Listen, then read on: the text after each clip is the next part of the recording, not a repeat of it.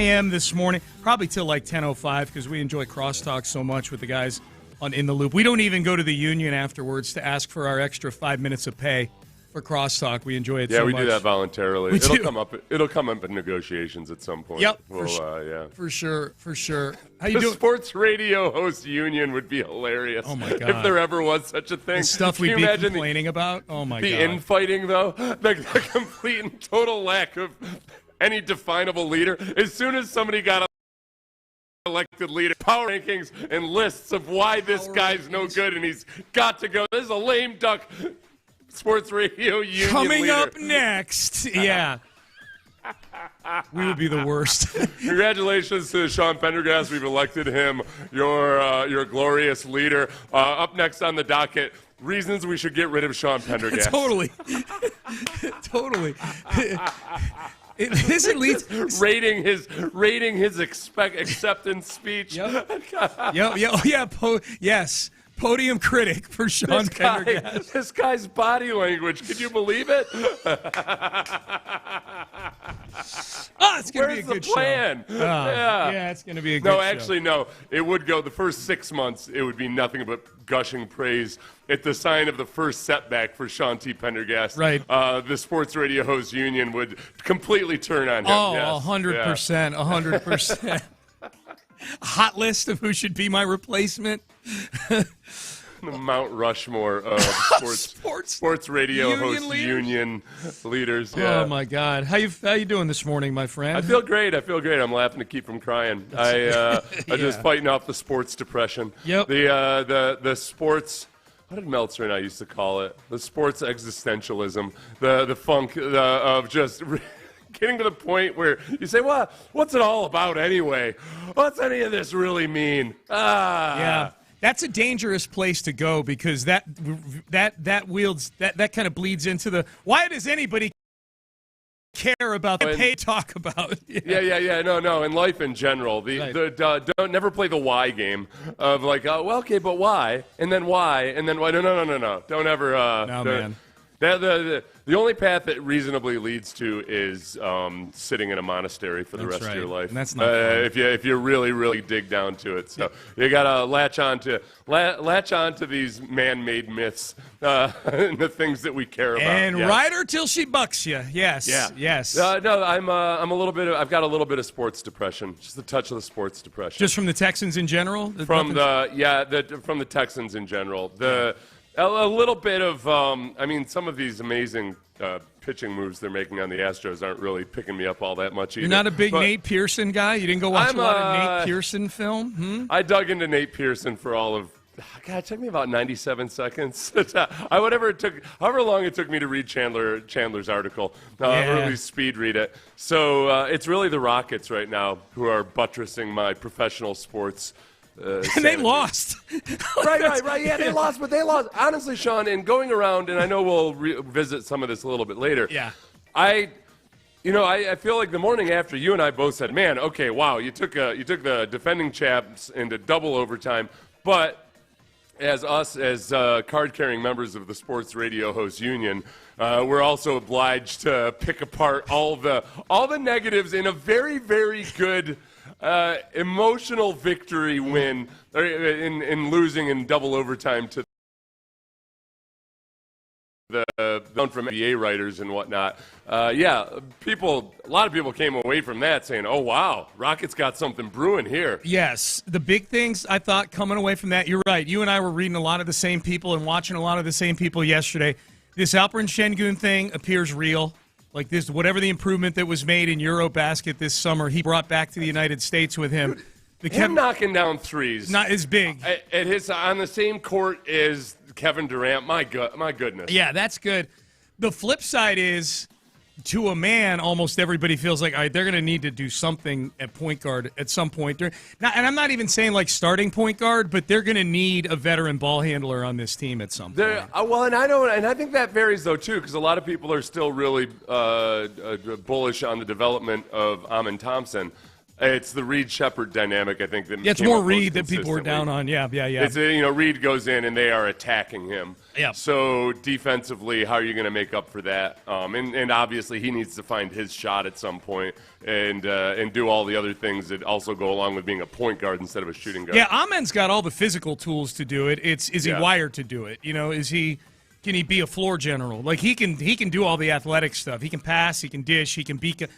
That was the big thing with Reed. Is like, okay, boy, they're just on top of him. Like it looked like one of those high school games where you get big athletic kids getting all over the smaller guy, and they're just smothering him at half court. Yeah, we're gonna go through I don't think there's an imminent moment here like Harden or once a year. You'd see somebody say, "Hey, you know what?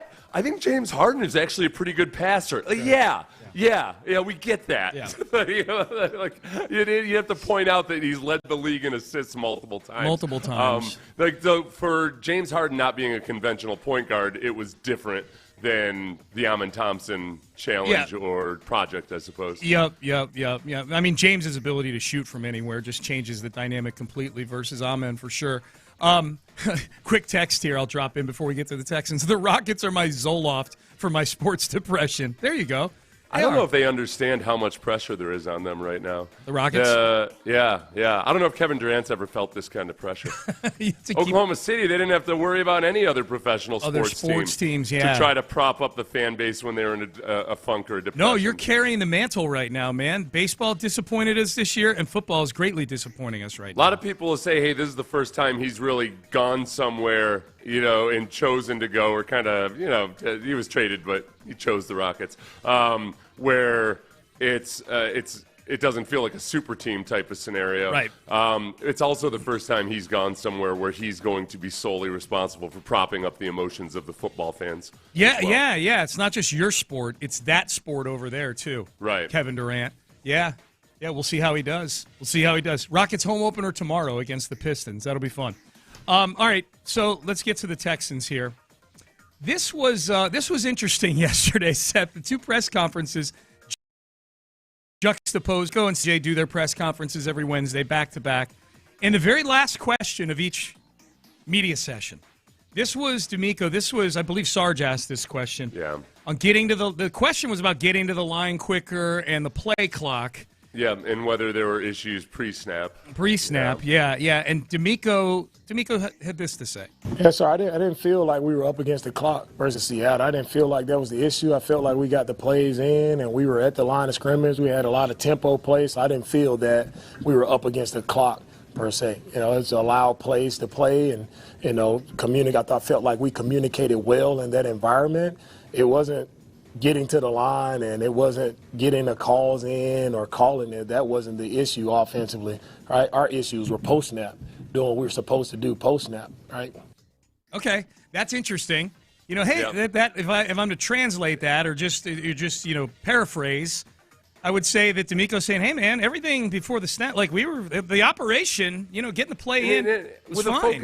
With a focus on the clock, but then the things post snap, like Jaden Higgins ran the wrong route at least once. Yeah. I think Jalen Noel, continues to be a work in progress in terms of being exactly where CJ wants him to be. Yeah. So there's some definite things there that you can see in the game, but yeah, largely saying that he didn't think pre-snap was an issue. And this was a theme in DeMeco's press conference. I thought yesterday, and to be clear, I don't have a huge problem with what I'm about to say here, but that press conference, he is putting it on the players. Like that was the theme I got. Yesterday. Flat out, he's had at least 3 answers about the defensive backs not playing press coverage like the game plan was, where he does not give them any out for just. It sounds like. It's the way DeMeco presents it. It sounds like Derek Stingley and Kamari Lassiter just went rogue and said, "Nope, we're not playing the game plan." Yeah, and that's the way DeMeco has presented it. There's really no other way to interpret it, and there might be more of an explanation, but that's the way he's presented it so far. Yeah, and yesterday when he talked about that, we'll have this audio later, but yesterday when he talked about it, he didn't even specify the DBs. He's like, when guys go out there, he may have been referring to them. Like Well, that's who's going to put their hands on Jackson Smith and Jigba. But that was the answer from 2 days ago. I'm talking about the one yesterday where he was just generalizing, saying guys just aren't doing what they're coaching them to do. Right, and he also was asked about the defensive backs specifically twice, about the Jackson Smith and Jigba part. Right. So this was CJ's answer. CJ was literally walking off the podium, and they said, whoa, wait, one more question. And this was the question. The question that got asked was, hey, DeMeco just talked about the post-snap operation in his press conference and issues post-snap.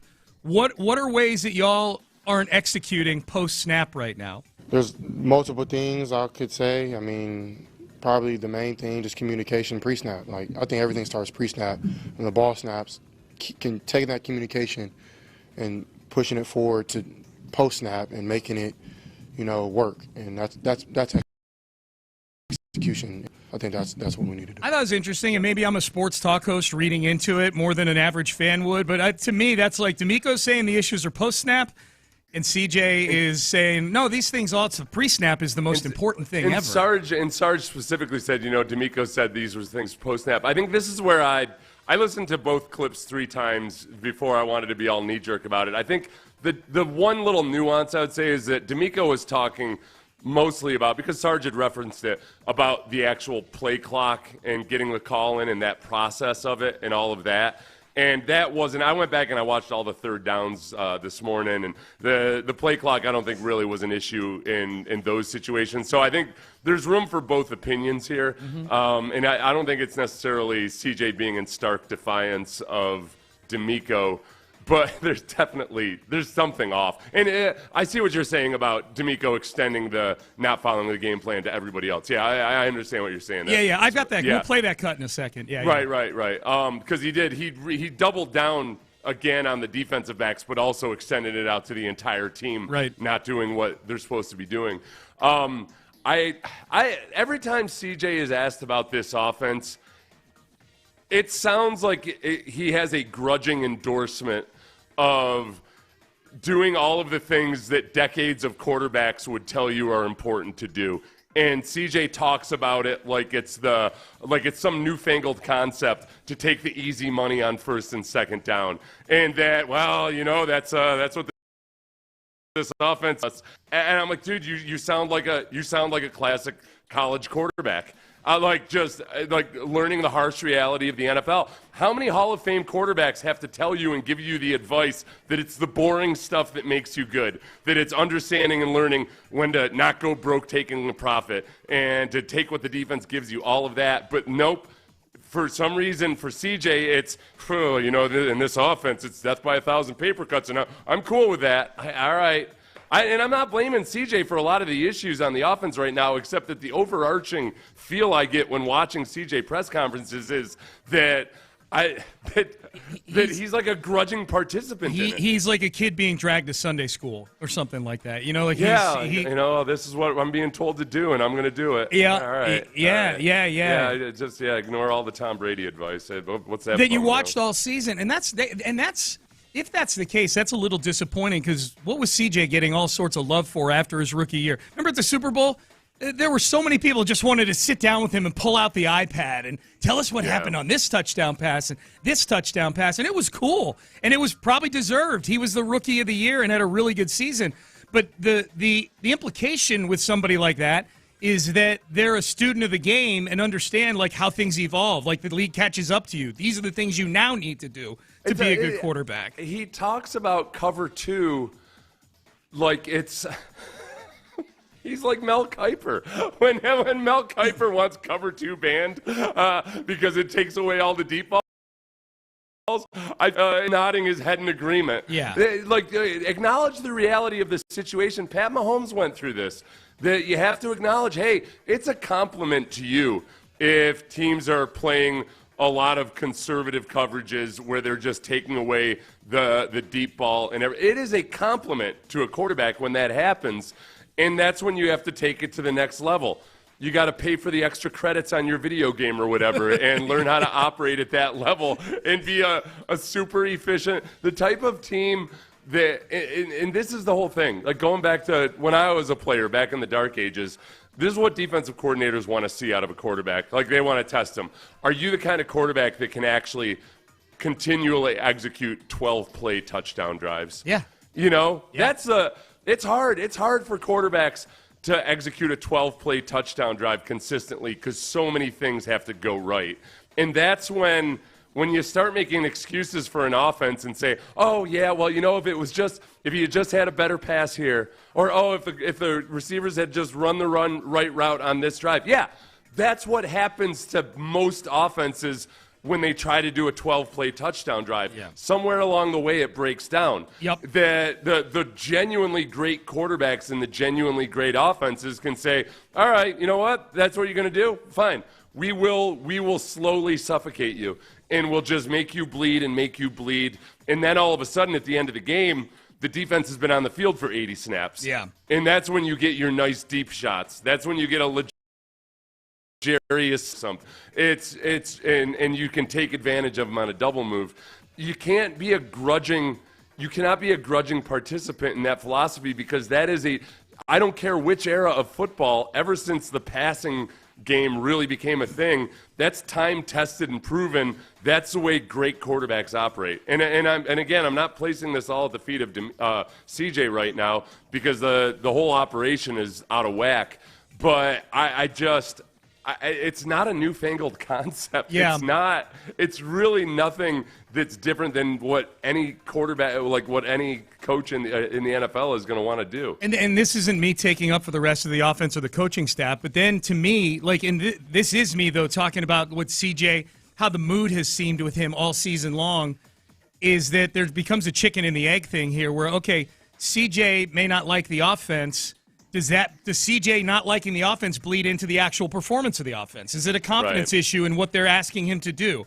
Is it a disappointment? Is it a disgust in what they're asking him to do? Does he want to do something completely different than what they're asking him to do, and thus doesn't do this stuff really well? There's a part of Ryan Fitzpatrick had a conversation with it was one of the Texans' backup quarterbacks who had a podcast, but the backup quarterback was relaying this, and basically Ryan Fitzpatrick telling the quarterback at some point, you know what? And this is the difference between a college quarterback and an NFL quarterback. Fitzpatrick said, whenever we got all verticals called versus, I check down to the running back no matter what. And he was exaggerating, but he's just like, nah, isn't not worth it. Not gonna but that, the attitude changes to where, all right, you know what? The coverage is taking this away. My most lethal threat right now is a running back, and I'm just going to check it down immediately. Yeah. That, it's better to veer towards that side, and that's what you see Tom Brady doing. Why did Tom Brady have so many running backs that were such good receivers out of the backfield? Because Tom Brady did not hesitate. Correct. Tom Brady understood, yep, here we go. Yeah. That's my best option on this play. 15 yards to James White. Yes. I'm not going to be a greedy SOB. Yep. I'm not going to be day trading crypto here. I'm going to do what's proven in the long term to work. You got it. All right. We did get answers to some of the things, some of the mysteries of the game on Monday from the people who executed them. We heard from Kaimi Fairbairn. We'll get to that. What happened on that final kickoff play? What's the deal with Braxton Berrios? What's the deal with the getting hands on wide receivers? We got a lot more clarity yesterday from everybody involved in that. We'll get to that coming up next. Oh boy, talk about somebody who's been doing things for a long time. Lincoln Stahl.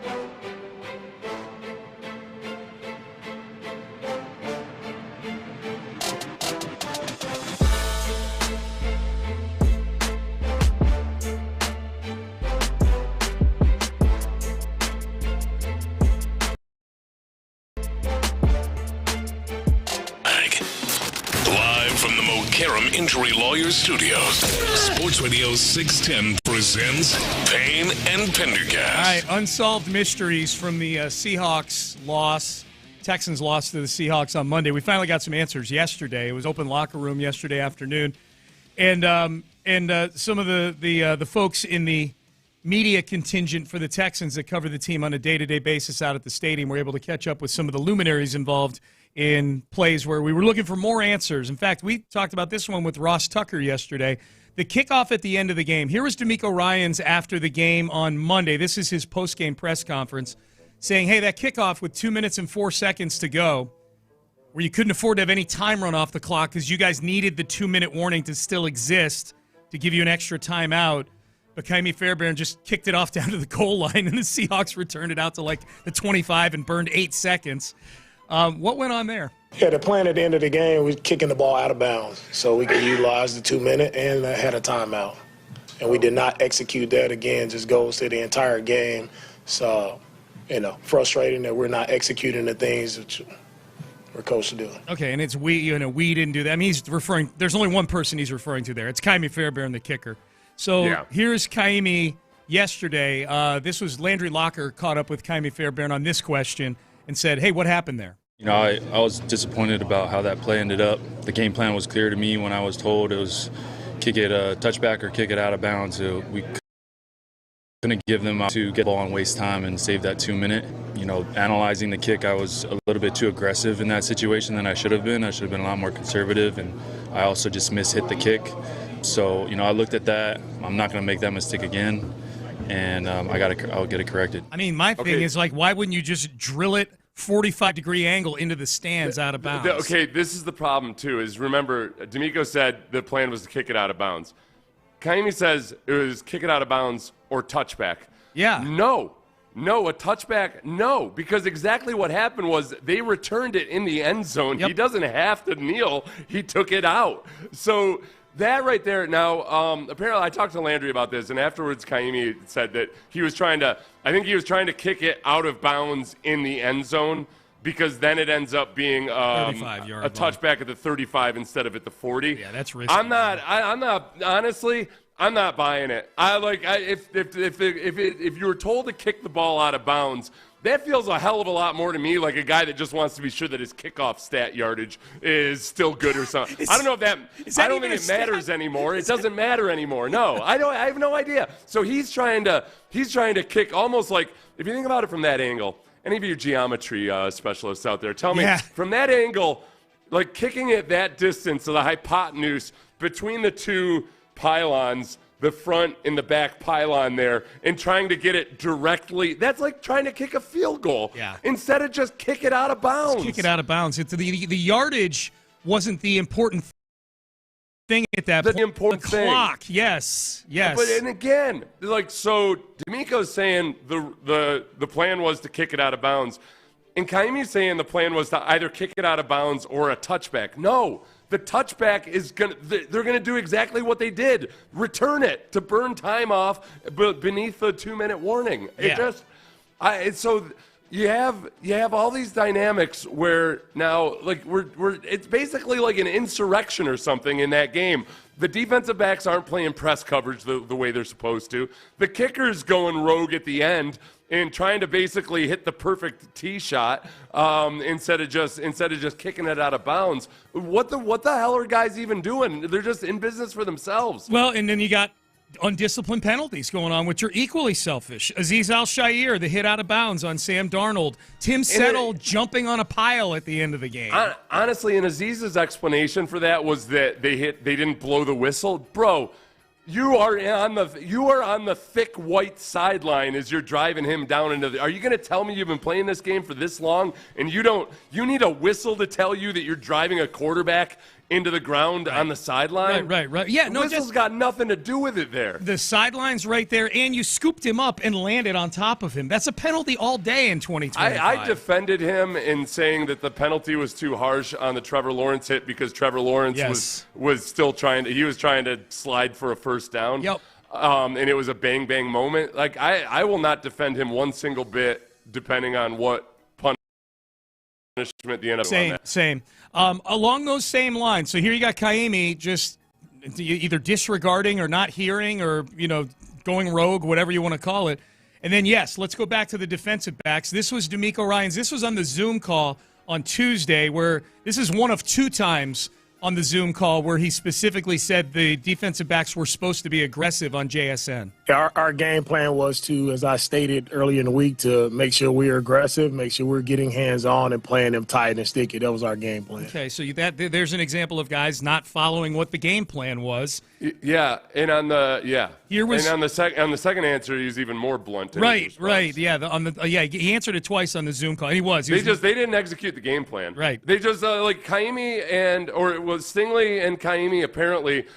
Apparently they're just like, nope, he's too good. Yep. I'm gonna go back here. I'm gonna be like everybody else facing Jackson Smith and Jigba. This defensive backfield that people have gushed and gushed and gushed about when given a game plan to go up and challenge the best receiver in the league right now, they chose conservatism. Yep. They chose we're just gonna play it safe here, and then still let him run by you against their coach's wishes. According to DeMeco, they did this. I'm just gonna play soft. I'm gonna play soft zone, and then also let him catch touchdowns and dunk over the goalposts. So yesterday, DeMeco's press conference. He had the Zoom call on Tuesday. This is yesterday, basically talking about guys not doing what they practiced all week. Yeah, I'm figuring out why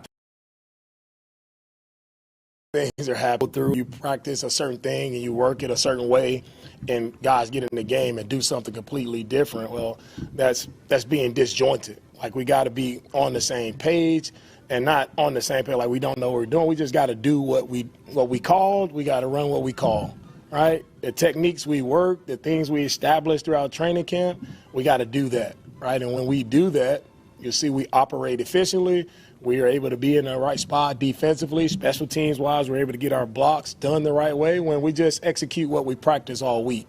This is a real Seth, between the yesterday's press conference, Tuesday's Zoom call, even after the game on Monday too, this is a real interesting crossroads for DeMeco Ryans, because he, more than any other week I can remember, because that's just one cut out of several over the last 48 hours where it's been about execution. It's been about doing what they're told. It's been about, we coached this all week, and then they went and did that. This is and I'm not even blaming DeMeco for it. I'm one of those people that it gets repetitive when coaches step up and go, it's on me, I got to coach better. It's boring for one thing, but it's also a little disingenuous. I think a big part of it is on the players. And DeMeco is putting it out there right now. The theme of the press conference yesterday, I came walking away like, wow, that's the most I've seen a head coach in a press conference put failure on execution and basically listening to instructions, following orders. Yeah, right. And which is, of course, a reflection that, all right, guys aren't actually doing what we're asking them to do. And, DeMeco would be the first to tell you that's on him. There's something. Yeah. I hope in whichever meetings he's had with the defensive backs this week, they can get to the bottom of whatever systemically is causing guys to just flat out ignore the game plan. And I'm sure conversations were being had during the game about that. Where do you guys get off, honestly? Where do you get off doing that? Were objections raised during the week? Mm-hmm. Did Stingley and Lassiter say, Coach, I'm not so sure about this? Right. Because DeMeco will listen to that. Yep. Coaches will listen to their players if they feel like, all right, I don't know about this. But it sounds like it was a surprise to DeMeco. And that's part of being a pro there. If you think you're a full-grown man and you're making tens of millions of dollars, part of that is letting your coaches know during the week, hey, I don't know about this defense. I don't know if we can handle this versus Jackson Smith and Jigba. Because Sean, it was right from the very beginning of the game. Oh yeah, they were in awe. I played the first 9 or 10 snaps. I went back and I watched every Jackson Smith and Jigba snap. There was only one snap in that entire sequence where anybody was up on the line against Jackson Smith and Jigba, and it was Lassiter, not Stingley. Right. Yeah, that's really disappointing. Because my take on the game coming into it was, hey, this is one of those games. This is one of those. Here's why we paid Derek Stingley $30 million a year. year. And he backed away like he was, some fourth-round pick in his second year. Guy's a third overall pick who's making $30 million a year. He's giving big cushions to Jackson Smith and Jigman. He's getting eaten alive out there. So, hey, one last one here. They caught up with Jalen Noel in the locker room and asked him, hey, were you cool with – we're hitting Noel here, Ben. Were you cool with Braxton Berrios coming in cold, inactive after being inactive for 5 weeks and taking your punt returning job? Are you surprised the team went to Braxton for punt return? No. Brax has been a veteran in this league. He's done it at a very high level in this league. I'm pretty sure there's been years he's led the league in punt return average.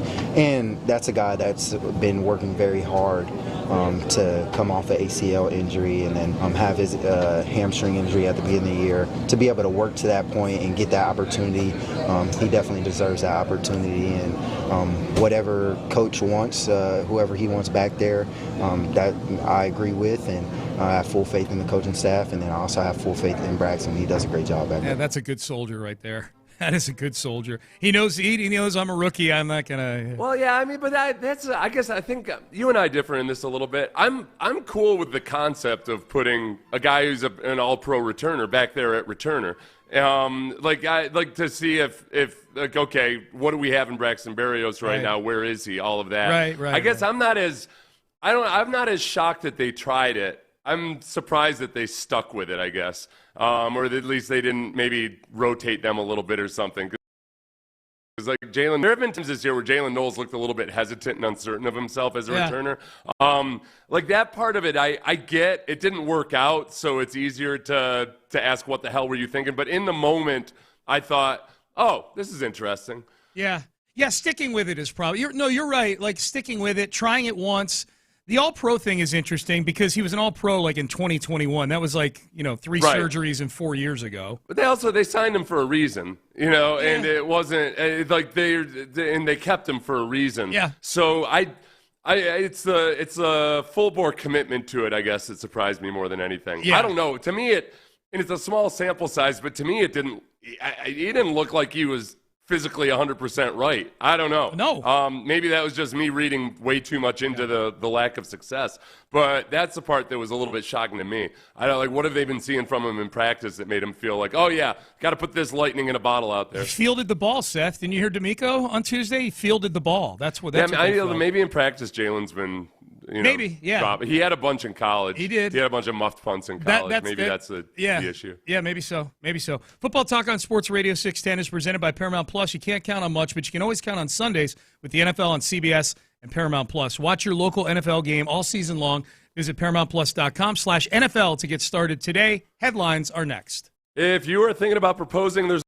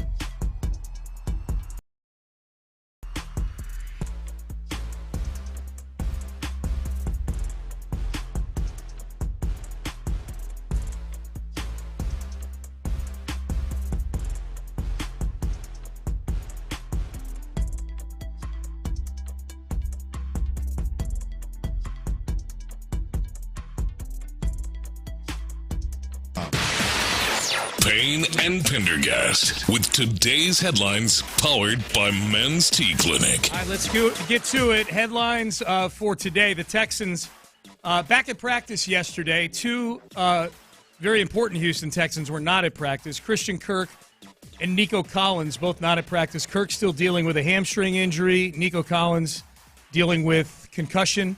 He's in the concussion protocol. Here was DeMeco Ryans yesterday at his press conference talking about what the other guys need to do to pick up the slack for Nico and Christian Kirk. And whoever gets opportunity at receiver, it's got to step up and play. That's what the NFL is about. Unfortunately, injuries happen all throughout the league. Whoever gets that opportunity, step up, make the most of it, and you go out and just you excel by just doing what you're supposed to do. So whoever is called to do that and to take that role, they'll do a tremendous job. We should mention they signed Jared Wayne to the 53-man roster yesterday, which always elicits all sorts of fun replies. Jared Wayne, on social media. Were you in when I made the comparison to the other guys? Have you seen the other guys movie? I think this was with Mark Wahlberg's character, and that is a cop whose nickname is the Yankee Clipper. Yes, because he accidentally shot Derek Jeter. Yes. Yeah, so that's what Jared Wayne is. He's the tank clipper. He's the tank destroyer. Yep. Yeah. For those who don't know, maybe new to Houston or whatever in the last 6 months, Jared Wayne was the one who ran into Tank Dell's knee in that game in Kansas City, and Jared Wayne was the armor-piercing. He was the armor-piercing projectile that destroyed our tank. Yes, dude. Hey, look, man. If you're someone who's been advocating for the rookies to get more snaps, you're going to get your wish on Sunday, for better or worse. You're going to see a lot of Jaden Higgins and Jalen Noel on Sunday. Yeah. Well, who else is out there? If Nico doesn't play.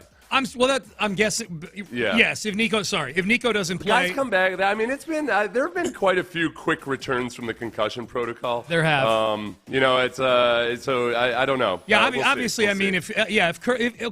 if Nico and Kirk don't play, you're going to see a lot of Jaden Higgins and Jalen Noel. You're going to have to. It's those two, Xavier Hutchinson, Braxton Berrios, and Jared Wayne. That's the receiving core if Nico and Christian Kirk do not play in this game on Sunday. So where is Stephon Diggs right now in the receiving leaders in the NFL? 10th. It's 10th. I'm so glad. A lot of that going around yesterday. I'm so glad they don't play the Patriots. Because, Stephon Diggs put one on the Bills in beating them in Buffalo. Yeah. The short week is what can back. Short week, the Monday night game. Traveling cross country, all that stuff. So we'll see what happens. We'll keep an eye on that today. Other NFL news, you know who was back at practice? Lamar Jackson. This matters to the Texans, okay? If you're a Texans fan who's trying to hold out hope that they can scrape a few wins together here, all of a sudden with Lamar Jackson, you're worried about all these teams in front of you. All of a sudden, Lamar Jackson comes back for the 1-5 Ravens, and they're going to be in your rearview mirror before you know it with Lamar Jackson back.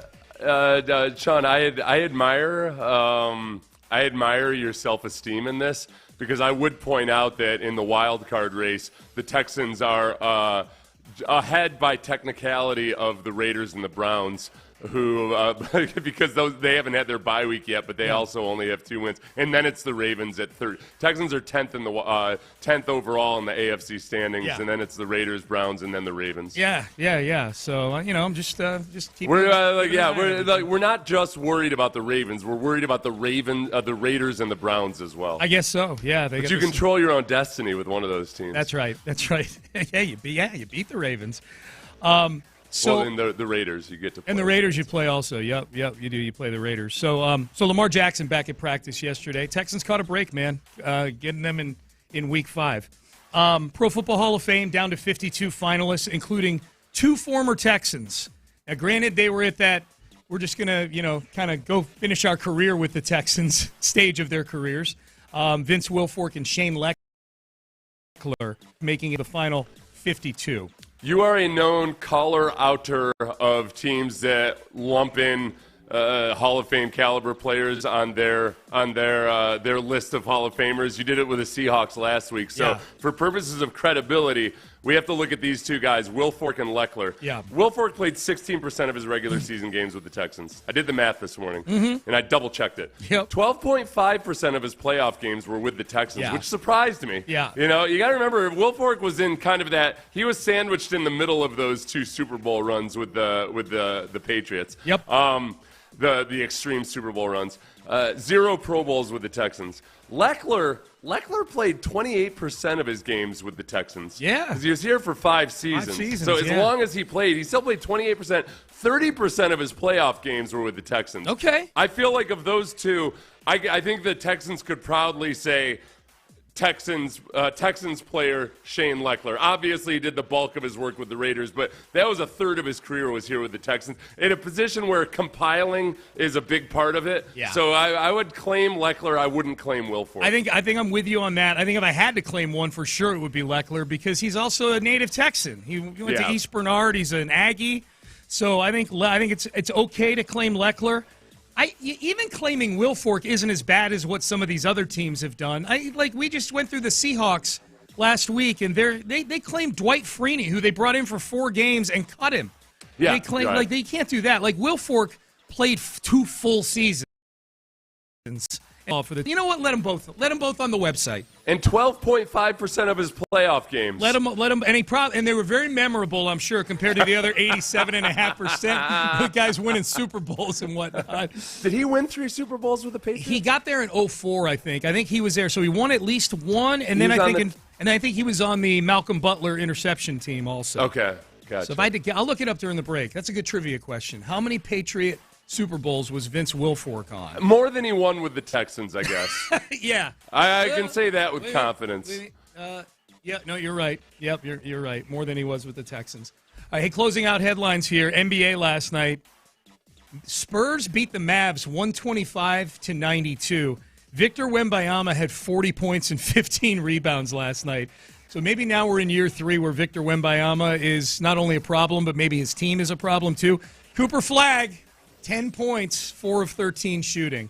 So the generational talent, Cooper Flagg, at least 1 game in. It's overreact to that. Good job. Wembanyama had 1 more point than Şengün had in his opener. Yeah, so good for you. Way to go, Way to go, Wemby. Yep, way to go. Only 1 of 2 from 3, though. I mean, Alpy was damn near Steph out there, 5 of 8 from 3. He'll get on Şengün's level at some point. Şengün is all of a sudden taken. He's all over the blogosphere in the NBA. Well, him hitting those threes was big news. The threes and the 7 assists to go with the 39 points. Yeah, he's Alpy, the complete package for a guy that size on the floor with Kevin Durant. Yep, no question. All right, those are your headlines. Here, Sports Radio 610. I asked the people how many wins will the Texans have this season. They weighed in. We will tell you what the Pender poll on number of wins for the Texans says coming up next. But first,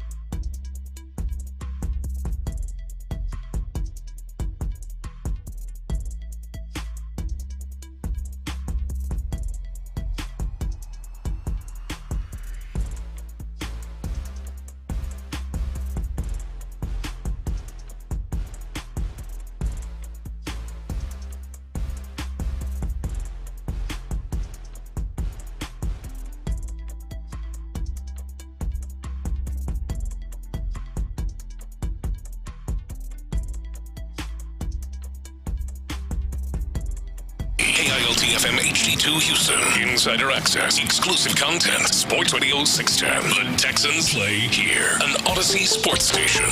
Sports Radio 610 presents Payne and Pendergast.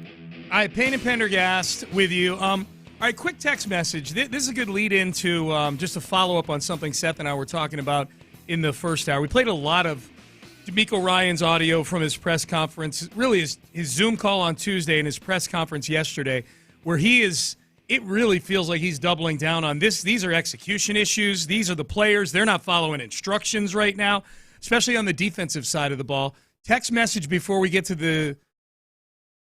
this audio. Kirk calling plays, possibly causing the disconnect. That's the only thing that's changed recently. Right, yeah, and I've wondered that myself. I think we talked about it yesterday, is that there's at some point, it's not like DeMeco would have not noticed that Derek Stingley and Kamari Lassiter were not playing press and challenging Jackson Smith and Jigba. The way that DeMeco said it publicly last week. He gave away the game plan a little bit. Like, that's how focused DeMeco was on making it more uncomfortable for Jackson Smith and Jigba. So in the multiple times that DeMeco has been asked, hey, why didn't they put hands on Jackson Smith and Jigba? Why didn't they not play him more aggressively? This was, I think, the best exchange. This was DJ Bijani on Tuesday's Zoom call asking a follow-up. This is the second time that DJ asked about it, and he asked very specifically about Derek Stingley. I guess in those instances, when Stingley's in off coverage, is that a decision by you guys? Is that a decision by him? Like, what kind of goes into, again, giving JSN when he's matched up against, one of you guys' best corner, give him off coverage and not necessarily disrupt him at the line of scrimmage versus the top of the route? Again, our game plan was to get hands on JSN, play him aggressive, right? Challenge him each and every snap. That was our game plan. Okay. And it didn't happen. That was after, it didn't happen. And so the game plan was to do all those things that DJ was just talking about. And DeMeco is just complete the sentence and say that's not what happened. But that isn't what happened. They didn't get aggressive. They didn't put hands on Jackson Smith and Jigba. Okay, so tell me if I'm being over the top here with this. There's not executing, right? The coaches can give you a game plan, and then you don't execute because you just, the guy got the better of you on a play. Right, you lost some matchups or something. Right, this is just that we didn't even try to execute the game plan. Feels like it's being disobeyed.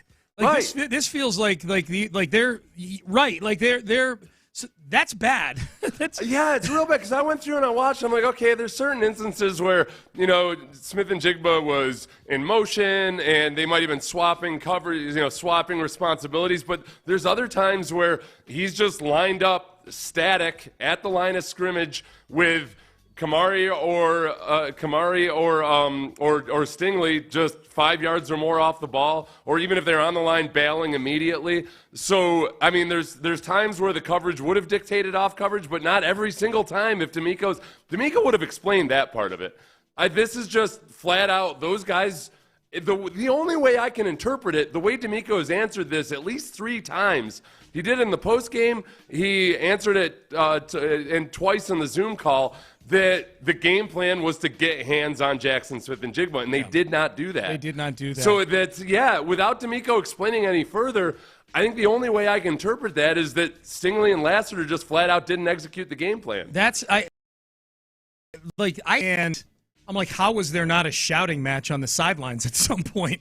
This. Yeah, just maybe feels there was. Yeah, maybe there was. Like if the cameras don't catch it. Yeah, maybe there was. It's the Bush League Monday night game, which doesn't get nearly the same level of coverage or cameras and all of that. Yeah, this just feels like a second level of there's not executing, and then there's not listening to your coach, which is way worse.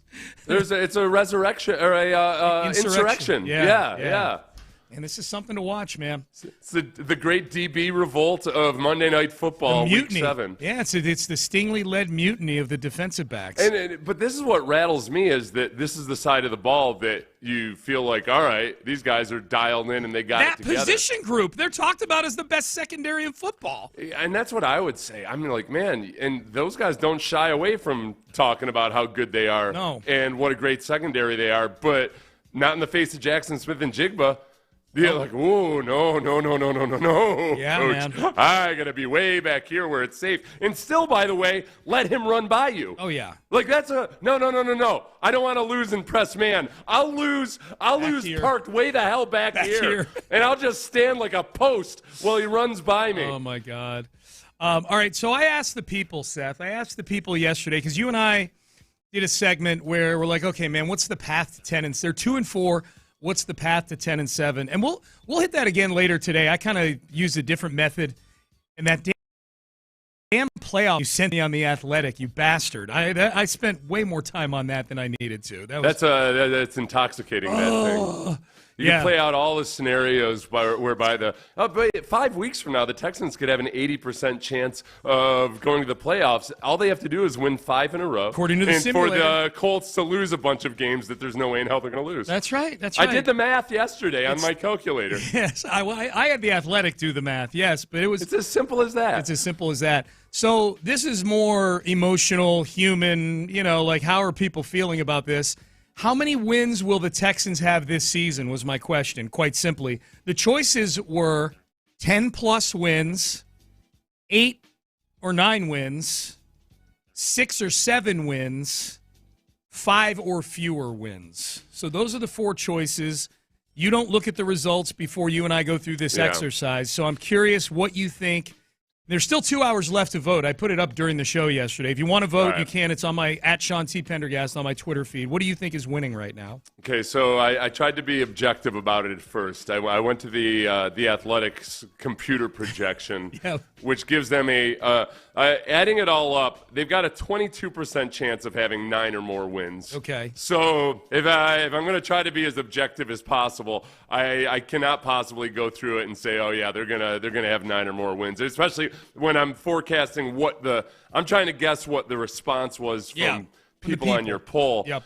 So whatever I come up with, I'm going to deduct 1 just because of overall sleep deprivation right now amongst the fan base. Okay.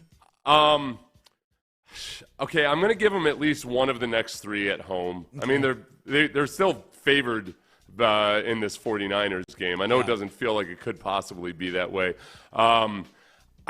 This Niners team is banged up as hell right now. So we're talking about the 49ers, then the Broncos, then the Jaguars. Yep. And I might be able to talk my way into 2 of the next 3 because it's at home, because the Texans defense, if they start listening to DeMeco, might be really good. But I get you to 4. One of the next, I'll give them the Titans on the road. Okay, that's 5. Between the Bills and the Cardinals at home. Yep.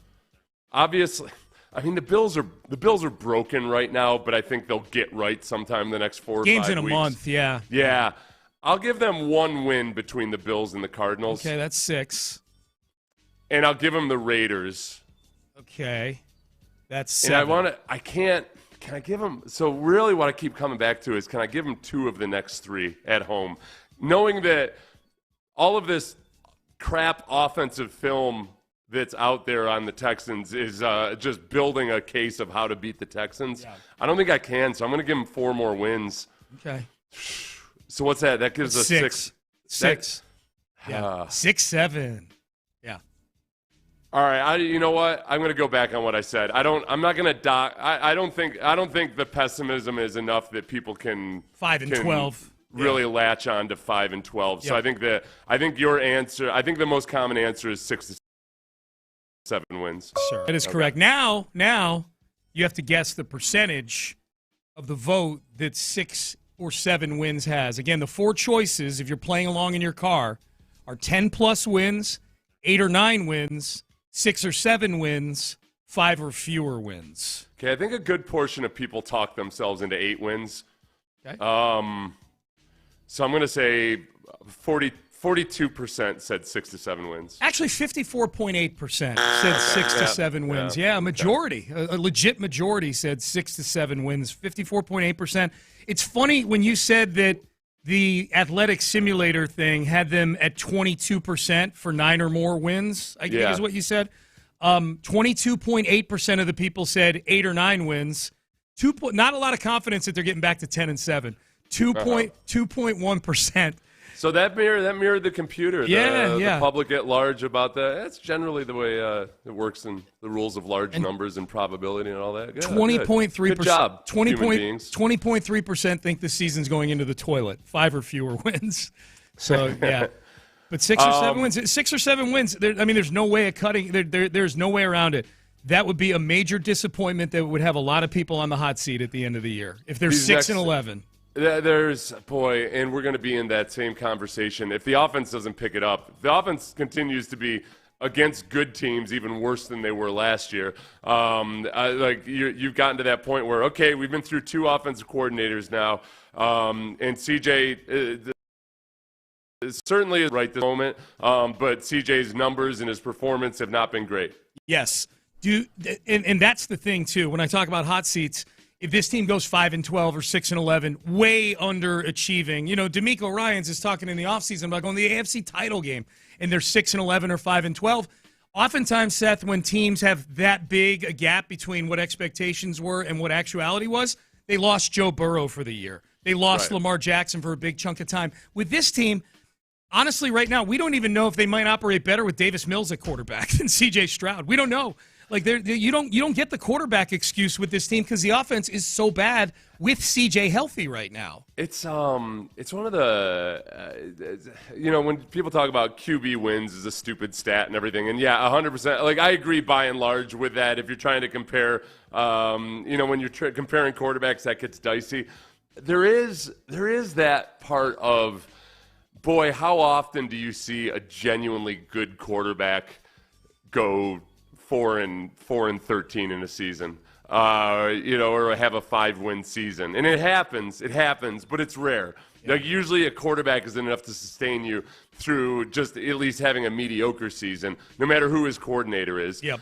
This year, the interesting wrinkle to it all is that the Texans have, at this point, there's never been a team that is leading the league in scoring defense, has the best scoring defense in the league, but has a losing record through week 7. Yes. And that's particularly glaring. This on bad. A lot of times with good quarterbacks, when they're struggling as teams, they very clearly aren't getting help from their defense at all. 2020 Texans with Deshaun. The COVID year. That was it. So it's, and again, I will say this as a disclaimer a million times.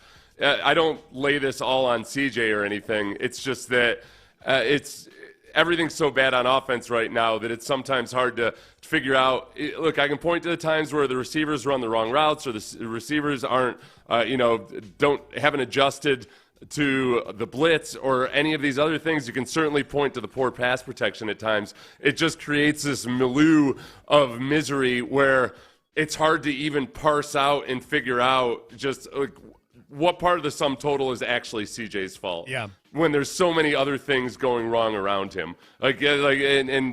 And yet I also don't want to be in that boat where I just keep blaming offensive coordinator after offensive coordinator after offensive coordinator. Yep. This offensive coordinator is also dealing with an offensive line that's got at least 2 journeymen, and I would put Juice Scruggs, Laken Tomlinson at this stage of his career, and Jake Andrews in the journeyman stage. And then I would put Ariante Irisary at the rookie, who I don't know. I think he's going to be okay in the long term, but right now he's not a good NFL offensive lineman. I'd put Ed Ingram in the journeyman stage, too. He's just played better than those guys. Yeah. I think he's in there, too. So if it's about the approach, there's a lot of journeymen that goes in, a lot of journeyman quality players in that approach, no question about it. Here was J.J. Watt on the Pat McAfee show yesterday. Texans offense. I think with this team, it just seems like on the offensive side, it might be more like not 100% sure of exactly who they are, what they're trying to be, or what they're able to accomplish. CJ was just under fire this past game. I mean, every single time there's guys coming right up the middle. He's running out. He's running all around. Obviously, he had the one where he ran back in the no safety situation. But the offense just hasn't found their legs. And whether that's Joe Mixon not being out there and not being able to establish what they want, whether it's Nick Caley not quite running things the way that everybody envisioned, because like we've talked about before, this offseason, everybody was crazy excited about this offense. They were really excited about the install and about what they would be able to do, and it just hasn't happened. Whether it's Laramie Tunsil being traded away, there's just all sorts of questions and not a lot of answers. And I know it's very frustrating because people down here in Houston especially remember that rookie year for CJ and had big visions of what that was going to become. And switching offensive coordinators was supposed to be the thing that springboarded this team into the next stratosphere of legit Super Bowl contender with that defense they have, and it just has not happened.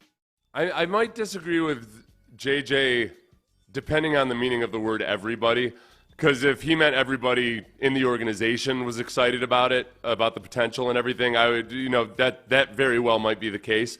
I don't know about everybody else outside the building. People like us and fans and things like that. Yeah. Like, I think it was nervous anticipation more so than excitement. Right. Yeah. The big question being, okay, fix the offensive line, but then also, from my standpoint at least, I'm excited about, and what I remain excited about, but I was excited about the potential for Jaden Higgins and Jalen Noel, but also acknowledged that they are rookies. And everybody in the NFL gets themselves excited about these third-round draft picks or second-round draft picks. And, day after the draft, you're looking at the first 5 rounds thinking like, oh, yep, there's a day one starter right there. There's a day one starter there. Yeah. And you forget that even 50% of first-round picks don't work out. I don't know if I would say people in the building may have been excited about the offense. I think there was amongst our listeners, certainly, there was a certain amount of either skepticism or nervous anticipation. I don't know about excitement. Yeah. I took it as inside the building just because I know JJ spends a lot of time in the building. He spends more time in that building than any other building in the NFL. So that's kind of how I took it. So a lot of people weighing in on this, the win total for the Texans. Realistically, we're like a 6-win team. What's your opinion on the offseason? Do we blow it up? I don't know, man. I got to wait and see what it looks like the rest of the year. But I think there are blow up on offense. There's several. But I think when I see blow it up, I'm like, do you fire the coach? Do you fire the GM? Do you blow the whole thing up? And obviously keeping key pieces around and then do some sort of redo or start over here. I think the closest they would come to a blow up would be if they go all executive order on DeMeco and just like they did Kubiak back in 2011. Here's your defensive coordinator. With DeMeco, it would be nope. Here's your offensive coordinator. That all right. We're not going to keep giving you cracks at this. We got to figure something out. The huge question is every damn team in the league these days buckles and gives their quarterback an extension after year 3, and C.J. Stroud's agent is David Mulligetta, and that's the part that gets real dicey because blowing it up. If you're not going to extend your quarterback, if you're going to extend your quarterback, I don't know. I don't know what blowing it up would be. If they're 6-11 this year, it's going to be because of the offense, and I think there'd be a lot of people in Houston that would have a really hard time with the Texans giving C.J. Stroud $60 million a year, coming off a. To your earlier point, wins and losses for quarterbacks it's a flawed stat.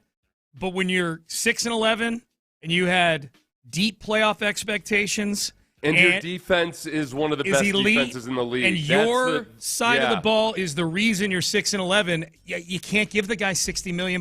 And I'll be honest with you, there's probably a part of CJ that feels like, do I want to sign with this organization right now for the next 5 years? After this, especially given who his agent is, and I'm not.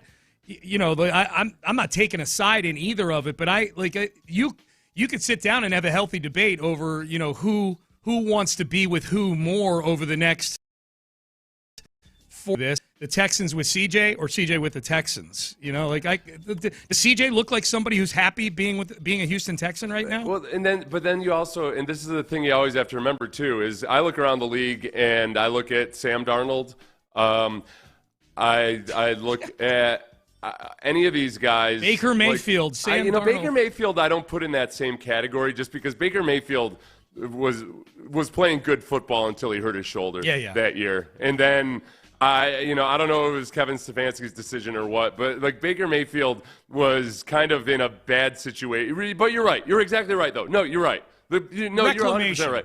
They got rid of it. They weren't happy with him. They thought the grass was greener elsewhere. Yeah. Or at least the cows were healthier elsewhere. They went and got another cow, and they let Baker Mayfield go off to graze in the pastures of multiple other teams. And that's so. Whether it's Baker Mayfield, Sam Darnold, who am I forgetting? Daniel Jones right now. Daniel Jones. Right now, I mean, Geno Smith for a while in Seattle, right? That are you? You almost, I think your chances of C.J. Stroud being a really good quarterback in the NFL, just by sheer probability, I think those chances are still better than if you go a different route with, let's be honest, it's going to be a different offensive coordinator at that point and everything else. Your chances are still better with C.J. Stroud if you get the right circumstances around him. Yes, if you get that I agree with you on that.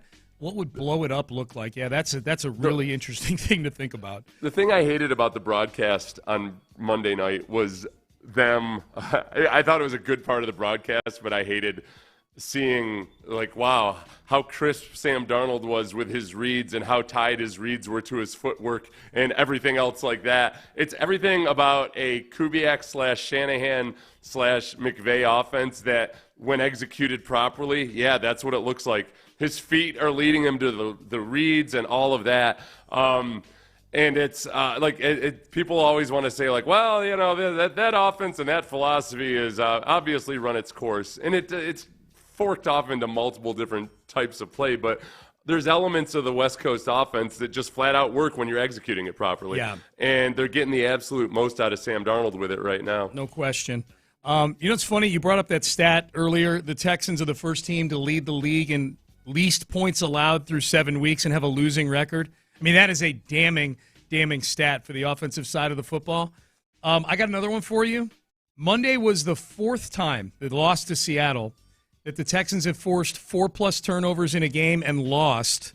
The previous ones back in 2014 against the Philadelphia Eagles, I remember that game. That was a Nick Foles game in 2014, Bill O'Brien's first year. Of course, there was the Jared Goff game last year on Sunday night. The other one, the David Culley year at Miami, the Texans lost 17-9 when they forced 5 Dolphins, and David Culley legendarily, because the Texans had turned the ball over 4 times themselves, said, you just can't win a game when you turn the ball over 4 times. Yeah. When the team that beat them turned it over 5 times. One of the greatest quotes ever. I wish we could find that. I wish we could find that cut, but I feel like everybody has erased the David Culley year from their brains and their hard drives. That the whole thing about that though too. That game, at least, the Texans were +1 in the turnover margin. Yeah. It's a lot.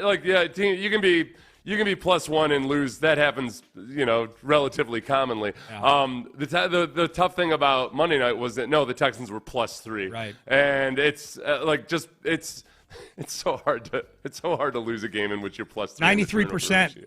93%. And I don't know what the year benchmark is for that. Like since 2025, whatever, it's above 90% any way you slice it. The parameters I saw said like 92.6%. That was coming into the season. It's the third time the Texans have done it in a year. They were +3 in turnovers in Green Bay last year in Week 7. They were +3 in turnovers against the Lions in Week 10, and they were +3 on Monday night against the Seahawks. Something that teams only do 7% of the time in the recent history of football, lose a game where you're +3 or better in turnovers. The Texans have done 3 times in the last year.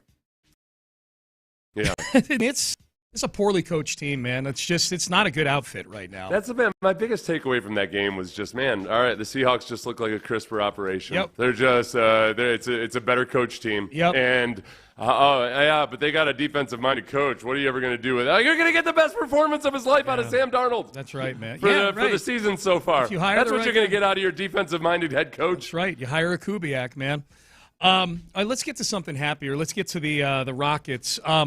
Boy, a lot of people loved what they saw. If we're reading into one game, a lot of people loved what they saw with the Rockets on Tuesday night, Seth, with the loss to the Oklahoma City Thunder. Zach Harper covers the NBA for The Athletic and did kind of an about last night yesterday, kind of a bulletized version of what he saw. And it said he said the headline, Thunder win, but Rockets announced themselves. Kind of saying, hey, we're here. We're at worst the number 2 in the Western Conference. The things he really liked, Şengün was a monster, he says. 39 points, 11 rebounds, 7 assists, 12. This is the big thing, I think. 12 of 24 from the field, 5 of 8 from 3 with the eye look emoji.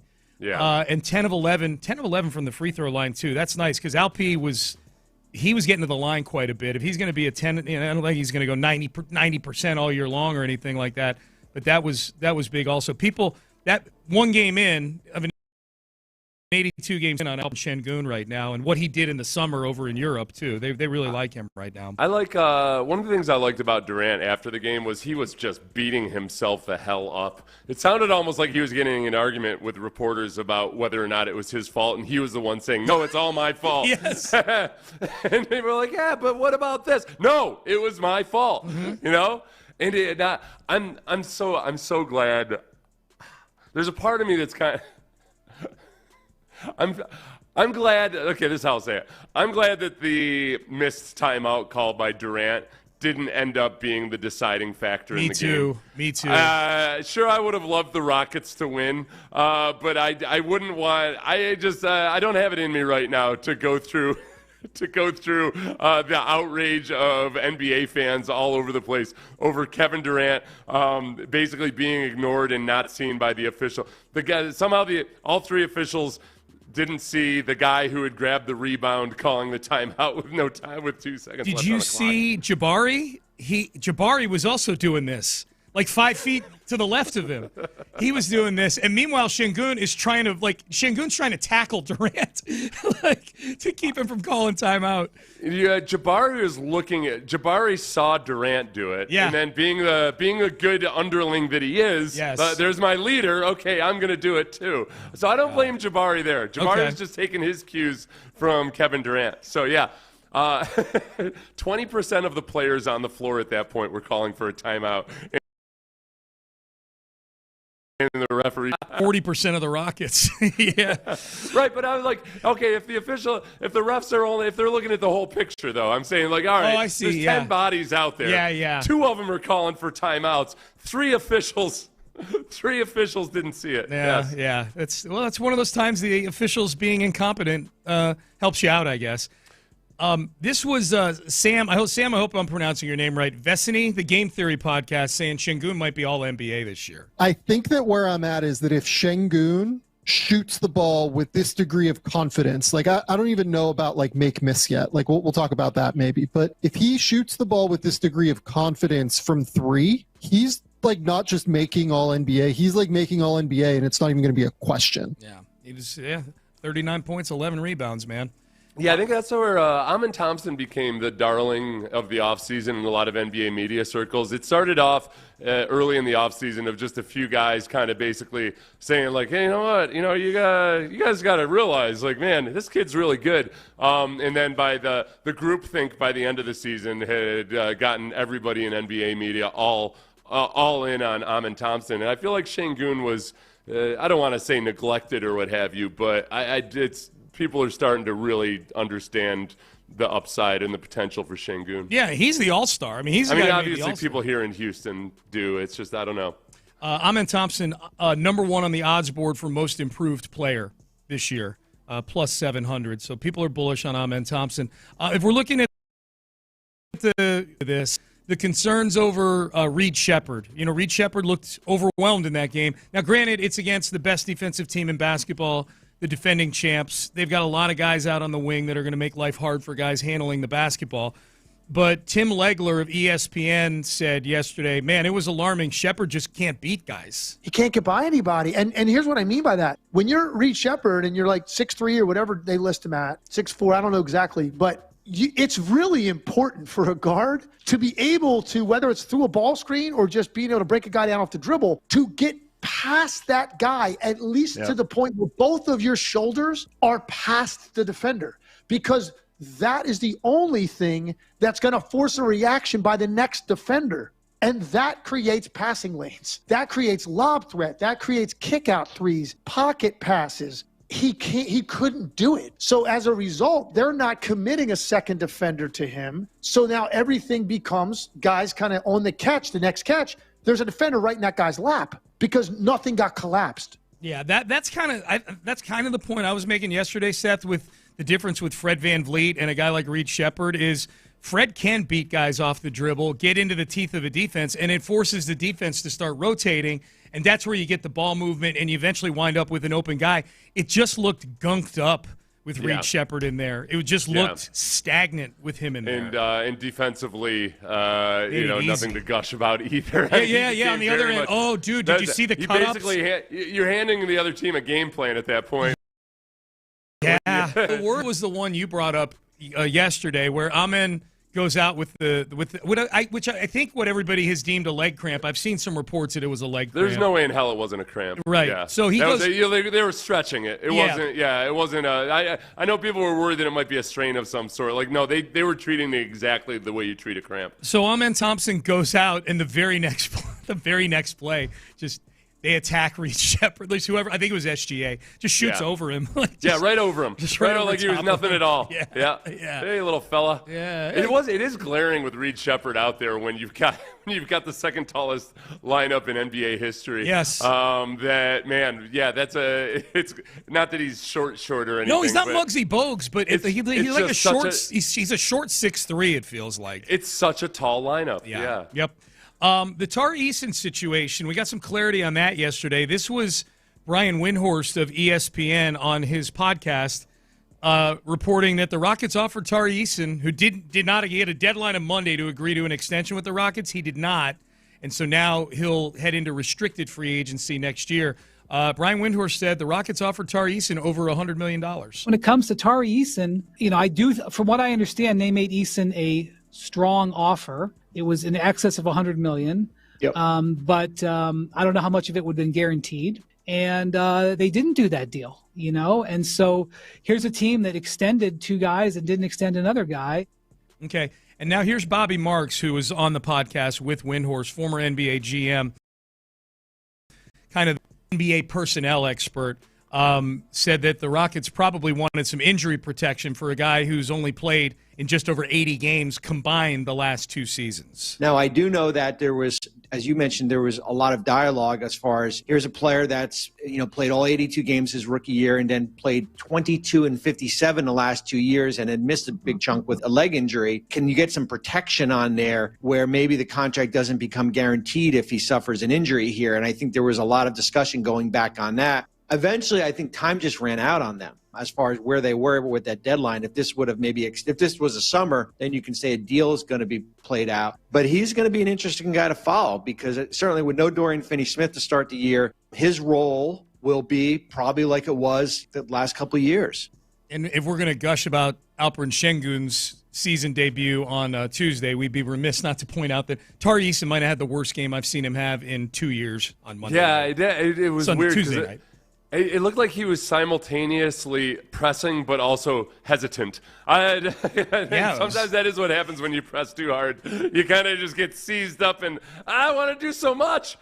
Yeah. Do I want to shoot? No, I want to drive. No, I want to dribble around. He looked like somebody who had some sort of contractual issue going on. Whether he's too much pressure from all the money he just got or too much pressure from the bet he just placed on himself. But he looked like he had something going on, man. It was not a good night for Tari Eason. Over $100 million they offered him, but it sounded my financial advice to young people has always anytime somebody else, just take it. Just take it. That's the advice of this show, okay? There's certain... Listen, the agents who have multiple clients and get their commission from multiple different sources, it's very easy for them to tell young players, hey, listen, if you wait around and avoid catastrophic injury, then you'll end up making even more money this offer. Yep. The problem is if you end up having a catastrophic injury and never make anything much more than you're making right now, it doesn't hurt the agent all that much. No. That's like, oh, I've got 100 clients. It might be I've lost maybe 1% of my potential income or whatever. But my strategy of telling all my guys this keeps that income level really high. Yeah. Tari strikes me as a guy who didn't need an agent to tell him to walk away from $100 million. Like, he was so mad about not being in the NBA's top 100 before the season. Like, he strikes me as somebody to be like, no, man, I'm going to show everybody I'm in the top 100. I'm going to get paid. I'd be the worst. I'd be the worst agent in the history of agents. But the one that you would want your children to sign up for. Because I feel like your first contract is you got to establish how much do you set a number that you can think you can live very comfortably on for the rest of your life. Yep. If you can try to somehow at the age of 23 divorce your ego from it, and the need to show off and what have you. And as soon as you're offered the amount of money that can give you that amount of passive income, you sign that offer. Yes. Yes. We'll get greedy on your next contract after this one, okay? All right, coming up next, what is the identity? This was an interesting answer from DeMeco Ryans, considering he's very clear on what the identity of his defense is. We'll have that for you coming up next. Oh, speaking of passive income, how about Hawthorne Capital? Because they have been doing a great job for their clients. Predictable passive income backed by Texas land.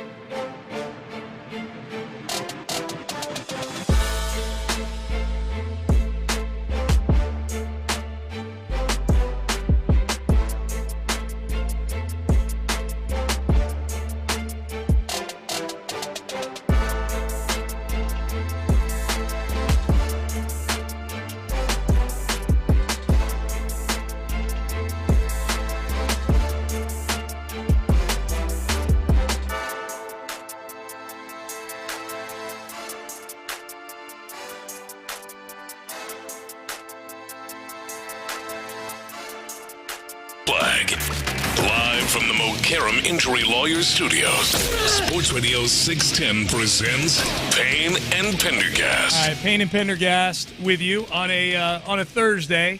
Texans on Sunday, back home, noon kick against San Francisco. Seth, I have you for Texans Countdown beginning at 9 a.m. just outside the stadium. I am praying that the weather remains slightly cooler than it was the last time you and I were together doing a pregame show, Seth.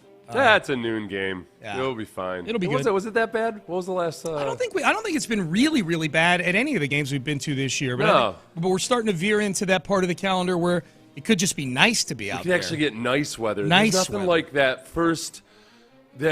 first day out at practice in October. Yeah.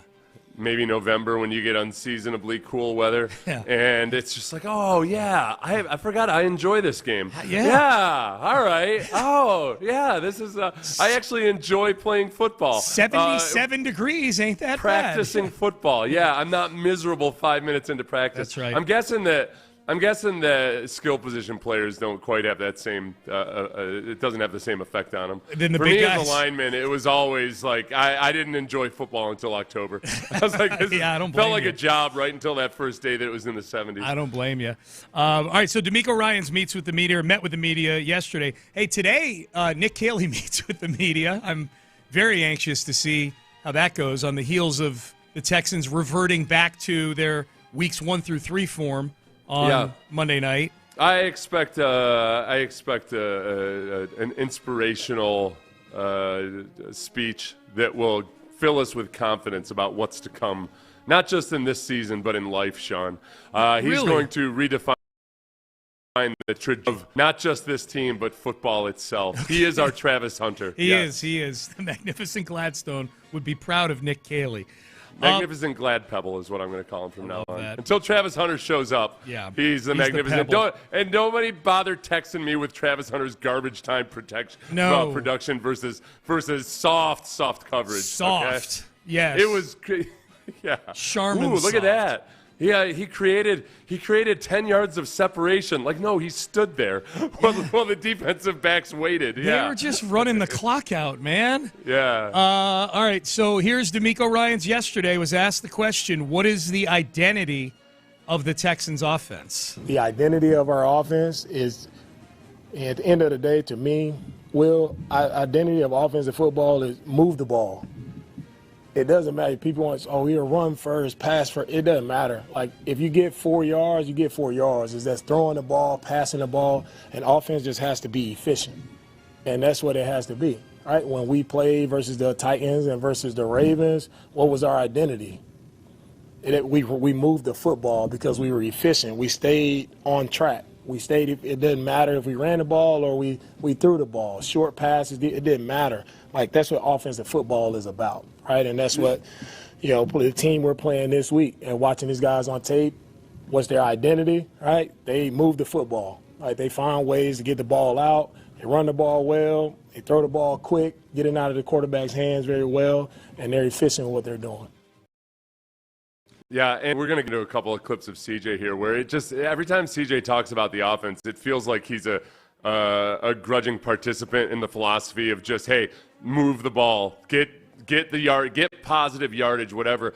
And in so many ways, in CJ feeling like he's going along with it because he has to, it feels like the difference between like people that want to get rich quick versus people that understand that, hey, it's you show up, you put in the work, and then along the way, as you're doing that, you're gonna have some big wins along the way, like in real life. Yeah. The people in business, the entrepreneurs that understand. All right, the most likely path to wealth is not going from one get rich scheme to the next. It's really putting the work in, and then along the way you have a bunch of little wins and then a couple huge wins. And like with an offense, it's got to be the same way. Like, you got to get steady wins, and then along the way, you get some of those big chunk plays and what have you.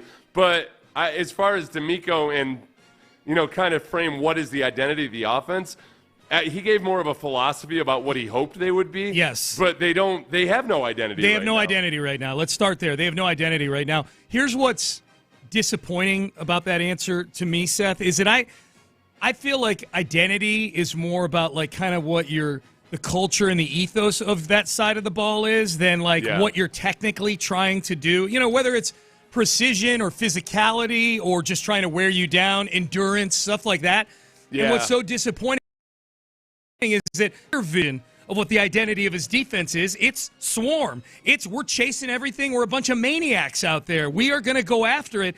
And his answer for the offensive side of the ball was that. And that to me, boy, DeMeco is giving a lot of ammunition to people who say you need to hire an offensive head coach in the NFL these days. Well, this is the problem. This is like Mike McDaniel. This is the problem that they talked a lot about the identity of the offense in the preseason. Yeah. It was being physical, running the ball, those things. Yep. It was a smash mouth ideology. Yep. And right now, I think DeMeco would like to be able to say that, but they're so far from that. Yeah. That I don't know. They're so far from moving the ball too. I mean, they're far from anything.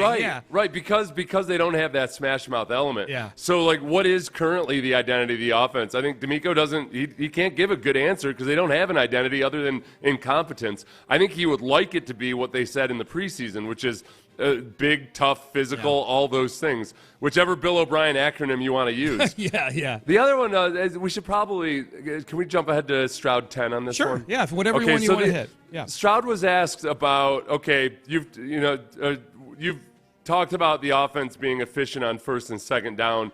What's the plan for when that doesn't happen? Yeah, we have to figure out, hopefully that's the game plan, I think, for every team you ask them is do well on first, second down. And then that's where I think some of the playmaking abilities, has to come out. And that's the thing in this offense is like every play just doing your job, even if it means, that's what we're being asked to do, that's what we're asked of. So that's something I'm still getting used to. But I think, like when that time comes, we got to find answers. And that's where, when the ball is getting out for 2 yards, that's when I trust Hutch or one of the guys on the outside and make somebody miss and get 8, So that's the type of offense we're living in. I think it's a good thing. But, those type of situations, kind of test those rules. But the more you can stay on track is the better, what we have when we play on Sundays. That one point in there where he caught himself, I think it felt like he caught himself and he said, I think that's a good thing. Everything else sounded like, well, that's what we're being asked to do. Yeah. Like he started off with every team in the NFL wants to do well on first and second down. But the thing that's different about this offense is that we're supposed to be happy with too. Like, no, dude, what? There's a disconnect, man. No, it's that, CJ, do you prefer last year getting a tackle for a loss of 5 or taking multiple sacks or whatever it might be? No, the notion is that, you keep hammering, and sometimes it is going to be just a gain of 2, or sometimes it's going to be a check down, and it's just only a gain of 5 on a pass instead of a touchdown or whatever it might be. But that's what we're being asked. I mean, that's what we're being asked to do. Do you think CJ is an impatient person? I don't know. That's like a global assessment on. I don't mean like impatient offense. Is he an impatient quarterback? Player. Yeah, sorry, I think he's an impatient quarterback. That's what I mean. His rookie year, he told his offensive coordinator, we need to be taking more shots downfield. Right. And he talks about seeing conservative coverages. What everybody says these days is shell coverages, which is a little bit annoying because that's like every coverage is a shell coverage. But whatever. Like the seeing cover 2 is like it's like just some exotic thing that he brings it up every week. Pulling out of the right. You know what? Teams play cover 2. A, it's a compliment to you because they respect the deep ball. Yeah. But B, it's very much when teams are playing a whole bunch of coverage or conservative zones, they're saying like, all right, let's see what you can do. Yeah. Like, and if you're a genuinely great quarterback, you tear them up. Yeah. You dice them apart. You kill them. And yes, death by 1,000 paper cuts, whatever. God, I hate it every time he uses that phrase because I'll give him an excuse because that's his age perhaps talking or whatever. There's negative connotations to that. You know, like death by 1,000 paper cuts sounds limpid. It sounds flaccid, Sean. It's Flaccid, yes. And again, it sounds like he's a grudging participant in the philosophy of everything that Tom Brady or Peyton Manning or anybody else has tried to tell you, that it's the boring stuff that makes you a good quarterback. Yep. A 50% completion percentage with a couple of deep shots here and there does not make you a good quarterback. Yeah. It makes you a broke-ass version of Jay Cutler. He does seem bored right now. I will say that at these press conferences. There is He always seems bored, let's be honest. Yeah. Well, after a loss at least. Yeah. Yep. All right, Payne and Pendergast with you. All right.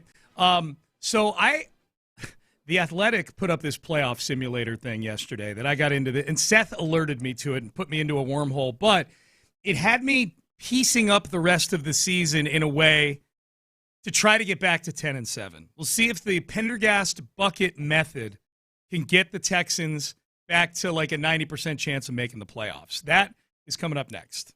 If you feel bored, I've got the antidote, my friend.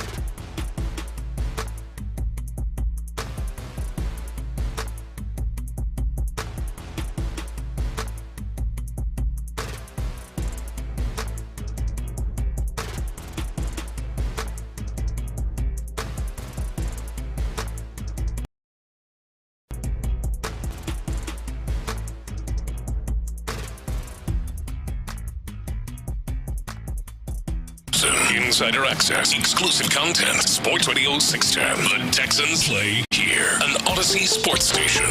Sports Radio 610 presents Payne and Pendergast. Payne and Pendergast. Hey, DeMeco Ryans, how important are these next? I loved when this question got asked. The questions where you know exactly what the answer is going to be. You know, DeMeco about the trade deadline. We'll have that later. DeMeco Ryans asked, how important are these next 3 home games to win? Yeah, for me, I really don't care about the 3 games. Like, it's all about the Niners. And it's not about getting on track. It's about the Niners and playing how we need to play to go play well versus the Niners. I really don't care about the home stretch and all. Like, can we focus on one play at a time? I really don't even care about the game versus it's one play at a time. Be locked in, do what you're supposed to do. Yeah. Most predictable answer of the press conference right there. I don't think, and I don't think there's, with DeMeco, as most of you know, I feel like DeMeco genuinely believes that. Some coaches will say it, but meanwhile, they're pigeonholed up in their office thinking about all the different scenarios. I think DeMeco is very much, next play is the most important play guy, and you're trying to focus on really, and realistically, that's where they are right now. I mean, they're 2-4. Yeah, you got to win a game. Yeah. You're 2-4. Yep. Somehow it was still a healthy point differential on the season, but still, you're Thank you for Rush. Yes, thank you. Facing a team in the 49ers whose defense last week played their butts off versus the Falcons. The 49ers, look, they got Fred Warner goes down. They got their backup linebacker in there, multiple other backups on defense, and they fly around the way a Robert Saleh or a DeMeco Ryans defense plays. Yeah. And so, like, that's the challenge this offense faces, where I guess the one benefit at the very least is, hey, Robert Saleh's defense is very similar to DeMeco Ryans' defense, and the Texans' offense has seen this a whole lot. So as opposed to going against a 3-4 defense, where a lot of the looks and a lot of the rules in the run game are different, they at least, I think, mentally hopefully will be a little bit sharper and things will be a little bit faster, which hopefully means the offense can play more aggressively along the offensive line. But it's a challenge. This is a really tough group of 49ers defensive players. They play the same way DeMeco's defensive players play. Yep. So that'll be, and we'll talk more about the Niners maybe later in the show for sure. Tomorrow will be Niner heavy, I promise. It is. These Monday night games have they've screwed up my clock in a big way. Yeah. Yesterday it's Wednesday, and people are asking DeMeco questions about the 49ers, which they should. Yep. But it was a little bit of a shock to my system. Yes. I haven't recovered yet. I haven't healed. No. It's not time for me to go adopt a new puppy. My old puppy is laying dead on the road. I can't just go replace him that quickly. My puppy is in the middle of the 5 up in Seattle right now, or whatever the highway is that goes up. It'd be like if I went to go put my a beloved dog down, or as I'm holding it in my arms at the vet's office, if my wife were like, all right, so you want to go pick up a replacement right now? I'm like, no, I'm you cold-hearted bitch. Still cuddling. I'm still cuddling the Seattle loss. Yes. And that's what we're doing. So I could tell you, see, in that hypothetical, there's no way Brandy would ever do that. No. So I could call that woman, the woman playing the role of my wife in that scenario is somebody other than Brandy. Yeah, they brought in an actress to play Brandy. Yeah. Brandy would never be like that. All right, so I was thinking about this yesterday because we did a segment yesterday. Man, is there a road to 10-7 with this team? And we got, the text page had a good chuckle at that. Well, get your laughing, get your laugh ready again here, text page. I had forgotten. I used to do before the season, Seth. I used to do when the Houston Press was in print back in the day.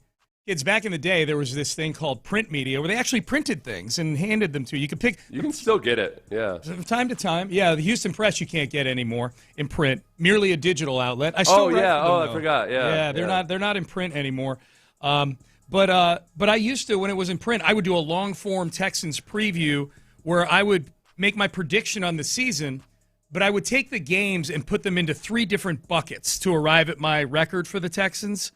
And the buckets were must-wins, like games you've got to win. You're heavy favorites, you got to win these games, relatively heavy favorites. Coin flips, which are games where the spread is going to be around a field goal either way. Game could go either way. We split those, and then I'll call them steals, which are games where you're going to be the definitive underdog. And if any of those that you get, that's a steal. And so I took the 11 games that are remaining for the Texans to see if there's a road back to 10-7 using that method. And I've also got adjacent to this athletic playoff simulator that you sent to me. So it's addictive, man. I wanted to kind of go through the exercises simultaneously here. Okay. So there's 11 games left for the Texans. And by the way, before we get into these games individually, I hadn't realized this till I laid the whole schedule out. But one of the things the Texans do have going for them, assuming that fans are still on board, they have 7 of their last 11 games are home games. They are mostly at home. They've been on the road for a vast majority of the season so far. And they do have they have that pass rush and that defense playing in front of the crowd noise. And no matter how many people are in NRG Stadium, it's loud. It's an enclosed stadium. I know sometimes people turn the side eye when they talk the atmosphere there or whatever. When it's packed, obviously it's loud, but it's still loud when there's 40,000 people in there. So I think it's a definitive advantage for these games. All right, I have, except for maybe the Bills game where there might end up there might be a lot of Bills fans. The Bills fans travel Except really well. Well, you know who else travels really well? I don't know if by week 16 they will. Raider fans travel really well. Yeah, Raiders fans travel really well. You know, they don't even have to travel that far. They're everywhere. Yeah, even with the dark uniforms and the face paint, very likable. I like Raiders. Those tend to be the most delightful, I've learned. Amy and I went to and talking to them. But anyway, I digress. That's okay. Yeah, no, we went to a Raiders game in Oakland in 2013, and they couldn't have been nicer. They were great. Yeah. All right, so there's 11 games left. 3 buckets: must win, coin flips, steals. I've got, and I'm gonna put these into the playoff simulator as we go through these. I'm gonna do it alongside you. Yeah. Okay. Yeah. We're not predicting this. We're saying this is what has to happen to get them to 10-7. Okay. Right now, the playoff simulator has them at a 14% chance to make the playoffs. Is that what you have on yours? Yep. Okay. Must wins. So in this scenario, I think they have to win these 4 games. Have to win. Okay. The home game against Jacksonville, the following week at Tennessee, the home games against Arizona and the Las Vegas Raiders. Those are non-negotiable. You've got to win. That fights you back in. If you're a 500 football team, then swing a little bit of this back that way. And that's it. You got to win those. You're going to be favored most likely because you're at home against the Jaguars. Yep. And then certainly against the Cardinals and Raiders unless everything completely falls apart. And the Titans, you'll be favored in Tennessee. Now, on the road, if they win those games, I just put them down as wins, Seth. Their chances of making the playoffs go up to 41%. Okay? So your must-wins get you to 41%. So that gets you to 6 wins on the season. All right? Weird. Mine says 42%, but the simulation. The simulation. It does an individual simulation. Yeah. Oh. Yeah. Because you know what I did when you sent this to me yesterday? I put in a win. And the number changes and ticks down within a fraction of a second. It ticks to between 40, 41, 42, 41. Yeah. And you can keep running more simulations. I just ran 12,000 simulations and it bucked it down to 41%. Instead of not more simulations. All right. Okay. That's all right. Even at 18,000 simulations, it's at 41%. I love how into this toy that you are. This is awesome. All right. So. The next one is coin flips. Okay. Games that will have, I think, around a 0 to 3, maybe 3.5 point spread either way. Typically, I think you've got to split these games, or if it's an odd number, you got to go one game over 500 in these games. Mm-hmm. The Texans, in my mind, Seth, the Texans have 5 of these games. So they got 4 must wins, 5 coin flips. Coin flips are as follows: this Sunday's game against San Francisco. Yeah. The following week against Denver. Mm-hmm. I'm putting Buffalo in here for now because, to your point, Buffalo, this version of Buffalo is a coin flip game with the Texans. They're a very flawed football team. Remember, going into this last weekend, the teams they had beaten were a combined, what was it, 3-20? 3-21. Yeah, 3-21. 3-21. And then they'd lost 2 in a row. So they've got some issues they got to figure out. So I'm going to put them in this category for now. It sounds like you agree. Yeah. I'm going to put the game at the Chargers in Week 17 as a coin flip game, just because I don't know what the Chargers are. They play tonight on Thursday Night Football. And then putting the Colts game in Week 18 in a coin flip? Partially because the Colts might not be playing for anything at that point. Like, as of right now, the Colts, there's a better chance the Colts are resting guys in Week 18 than playing all their guys. Oh, good call. You know? Yeah, if anything, you know what? Yeah, I'm rooting for the Did Colts. I just become a Colts fan? Did we? Like, I just want them to race ahead as much as possible. If it gets to a point where the Texans clearly don't have a chance of winning the division, and I'm all about the wild card, then yeah. Win out, Colts. So just go off, King. Yeah.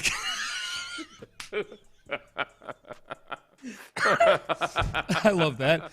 So in my estimation, Seth, we're at 6 wins already with the must wins.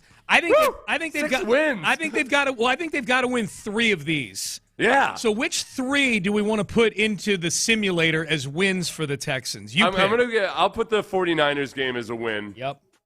Because of if I had to choose between the 49ers or the Broncos, I'm less scared of Mac Jones than I am Bo Nix right now. Okay, that gets us to 7 wins. What's your next? They got to go 3-2 in the coin flip games. Okay. Pick the other 2 wins here.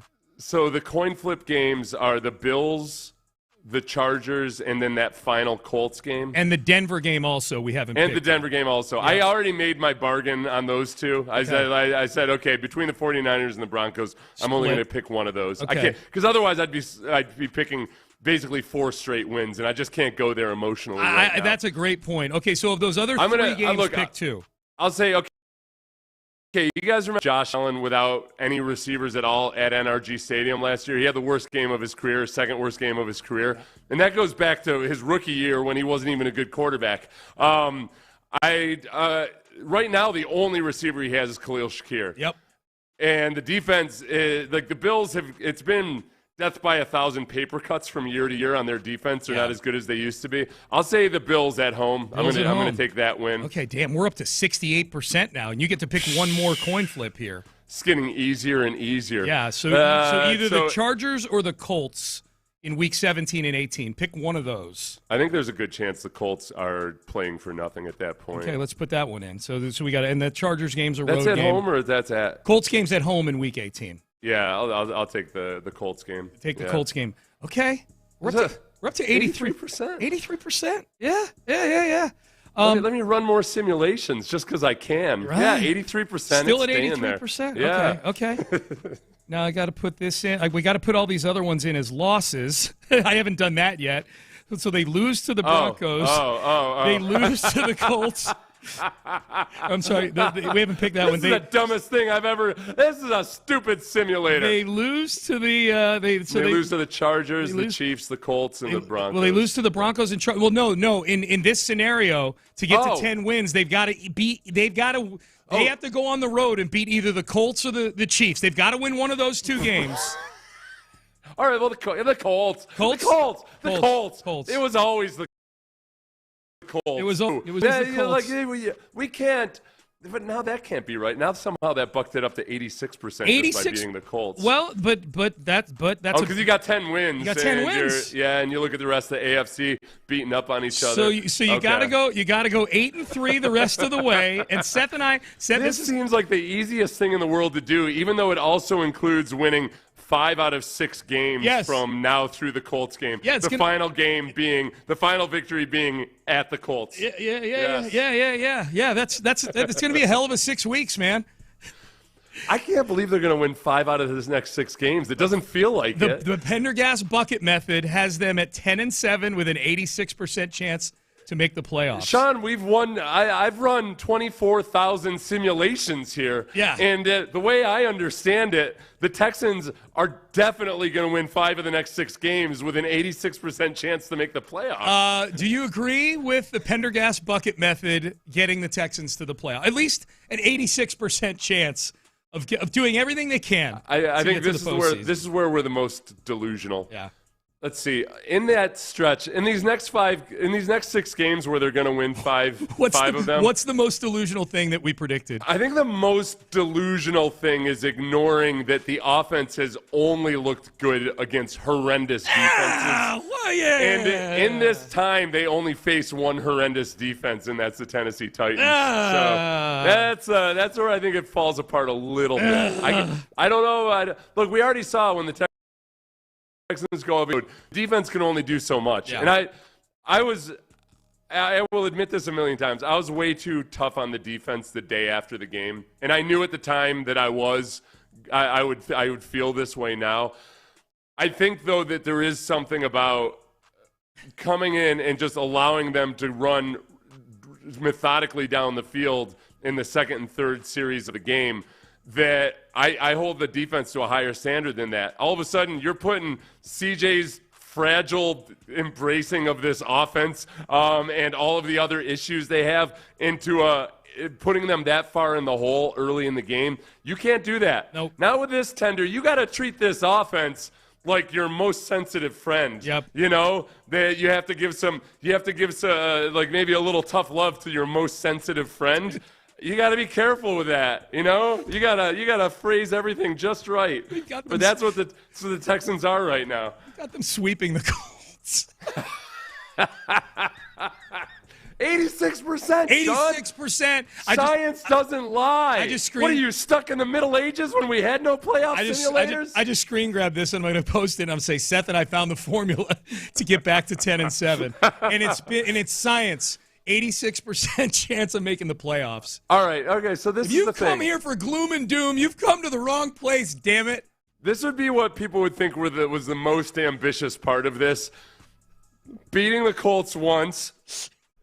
Yes. Beating the Colts a second time. Just although it might be a meaningless game for the Colts. Yes. I think people are going to think that it's ambitious to beat the Bills, but I don't. You gotta pay attention to exactly where the Bills are right now. The Bills are the most miserable 4-2 fan base in football. Who do the Bills have this weekend? Do you know? I'm looking it up, but I didn't know if you'd know off the top of your head. But those are we have them losing to the Chiefs. We have them losing to the Chargers. Other than that, the Colts games are by far the most ambitious. Yes. We've got them losing to the Broncos. Look, the Texans are 1.5-point favorites versus the 49ers. Yep. And the quarterback situation there obviously is a big factor in all of that. But that's the Colts dynamic is the most ambitious and unrealistic part of all of this. All three losses we have are to AFC West teams. Yeah. Broncos, Chiefs, Chargers is what we got. Yeah. So it all hinges on beating the Colts twice. That's it. And then you're basically a shoo-in based on my 24,000 simulations. I love That's all you got to do.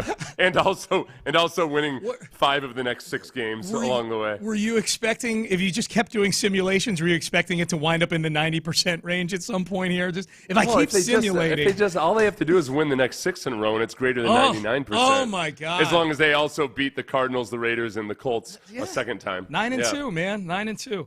All right, there you go. A 99% chance, but only a 4% chance of being the number 1 seed. Yeah, they've kind of played their way Maybe out a little of bit that. more. I gotta tinker a little bit more. I cannot. There's nothing I can do. Okay. Yeah, if they win out completely, they'll have a 90% chance of winning the number 1. Okay, the number 1 seed. Okay, I was like, win out. I thought you were going to say to make the playoffs. I'm like, geez, you win out, you still only the 10% chance you're not going to make the playoffs. All right, here we go. Up next, Joe Flacco had a great cut yesterday from his press conference. A great cut. How many of you enjoy doing this as much as Joe Flacco? And what are some things you love that you never thought you would love as much as this? We will tell you what that is coming up next. But I'll tell you what I love: good sleep.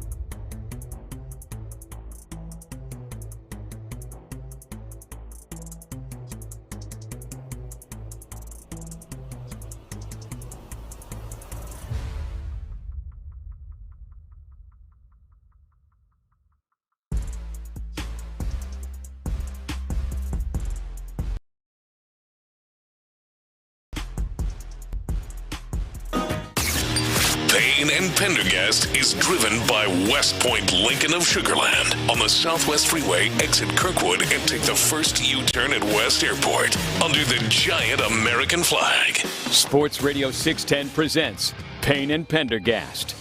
Couple things here, and we'll get to Joe Flacco. Someone said on the text page, if you missed it, Seth and I in the previous segment found a way to 10-7 and use the athletic playoffs or athletic season simulator to get to arrive at an 86% chance of the Texans getting to the postseason by getting to 10-7. Texter says single game ticket prices just went up with Sean and Seth's stimulation. Single game tickets are they're standing erect. My single game ticket on the thought of the Texans, all they had to do was beat the Colts twice. Yeah, man, that's stimulating. And a few other things along the way. Win 5 of the next 6 games. Boom. Yeah, pretty simple stuff. If you ask me. That's that was exactly right. That basically was. You could have done an exact. Me and almost like every ill-fated business idea I've ever had as I'm working planning things out on Excel. I never get off the ground on any of them. But usually what I'll do is I'll have a great idea for a business, from the big book of business ideas. Mm-hmm. And within 36 hours, I'll have a can't-lose pro forma that, it's like, just look at these projections. Just with 50%. Both. I mean, you're sitting on $20 million a month basically by the end of this. That was. Then I sent it off to my brother-in-law, the investment banker, just to run the numbers and check. Yeah. And he's always such a prick about it. He's always got these questions. I thought you were going to say it, and he's never gotten back to me about any of it. He'll ask these stupid questions like, well, what do you think is the biggest threat to this plan there working? There are no threats. Listen, I'm not into loser talk, okay? You big wussy. Listen, Brian. Yeah. Yeah. Threats. What's the biggest threat? Your cowardice, apparently. Why you so soft? You take this to your investors now if you've got a pair. Can't believe I let you marry my sister. That would be what an answer that would be. What do you think your biggest threats are? Your cowardice. Oh, that's beautiful. I'll tell you what the biggest, what the biggest threat is? You missing out. Yeah, biggest threat to you. All right, Joe Flacco met with the media yesterday. I'm really getting to like Joe Flacco at this stage of his career. And he was asked, it was an interesting question. He went much longer than the cut we're going to play, but he talked about he gets traded to Cincinnati. His family is back in New Jersey this year. So they weren't in Cleveland with him. They're obviously not in Cincinnati with him. He's got 4 young kids. So he's not with his family right now. So he's asked about just sort of the dynamic of coping with being alone for lots of time, being a Bengal. I think there's always a challenge of sitting in a room by yourself and being lonely. So for me, it's trying to find ways to maybe stay open then, just kind of take myself out of that mindset, call home, go sit at a restaurant by myself and realize that, man, that's pretty enjoyable to do. After there's not too many situations. I tell people all the time. I mean, I used to see guys sitting at a bar by themselves, or just sitting by themselves eating and grabbing a little meal, and I'm like, man, I feel so bad for that guy. Like, you almost want to go join him. And now I realize, that dude was in heaven. I'm laughing along with the media. What a great observation, man. He's got 4 kids. It's funny. I had a flashback to one of my friends, Scott Leonard, when we were younger, in our 20s. I remember him. We were at a Waffle House or something, and there was a guy sitting by himself, and my friend Scott was like, it's like, what do you do that? Like, I just take it home or whatever. Like, why would somebody just go out and sit? It's kind of depressing. And I'm just thinking about that. I got to call Scott up today and ask him, because now in his 50s, I'm guessing he's had the exact same transformation. Yes. You just appreciate, I can just sit here out in public and not have a single responsibility for a blessed 45 minutes of time. This is nice. Nobody yammering in my ear. This is awesome. It's one of the most delightful things. And Amy and I go out to eat a lot, and I love going out to eat with my wife. I really do. Yeah, I do. I get it. Yeah, sure you do. I got it. Yeah. The next brandy topic that comes up, you're screwed. But when I leave here on Mondays, because we have short shows on Mondays, I'm like, man, it's still breakfast center with my iPad. and sit there and read. As long as I have something to read, it's a delightful thing for me to sit down by myself. And I've been doing it for a long time. Like I used to travel a ton in my job, and I'm by myself on the road. So I'd go to restaurants and sit and eat by myself, and I loved it. You know, glass of wine, it's great. So he would ask, okay, what are some of the things you enjoy now that you never thought you would? Yeah. Man, I don't know what the hell it is about getting into your 40s, but I never in a million years, thought that I would have enjoyed bird watching. I thought it was the dumbest. I didn't give a single damn what kind of bird you were, where you migrated from, or anything. I cared about the merits of your performance. What? But now I'm into it, man. I'm into it to the point where. Are you going to ask about the story I'm about to tell? Yes. I'm trying to remember which coworker it was. So I was out on what's the road that the movie theater is on? It's on Wesleyan. It's not on. No, it's not on Wesleyan. The cross street. I don't know what the side street is there. Okay. I'm not sure. Yeah. So I'm on that side street. A block north of Richmond. Yeah. In front of the movie theater. A block north of 59. Yeah. And I thought I saw from a distance because I was taking a walk, after the show before I came back up to do some extra work, and from a distance I was over down at the far end, over towards Joel Osteen's place there, and but looking towards the movie theater. I thought Eastern bluebird, Sean, and I didn't know that. I'm pretty sure that there aren't Eastern bluebirds in Houston. I might be wrong. Yeah. I might be wrong. I just hadn't seen one before. Yeah. So I started trying to, creep up on it and try to get sight of it before it flew away. Yeah. To the point where all of a sudden, apparently I was out in the median of the street. Right. I didn't realize I was on the trail, because it had flitted from one tree to the next. You were doing your thing, man. Yeah. And Jessie Watt from 96.5, she's young. She had pulled up. I didn't notice. I just noticed that somebody stopped their car and it rolled down their window. And Jessie was like, "Seth, what are you doing?" Yeah. And I was like, "Be very quiet. I'm hunting eastern seabirds." I was like, no. I was like, I think I see a bluebird, but I didn't know there were bluebirds around here. And she looks at me. She goes, "How old are you?" It was the way she said it too. Yeah. She wasn't even trying to put me down. No. I think she just realized I was older than she thought I was. I love that. How old are you? What did the bird end up being? Did you ever catch up to the bird and find out what it was? No, I think it was just a basic bitch grackle or something. It was just something about the way the light was hitting it. I thought it gave it like a blue, gave it like a sheen from a distance, but I wasn't sure. I was expecting you to go, Did you see what it was? Yeah, it was a hot dog wrapper. It was actually yeah. wasn't even a bird. Yeah, that doesn't help them. Yeah. Oh, that's funny. Mine is probably the question, and text in. What are some things you love that you never thought you would love? The way that Joe Flacco loves eating by himself in Cincinnati. Mine is along the same lines, probably a little more violent. Nature videos. I love nature videos of animals, predators hunting their prey, videos out in the wild like that. The documentary they did on was it on the chimpanzees or whatever I forget what the documentary, but they have the families of the chimpanzees or the apes. I can't remember which. Yeah. Which. It was called Chimp Empire. Chimp Empire is what it was. Yeah. So it was chimps. That was really cool. I dig that stuff mostly because on stuff like that, the people filming it, you're out in the wild filming it. The ones that are on YouTube where people are doing it from a phone and they're on a safari. Yeah. That's pretty cool too. I mean, you're obviously putting yourself in some danger there as well, but that's probably something I never liked that stuff. I didn't hate it, but I never watched it. I watch that stuff all the time now, man. I've got the Nature Channel favorited on my guide. I love that stuff. I think that people documentary watching in general has exploded because of the streaming services. Probably just that there's so many more there's more to choose from now than there used to be. It used to be it's once every few months Ken Burns would put something on PBS or somebody else would put something on or whatever. But now it's all over the place, and you do end up depending on I guess the quality of documentary you're watching, you learn a lot more. You do. Well, there's than you used to. back just watch. There's way more, at least in terms of watching stuff for the first time, because movies are probably more rewatchable than documentaries are.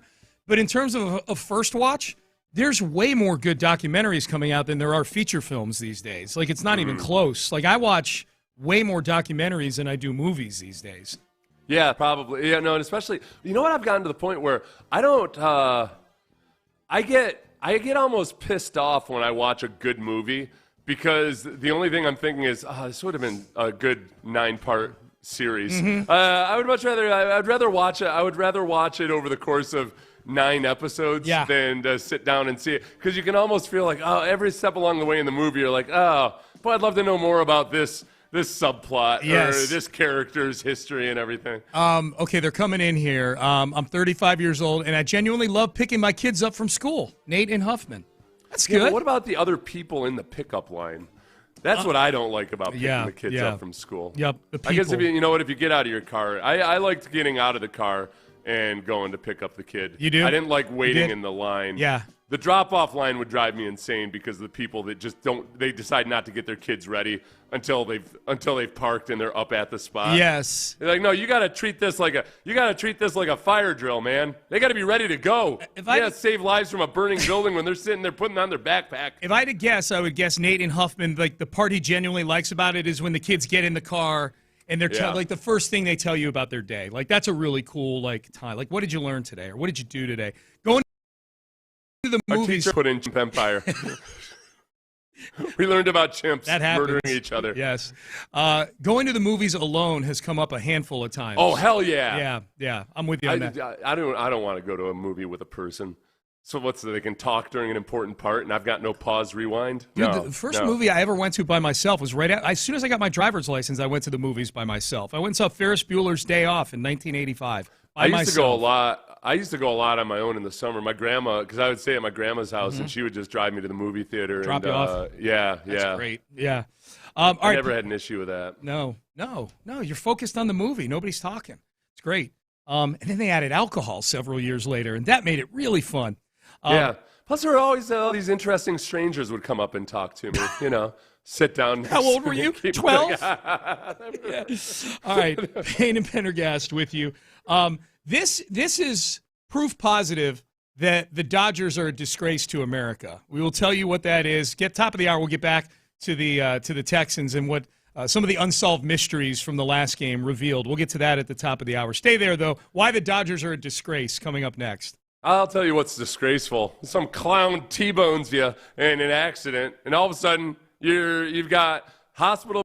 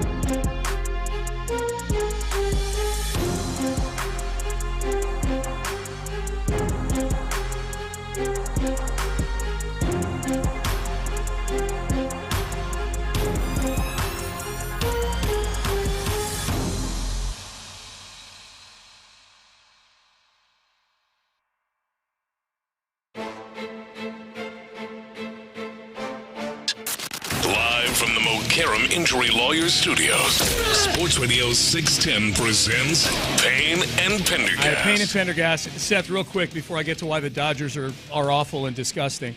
The World Series starts this weekend, I believe. We just told the story in the previous segment, or you did, about how our coworker Jesse Watt drove up on you while you bird watching, Seth. Thought you saw an eastern bluebird. Yeah. Right near the station over off of between Wesleyan and Edlow over there. Yeah. Yeah. And I just saw Jessie at her desk here. I just walked over and told her, hey, you were a topic. I reminded her of that story. She started crying, laughing, and she's like, I was like, Seth, what are you, a hooker? Seth was on the streets, man. Yeah. If that's what she's putting out there for the right price, Jesse. Two things can be true. Yes. Yeah. I don't know what kind of money we're talking here. Birdwatcher, hooker. Yes, I can be both. By the way, and I should have clarified this. Multiple people are like, Seth, there's a lot of bluebirds in Texas. I know this was early on in my newfound discovery that I gave a single damn about. Right. birds. You were a novice. You were a novice birdwatcher at that point. But I will say that I don't think there's as many in like the more urban parts, like the more concrete heavy parts of because I never really see them where I am inside the loop at least. Yeah. So I think that was part of it too. So whenever I had started paying attention to like birds at all, that was like one of the first ones that I was like, oh bluebird. Yeah. So thank you for the multiple other nerds out there who a lot of texts. Me that there's a lot of eastern bluebirds in Texas. Yep, I get it. Pretty funny. And some good texts coming in on things that you like now that you never thought you would like that we'll get to. In the spirit of Joe Flacco realizing how much he loves to eat by himself with his family back in New Jersey. Seth, according to social media and tweets about the World Series, curated by the good folks at betonline.ag, 92% of America is rooting for a Canadian team to win the World Series, the Toronto Blue Jays. 46 out of the 50 states in our great country, Blue Jays. The only 4 states that are rooting for the Dodgers are, understandably, California, and then Hawaii, probably equally understandable, being, out in the ocean out there. Nevada, adjacent to California, and Utah, for some reason, is also big Dodger fans, I guess, compared to everybody else. 46 of the 50 states are rooting for Canada's team to win the World Series. That's how disgusted people are with the Dodgers. I feel like this hasn't even been a thing, or wouldn't have been a thing until things became, variously politically charged or whatever. Even between us and Canada, right? Yeah, is that really a thing? Like, all right, it's in MLB. We get half of our baseball players aren't American citizens anymore. It's just it didn't give me a second thought about like, oh no, not the Canadian team, stocked by mostly American and non-Canadian citizens. Yeah. What do you think the split would have been if it were the Astros and the Dodgers in the World Series? That's a great question. Yeah. That is an excellent question. Ooh, boy. Because this politics aside, this exercise proves that it's very lopsided that people don't want the Dodgers to win the World Series. I think, if you plug the Minnesota Twins in there or something like that, I'm guessing 40-plus states would be rooting for the Twins because nobody wants the Dodgers to win. But I think we've seen, and I think it was on display big time over the last week or so, with George Springer playing such a prominent role, not on the Astros, but on the Blue Jays, and track can heat from 2017. People have not forgotten about this. So it'd probably be split down the middle. I think so too. I think it would be a lot of people that just it would be, and it would be there would be no rhyme or reason geographically. I don't think. That it would just end up being just for whatever. Who hates the Astros more? It might be geographically based on which locations hate the Astros the most. Yes. So New York, the Northwest, all of those. Which cities felt which cities, and by proxy states, because that's what this is, felt the most wronged by the Astros in 2017? Everybody in the division felt wronged. The Yankees felt wronged. The Red Sox played them in the playoffs. They felt wronged. The Dodgers felt wronged. It still comes up with the Nationals just because they act like one of their broadcasters, I remember, had said that in the intro to one of the Nationals Astros games a couple years ago, said it was just a few years ago that the Nationals saved baseball by not allowing the Astros to win the World Series. 2019. Like, all right, it was over by then, man. It was 2019. Yeah. Which was it was 100% over. And there was that's what they needed to do. So there's a weird faction of Nationals fans that somehow throw themselves into that whole era and act like they were wrong somehow because they had to go up against the cheating Astros. It's really, really weird. No. And I'll tell you what, though. I mean, people give so little critical thought to it. The guy that you were mixing it up with on X yesterday, some Mariners fan with you because you hate the Mariners. Right.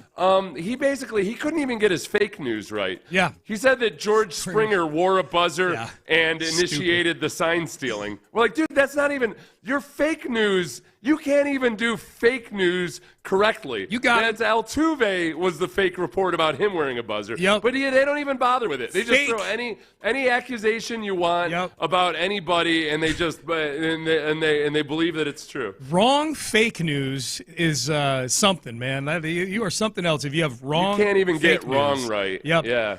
Things people like doing that they never thought they would enjoy this much. Spending 15 or 20 minutes in the bathroom even when I don't have to go. So basically just sitting down on the can and probably, I would imagine, grabbing the iPad or reading a magazine or something like that, Yeah. I would used think. to Bell back in the day magazine, but now doom scrolling on the... Scrolling? Sean, I've told you that you need to try this test of your the various times that you do when you're using your phone and you're scrolling through it, you feel like, oh, I got to go do this, but I got to have my phone with me. Yeah. Just test yourself and see if you can actually go and just be with your own thoughts. I've started doing it more. Since you told me, I've started doing it more. Yeah. Not all the time, because sometimes there is something urgent on my phone and I got to go to the bathroom. But I've started doing it. I took your advice on that. I love washing my car and detailing. Oh, I love watching car washing and detailing videos, plus the lawn mowing and pressure washing ones. LOL. So they like watching videos of people washing their cars and detailing. I love the guys that do the yard makeovers.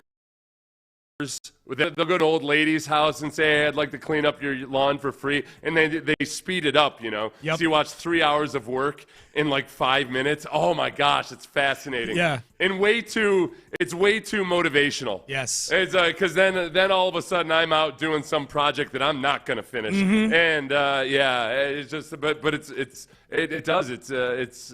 mesmerizing. I've gotten text message. I've gotten kind of like Seth. I'd rather watch squirrels than shoot and eat them like I did when I was younger. Yeah. There's like a respect for all life that's annoying as you get older. You're like, what am I gonna? My in-laws have a squirrel feeder attached to the big tree in their front yard. Yeah. And and they've got a big family of squirrels that never show themselves until you start dropping some food in there. And sometimes I just like to sit in the garage and smoke a cigar. And just wait for the squirrels to come, man. Watch them battle over the food and things. I've gotten much more in tune with nature over the last few years. Squirrels battling each other for bread. Big times. Mm-hmm. Good stuff. Stealth camping. Guys camping out in the trees of roundabouts or bushes next to the highway or under billboards. It's half cool, half comical. Wait. Okay. I thought he was making a joke about whether it's by choice or not. Is that an actual thing? Stealth like other than like actual homeless people? I don't know. Text back in, Texter. I do. I honestly, that's where I have every now and then when I have to sleep at an airport or something, I'm just amazed that people are like, there's a certain level of physical toughness there. And, obviously it's by necessity, but these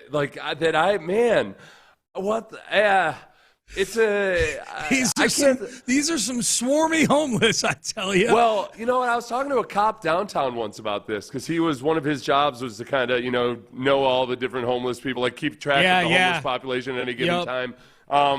And he said, for one, there's a lot of vets, combat vets and everything.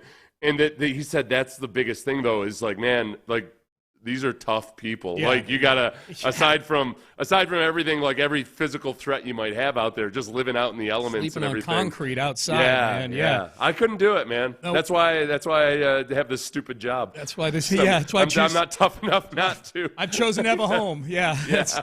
All right, Payne and Pendergast with you. Unsolved mysteries from the Seahawks game got solved yesterday. We will talk about that coming up next. Hey, Trajan Wealth, talking about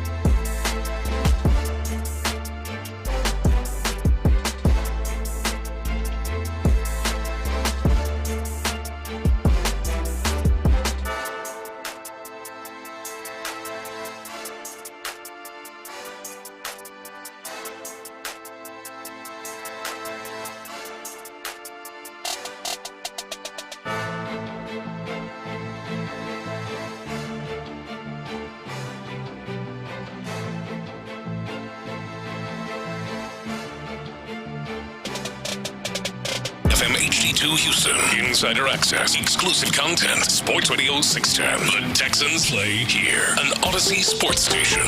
Sports Radio 610 presents Payne and Pendergast. Payne and Pendergast with you on a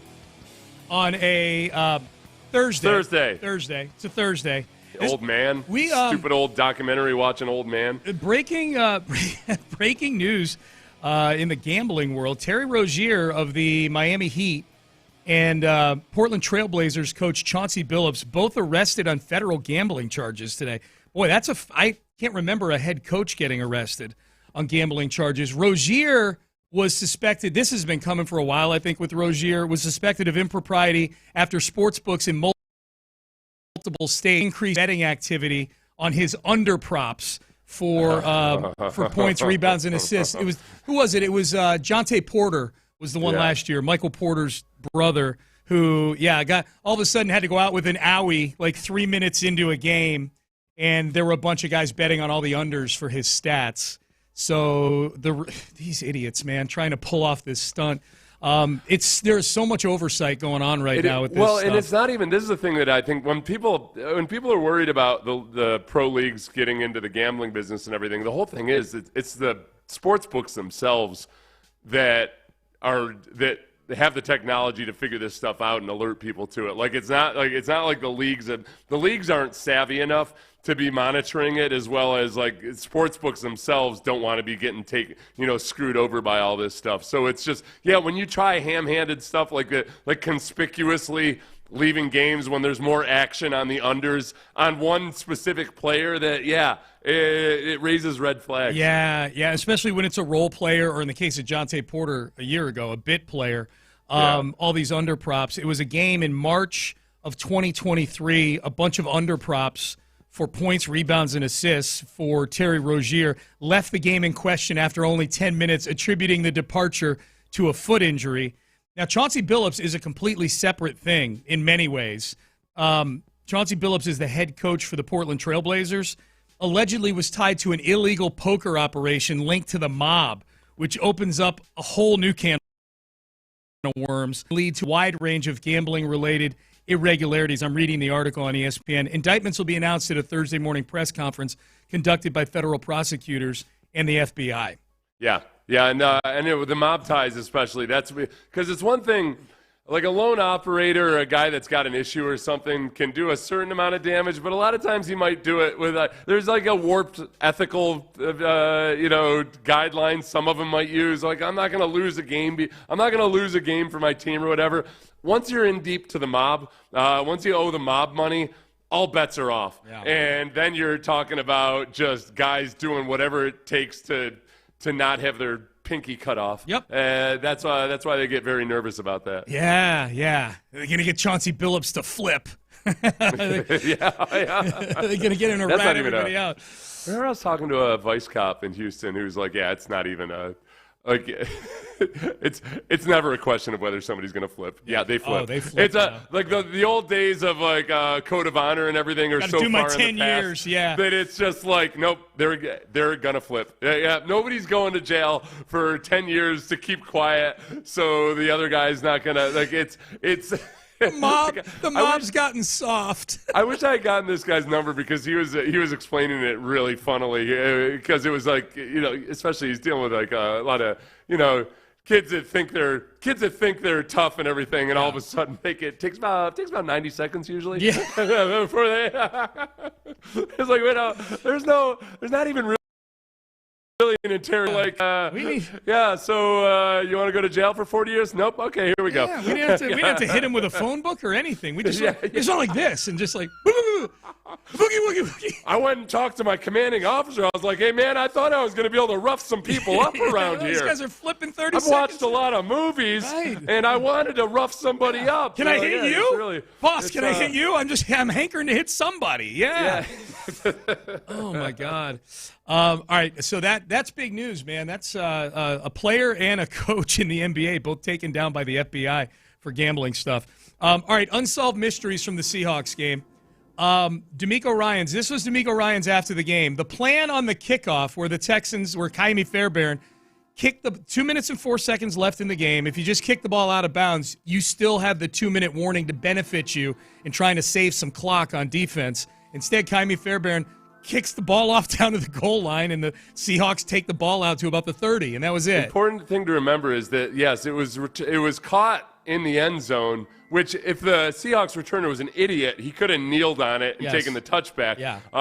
But he didn't do that because you're going to burn clock. So think of that when you hear Kaimi Fairbairn's explanation. Well, here just to refresh DeMeco. Sorry. Yeah, here was DeMeco talking about what the plan was on the kickoff. Yeah, the plan at the end of the game was kicking the ball out of bounds so we could utilize the 2 minute and had a timeout. And we did not execute that. Again, just goes to the entire game. So, frustrating that we're not executing the things that we're coached to do. One that kind of drove by there that we've heard the cut, just like the entire game. Yeah, there was a lot of, and he would address it later on, too, about just DBs. Flat out guys not doing what they're coached to do. Yeah, man. In a way that sounds more than just when we talk about the defensive backs not pressing Jackson Smith and Jigba, and DeMeco multiple times saying the game plan was to press, to get hands on Jackson Smith and Jigba. Yes. And they didn't, so like it just sounds like guys not making mistakes and not executing properly, but not even trying to execute. Dude, it sounds closer to insubordination than it sounds like to a lack of execution. The DB stuff. So DeMeco had said the plan was to kick out of bounds. He said at least twice the plan was to kick out of bounds. Yeah. This is Kaimi Fairbairn's explanation. I was disappointed about how that play ended up. The game plan was clear to me when I was told it was kick it a touchback or kick it out of bounds. So we couldn't give them opportunity to get the ball and waste time and save that 2 minute. Analyzing the kick, I was a little bit too aggressive in that situation than I should have been. I should have been a lot more conservative, and I also just mishit the kick. So, I looked at that. I'm not going to make that mistake again, and I'll get it corrected. The disconnect, real quick, Seth, the disconnect I have here between those two cuts is DeMeco is saying specifically kick it out of bounds. Yes, and exactly. Kaimi is saying touchback or kick it out of bounds. Because a touchback is an option that the returner has to do, or he can return it like he did. He caught it in the end zone, then he can return it.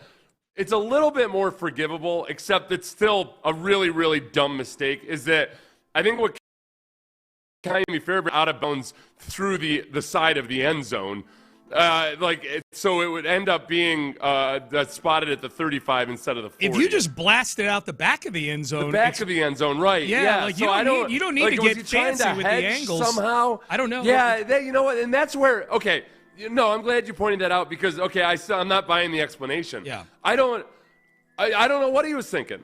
Kick it the freak out of bounds. The 5 yards doesn't matter. Roll it out of bounds. You just need them to punt. You need time. Yeah, roll it. You need to ensure that it's out of bounds. Kick a worm burner out of bounds. That was bad on Kaimi's part, and Kaimi's taking ownership of it. But that was bad. I mean, it was a theme for that game. There is no touchback. Unless that's the new phrase for if it goes out of bounds. I guess, if you kick it out of bounds out of the back, they call it a touchback. They call it a touchback, back to the 35. Yeah, for sure, for sure. So that was kickoff gate. Hands on JSN gate, the unsolved mystery. This was DeMeco Ryans. Well, the mystery got solved pretty quick. He said the DBs, this is him on Tuesday saying the DBs were supposed to be aggressive. Our game plan was to, as I stated earlier in the week, to make sure we're aggressive, make sure we're getting hands-on and playing them tight and sticky. That was our game plan. Okay, and we'll get the follow-up one here too, Seth. I think that's with DJ Bijani here. So that was the first answer to that question about DBs not being up on the line and getting physical with JSN. DJ Bijani asked that question once, followed up with it again. I guess in those instances, when Stingley, is that a decision by you guys? Is that a decision by him? Like, what kind of goes into, again, giving JSN when he's matched up against, one of you guys' best corner, give him off coverage and not necessarily disrupt him at the line of scrimmage versus the top of the route? Again, our game plan was to get hands on JSN, play him aggressive, right? Challenge him each and every snap. That was our game plan. Yeah. Okay. And the part he leaves out, which is implied, because he's answered this 3 times and not given any more explanation. They didn't do that at all. Like, it was very rare that they were even at the line of scrimmage, and sometimes when they were at the line of scrimmage, they were bailing. So it sounds like Stingley and Lassiter, my only way to interpret that is those guys went rogue and just flat out decided they didn't want to do it. And this is the real issue with that. Did they voice their concern with that strategy at any point in the game leading up to then? Or did they just decide, nope, this is what we're going to do? Yep. Because DeMeco could have talked to him about it. Because DeMeco flat out said it last week on the coach's show, I think it was, where he just flat out said that other teams have made it too easy for him. We're going to challenge them, which I interpreted it as, okay, they're going to go up and they're going to play more man than some of these other teams do. They're not going to just let JSN carve up the zones like he's so good at doing, or just duping guys in zone coverage, which he did to Derek Stingley and Kamari Lassiter too. Yes, he did. Yes, plenty of times that they were, even when they tried to touch him, they couldn't touch him.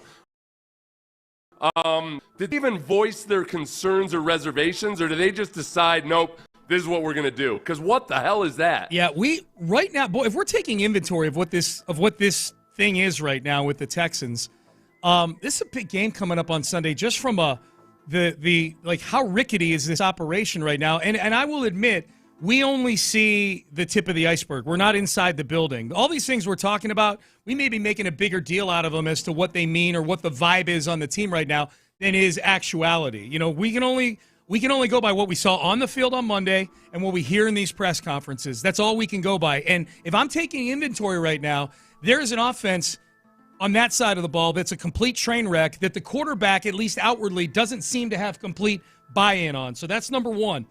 Number two, you've got guys going rogue on defense, and at least your kicker, I don't know if he went rogue or he just misheard or he just screwed up. But with DeMeco, there is a lot of right now, guys aren't doing assignments, guys aren't executing. There's a lot of putting this all on the players. And at least with respect to the most important aspect of the defense for that game on Monday, the guys who were supposed to execute that just chose not to, it looked like. That's a problem. Yeah. That's a problem. Yeah. So you've got big-time problems on offense, both seemingly in buy-in and execution. And I think you have much less damaging versions of it on defense because you're just too good on defense to be bad on defense. But that's problematic if you got defensive backs not adhering to what the game strategy was and you got a kicker who's kicking when you were telling him to kick it out of bounds. This is these are all huge deals right now. It's a glaring lack of discipline. This has the potential, and now you're playing a team on Sunday who's probably going to be playing a backup quarterback or at least an injured starting quarterback who's missing their 2 best players on defense. Granted, they've got a good record, but you're favored in this game on Sunday. If this thing goes the wrong way on Sunday, then then it becomes, Seth, we got 10 more of these this year? 7 games in. That 49ers defense was banged up themselves, playing with Fred Warner had gone down the week before, and they played their butts off versus Atlanta. And it's a Robert Saleh defense, which means it's basically a DeMeco Ryans defense. Yeah. They play that way. Those guys get that type of play out of their defensive players. So that's what the offense is facing. I think I'll say to a lot of our listeners have always said this team's not disciplined enough. And with me, I guess on the defensive side of it, I'm more on DeMeco's side of, hey, some of the aggressive penalties you're just going to get. I'm cool with the aggressive penalties. It's too far. It's the swarm run amok, but like the Aziz Al-Shire stuff, I've lost all patience for it. I was defending Aziz Al-Shire last year. Whatever punishment the league hands down for him driving Sam Darnold into the turf well out of bounds last week, I'm gonna say, yep, that's the right punishment. I don't know if it's gonna. I don't think it would be a suspension. Yeah, I don't. That's what I was gonna ask you. Do you think it would get fined? I mean, I think it's protocol to get fined for an unsportsmanlike. Yeah. The offensive side, it's always been the pre-snap stuff and some of those things, but this defensive backfield ignoring the strategy and the game plan, I don't know what to think of it. I mean, it kind of shakes the foundations of what I think about this football team. Yes. And how much those guys respect DeMeco Ryans and everything else. Not to mention, Derek Stingley and Kamari Lassiter seem to think that they're some of the best cornerbacks in the league. Oh, yeah. Why were you afraid to – I can only interpret that as fear, that you were afraid of Jackson Smith and Jigba. Yep. And meanwhile, so the toughest thing the team did versus Jackson Smith and Jigba was Christian Harris, who had one snap on defense, throwing Jackson Smith and Jigba onto the bench after the play. Tough guy move right there. What a badass. What a tough football player. Terrible. Like, what the hell was all of that? I mean, just that's a complete dumpster fire. Yep. With all of those things happening in that game, that's a lack of discipline. I wrote an article for the Houston Press 2 weeks ago, 2 weeks and change, and the title was, this is 2 days after the win over the Ravens, and I said these things on the air the next day. Texans' blowout of the Ravens was DeMeco Ryans' finest hour. And I gave 4 reasons why I thought, and I thought they were all good reasons. And this is maybe the most damning thing in a damning things. This whole thing we're talking about has come after a bye week. A bye week. Like this all you went from having an operation that looked like it was moving in the right direction offensively, an operation that was already elite defensively, and you came out of the bye week, and now you and I are sitting here talking about players not following instructions. The offense looks like it did in week 3. I'm not letting DeMeco off the hook with the decisions he's making with some of the personnel stuff that he's doing that makes zero sense. How does that happen? I get losing a game coming out of the bye week. The Seahawks are a good team. How do you come out of the bye week looking like an embarrassment, looking like an operation that is ready, like where all the bolts have been loosened, and all it's going to take is for San Francisco to just come kick the thing over, and it's all going to collapse?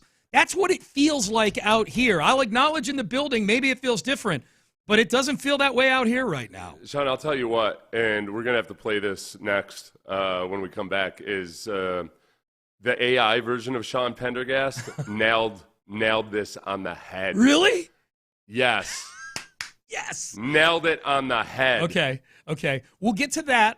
And also, we've got a text message, a question for you and I, Seth, about covering a team like this right now versus covering another version of the Texans in past years. We'll answer that question, Texter. It's a good radio question. We will get to that in AI Sean coming up next. But first, I want to get you guys. First football talk is on Sports Radio 610, presented by Paramount Plus. You can't count on much, but you can always count on some on CS and Paramount Plus. Watch your local NFL game all season long. Visit ParamountPlus.com/NFL to get started today. West Point Lincoln, Chris Poole.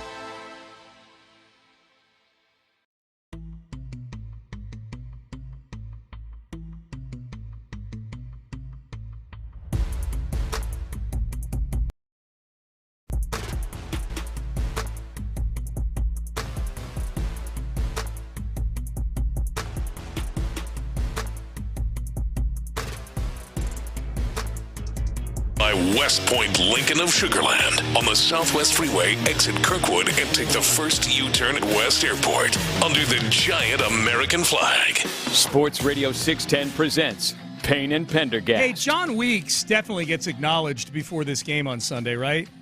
Seth? Oh, I would imagine so, yes. Got to, right? Yeah. Do we get a highlight reel of all of his long snaps? I think you probably get a lot of shots of him interacting with teammates and doing service in the community. He did a lot of community work, so it's probably going to be more of a touchy-feely, like good feelings vibe type of video. Should be. That's who he is, man. I love John Weeks. He's great. I guess you know what? Probably some of his snaps in big-time kicks, moments, game-winning kicks, etc. Through the years. That's probably what it's going to show.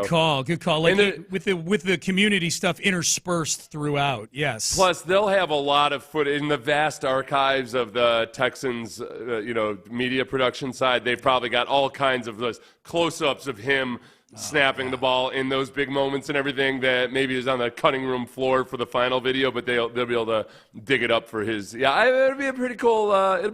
It's going to be the best long snapper tribute video you've ever seen of all time. Yeah, the Texans have had very few long snappers in their history. Brian Pittman was around for a while. Yes, Yeah. I think Joel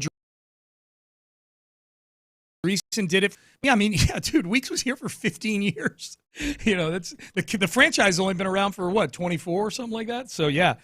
And Brian Pittman from 2003 through 2008 and parts of 2009. Yeah. So like the first when he got there in the second year, he was the long snapper for 6.5 seasons for the Texans. Yep. That's what we're known for, stability at the long snapper position. No franchise has been more of a rock stability at long snapper than the Texans. So it's not even really the cradle because there's no place to go after the NFL. Right. The finishing school for NFL long snappers. Sure, yeah, for good citizens, really, because I think John Weeks, once it's all over, is he's already an amazing citizen. It's going to be incredible. Brian Pittman came in one year in the offseason. Really, really sore because his friend had dared him to run a half marathon, and he had never. What was he thinking? Wasn't any kind of a distance run or anything. Yeah. So he's like, I'll go do it. How do you take dares? He was a bigger guy, He was like John Weeks. He was probably a tight end or something, as like back in high school, for his backup position. Like he was like a fifth string tight end. Yeah. Oh my God, that is dumb. That is dumb. All right, so I mentioned this in the previous segment. If you missed the show today, there's been a lot of breakdown of what went wrong on Monday through the eyes of DeMeco and the players in the locker room. And I feel like, Seth, this has been like we've been doing like a 3.5-hour painting. Yeah.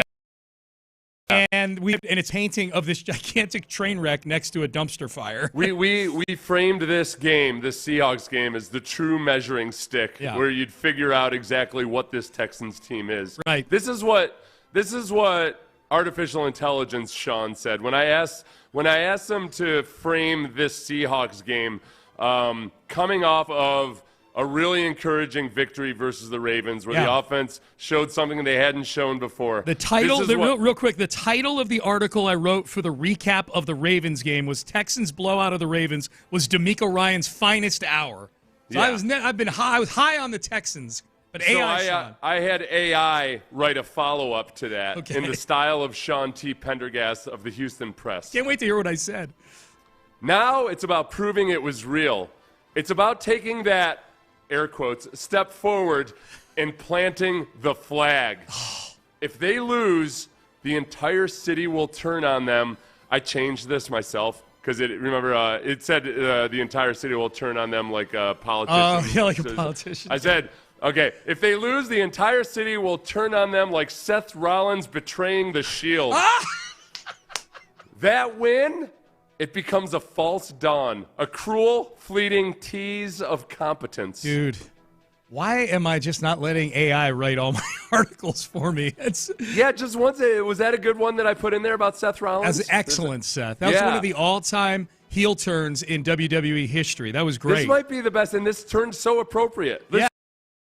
This is upping the time. Now it's about proving it was real. It's about taking that step forward and planting the flag. If they lose, the entire city will turn on them like Seth Rollins betraying the Shield. That win, that Baltimore win, it becomes a false dawn, a cruel, fleeting tease of competence. Oh, my God. You and I loved that last part when you read it last week. And that's what it was. It was the Baltimore game was a false dawn. It was. It 100% a cruel, was. fleeting tease of competence. Oh, my God. It 100% was. Thank you, AI Sean. God, you are making a whole lot more sense than the real Sean does on a regular basis.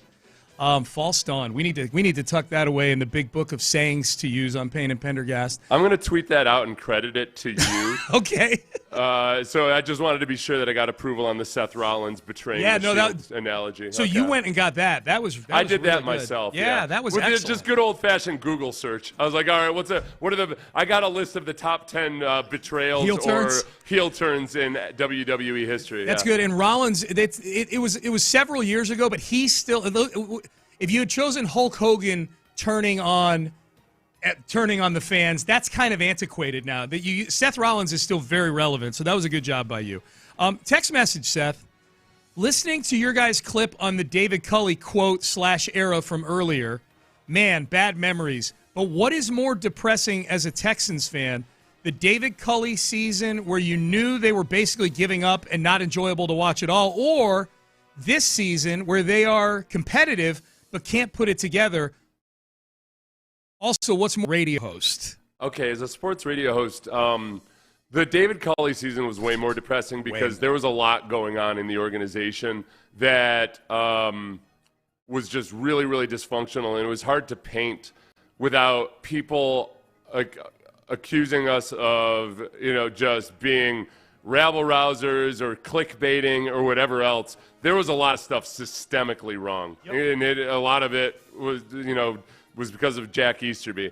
And that was frustrating because it got to the point where it just didn't matter what you said. It was a horrible situation. It seemed like an absolute joke because David Culley was so clearly not cut out to be an NFL head coach. This year, it feels more like the conventional variety of a disappointing football team. Yep. I think DeMeco Ryans is a really good coach. I think and we'll see. We'll wait and see what happens by the end of the season. But I think there's things on this team right now that aren't functioning well that are of the conventional NFL variety.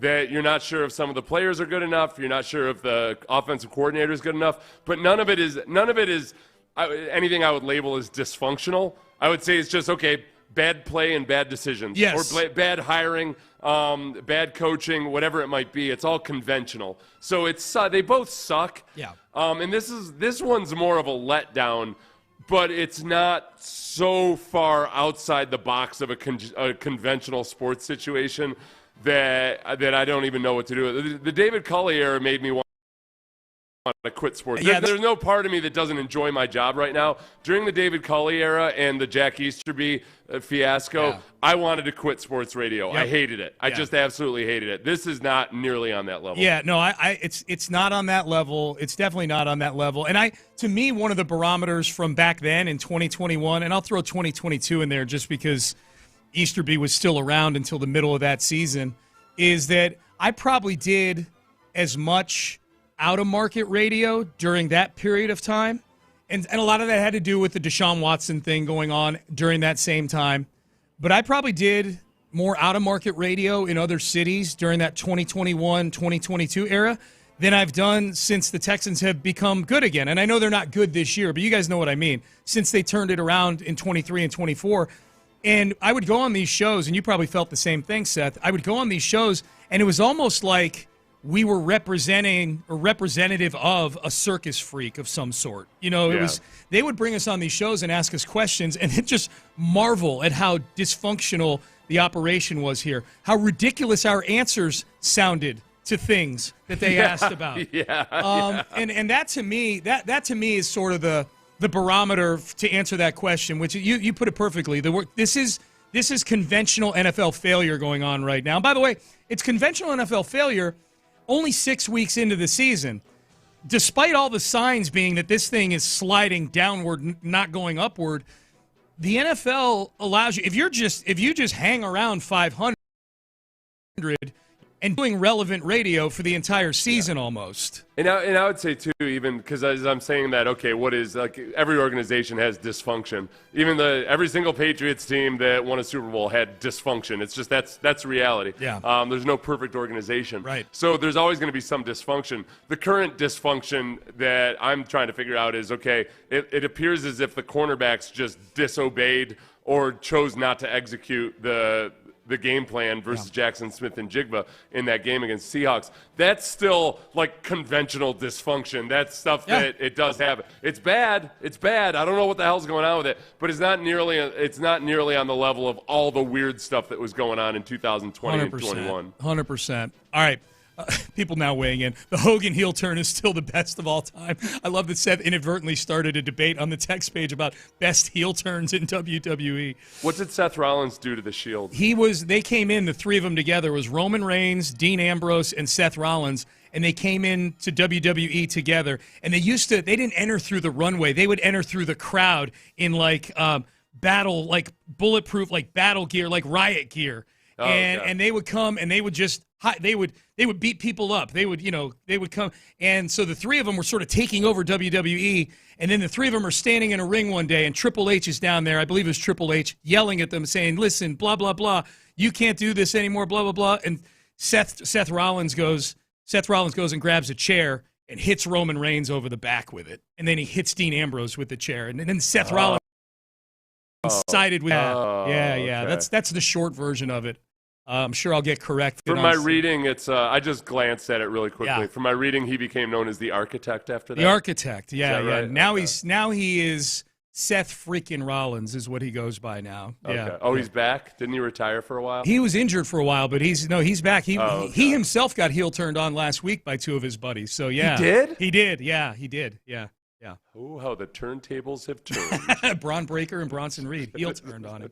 All right, Payne and Pendergast with you. Final segment coming up. We'll find out what's going on In the Loop. If Lopez is in, we'll find out how his root canal went yesterday. Paul Gallant was in yesterday for John Lopez. Great to see Paul. I think probably one of the more polarizing decisions the Texans made as a team, how to approach a certain position group. DeMeco Ryans kind of endorsed the approach yesterday in his press conference. We'll get to that. We'll wrap things up coming up next. Oh, boy. I'll tell you what. If you want to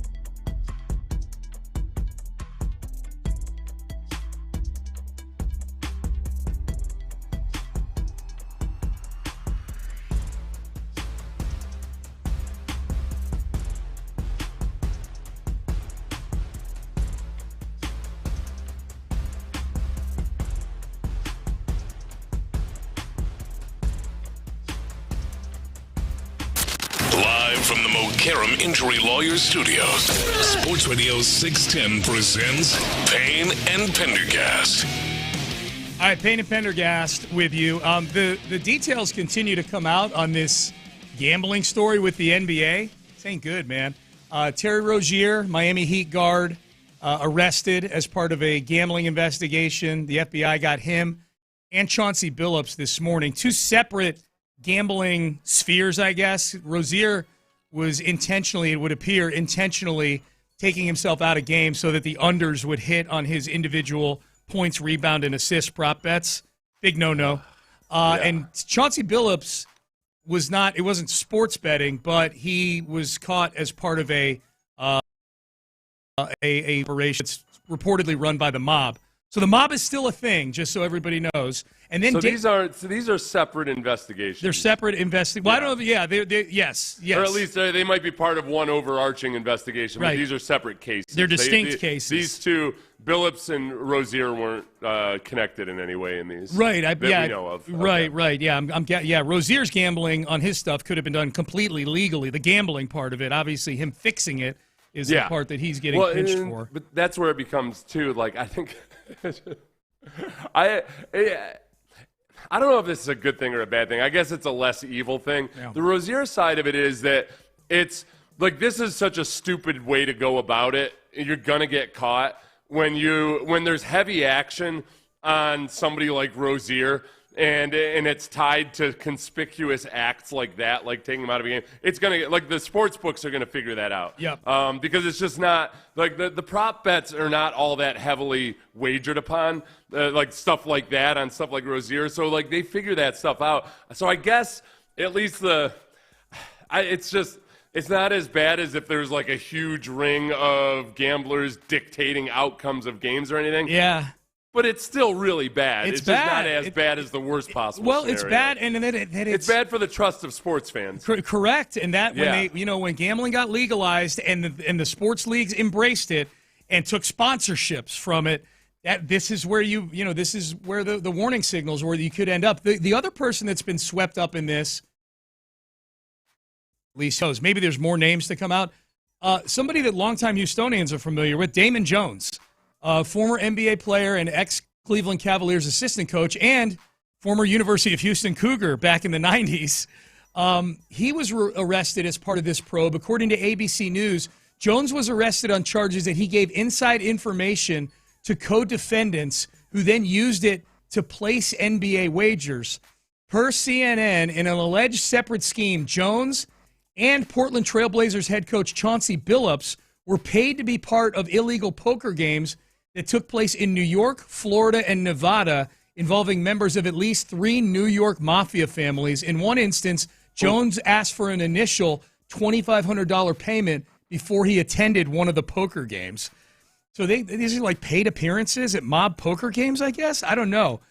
Jones, Billups, I guess. Oh, go ahead. Real quick, Jones, Billups, and Terry Rozier were among 6 people who were charged on Thursday in connection with the probe. So it was one big probe.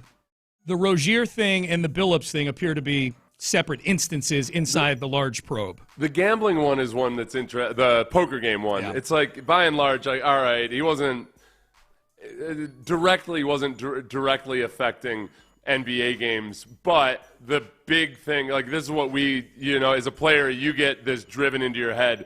They don't want you having any ties to any kind of organized crime or whatever, because what ends up happening is the mafia people who are heavily involved in gambling, when sudden into them for $1 million or something, that's when games start getting fixed. That's the big deal. 100%. You're playing like Chauncey Billups, Rozier leaving a game early or something. It's probably not in Game 7 in the NBA championship or whatever. Right.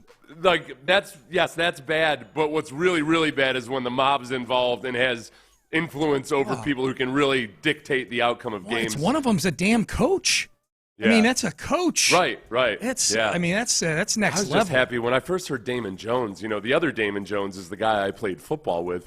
University of Michigan tight end. Okay, I didn't know. Back in the day. Okay. He's an upstanding citizen. I heard Damon Jones. I was like, oh, no, not my Damon. Right. And it was. Luckily, I saw NBA immediately. Okay, we're good. You're good. You're good to go. So this is a big story unfolding right now.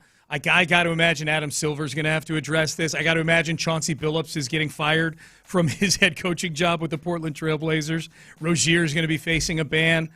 Damon Jones, if he ever wants to get back into coaching, that ship has sailed. Even though you're a FOL, friend of LeBron, you're done. So we'll keep an eye on that. Well, yeah, and if you're, I mean, especially, boy, Rozier, I mean, I like actually gambling on games that you played in and taking the under. Like, it's at least with Pete Rose, you could say he never bet on his team to lose, all of that, which is like, that matters in the moral bank of things. Yes. But taking the under on yourself, my God. Yeah, man, that's it. That's the essence of what professional sports and collegiate sports has been scared stiff about bed with gambling, is that. All right, DeMeco Ryans yesterday, he was asked, this is an interesting question, how much of what happens up front on offense, on the offensive line, is talent versus technique? That's a great question, Cam. A ton of it, I believe, truly a ton of it up front has to do with technique. Right? And, of course, you want to be the most talented group. You want to have the most talented guy possible. But I've seen guys of all who came in the offensive line from all different, whether it's undrafted all the way to first rounder. It's just about really, that group is really about the details and the communication and being tied together, playing together.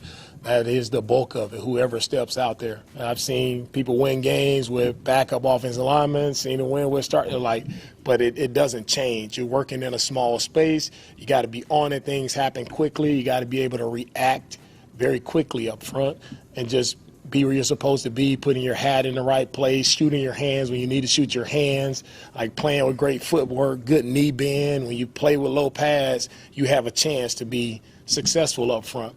If you do something erratic and you're out of position or you're playing too wide, now you're just susceptible to a lot of inside movements, which we can do a better job of here, is just protecting more inside out.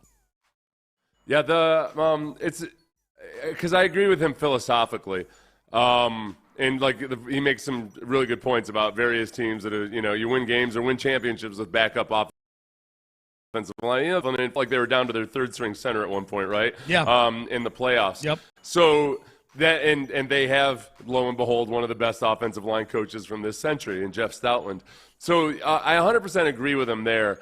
There is a tipping point, and it's like everything else in life. There's a balance between God-given ability and then the actual instruction and coaching and technique. I do think they have improved fundamentally in a lot of ways. There aren't as many really bad plays where there's immediate pressure because the guy's just getting smoked out of bad technique or whatever. I think that has improved. But when it comes to the run game especially, that's where sometimes it's just if you don't have guys that are physically capable of doing it, no amount of technique in the world is gonna. In the run game, if you think about like two sumo wrestlers, all right, at some point, power and body weight and everything else matters. Yeah. If you put Conor McGregor up against a sumo wrestler, no amount of training is going to save Conor McGregor in a sumo wrestling match. He's gonna get dusted. So that's where the Texans are right now. Is okay. How far can coaching take them above and beyond where they are right now? Yeah, because there were multiple avenues to try to improve the offensive line this offseason in terms of the types of guys to go get. And I guess by types, I mean like the expense level. The more you spend, the more talented, at least physically talented guys that you're going to go get. The Texans chose not to spend in the expensive aisles when it came to offensive linemen. They spent in the journeyman aisle and in the draft pick aisle, agent aisle, with hopes that it could get cobbled together to get a group of guys that are of average talent but working together to be an average offensive lineman. So it sounds like DeMeco was okay with philosophically what they did. It's one of two things. They either just didn't get the right guys or they didn't hire or promote the right coach, or both of those things right now. Sounds like he wants Conor McGregor to be his left guard because he's scrappy and tough. May as well, and he has a focus on technique. Yeah. When he was talking about this, and again, philosophically, I agree with him. But it's like everything else in life. It's part nature, part nurture. There's you can never take either one of them out of the equation completely. I thought the first guy I thought of was Hank Fraley. You remember the center from the Eagles that they called Honey Bun? Yeah. Boy, yeah, not a good athlete, not a good physique, but he got the job done. Great nickname, though. Yeah. Hank Fraley was gone before DeMeco got there. Yep. So I thought next of Mike Breisel, the offensive lineman for the Texans, who was here when DeMeco was here, and he was a classic. I think his rookie year was my last year with the Texans. It was. He's a 2006 guy. Yep. Undrafted rookie free agent, not a whole lot of natural ability, but ended up being a really solid and steady offensive lineman in the NFL. He got paid by the Raiders, man. He got paid. Yeah. So you can have a good offensive line with guys like that don't have all the God-given ability. It's just that the Texans aren't there right now. But it's also it's not the worst offensive line in the league right now. No. And they're not the only problem, but it's not a great offensive line right now, and it's not a great receiving core, and it's not your running backs. Your running backs are not great. Yeah. The tight ends are. Dalton Schultz does some good things as a receiver. Yeah. I think he's putting in a good effort at it and blocking this year, but he's got his limit. He's not George Kittle. Okay? No, by the way, with George Kittle see back him in the on mix with the Sunday. 49ers, that looked pretty good last week. We'll see him on Sunday. Somebody asked on the text page, okay, what do you guys really think the number of wins is going to be for this team this year? And I hate doing this. I think this game on Sunday swings my prediction for this team wildly. I think if they lose this game on Sunday, it means that a lot of the things that we're seeing, this tip of the iceberg that we're seeing of maybe some dysfunction, some dissatisfaction between head coach and quarterback, maybe guys not listening to the head coach. If they lose on Sunday, and especially depending on how it looks, then they're 2-5. I might predict them to be 5-12 this year. Conversely, if they're able to win, especially without Nico Collins and Christian Kirk, and they're 3-4, I might go 8 or 9 wins this year. I don't this is a big swing game for me on Sunday for a prediction like that. You had made the good point about the number of remaining home games. Yeah. What's the balance there? 7 home games, 4 road games remaining. Yeah, and the advantage the Texans have as pass rushers and as a defense at home, assuming that the Texans' defensive players decide to actually try to execute the game plan from here on out. Yeah. I don't know. Apparently, all of a sudden, that's a big question. Fair question. Hey, are the defensive backs going to actually attempt to execute the game plan this week? Yep. Because it appears that they did not against Jackson. They do. That swings me back towards. What did I had a hard time getting to more than 8 wins, if I was being realistic about it. Yep. I think 8 wins right now is my ceiling in best case scenario. If they get some things together. Yeah, we had some fun trying to get to 10 earlier in the show, but that was not a prediction of 10 wins. That was just a scenario where they could get to 10 wins. They need to take some giant leaps on the offense. Yes, they really do. They can't. They won't win 6 games if this is how the offense looks the rest of the year. All right, Payne and Pendergast with you. Crosstalk brought to you by D&M Auto Leasing. Reggie Atatula is here, back from his root canal. Yeah, baby. John Lopez. Let's see. Talk. How the lips are moving, and you don't need to do that with your tongue. That's gross. How you feeling, man? You want gross? I'll give you gross. Well, no, I didn't say I wanted it. I just said it was gross. Doesn't mean I wanted it. It was. Did you just do the bubble gum trick? It was a root canal, man. Yeah. Just a pain, emotionally and just sitting there and all the drills and the smells and the lasers. Where is it on the level of things? Do you it's a local anesthesia, so you drive yourself there and drive yourself home. Yeah. You don't have to hang out all day or anything like that. No, you can't drive yourself home. Well, I did. Unbelievable. You're not supposed to drive yourself home. I know. Wow. I was like, she's outside. What, John? I wish I did this. I think it was over 10 years ago now. I can't remember the name of the doctor, but he was a root canal specialist. All he does is root canals all day long. That's what this guy was, an endodontist. Yeah. I had, but I know he's an endodontist who, I don't think does a single thing other than root canals. That's it. Same as this guy. Okay. Yeah. I know what my bill looked like. Yeah. That guy's making some jack. Oh, is he really? Yeah. I think my experience with it was I want to say I almost enjoyed it. It was because my expectations were so low. You hear there's so much negative propaganda headed in that you feel like you're about to have a bad trip. It's just uncomfortable. Yeah, It enjoyed didn't it. hurt a lot. It wouldn't. It was just like an hour. I don't know if I want to go to a doctor whose very first syllable of his title is endodontist. Endo. Yeah. I kind of enjoyed it. Like I felt like I kind of just was. I was appreciating how good and efficient they were and everything, and like I kind of went into the funk from whatever oxy whatever they'd given me, and I was there too. I was like, okay, what's he doing now? And now there's a laser. So what are they doing with the laser? All you have is smell really to go by. Yeah, it was pretty cool. See, now I know why Seth eats all those sweets up in the press box. He's trying to get cavities so he can go back and have that fun root canal and the endodontist that he wants to go see. So endodontists, that's all they do. So that's an endodontist. They do root canals. They specialize. Well, in he root was. canals. Okay. I haven't looked it up, but I was asking the lady up front, and they do 6 or 7 a day. Okay, see, that's feel like, all he does. I feel like that would be a nickname for like a cool serial killer. Yeah. I'm the endodontist. This is the end. Yeah, that would be a rough way to die. Yeah, like root canal. I give root canals with no anesthesia, one by one, until you expire. Every single root. Every root. Every root. You're listening to KLT AM, KLT FM HD2. Houston and Odyssey. This is the question of the day, fellas. Oh, okay. I thought you were going to do the honors, Mr. Endodontist. What's something that you just prefer to do alone in honor of Joe Flacco, growing in his humanhood and realizing that, you know what, that person sitting alone at the Applebee's, they're actually having the time of their life. I like eating alone. I made the caveat earlier, although Seth didn't believe me, that I do like going out to eat with my wife, Amy. I do enjoy that. But I rather enjoy, if you were to ask that question, like if Flacco weren't part of this, if it feels like eating alone is not an allowed answer because it's already been taken by Joe Flacco. Why not? Well, I love eating alone because I'm somebody I'm still trying to get better about that. Like when I go out to eat, I'm like, it needs to be an occasion. I need to be going out with friends or someone else, right? I need to have that. Yes. I'm still trying to learn what Flacco apparently has picked up, and you obviously know very well. I like it. I like it. Just is it? Am I allowed to say everything? Everything for 22 hours a day. I will say.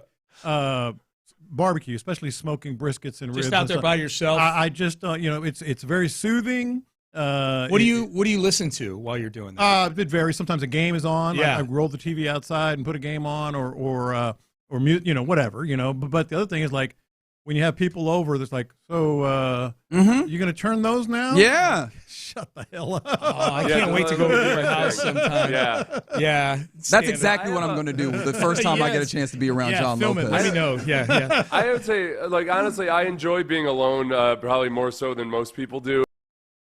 But I need social contact, and I enjoy it, but only for a limited amount of time per day. So I really enjoy my time with Sean, but the problem is that's my 4 hours. And sorry, for the Brandy. rest of the day, time's up. For the rest of the day, I would prefer to just everybody leave me the hell alone. On the weekends, yeah. All right, here we go. But in any given day, more than 4 hours is rough for me. Yeah, I feel like for Seth, the question has to be in inverse. Like, what's something that you actually prefer to do with other people? Good call. Yeah. Oh, okay. Yeah. That makes Seth think. Yeah. I enjoy eating meals with people. I really enjoy that. I have a good time going out to eat. I think or a lot of us, not all the time, and as is the case with me, but sometimes I like watching a game by myself. Oh yeah. Especially a game of a team that you're emotionally attached to. That's that for sure. Mm-hmm. I like driving. I like getting in the car, driving by myself. I love to drive. I like my peak by myself moment is probably, especially now that the weather's getting cooler, my stool right there at my local watering hole with my table right there with a cigar, with my phone out, listening to either the tail end of In the Loop or listening to The Drive or listening to a little music, and just nobody's there. It's 2 o'clock in the afternoon and nobody's there. And then people start showing up at 3. Ruin everything. And if you're listening right now, I'm not talking about you, but then people start showing up and then, Are you really alone when you're listening to Figgy's mixtape? You know? Yeah. Kind of. Yes. That's how I choose to be kept company. Fair enough. Yeah. Through my phone. Yes. And you guys. Yeah. So, okay, good. Crosstalk brought to you by D&M Auto Leasing. John, welcome back. Thank you. Yeah. And Seth, antibodies to you. Football Friday. We promised to talk about the 49ers tomorrow. Why? Oh, yeah, that's right. We've got a football game Texans, coming up. Don't worry about the 49ers. It's all about the Texans. DeMeco Ryans often says. We're going to talk about the Texans executing against XYZ team. That's right. Yeah. Antibodies, and also then I will be talking to you about stealth camping, which Yes! one of our listeners turned me on to earlier. So tomorrow, 49ers and stealth camping discussion all day long. All day long. For 4 hours, and then you can find me in my retreat in the woods. By yourself. Hell yeah. All right, we are done. We are out of time. Crosstalk brought to you by D&M Auto Leasing. Reggie Atatula, John Lopez, Figgy Fig. They are in the loop, and they start now. Yeah, damn right. You start now. You're in the loop here on Sports Radio 610, and I will break the form immediately as I was about to do exactly what John Lopez did just in that moment, which is type down stealth camping. Well, you know why I typed it down? Why? I used to do that all the time.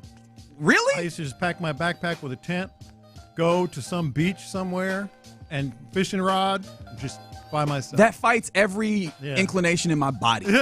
Just go out into the woods by my lonesome? No, thank you. The reason that came up was because, similar to you guys used Joe Flacco as the basis for your question of the day, and it's an outstanding question.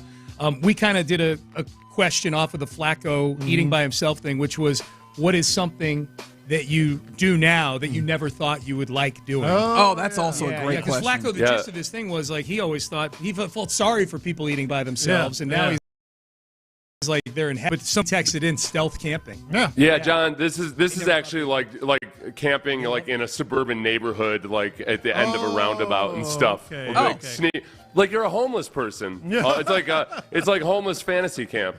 I used to just go to a beach with a loaf of bread, some bologna, and a fillet knife in case I caught fish, and my tent. Okay. It was awesome. Today I am learning. Yeah. All right. Appreciate you fine fellas. Again, we always love cross-talking with the fellas of the drive, fellas of Payne and Pendergast. What am I doing like right the now? drive. We don't? Okay. Thank you for making that note. I'm sure that we'll hear about You're that not later. talking about the drive. No, of course not. All right, let's get going on Thursday. Appreciate you rocking with us. We will give away a 4-pack of tickets in the 12 o'clock hour to Cougars, West Virginia Mountaineers. That'll be given away, and we'll have a few guests. As always, we talk to ND Kalu on a Thursday, and we will go behind enemy lines with Tracy Sandler, who covers the Niners. But before we get there, John Lopez, I know that you heard from DeMeco Ryans yesterday, as we all did. Sure did. I'm wondering in what kind of mental state you did, because I know you had the root canal, so I don't know where you were. A little Tylenol with codeine opens your that third eye, as you like to call. No, look, man, this bothered me, and it kind of opened my eyes in a different way. What bothered me the most, and it's not really what I want to talk about here, but it bothered me the most when he was asked about the identity of a football team, and he said, "Move the ball." Had David Culley said that? Did you say that? I didn't hear it, so Sean, sorry, but had David Culley said our offensive identity, we would still be playing that cut. It wasn't for that. We're going to be an offense that's going to be an offense on Tuesday, where he said that Braxton Berrios got the job back as the punt returner because he can field the ball. That's I said that exact thing. I said if David Culley said that, we would spend 5 segments on But the identity, move the ball. That's another one. You know what? You got to play winning football for 4 quarters. That's right, David. Let's hear from the horse's mouth. This was DeMeco specifically responding to the question, what is the identity of this offense to you? The identity of our offense is, at the end of the day, to me, identity of offensive football is move the ball. It doesn't matter. People want, you'll run first, pass first. It doesn't matter. If you get 4 yards, you get 4 yards. It's just throwing the ball, passing the ball, and offense just has to be efficient. And that's what it has to be. Right? When we played versus the Titans and versus the Ravens, what was our identity? We moved the football because we were efficient. We stayed on track. It didn't matter if we ran the ball or we threw the ball. Short passes, it didn't matter. That's what offensive football is about, right? And that's what, the team we're playing this week and watching these guys on tape, what's their identity, right? They move the football. They find ways to get the ball out. They run the ball well. They throw the ball quick, getting out of the quarterback's hands very well, and they're efficient with what they're doing. That's what they call situational football at times.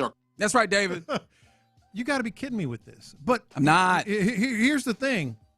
He also, when asked about, the offense in general and how they're doing things offensively, he said, I'm figuring it out.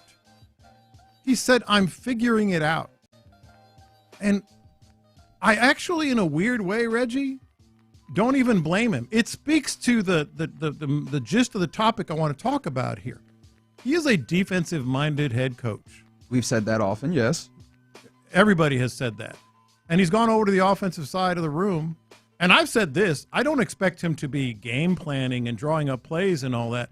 But to be able to sit there and say our identity is move the ball and I'm figuring it out, that tells you that a defensive-minded head coach has some severe blind spots in terms of the offense. I will say that I'm figuring it out comment was in response. It was about the whole thing. It was about the whole. Right. Well, I think it was even more so about how, why things in the games weren't happening as to the way they were practicing, that's been kind of surprising. About the offense at first. Somewhat, yeah, but I think it's surprising to me is just the way that DeMeco Ryans, in a way, has kind of been bringing the accountability that folks have been clamoring for from the outside looking in. Yeah.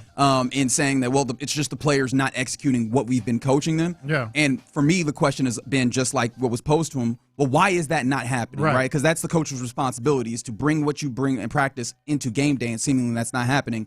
And that was where he responded, I'm figuring that out. But still, I think that there is a point to be made about the vagueness that he brought to an answer about the offense. But do it seem like he don't really have a say-so in this? No, he has a big say-so. No, I know as the head coach, he have a say-so. I get that, but that's not his office. That's not his.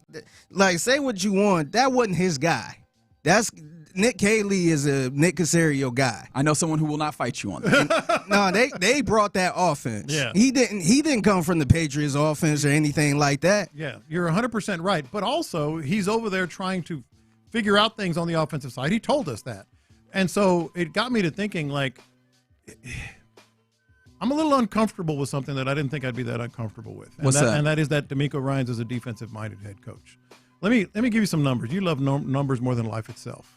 That's an exaggeration, but I understand what you're going for. I looked at the top 2 teams in every division in the NFL. That's 16 teams. Okay? Right. 16 teams in the NFL. The top 2 in every division.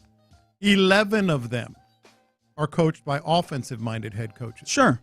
Is that a coincidence? 11 of the best 16 teams right now, as we sit here, are coached by offensive-minded head coach? No, but I think it's fair to then take a larger look at what the league is situated as, where there's a lot of teams that are coached by offensive-minded head coaches because of the, I think the push and pull. Why? That I think teams know that having a very good offensive coordinator, teams lean towards offense. Yeah. I don't think that also means that good defensive head coaches can't be there. I think that there is something though for me where outside of him just being a defensive head coach, although I guess it is.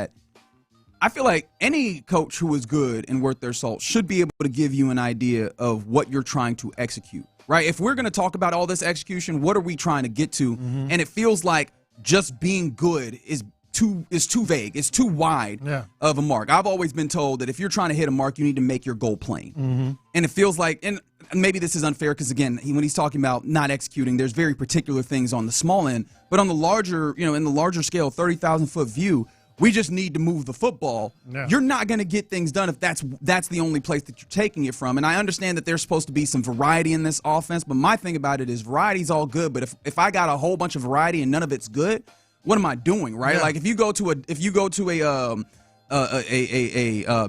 diner mm-hmm. and they've got this big old menu and none of it's good, that restaurant isn't worth a damn to you. When I can go to a very particular place that only serves one thing but does it incredibly well, and I'll be better served that way. And it feels like that might be what's happening right here with this Texans offense. So do you feel like DeMeco is at this diner with this terrible menu? Oh, I think that's an easy place to go. I mean, you tell me looking at this offense, that's what this offense is right now. That's what I'm saying. Like at some point, that's why I feel like he's kind of vague with these answers. Well, it's like, what am I supposed to eat at this point? I don't think he really knows. And maybe how am I supposed to cook with these awful ingredients? Let's keep this in mind. Who's running? This is a simple question. Who's really running the offense? Nick Haley's the offensive coordinator, but let's keep in mind we know who brought him in. There's one, Nick Caserio. Then there's Nick Haley, who came in this year as the pass game coordinator. Then there's Gerard Johnson, the quarterback's coach. Then there's Ben McDaniels. Then there's the old coach that Bill Lazor. Bill Lazor. That's 6 guys. That's 6 offensive guys that ostensibly could be coordinators and have either been or been interviewed as coordinators. You have 6 guys on the offense.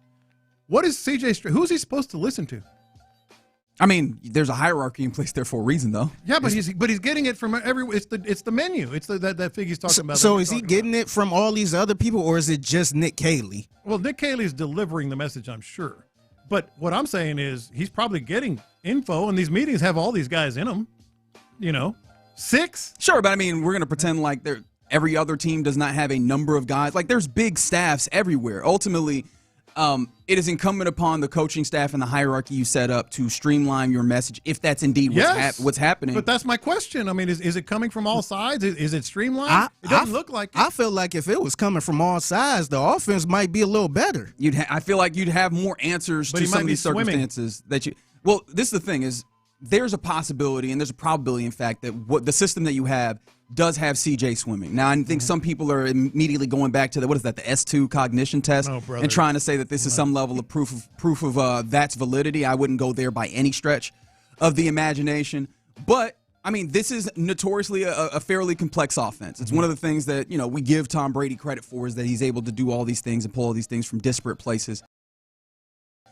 Yeah, he might swimming, but ultimately, like, the decision, like, the complexity is not leading to answers. And it's the real problem is that the layman can look at the screen and see there aren't answers here. Mm-hmm. And so I would love to have a circumstance where you could funnel this down and have answers. But the problem is, how do you do that without being able to like fully hone in on that? And DeMeco Ryans, as the dude who ultimately decides the direction of what's happening, whether it's offense, defense, special teams, anything in between, is telling you that basically we just need to get offense. Yeah, that doesn't feel, and maybe that that outlet of standing in the podium in front of the media is not where he's going to give you the fullest answer. However, I don't know. Just we're 7 weeks through this. They had a big long week of being able to self-scout 3 weeks in. You have a bye week as well, which is again 6 weeks. That's another opportunity to self-scout if we're going off of his menu, and then we come out with decisions that are mind-boggling. And offense does not have that is not pointed and does not have direction. And then we have a directionless answer. It feels like it falls in line with the larger trend. Yeah, to me, it just seemed like DeMeco is, he's the head coach, so he going to get the blame for this. But to me, it just seemed like he is just, I guess, rolling with the punches. These are not his guys, even though he said, I hired Nick Caley and that was my call. These ain't his guys, man. And I think he have legit no answer. I know we're kind of up against it, but I do want to share this because this opened my eyes big time. The whole defensive-minded head coach. He's still, even if they're not his guys, he's still establishing. And we've heard him say that, run the ball short, be safe, et cetera, et cetera, et cetera. So I want to go back to this study that I came across because I really started digging in on the offensive versus defensive mind. Yeah, I was channeling Reggie. So from 2011 to 2021, that's the most recent study. There were 36 quarterbacks drafted in the NFL. The majority of them in the top 5 and 10 picks were drafted by defensive-minded head coach. But the majority of the success of those players came from offensive-minded head coaches. Think about that. The majority of the highest drafted quarterbacks went to defensive-minded head coach from 2011 to 2021. But the most success were the ones that were drafted by offensive-minded head coaches. That's what I'm looking at. Okay, so we got the wrong head coach then. Well, I'm just saying. That's what you're putting forward here. Yeah. Well, what I'm putting forward is let your offensive guy be by himself and get it done. Not like Bobby Slowick, but maybe look at the defensive-minded head coach. No, he's not offensive-minded, but like Ben Johnson in Detroit, like some of these guys, Buffalo. You think DeMeco need to back up a little bit? I do. I do. But we were looking at the early portions of the season and their inability to get things done. I know saying Bobby that he needed to come through. It all. Bobby Slowick ruined it all, but I do.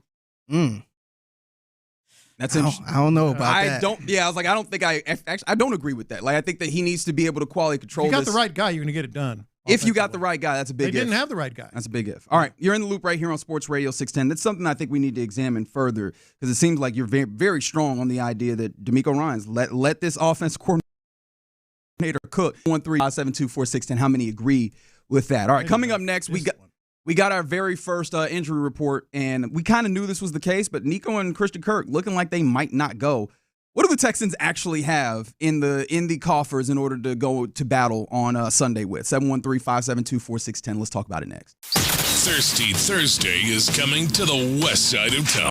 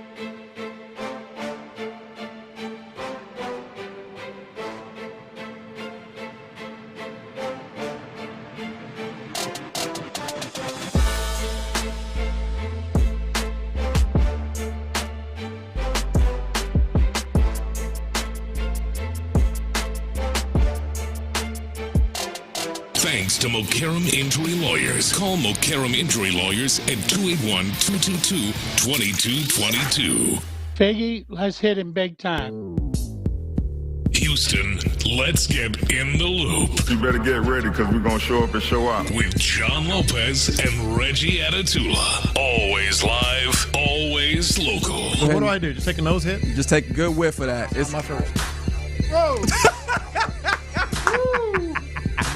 God almighty. You're in the loop on Houston Sports Leader, Sports Radio 610. Yeah, you're in the loop here on Sports Radio 610. I don't know if this is going to make you feel any better, but with all the woes that we felt offensively, you're going in facing off against the San Francisco 49ers team, admittedly at home, but a Niners team that looked a lot better than I thought they would this past weekend, with some young guys stepping in. We'll talk to Tracy Sandler, who covers them at 12, but you have that, and you need to get this offense right if you have any chance of trying to chase the playoffs. If you want to be an athlete that start putting up here in a few weeks on these television telecasts, the offense needs to come along, and it needs to start immediately. However, this offense is going to be without two big names for it, and that's one, the man who wears number 12, Nico Collins, and then the man who wears number 13, Christian Kirk, because it seems like, or at least it seems that way. We got our first injury report. Right. We knew Nico Collins would be on it. He's dealing with a concussion. DeMeco Ryans said that out and out, right? And so we'll see what the concussion protocol is for him. And then Christian Kirk was also on the injury report. And, I mean, look, we'll see what the rest of the week provides, what today's report provides, tomorrow provides. But if this team is indeed without those two guys, knowing what we've seen from this offense, what do they have to work with? What does it look like going into this game? Well, and first on the injuries, concussion protocol, it's going to have to go way against the grain for Nico Collins to play. At least for wide receivers, right? Because there have been instances, especially in the more recent iteration of the modern NFL, where we've seen guys come back pretty quickly from concussion. But they are exceptions. The vast majority miss at least a week. Agreed. And I think those exceptions often are quarterbacks. Because we all know where the bread is buttered, right? Like, hey, let's get this quarterback out here so people actually want to watch this football game. Yeah. And we can go up and down. It feels like they end up being a little bit closer to conservative and safer with it, with wideouts or anybody else in those various other positions. I'm personally betting that Nico does not play. I would hope that he does, because let's face it, despite him also having a bad game, having some drops, he's the only guy that it consistently gets away that threatens a defense on this offense. No, absolutely. I wouldn't expect it either, but I guess crazier things have happened. But it would be very, very rare for him to play. Christian Kirk, kind of the same way, but a different injury.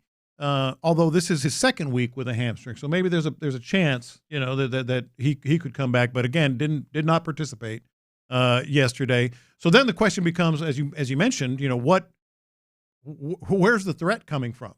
Hello, Dalton Schultz. Yeah, Dalton Schultz has been solid getting into spaces. It feels like even as much as there are deep routes in this offense, it doesn't feel like very much of them have been all that fruitful, because it all like when you've been able to have benefit on deep routes, it's because you've been really, really solid on the little things, right? Yeah. As much as we can get mad at them talking about you just have to, execute and stay on the chains and all of those things, that is the way that they were successful. It's just, how fair is it to expect at the highest level of football that we know into humanity for you to be damn near perfect in the way that you execute in order to open up deep shots? Yeah. So, how much do you have that from Dalton Schultz? And the only other person that I look at is somebody that they had previously been largely unwilling to give shots up until they had no other choice in this past game, which is Jalen Noel.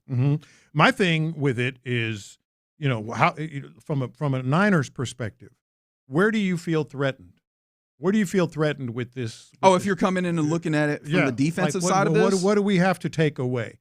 And I don't know how much they're mixing up. I haven't looked at the numbers. Maybe you have. How much in San Francisco these days? But I wouldn't expect them to play a whole lot of zone. I think they're going to end up manning up a lot of these guys and putting an extra guy in the box, because the Texans, their only chances to be able to establish the run. The Niners actually do play a good amount of zone. Don't forget that it's a similar defense. No. That Robert Saleh runs. Style-wise, yes, but I mean, what have they been doing? They've been playing more zone. because I haven't looked at it. Yeah, this year the Niners a lot of zone, a lot of cover 3 in particular, and then they'll get you with some cover 4 and cover 6, which of course is quarters or quarter half.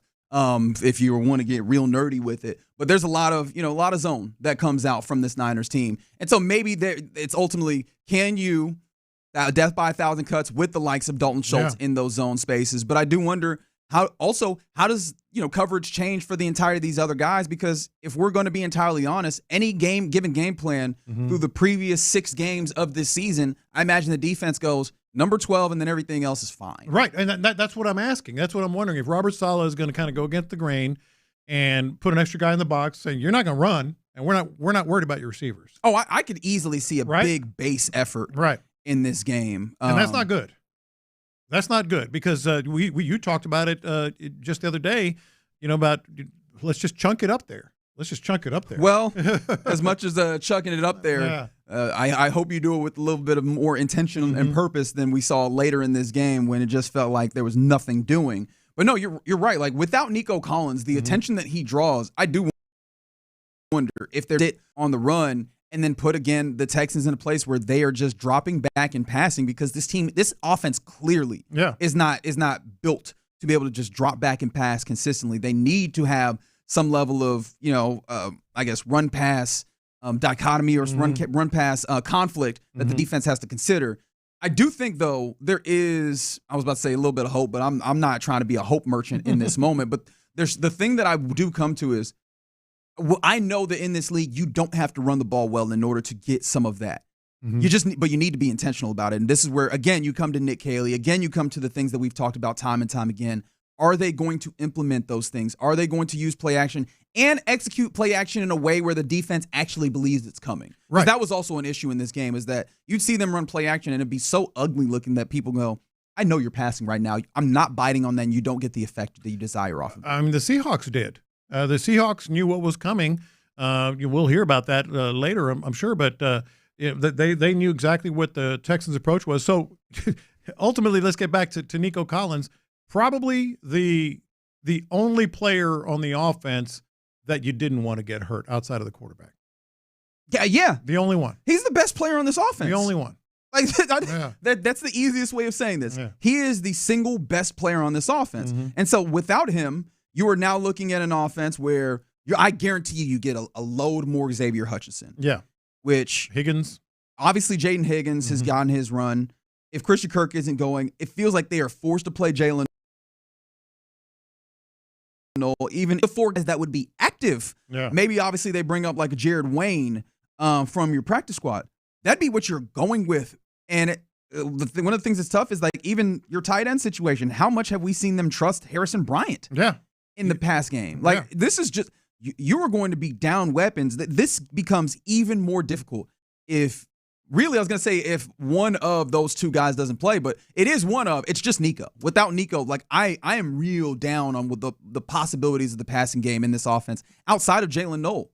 Yeah. Really, like Jalen Noel is the bright spot right now, and I don't even know how confident they are in utilizing him because he's done little bits of what we saw Sunday. Until they knew they had to. There you go. And a texter brought this up, and I fully expect this. Plenty of blitzes, too. Plenty of blitzes. They want to just get the ball out of C.J. Stroud's hands and be able to jump routes and see those bad throws. No, it doesn't stack up well offensively for this team right now. No, and like that's the thing that's frustrating is that's the thing that has to happen. This defense had a +3 turnover differential because they went and just took the ball away a good amount in that game versus Seattle Seahawks team, and it still felt like you were fighting to try and be within 1 score. Yeah, this offense has to come along, and I'm gonna be honest. I don't have hope that it does this week. I agree with you. You're in the loop right here on Sports Radio 610. Coming up next, let's get to our question of the day. Joe Flacco, the quarterback and savior of the Cincinnati Bengals, realized that there's something that he actually enjoys doing alone that he never thought he would. And so in honor of Joe Flacco, question of the day, what's something that you just prefer? 352-4610, we'll do it next. I don't know if you prefer it, but you can do this alone. Pick up the phone.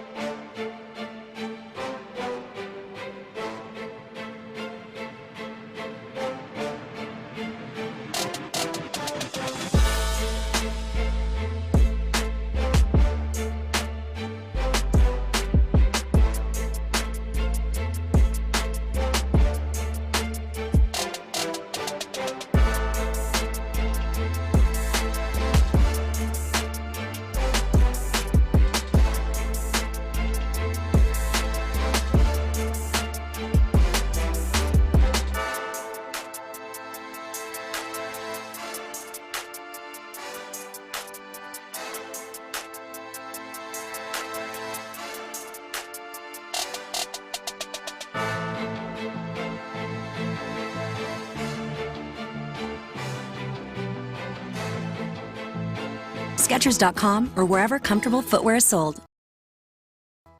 Century Lear Studios, Sports Radio 610 presents In the Loop with John Lopez and Reggie Atatula. All right, let's get to the question of the day.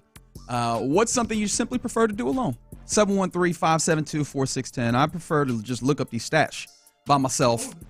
That's a great one for you. I just dig into some of this stuff. Me and my laptop. Just me, laptops, plural. Yeah. Yes. You asked earlier if you didn't, because you were like, is it possible that the Niners blitz a lot?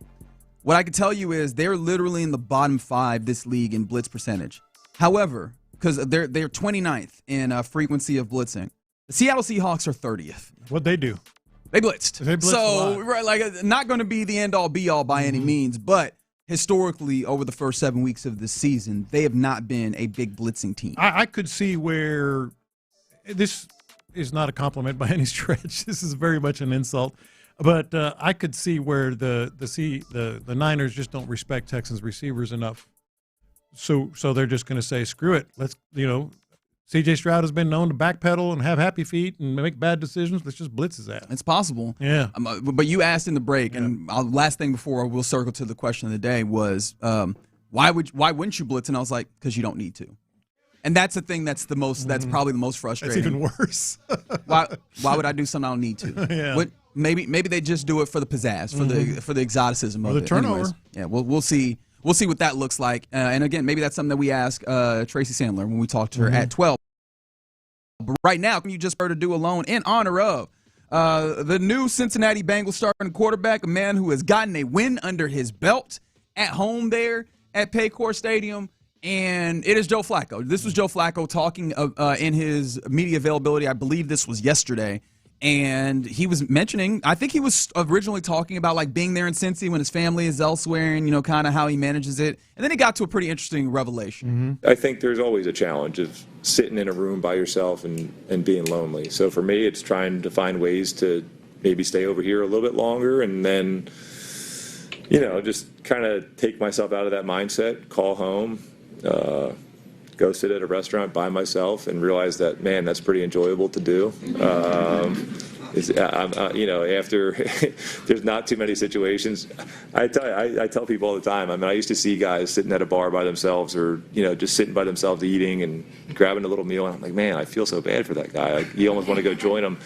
And now I realize, like, that dude was in heaven.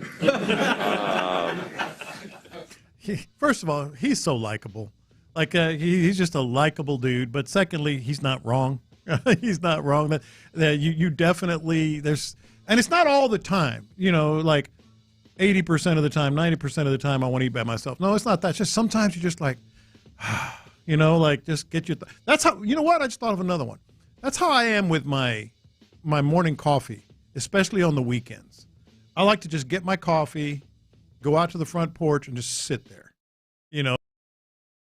You've got that day. You're just sort of like, and I get a good view of the downtown skyline, so I'm just taking that in.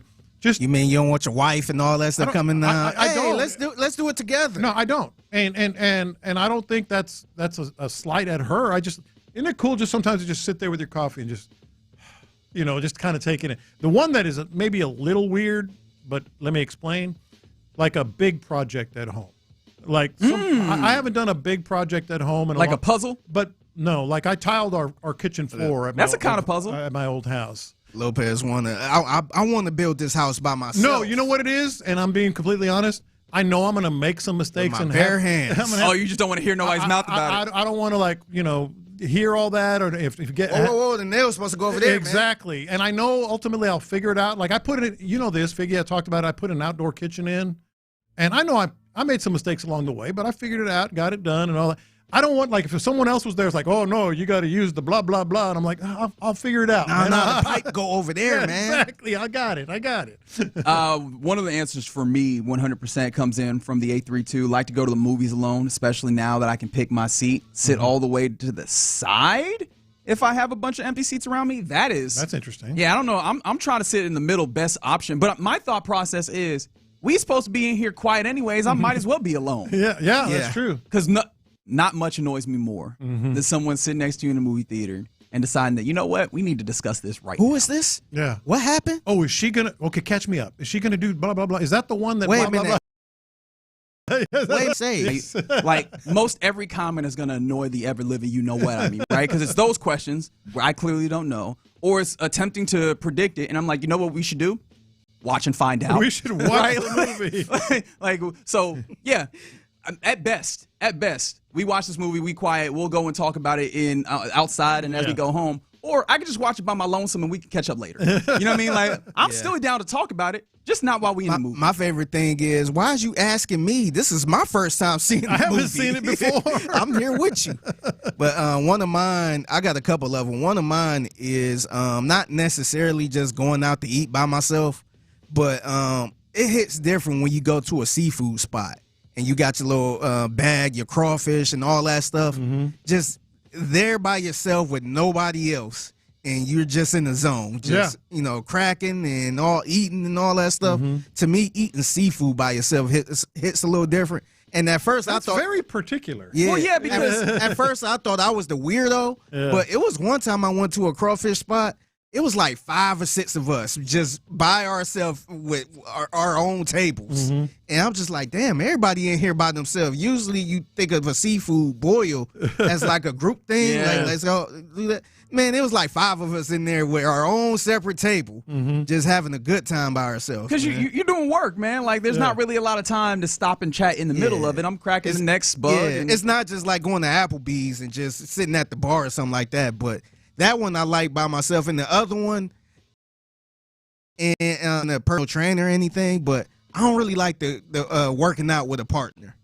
Oh, that's a good one. Yeah, yes. Agreed. Yeah, I don't really like that. I'd rather do it by myself. If it's not a trainer that's pushing me to do something, then I can't be like, yeah, Reggie, let's go work out together and do our own thing. 100%. No disrespect, but I'd just rather do it on my own. I do need accountability, but I need a particular accountability of like a trainer. I'm right there. I need a sergeant or something. Be like, no, come on, let's go. I need that type of work. I don't just want to work out with a buddy. Yeah, no, I don't got time to talk to you right now. From the 713, they said driving because I can listen to the radio without people complaining. That's a popular one on here. On the YouTube, my wife won't STFU about something when I'm driving, trying to give you alternate directions and everything. And that's hilarious.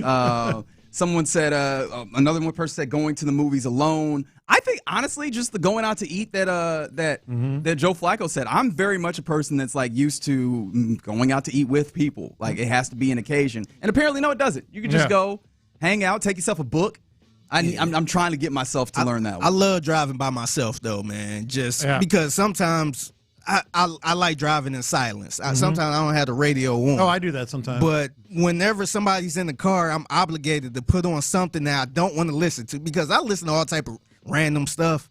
So whenever, let's say Reggie and Lopez get in the car, now I'm like, let me try to find something that everybody going to work with. And necessarily I might be listening to EDM by myself. Now you're DJing as opposed to like just I'm relaxing. DJing for y'all at this point. Right. I might not hear even what I want to hear. make sure I please everybody else with the So music. you got to have that attitude that I did when we drove to New Orleans. I said, this is my playlist. It's going to be all over the place. He's saying this like we didn't let him do that. But it was a good playlist, though. Sometimes I'll be in a weird mood where I've been in a reggae mood. I thought of one. I've been listening to reggae. A lot of people are talking about football, like just watching football. I do that a lot. Does it divide on the line of sports? Do different sports, or is it just like all sports? Let me sit I think and it just pay divides attention. on the team that is really, really your team. Okay. Yeah, The team that is really, really your team. Like, whatever. I like the blah, blah, blahs, but I'm not you going to like be Liverpool? heartbroken. Yeah. Actually, Liverpool is one I watch with other people because Did you watch this Sunday with everybody? I did watch this Sunday. Okay. I did watch. What happened in that game? Do you know? I don't know. They won yesterday 5-1. But I thought it won. I did it yesterday. And this is me being, I don't know what. Choose the word. I don't like people fawning or pretending to fawn all over you when you go to the doctor for something. Like, I went and had a root canal yesterday. Drove to the root canal, filled out all the paperwork, got the thing done, told them that my wife was outside. She wasn't, and I drove home. Hell, I had a vasectomy by myself and drove myself home. I feel like that's not what you're supposed to do. though. It's not. I sat on a bag of ice while I was driving. That is a true story. Damn. Got home, took my Tylenol 3, went to bed. Some other things that come in here. Someone said tracking down wild boars. Is that something you should do alone? You should not. Because I feel like that's something that you could absolutely get caught out. And now you're making noise in the woods and trying to find out if the age-old riddle is true or not. If a noise happens in the woods, does anybody, and no one's around to hear it, did it happen, is what you start happening there. Another one real quick. So y'all know I do the photo booth stuff on the weekends and stuff like that. And sometimes people be nice enough, hey, do you need help unpacking? Do you need... I'll be like, no, I got it, because they don't know how I put stuff in the... Sometimes I could be a little OCD, the way I pack my car up and all that stuff, and people be trying to help and throw stuff in the car. I'll be like, nah, I got it, because I want it a certain way. You have to pack it right. Yeah, you have to pack it right. Just leave all this stuff right here. I got it. 713 said go to the strip club by themselves, a true Houstonian. Someone else said go to, like, concerts alone. Like, I like to go with people on those. Yeah, I was like, I think I'm actually with people. I'm interested, though. If you have that freedom to go to a concert by yourself. I did a couple times because my wife didn't really care for the artists I wanted to see. Yeah. And it was the crazy thing, it was for my birthday. So I was in there on my birthday, off to the side a little bit. I had a little more fun than I thought. But I can see how people don't want to go by themselves. There you go. Oh, and by the way, that 713 also said drugs but tried to walk it back. No, go ahead and stand in that. Some people like being around people, and some people are like, I just want to experience this high by myself. I just want to get high. Go ahead and take that. Yeah, you can be good with that. Don't most weed smokers just do it by themselves anyway, and like in the car and stuff? Yeah. I mean, it depends, because some people kind of use that to get their day. That's going. what I'm. So it's kind of like a cigarette. Yeah. All right, there you go. A little question of the day here. Coming up next, let's go around the NFL, where I know everybody's been waiting. What are they doing with the Pro Bowl? We'll give you that update, but then also talk more NFL next. All right. Hey, let's.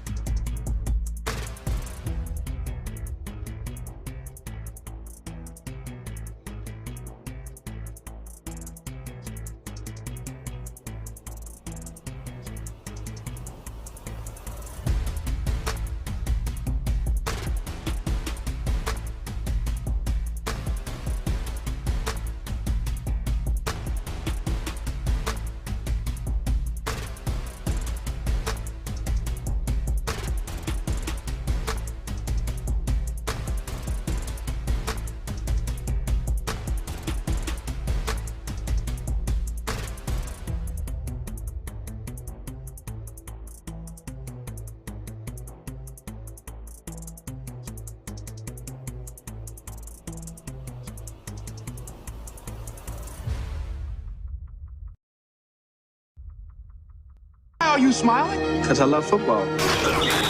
Here's John Lopez and Reggie Adatula. I'm going to tell you all about how much fun you're going to have this season. On Houston sports leader, Sports Radio 610. Yeah, let's go around the NFL here in Loop on Sports Radio 610. Again, coming up here in a little bit, we'll talk to our guy, Andy Kalu. And then at noon, we'll go behind enemy lines as we try and get ready for the Niners game. We'll talk to Tracy Sandler at that point. But right now, going around the NFL.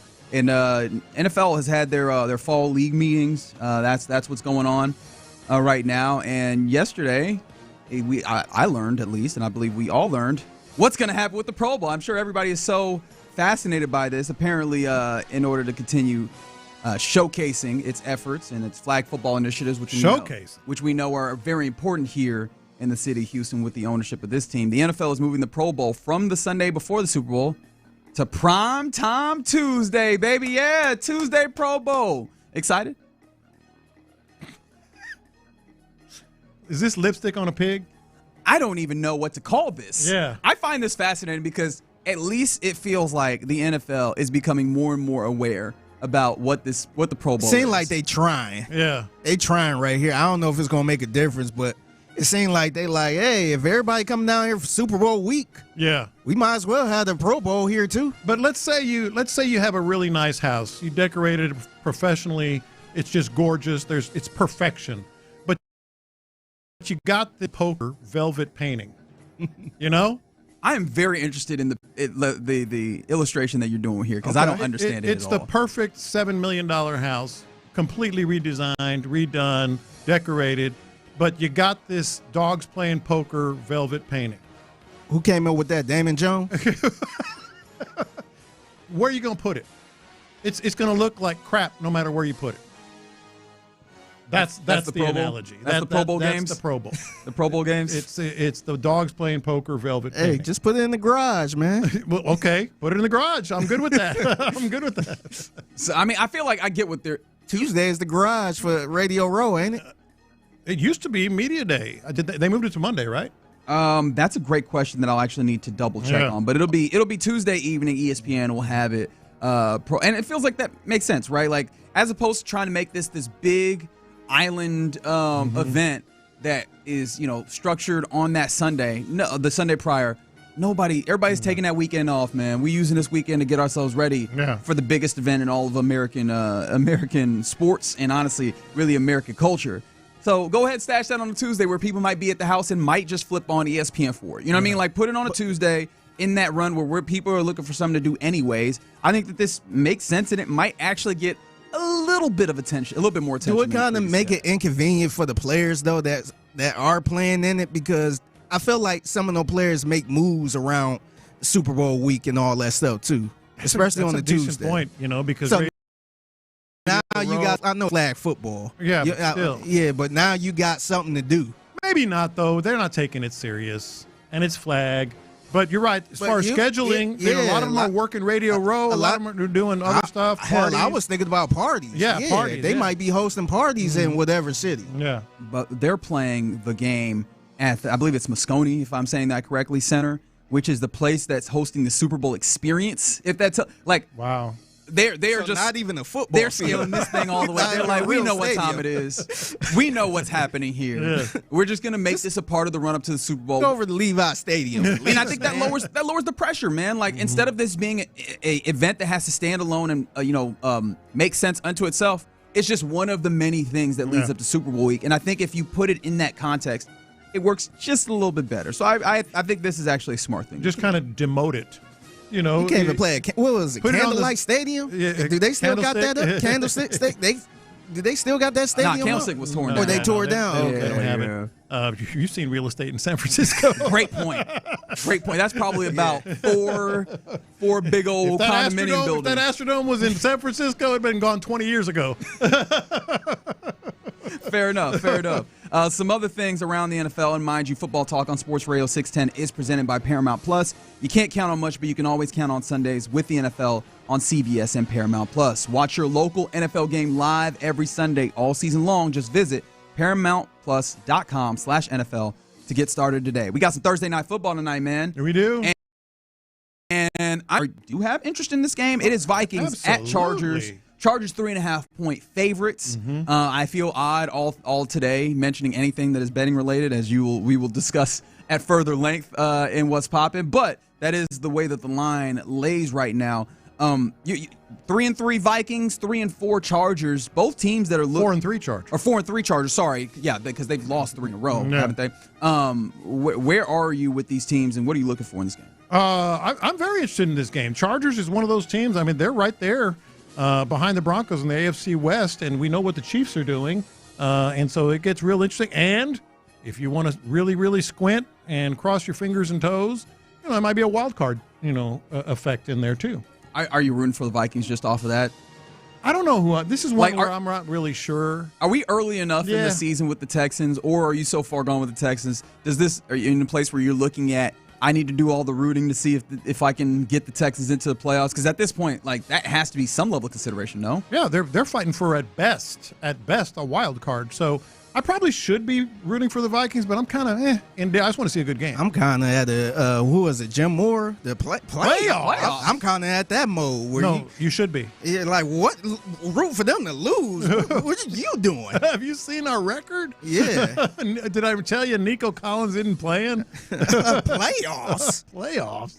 Fair enough. There are interesting things though. With just 40 yards, 40 yards tonight, Justin Jefferson will surpass Julio Jones for the fastest to 8, obviously currently 7,960 for him through 83 career games. Career average is an NFL record right now, 95.9 yards per game.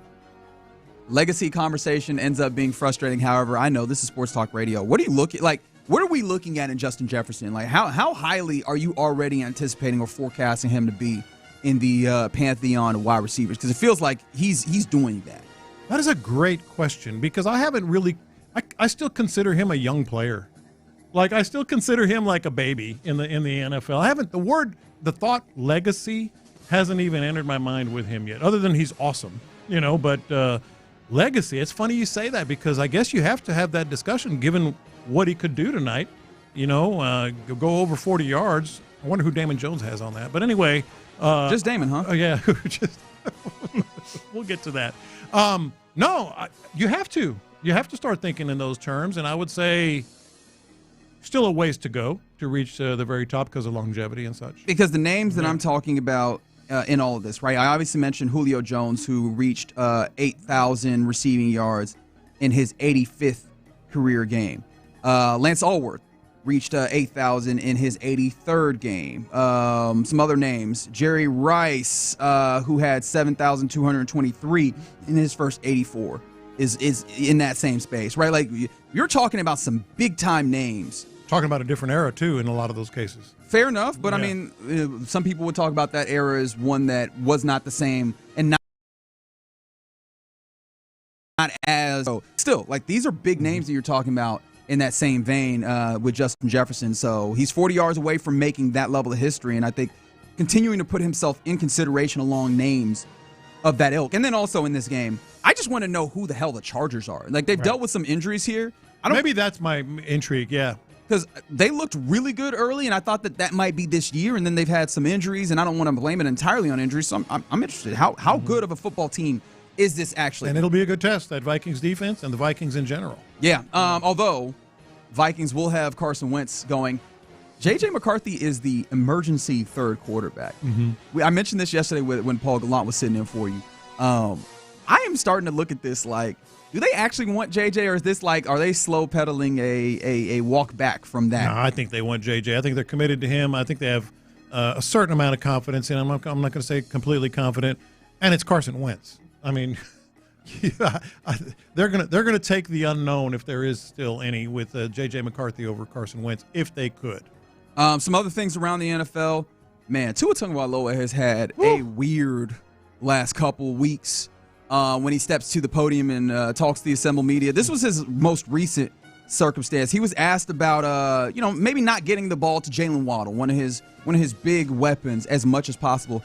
This was the excuse that Tua gave. Yeah, I think with that, some of it has to do with being able to see guys, with their guys also up front and our guys. And I'm not the tallest guy. So be able to see, and then, sometimes when that happens, you don't want to just throw it blindly.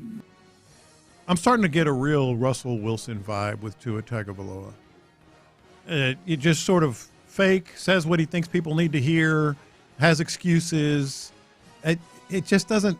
It's not hitting right, man. It's just not. I think he's a fake. Do you feel? I wonder if he rubbed his teammates the wrong way. I don't wonder. I think he does. Yeah. That's interesting, and well, especially with his previous comments with the locker room or people coming late. Yeah, because that is wild for you to be the quarterback of the team, and the authority that is imbued or that you get from that position just off of being quarterback, regardless of if you are actually someone that is deserving of authority. And he was like, "Hey guys, let's meet," and they was like, "Whatever." Yeah. I think what bothered me is the way he said it too. And he said it and he went public. It wasn't like man, these guys coming in late. Yeah. And no, I don't like it. He didn't bring that fire with it. It was, these guys coming in late. Yeah. He kind of that rubbed me the wrong way. He by the way, he apologized for that, but now he comes through with this and basically saying it's because, them linemen too tall, man. It's hard to see that. Is this actually a big deal like this? No. This one itself, like I'm with you. I didn't think that this particular comment was it. However, it falls in line with just like this continual pattern. It sounds like Russell Wilson. It's the player. Yeah, that everybody have an issue with, and this comment is piling on a little bit. Yeah, and I don't think there are a lot of short quarterbacks and short receiver. He's not. Well, I mean, he's in a similar range as Drew Brees, and Drew Brees notably had some issues seeing over the middle line. Hell, you mentioned Russ. Russ had that as well. Yeah. One of the reasons why he was such a mobile quarterback was you can move around and see through the windows and then be able to get those passes off. But they also game plan for that, and you mentioned moving around. They move him around a lot. I don't know if I buy any of this. Yeah, I mean, fair enough. Yeah. I just keep looking at that and I go, man, it just feels so wrong. And I guess some of that is just when you are in a circumstance where your team is down bad, like the deodorant that is winning reveals some things, and it feels like we're getting some of that onto it. But it's interesting that you compared him to Russ because it really felt like something when we started getting people openly saying stuff about Russ. Yeah. I don't know how close we are to that, but if and when we get to that place, it feels like that'd be a real problem there. More around the NFL. The NFL announced that the Black Friday game between Bears and the Eagles won't require a subscription to see it on Prime Video. It's like going to the corner and the drug dealer says, "Here, I'll give you one for free." That's pretty much. Pretty much. I'll give you this little bag right here for free. Just try it. Do you read anything beyond that into the idea of this being made for free? Because, again, we're in a landscape in sports where so much of stuff is going behind a paywall. In fact, yesterday I was just thinking about it. I was like, somebody went up yesterday. Yes, HBO Max, I believe, went up in subscription costs, which your favorite one is probably coming soon because that's how it seems to go. But I was thinking yesterday, just basketball. I was like, oh, right, now some of these national games are just going to be on Prime Video, and I might need to make sure that I got that squared away. But do you making some level of acknowledgement that, or even Amazon Prime making some level of acknowledgement that, hey, we're doing a lot putting some of these things behind that streaming paywall? No, I think this is marketing. This is just a taste. They're going to love it. It's on Amazon Prime, and they're going to try to get people to subscribe. You will see commercials. You will see commercials. There's no question about it. Oh, absolutely. I expect nothing less. The additional part, which is something that we've seen a lot with the NFL and pairs with the idea that their international game schedule, they're talking about upping that, is that this game will also be seen globally. It's the first one that will be presented globally according to Prime Video. 240 countries and territories around the world will be able to watch Bears, Eagles. So at least we're trying to export something that is decent. Would you like to laugh a little bit? I love to laugh. I don't even know if it's fair to laugh. However, the Cowboys, particularly Jerry Jones, it was reported earlier in this week that they have interest in trying to acquire a particular player in a trade.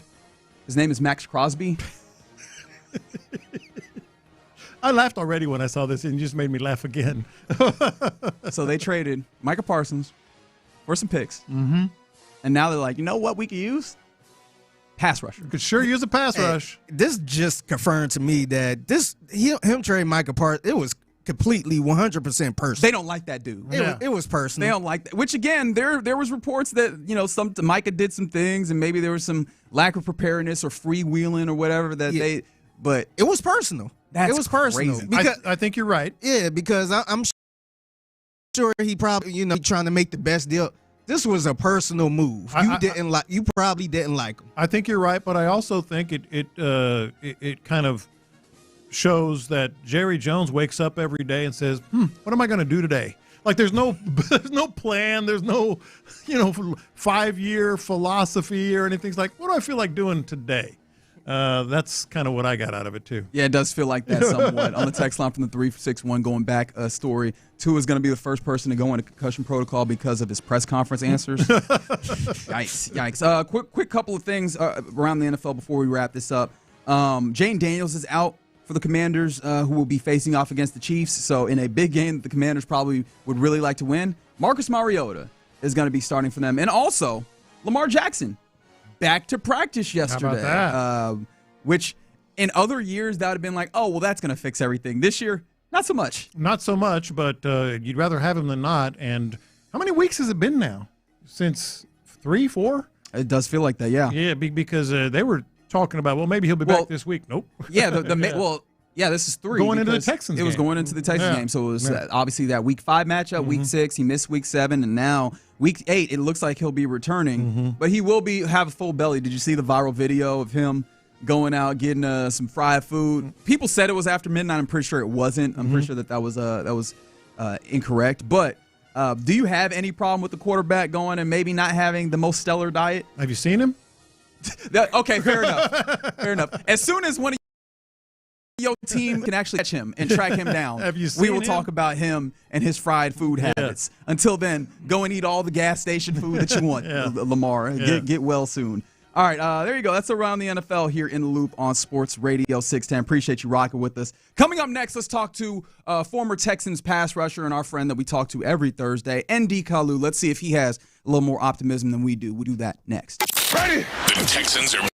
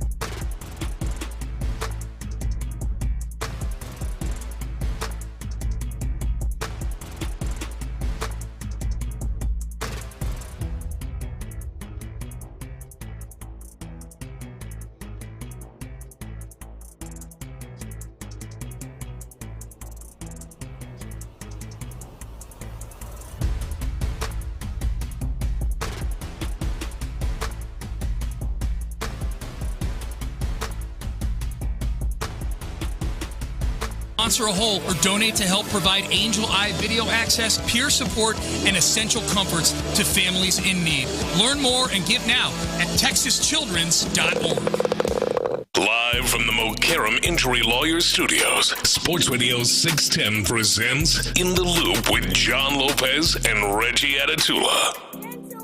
Yeah, you're in the loop here on Sports Radio 610. It's a Thursday. Hope you're having a good one to this point. In fact, it'll be a thirsty Thursday where you can go out and see the fellas of the drive because they're out on the road in the great city of Houston. Actually, today, Buffalo Wild Wings and Katie. I'll get you the address a little bit later. 8507. Not that one. Queens Boulevard. Appreciate you, Mr. McDowell, though. Right now, though, we jump to the phone line and welcome in our every Thursday guest, as long as he's got time for us. He is a former pass rusher in the NFL, but he's number one in our hearts. His name is Andy Kalu. What's happening, man? What's going on, fellas? How y'all doing? We're doing all right. I could be doing better, to be entirely honest.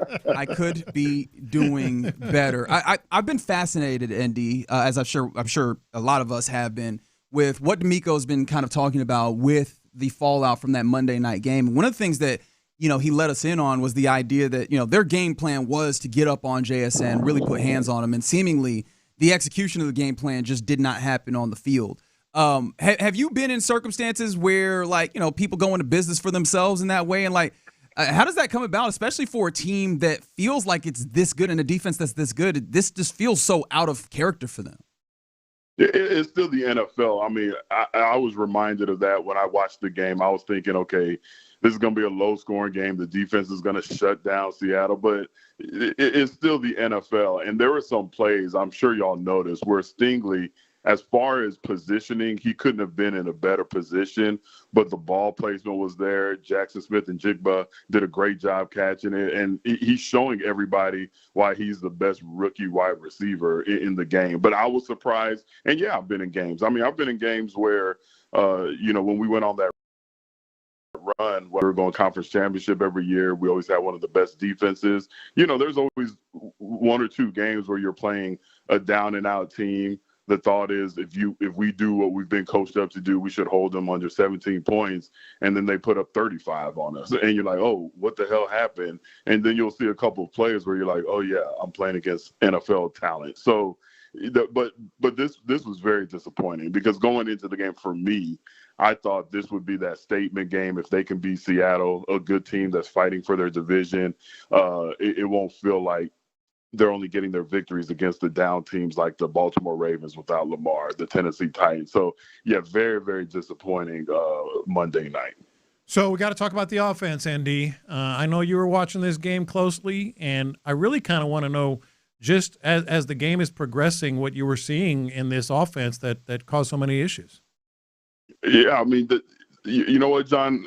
I was very optimistic during the preseason with this decision to let Laramie Tunsil go. And let's be real, a lot of your listeners, a lot of radio hosts, good riddance and take all your penalties with you. Well, he took a lot of talent with him as well. And, unfortunately, they just weren't able to replace that. I just was thinking to myself, you know what? The crew over there, Nick Caserio and co., they spend hours upon hours studying these guys. Maybe they know something about them that we don't. But right now, the offensive line play just isn't there. And it's not just the offensive line. Nico Collins, one of my favorite receivers in the game, he had a couple of drills, just stepped up. Like Nico Collins having drops, it's not because he didn't prepare. It's not because he doesn't care. I mean, this is a dedicated stud athlete who loves the game, loves preparations. Some of the greats have bad days. He had a bad day. We saw it with CeeDee Lamb. There was a game early this season. I forgot who the Cowboys were playing, but, I mean, CeeDee Lamb had more drops than catches, and if he just had 2 more catches, they win the game. So it's going to happen with great players. My biggest concern is you didn't have any other person just step up and be that guy. And I feel we see that with other teams in the NFL when a star player is having an off day, 2 or 3 other guys remind you why they're in the NFL. And outside of the targets to the tight end, God dog it, Dalton Schultz. Thank you, Schultz, brain freeze. Dalton Schultz, he did a good job getting open and he was active, but it's lacking that big playability, John. When it's all said and done, the offense, in my opinion, is lacking big playability, and it's because you're not protecting the quarterback the way he needs to be protected. We're talking to our guy, ND Kalu, right here in the loop on Sports Radio 610. Remember, he's been in the trenches. He's been an edge rusher in this league, and I'm not trying to cause no trouble. Please understand that on the front end. However, there's an assertion that's been made that a rotation at guard brought the best. That was the way to get the best out of that. Like, is there anything that you could see, having been in the trenches, that would be a benefit of having a rotation on the offensive line series by series?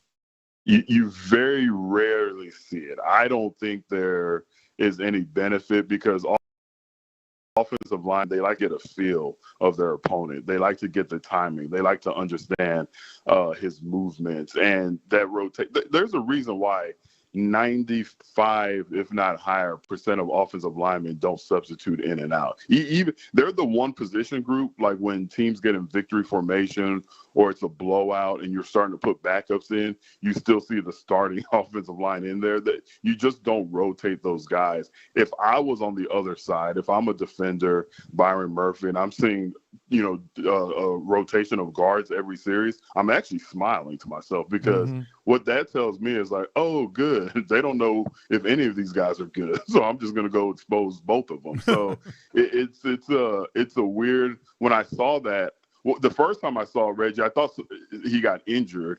Then I saw him come back, and I was like, oh, okay, he's good. Then I saw him go back out again. It took me, and I'm a little bit slow, to the third quarter to realize, oh, they're doing a rotation here at the guard position because you just don't see that in the NFL. Yeah, and that's perfect to lead into my other question. You've been in the trenches, as Reggie said. You've also been in the locker room in downtime when it's just the players chatting it up.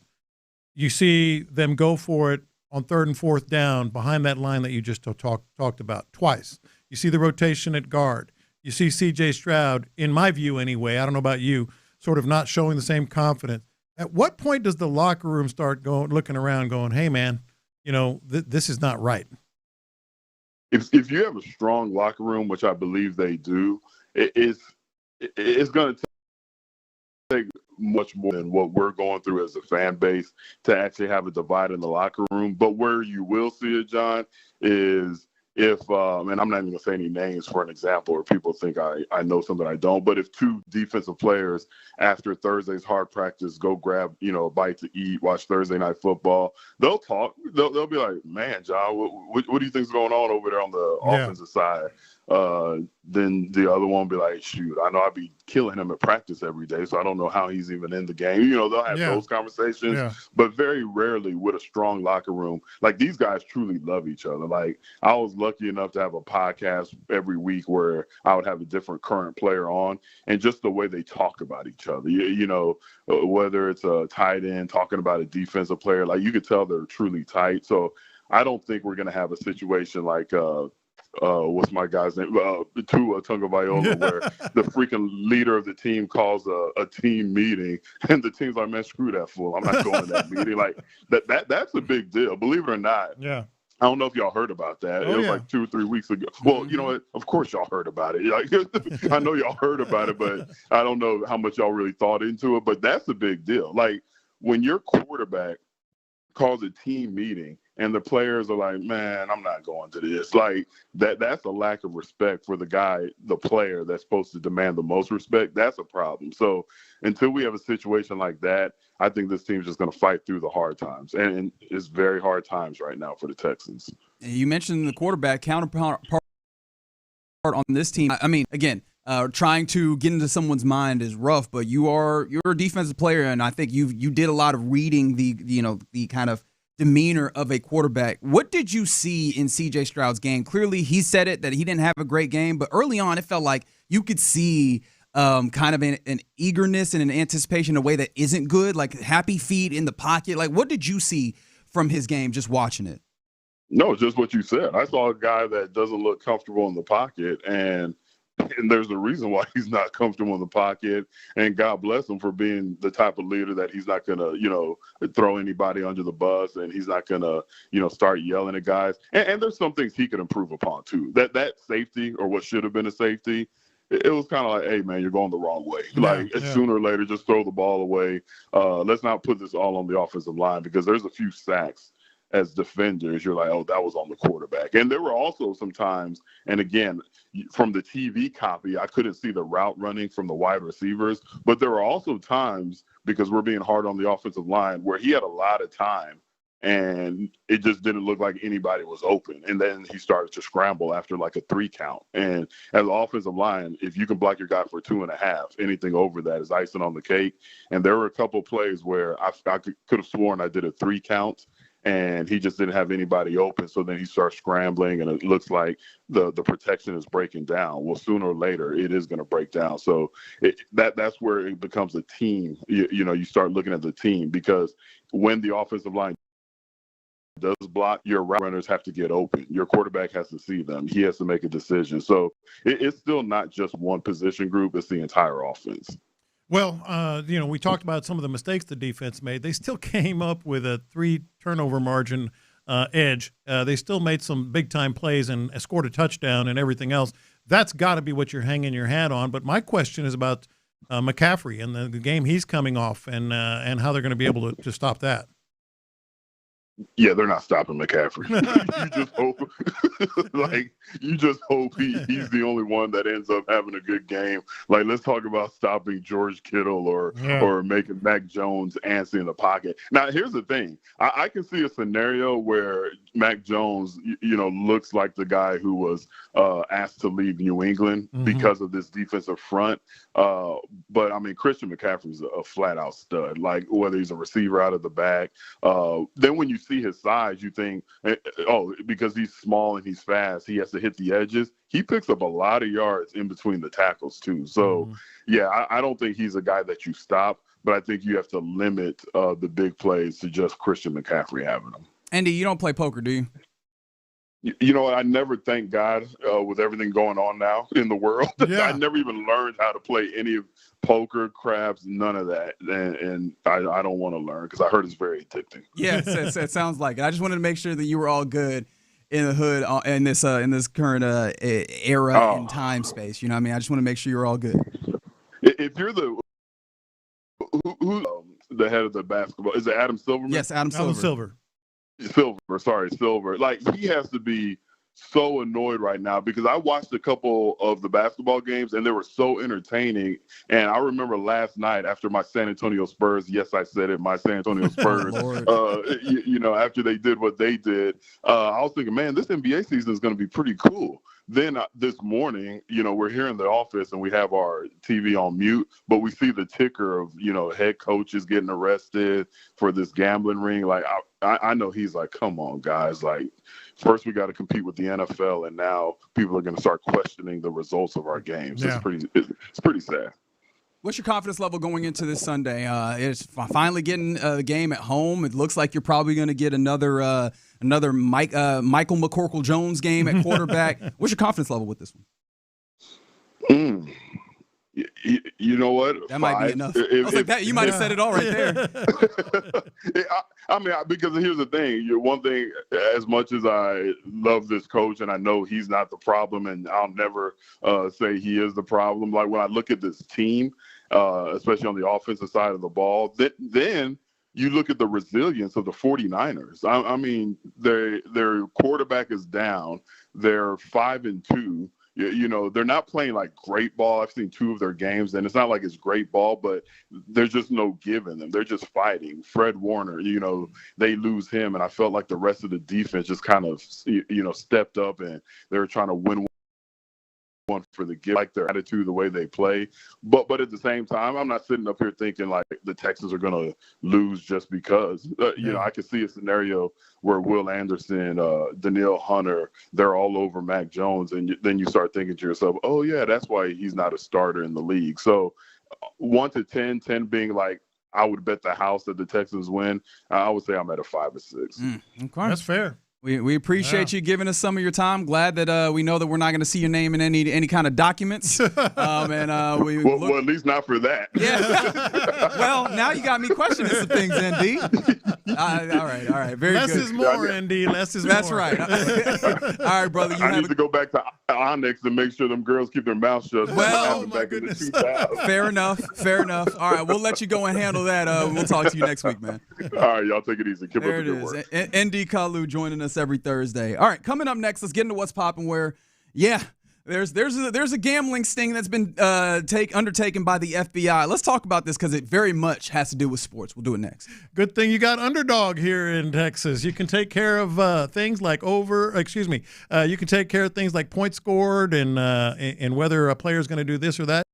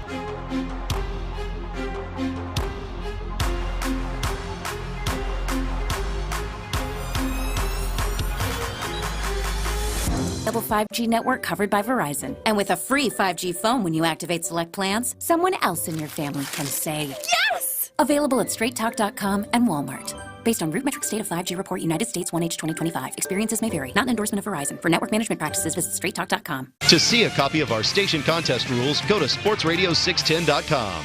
The biggest stories in sports and entertainment. Sports Radio 610 style. In the Loop presents What's Poppin'. All right, let's get into what's popping here in the Loop on Sports Radio 610. I'll remind you again, it's a Thirsty Thursday. The fellas of the drive will be out at Buffalo Wild Wings, as they always are on a Thursday.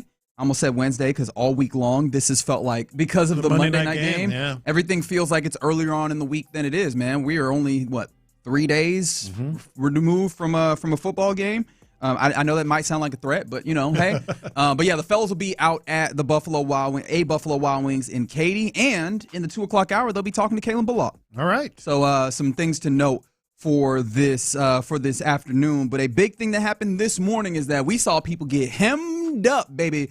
The FBI in what a project that I believe was called, Operation Royal Flush is what they called it by law enforcement. It started 4 years ago, and today, man, they be wilding with these names, man. I like Royal Flush. Look, I don't think I'm the type of person who would want to work in law enforcement, particularly at like a federal level. However, I would apply for that job, that particular job. But can I name the operations? Yes. Can I be the operation namer? I'll take that job. Yeah. I like it. That operation ended up seeing Chauncey Billups, who obviously the former NBA player who played with the Pistons for a long time. Current head coach of the Portland Trailblazers. Current Miami Heat player, Terry Rozier, who obviously his name had come up in some of these things prior. He got picked up in Orlando as the Miami Heat had played against the Magic last night. Damon Jones, former player, I think got caught up in this, and I'm forgetting a few other names as well, were caught up by the FBI and for obviously gambling. Now, it is worth being clear on this. I think only Terry Rozier, if I remember correctly, is associated right now with gambling associated with the NBA.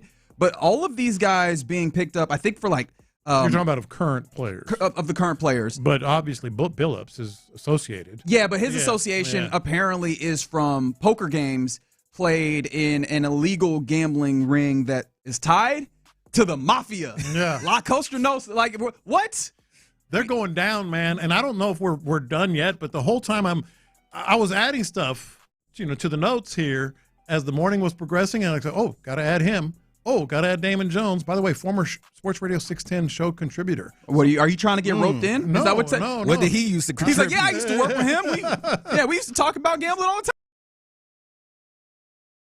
time. All this name got added to the bunch. Some of our longtime listeners we had Damon Jones on all the time. But not just a gambling ring associated with the mob, a gambling ring that's associated with the mob with apparently some details being reported from Chad Millman that included this: X-ray machines built into tables to read face-down cards. I want to see that. Contact lenses or glasses that read pre-marked cards, and secret cameras in card trays. Oh, the movie that they make about this is going to be incredible. It's going to be incredible. X-ray machines for the face-down cards. Honestly, this type of stuff, if it was a movie before this happened, I would have been like, man, this is so fake. Ain't nobody doing this stuff for real. And the way they're just clipping dudes like this, I had Layla in my head all morning long. Remember Goodfellas? Of course. When they're finding dudes in freezers and stuff, and the pink Cadillac with the lady and the dude shot in the eyeballs or whatever it was. I was like, oh, there goes another one. Oh, there goes another one. Yeah, but I mean, obviously the jokes write themselves here, and I'm sure that we'll tell a good amount of them. I do think that, this is wildly interesting because sports has gotten deeply, deeply in bed with gambling. In fact, a lot of the news that we're going to get about this are on networks, and where at any given point you could look up and see some level of gambling money being tied to this. Let's talk about Chauncey Billups being arrested for gambling presented by Sportsbooks. Right? You're joking, but that's actually going to happen. That's exactly what it is. Yes. And I know some made a fantastic point is that the Mafia being in this is a big point because Mafia and then Chauncey Billups, who actively as a coach is, not allowed to do anything like this. NBA players are prohibited from gambling, mind you. So those are portions of this. But even the poker portion of this, what happens if he ends up with a debt to the Mafia? That's it. That's and the now you got people that have you got people outside of Adam Silver's house. Yeah. Right? Yeah. So I do see that point. However, my initial reaction to this though was, is this actually a big deal to the NBA? And the reason why my thinking was there, I hear this your music is fantastic while we talk about this. Fair enough. Yeah. I hear your chuckle and I get where you're coming from. But the thing that I was thinking about is the leagues for the longest time just didn't want the appearance of impropriety. Because if it looks like it's a problem, or if it looks like this thing might not be real, that people would not believe in the integrity of the game. I think there's been a lot of conspiracy theories about integrity of the game. There's more and more gambling money around it, and it ain't stopped no show. And so my question is, what would be the level of thing that would have to actually stop the show? I do wonder if the leagues look up and go, we've kind of stepped toward and maybe even close to this line. Does this line actually stop anything? I have one word to answer that. Mafia. That's the magic word. As soon as you get that involved, the connotation, the implication is they will do anything to infiltrate. They will do anything to get their money. They will do anything to fix games. And now you have them as an active coach and an active player. The NBA, they're banned for life. Like if this comes to pass, it gets proven, banned for life. I even feel like just mafia associated with NBA coach. Yes, just the bingo. NBA. Bingo. I feel like that kind of have a little stench on Adam Silver a little bit. Yes. Where that's the magic word. You got to get all of this stuff together, or we got to find somebody else to clean this up. I did find it interesting, though, that the FBI did go with this kind of like cinematic, for lack of a better word, like this showy display of hemming up Rozier and Billups and Jones and whoever else was in this, because it's not who they're targeting. Like, I don't think they're targeting the people that just participated in the gambling ring necessarily, or like that bet in this. I imagine that the actual targets are the mafiosos. Yes. Which again, it feels weird to, in the year of our Lord 2025, be talking about mafiosos in a serious way. Yeah. Yeah, I think I guess the headline is NBA head coach and player and all that stuff, but they're trying to stop the crime of it. This is classic. You mentioned like in a movie you wouldn't believe it, but you would believe this if it were in a movie. You get a dude into an interview room. The FBI gets a dude, like whether it's Billups or Damon Jones or whomever, into an interview room and starts asking questions about the Heat going up. Like who did what above you? What are the names that you associated with? So that's where it is. And you're 100% right. This is, at the day, has to be fearing for his job. Yeah, you can't have this happen on your watch like that. And this ain't the first time. Yeah, this ain't like, this is a one-time thing that happened. The whole gambling thing keeps popping up with the NBA. Yeah. Right, but again, I think it's worth noting. Now you got mafia associated with it. Right. That's where it's like, dog, you the head honcho of this. You supposed to be controlling this. I don't think this is getting him his job lost, because again, I think it could. Okay, it'll be interesting to see that. All we had was cheating here, and it went up. It went up to the top with the Astros. You talk about the commissioner of the NBA. He is fearing for his job today. We'll see what it looks like as this continues to unfurl. It's a developing story today. Mind you, the context that this is in, just yesterday, collegiate athletes and school staff were allowed by the NCAA, or permitted, to be able to bet on pro sports beginning on November 1st. So they just opened up the avenue for NCAA athletes and staff to be able to bet on games in the pro level. Yeah, man, it's such a funny place. I kind of did not leave enough room for this, but I feel like I need to say it. Hey, this Victor Wembanyama thing is a problem. My goodness. It's an issue. Like, Victor Wembanyama in their season opener, they opened on the road in Dallas versus the Mavericks. And goodness gracious, this man is indeed actually an alien. 40 points, 15 rebounds, 3 blocks in this game. What was the shooting percentage? 15 of 21. Now, he only took 2 3-pointers. So he's no Alperen Şengün in that regard, but he did score 1 more point than Alperen. What the hell you need to take a 3 for? Yeah, right. He scored 1 more than Alperen. Did not go to double overtime, but that's neither here nor there. It doesn't need to be about Alperen. If you just watched how this happened. Yeah.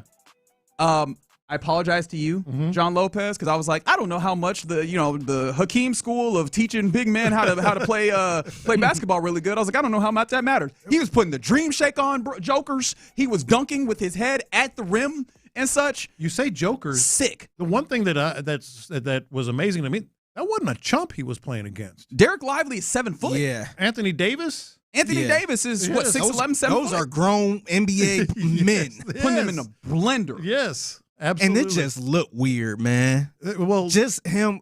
I think I saw earlier in the game. I forgot who it was, but it was a shorter player that set a pick for him. That was Keldon Joseph. You mean 6'8"? Keldon Johnson. You mean 6'8"? Yeah, I was just like, man, this looks so weird, man. Weird that this guy running around like that. Yeah. Like, he was just doing KD stuff except in extra large. Yeah. Dude, that's like going to a zoo to see some type of exotic animal. Yeah, he's a freak. That's crazy. He's an alien. Jay Billis, we don't have to listen to it, but he said, this is absurd. This is absurd that he's doing I those. sat up and watched some of that game. I was just like, man, this is crazy. And I have no dog in the fight with none of these teams. I'm like, man, this is crazy. Again, remember, the Dallas Mavericks might have been running out a lineup that was second only to the Rockets. Cooper Flag at point. Yeah. Which, that's bad already. He scored his first bucket in like the third quarter. But when Victor Wembanyama got two bigs on the floor and he's just like, none of this matters, I'm going to the rim. And remind you, the biggest thing that I keep thinking about is he's 21. Typically, NBA players don't enter their prime until what, like 25? Mm-hmm. He's like probably 4 years away from his prime, and he looks like he might be the best player in the world. Yeah. This is what everybody was scared of. Yes. Before he even got drafted. Pray for Wemby. And you didn't see it the first couple years, That's but why Tillman was praying for Wemby. Everybody should have been praying for Wemby. I might be retroactively mad at Hakeem Olajuwon. I'm going to be honest. All right, you're in the loop right here on Sports Radio 610. Appreciate you rock with us. Coming up next, we're still gearing up for that Niners game that's happening at NRG Stadium. Back in the familiar confines of noon, at least, which is nice. Coming up next, let's go behind enemy lines. We'll talk to Tracy Sandler of Fangirl Sports, and she's a pre and post.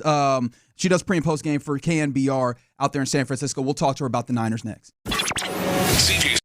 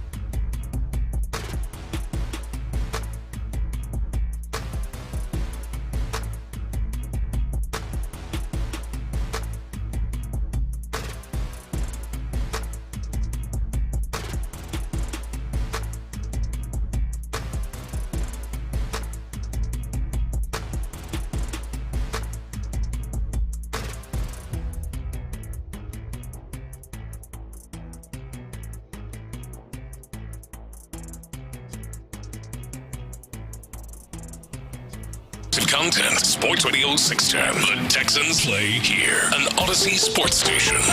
Sports Radio 610 presents In the Loop with John Lopez and Reggie Atatula. Yeah, you're in the loop here on Sports Radio 610. Appreciate you rocking with us on this Thursday. We're just sitting in the break here, continuing to ponder the ramifications widely college sports, but then also just continuing to look at this particular story that's happened with the feds.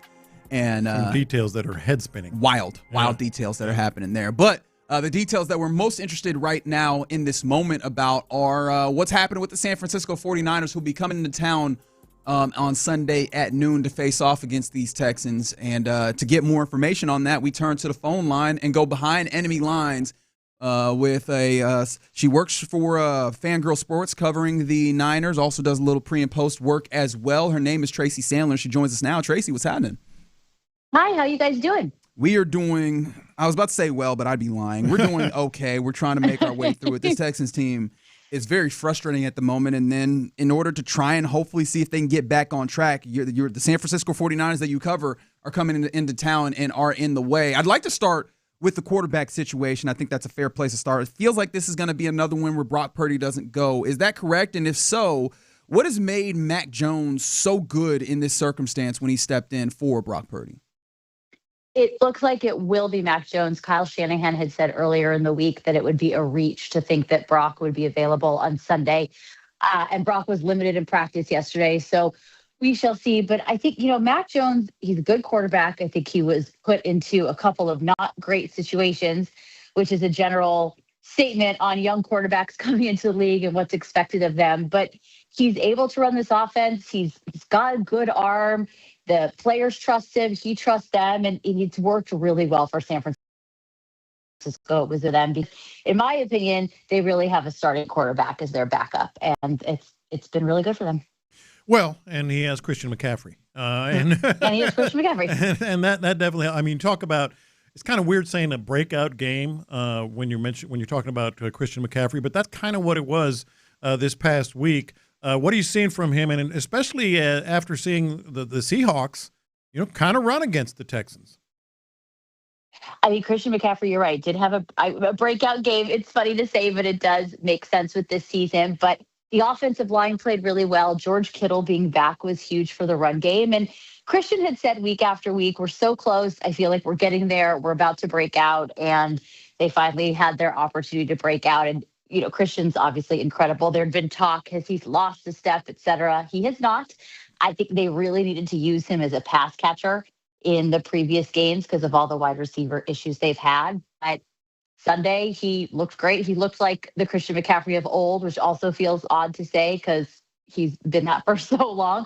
But, he had a great game. And like I said, the O-line played well. And George Kittle being back, I don't think people necessarily realize what a difference that makes for the run game because he's a tremendous run blocker. He loves doing it. And then it's someone else on the field that a defense has to worry about. And it just opens things up for Christian. Yeah, George Kittle had literally no passes, no targets, no catches, nothing. No, he did have 2 targets. Okay, apologies. Yeah, he did have 2 targets, but he didn't reel anything in this game. And how was that taken there in San Francisco? Oh, that's something that over the years with Kittle, 49er fans are very used to. Sometimes he is hugely targeted in the passing game, and sometimes he's not, and he's a huge part of the run game. He was just coming back off a hamstring injury. He and Mac Jones, that was the first game really that they have had together. Last week's practice was the first time that they had reps together for the most part. There was a little bit in training camp, but Mac Jones was not getting first team reps as much in training camp.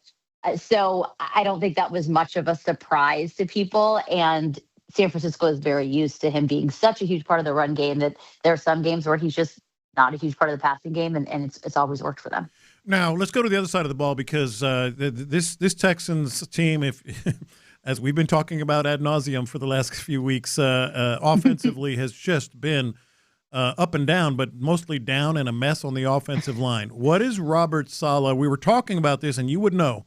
I'm wondering if there's going to be more pressure, more blitzing, which is not necessarily his calling card, simply because they had success in Seattle again, and they don't blitz a lot. And C.J. Stroud gets the happy feet. Yeah, I mean, the pressure is going to be huge because CJ Stroud does have that issue. He obviously had a really not good game on Monday night. He was pressured a ton, but either way, it was a bad game. So I expect him to bring a lot more pressure. Now, the 49ers will be without Bryce Huff, and the defensive line has gotten very thin. Obviously lost Nick Bosa earlier in the season. Bryce Huff come to 49er and then hurts his hamstring. So it's going to be interesting to see how they maneuver that. The pressure of CJ Stroud is going to be the key. And this is a 49ers team that is going, I believe, I think this will be its 14th game, but it's gone 13 games without an interception. And I know that's something they would really like to, to get. So this might be their time, but I think you will see a lot of pressure, some blitzing, but you're right. Seattle did not do a lot of it. And unfortunately, the Texans offense, it has just been an absolute mess. And I believe the 49ers will do their best to capitalize on that. To that point, they did a great job capitalizing defensively last week, in a week that I think everybody looked at them as severely vulnerable after losing Fred Warner. Mm-hmm. What was it about that game? What were they able to do to get, a pretty injured and a very young defense to play in the way that they did to get a victory? Well, George Kittle has said many times that Robert Saleh is their best offseason signing, and I would have to agree with that. He just has an ability to get this team ready. And the young guys, the rookies, have really been coming along. They've improved pretty dramatically from the time of OTAs to now. And then you had Tatum Bethune come in his second year, but essentially was like a rookie because he got pretty much no defensive snaps last season, coming in for Fred Warner, and he performed well. And Tatum has had the benefit of not only being coached by Robert Saleh, but of learning from Fred Warner in the last year plus. And he's a good player. And so Robert Saleh was able to take these young players and take their strengths and figure out a way to make it work. But it's interesting going into the season. I think many of us, me included, felt was going to be not an Achilles heel, but going to be something that was going to be a work in progress, and there would be ups and downs.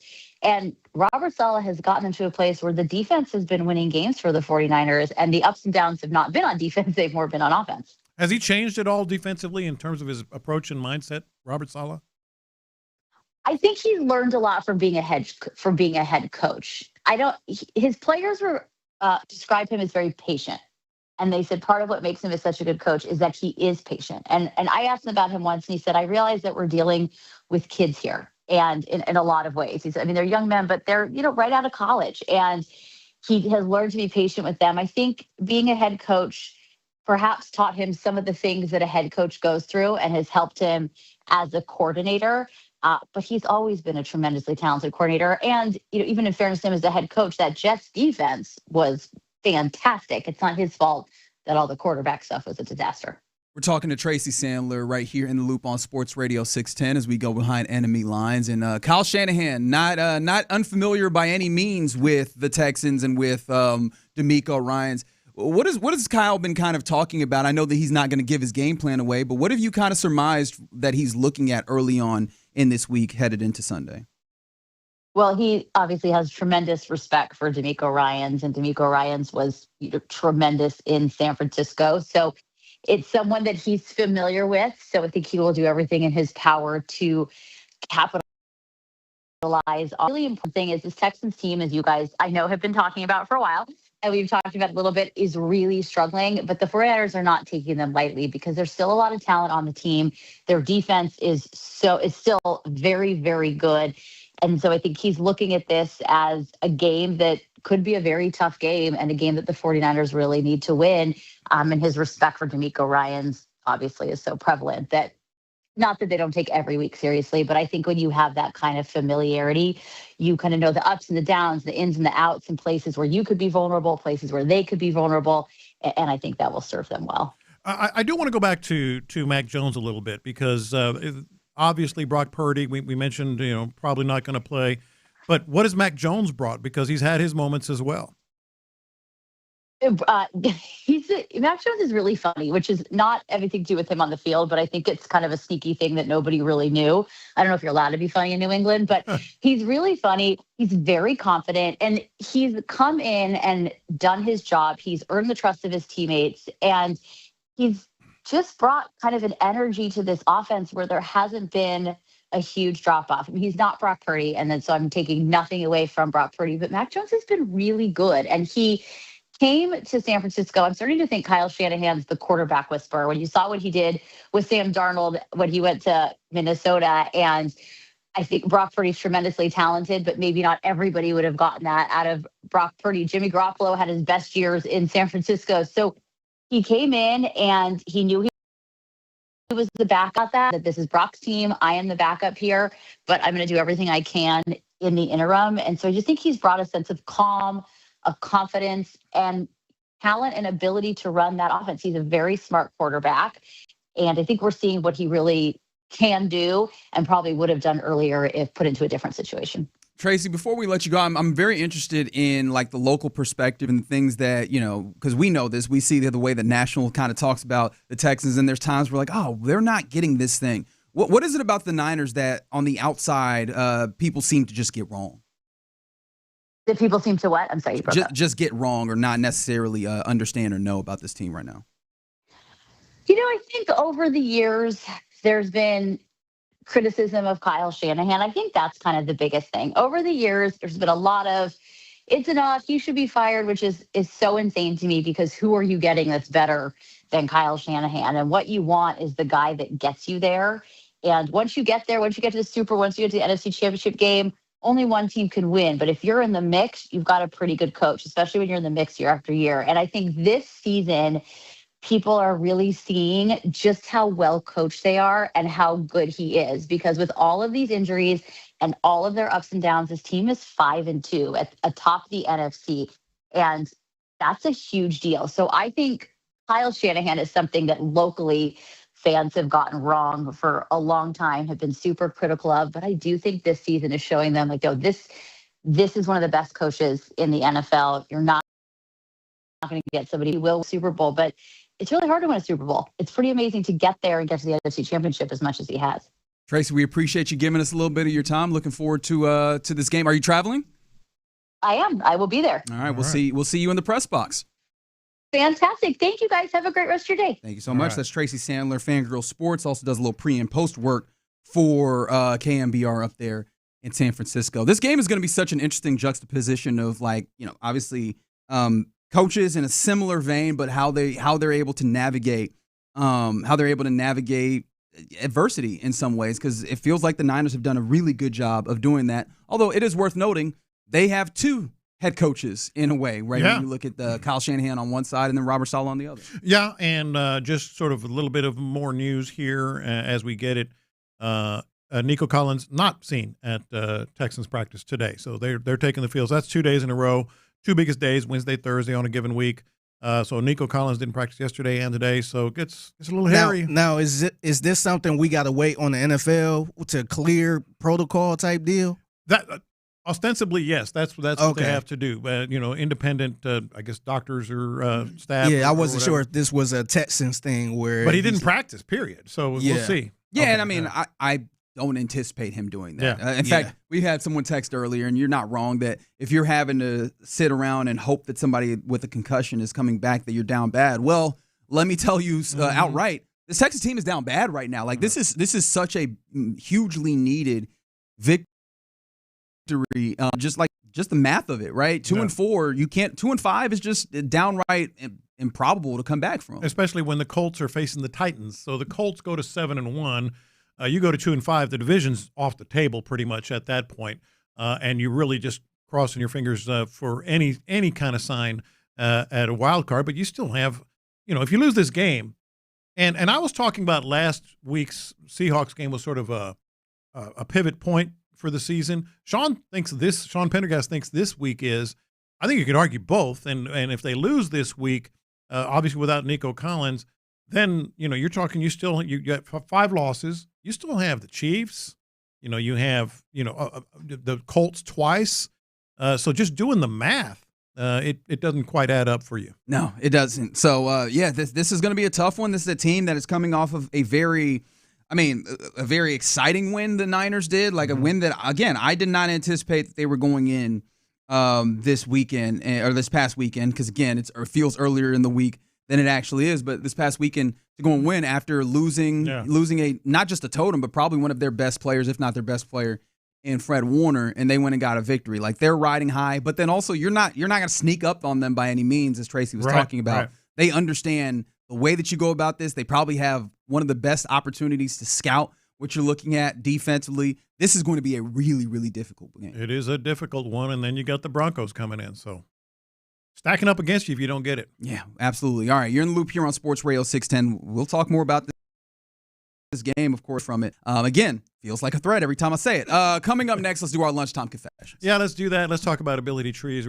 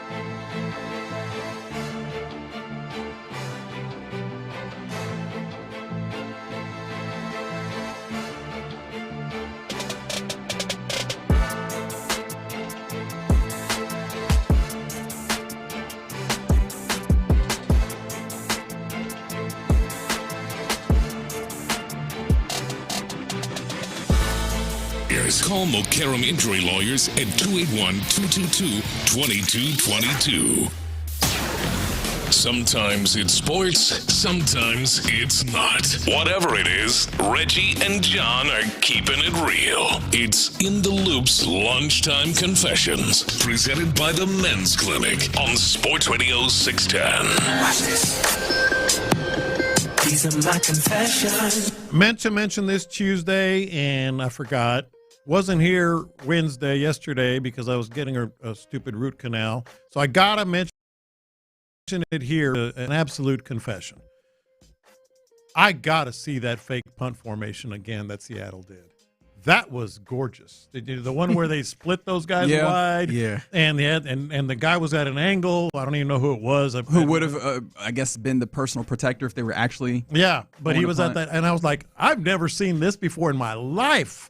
And there were big gaps right in front of him, one to the left, one to the right. They had numbers. If that snap would have gone directly to him, and he would have just tried to take that direct line to the first down marker, they had the numbers there. Every high school and college coach in America had pressed pause and said, "What are they doing here?" If they didn't already have it, I feel like that's the type of stuff I've never seen that before in my life. That's the type of stuff that I feel like filters up, right? Like there's some things in sports that absolutely filter down. Oh, I see. Like they got that from some high school team. Yeah, that's the type of stuff that absolutely some high school in Iowa has done a number of times over the last 2 years, and it just filtered up through the coaching ranks of somebody whispering like, "Did you see this? Did you see this?" And all of a sudden, an NFL team was like, "Bleep it, let's do it." It was awesome. So, hey, salute to DeMeco Ryans, because I would have been like, hold on, time out. Hey, wait, no. Hold on.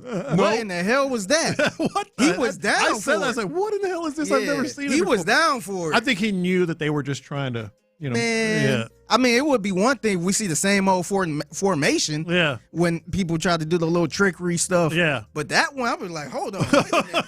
Is this something I'm not? I got to see it in. I got to see it in use. Hey, Frank, have you seen this before? Yeah, that's right. Frank probably. I've never seen this before. Hold on. Yeah. Let's walk this back. Gordon, I got to see it again. Yeah, it was wild. I don't know if I got to that place where I was like, oh man, that's incredible. I need to see it again. Yeah. Because I feel like you want to see it in action. You want to see someone actually. Yeah, I want to see it happen. Yeah. How they was going to do this. Yeah. Oh yeah, I'm always here for the trick play, because if the trick play works or it doesn't work, it's entertaining, right? It's one of the play. That's why the trick play is fun. Just like for me, I always enjoy, and I guess I played wide receiver in high school, so there's an additional level. The fact that as soon as you see that wide receiver get the football and they start looking like it's a pass play, I love the knowledge that he's throwing that. No matter what.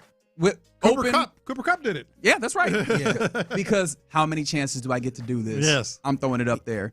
Nah, everything beyond that, it's your fault for calling it. Sorry. It did look cool, though. I agree. It looked cool. It didn't look, even with the Colts, remember back in the day, the Colts did that weird one? Yeah. Where they actually snapped the ball.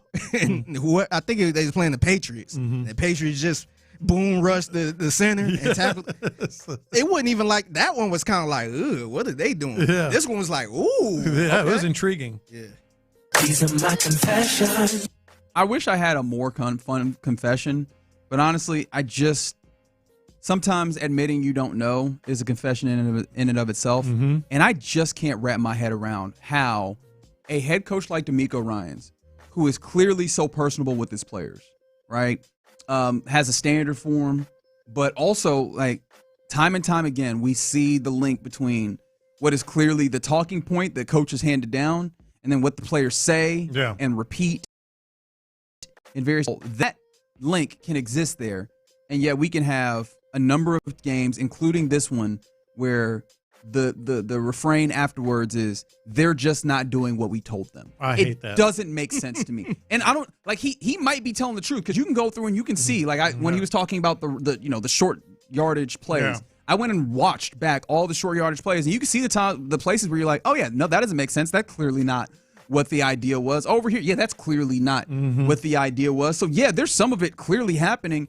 and yet still, I don't understand how it happens that a guy that clearly has that connection with his players in multiple different facets has this as a reason as to why things are going wrong to some degree in week 7 of an NFL season. It just doesn't make sense. And that's something you hear from a head coach that lost the locker room. Right. That's something I expect Mike McDaniel to say. Right. Bill, it's over, and he lost the locker room. Probably going to get That's something I expect to hear from somebody like that. Yes. Right, Brian Callahan getting out here like, we telling them stuff they not listening. I'm like, yeah, I wonder why, right? They're checked out. DeMeco Ryans, it doesn't make like sense. Checked out either. No, and you make a really good point. Especially because we're talking about the defense now. Like the offense, you can still sell me on. Like get your hands on, the best receiver in the game right now. Nah, I think I got it this way. Oh, wow, that's tough. That is tough. I don't understand it at all. And so if you got any level of understanding, I'm looking for it. 713-572-4610 that like guys are just kind of going into business for themselves. On DeMeco Ryans, a dude that seems like he has a deep connection at the very, very least, even if you want to be as cynical as possible. These are my confessions. So last night was the first night of the new era of Inside the NBA on ESPN. That's this right. time. And going into this, I was kind of like, I don't know if everybody else felt like this, where, they're going to ESPN, they're going to mess everything up, it ain't going to be the same. I got to confess, I was one of those, and I feel like I was totally wrong on this. I watched it from beginning to end, and it felt just like they were on TNT, man. The only difference was the ESPN logo. Yeah. I feel like they did a really good job. And a thinner Charles Barkley. Yeah, super thin. Shout out to that, whatever shot he was on. Hey, see, and now you're assuming. No, he had a commercial for it. I know. I'm about to say he had a commercial for it, and they brought it up. But and he did make it clear that he had to exercise too. Yeah. So all right, dog. I thought I thought they did a good job. Hey, man. however you get there.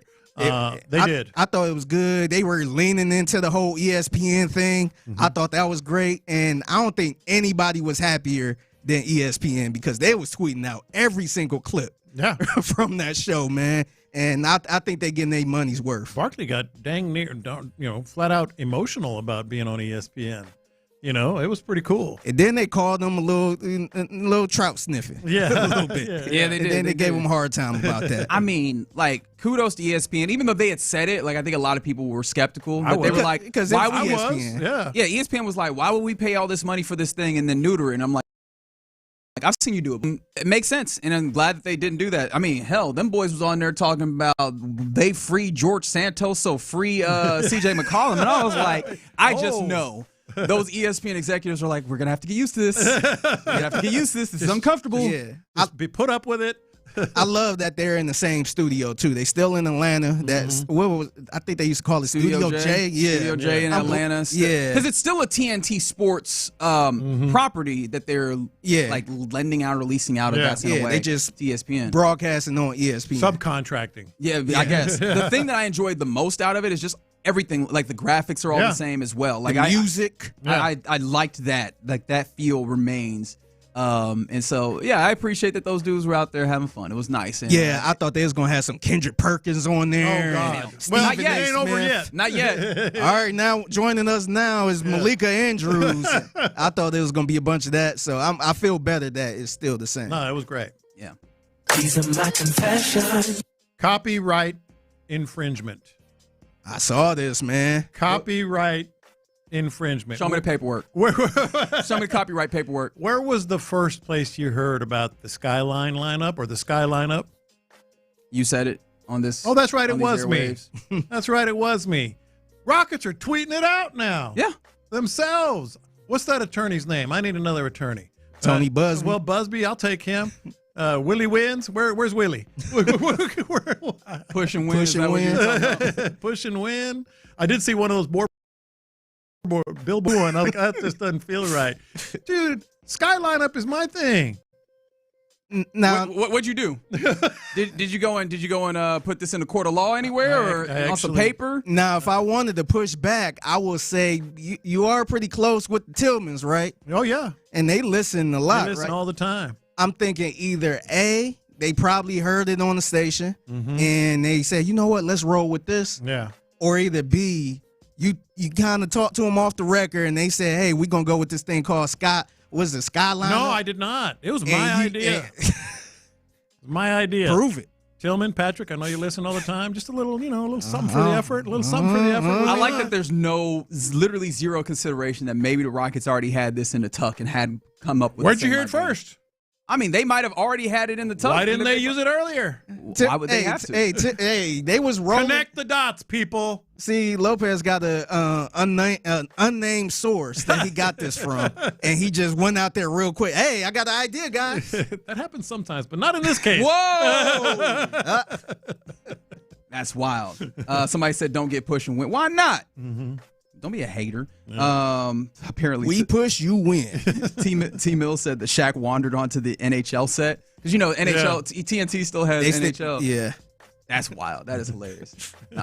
Jackie Child. Somebody said from Seinfeld reference is always going to do numbers over here. All right, those are your lunchtime confessions here in the Loop on Sports Radio 610. Appreciate you rocking with us. To mix it. Who want to go see the Houston Cougars? Who want to see the Houston Cougars play? Because caller number 6 right now, 713-572-4610 will win a 4-pack of tickets, mind you, to go see the University of Houston Cougars at TD-ECU Stadium, welcome in the West Virginia Mountaineers. Now, that's not this weekend, the weekend after, but you will have your 4 tickets next week to be able to see that if you're caller number 6 right now. 713-572-4610. Obviously, tickets provided by the University of Houston. Go out and support this team, 6-1, and looking to really contend in the Big 12 in just year number 2 of Willie Fritz at the helm. So, again, call number 6 right now. All right, you're in the Loop here on Sports Radio 610. Coming up next, it's that time on a Thursday where we do a little buy or sell. Are you buying what these folks in sports are trying to sell you? 713-572-4610. Play along, and we'll do it next. DeMeco's Deep.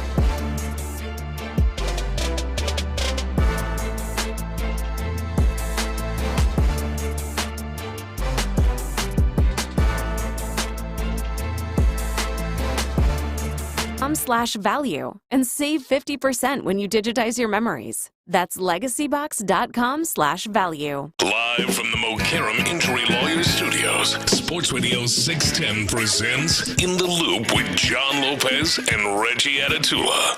All right, time for a little buy or sell, ladies and gentlemen. It's a Thursday in the Loop. Excited for Thursday when the fellas of the drive are out today at Buffalo Wild Wings in Katy. Of course, as soon as I get to that, I forget to give you the address. I'll get you the address. 8507 Queens Boulevard. Still not the address. Still makes me laugh every time. I know it does. Are you buying what these various folks in sports are trying to sell you? John Lopez, what you got? All right, let's start. We got to start with the fellas here locally. C.J. Stroud, boy, a lot of his press conference yesterday, and we haven't really discussed it a lot yet today, but there was some interesting comments. But one of them, he was asked about the offense, and he said, quote, "My confidence is as high as ever." Well, I think that was about his play more than anything, and even then, so you buying that then, huh? I am going to sell it. I feel like a confident player doesn't look the way that he looked. Even though I understand, like there's some tough sledding, right? And as incompetent as it got last year, or the offensive line rather, is as incompetent as it got last year. But still, he's early happy feet. And it's not even just like how afraid he is of being tackled. It feels like there's a lot going through his brain. It's almost like you could see those gears turning on the let me get through these progressions and let me check for this and let me check for that. And maybe I'm just kind of describing it incorrectly, but it just feels like that's not the MO of a uber confident quarterback in that time period. I mean, hell, there's even instances where it feels like he should pull it down as he's stepping forward. I think Dan Orlovsky made that comment in the on the broadcast that, hey man, instead of trying to make that throw, just go ahead and pull it down. And like it feels like those split-second decisions that he needs to make in those instances, he wasn't making enough of those in the right way, which I would probably lean towards a most confident guy being. So, no, I don't think he's the most confident that he's ever been. Yeah, I'm selling it. I just don't understand how you could be that confident or pretty much confident. Ever. Yeah, and your team is, on, or at least on offense, is looking this bad, man. This ain't rookie C.J. Stroud where you got some young talent around you. You're just trying to build something. Nah, y'all are supposed to be good this year. And when you're confident, you look. How can you be confident? When you're confident, you look confident. You have a certain, the way, demeanor, the things you're saying. Like he's going through just talking points. Like he even said swarm yesterday. On the offense, we want to swarm. I mean, yeah, maybe they do, but I'm saying that it's like, no, you're right. All the little talking points. 100%.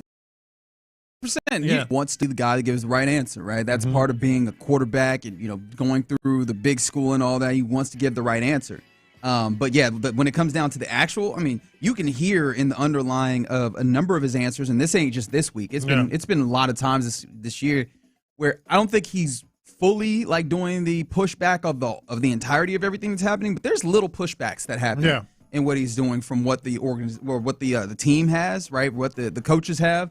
And not to say that they're entirely on a different page, but that doesn't evoke confidence to me necessarily. All right, you buying or selling this from DeMeco Ryans?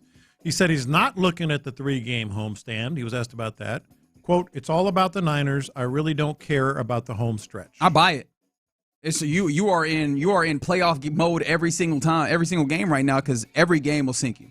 Mm-hmm.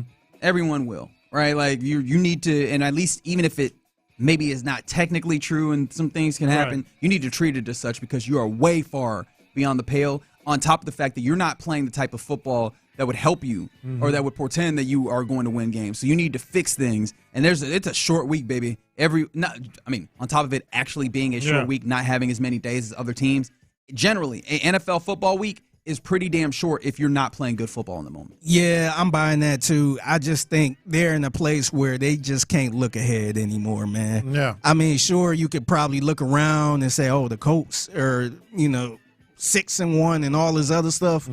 But realistically, you can't look around anymore. You got to focus on the team that's ahead of you. I'm buying it too. Just human nature, you want to say, well, maybe we'll get right. And maybe at some level he's done that. But you're right, Reggie. It's got to be like, man, if we don't win this one, it's got to be about the Niners. I mean, in 15 days of a bye week. Yeah.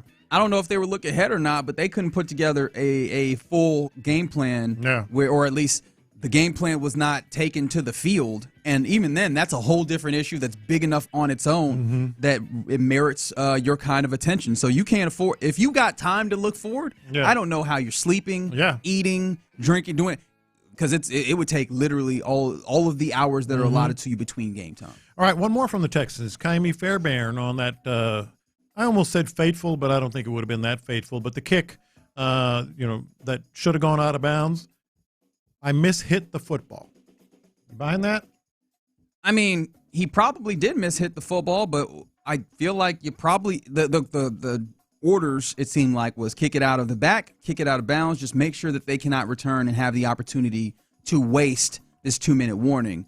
And out of bounds was an option. It's a lot easier, even if you mishit it. He made the decision, and I get it. He's probably trying to save 5 yards. If you kick it out of bounds in the end zone, it'd go to the 35, as opposed to if you kick it straight out of bounds where it goes to the 40. Those 5 yards were not of real consequence. The big consequence was keeping that 2-minute warning, and you didn't do that. So you might have mishit it, but that's beyond the point. Like this is problematic. The problem is that you were probably trying to get a little greedy there, and you just need to make sure the job gets done. Yeah, I'm kind of rolling with. That's the one thing I was wondering all week.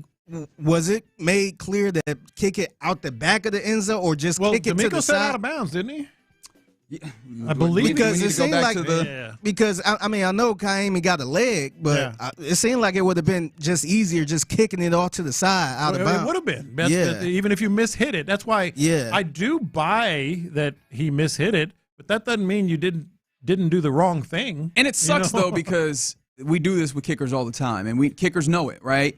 They have so little relatively to the larger other football players on the team that when there are small mistakes, they're giant. Yeah. Because you just have so little to do.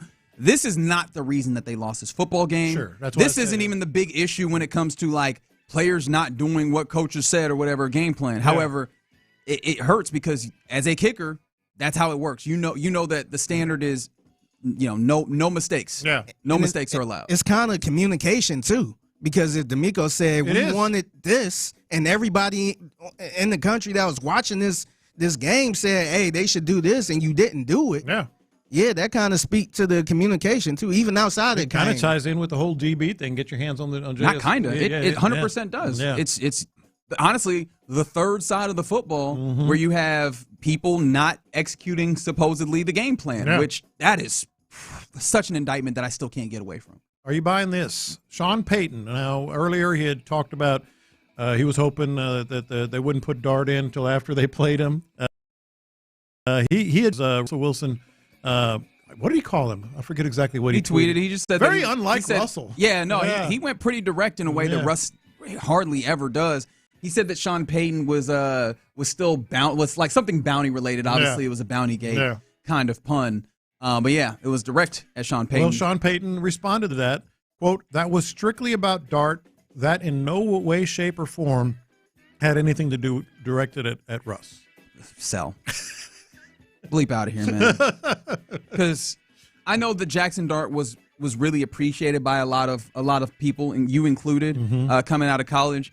You not telling me that Sean Payton, that's been in this league for so long, was like, man, we were just really hoping that we didn't see that guy. Yeah. You know what I mean? Like, in fact, head coaches of his caliber end up being kind of boisterous, right? Kind of like they have a real high opinion of themselves. And I can tell you, especially through back channels, that dude has a high opinion of himself. Not judging him for it, but understanding who he is. You not telling me that he was scared of the big bag Jackson Dart. No, that was about we wanted to see that other cat because we think he stinks. That's right. I'm selling this, man. Look, let's be real. He don't like Russell Wilson. He does not. Probably like never Wilson. did. I think he had him there for 1 year. Was it that one season? And he don't like him. I am selling it. That's one of the easier sells that we've had. Are you buying or selling this? We referenced it earlier. Tua Tagovailoa said he did not target Jalen Waddle very much because, quote, some of it has to do with being able to see guys, and I'm not the tallest guy. You blindly. I buy it. And I think that he's not wrong in that regard. The problem is, hey, man, you've been doing a lot of talking, brother. And I I feel weird about this because I do want a level of honesty. However, I think you have to understand the concept of ain't nobody trying to hear that. Yeah. And Tua has been really bad about that particular concept of late. And you just got to control this a little bit better, but big dog. But I think he's right? This is something that we don't often talk enough about or give enough credit for when it comes to quarterbacks. We do talk about, he's a short quarterback, you won't see over the line. There are ways to manage it, and clearly Tua's not doing those. But that is going to be a factor as to why, it's going to be harder to get the ball, particularly over the middle field for a quarterback. Just that you got to understand, with your current track record, with the way things are, that's not helping, big dog. Yeah, I'm buying it too. I think, honestly, I'm not really mad at the comment. I feel like that's very honest, and we kind of want quarterbacks and players to be a little more honest. So I'm kind of buying that, man. I think he probably did have trouble seeing them, or at least in that game. I am selling the hell out of this. Okay. I am selling the hell out of this. They played together at Alabama. Sure. Jalen Waddle and Tua Tagovailoa have played together. They have been game planning ways for them to – there's big dudes at Alabama. There's big dudes in the SEC. They know exactly, and he knows exactly what he is and how they, manipulate plays and roll out of the pocket and step up in the pocket and find your guy. I'm selling it. I think this was part of the reason I said he's starting to sound more and more like Russell Wilson. This is just an excuse. All it is. Was Russ an excuse maker? I don't think I ever really viewed Russ as an excuse maker. Well, he's corny. Yeah, he's political. Yeah, he just sort of like insincere. Maybe is the better way to put it. Fair enough. Yeah. But yeah. That part of it, I will agree with, on the Tua side, is he's making excuses. Yeah. Your man, Mike McDonald, does not have the demeanor that engenders confidence, even though that's just kind of the way that he is. You got to all of this, you put it together with a team that's not good, and everybody's upset about that. I'm selling that. I got one more for you guys. Aaron Rodgers, who do the Steelers play this week? Who do the Steelers play? Oh, they play the Green Bay Packers. They play the Green Bay Packers. Quote, "This is not a revenge game for me." There's more, though. Maybe this will help. I'm just excited to see some of those guys and be on Sunday Night Football. I'm actually buying this. Really? Call me a sucker. I feel like he would. Well, I was about to say he didn't really get the. I got the Astrodome you could buy. I feel like he didn't really get a good shot of it with the Jets. Like he was mad at the Packers, right? Yeah. Like he had the FU MVPs, which very much was directed, in my opinion, at general manager Brian Gutekunst, who is basically drafted Jordan Love and did not draft wide receivers that felt like he was not being supported. I think at this point he done moved on to the Jets, and I imagine if he was still in New York and they matched up with the Green Bay Packers, that's revenge. I think at this point he might be far enough removed, and he's just like, I just still want to play football, and so it's more about that. So I probably lean away from it being a revenge game. I'm selling it. Okay. I think, I mean, you can say, he still got something. It might not be bad. It might not be bad blood or anything, but he definitely want to stick it to Green Bay at some point. Just have a great game to show, hey, look, this y'all could have had this. Aaron Rodgers, I'm selling it. He likes being bitter. He likes being, he would find a way for a game against the Carolina Panthers to be a revenge game. I mean, maybe the ball boy, didn't toss him the ball the right way the last time they were there. He loves it. He feeds off of it. And it's really not a criticism. That's how he's wired. This is a revenge game, one way or another, for Aaron Rodgers, in my view. For some reason, I have convinced myself that there's been a level of growth from Aaron Rodgers. Also, in part because you come back from an injury that gruesome at that age. It's because he talked about a level of gratitude on the backside of it. And I'm like, okay, 1 + 1 can reasonably equal 2 in this circumstance, where he goes, now I'm just happy to be out here. And I can see that, especially after it took him a long time to sign with the Steelers, and supposedly that was about dealing with somebody who had some stuff going on in their life. Yeah. Right? I could see where he might be a little bit more reflective, but also I might be giving Aaron Rodgers a lot of ground here. But see, that could be true too. But he still want to. I want to throw 400 yards on them. He's got to be vengeful. Win. He's got to be vengeful at some level. He historically has had the revenge kind of kinking away with this particular team, so it would be there. I'm trying to give him the benefit of the doubt, which, you know what? I probably shouldn't. That's a little buy or sell here in Loop on Sports Radio 610. This defense still managed to do some fantastic things, even though they lost in Seattle. But Is there something in this defense that we should be worried about? 713-572-4610. Let's talk about it next. All right, let's talk about Texas Star Grill Shop. Just yesterday, buddy texted, hey, I'm just really getting into barbecue. What grill should I get? I said, man, Weber, you can't go wrong. Texas.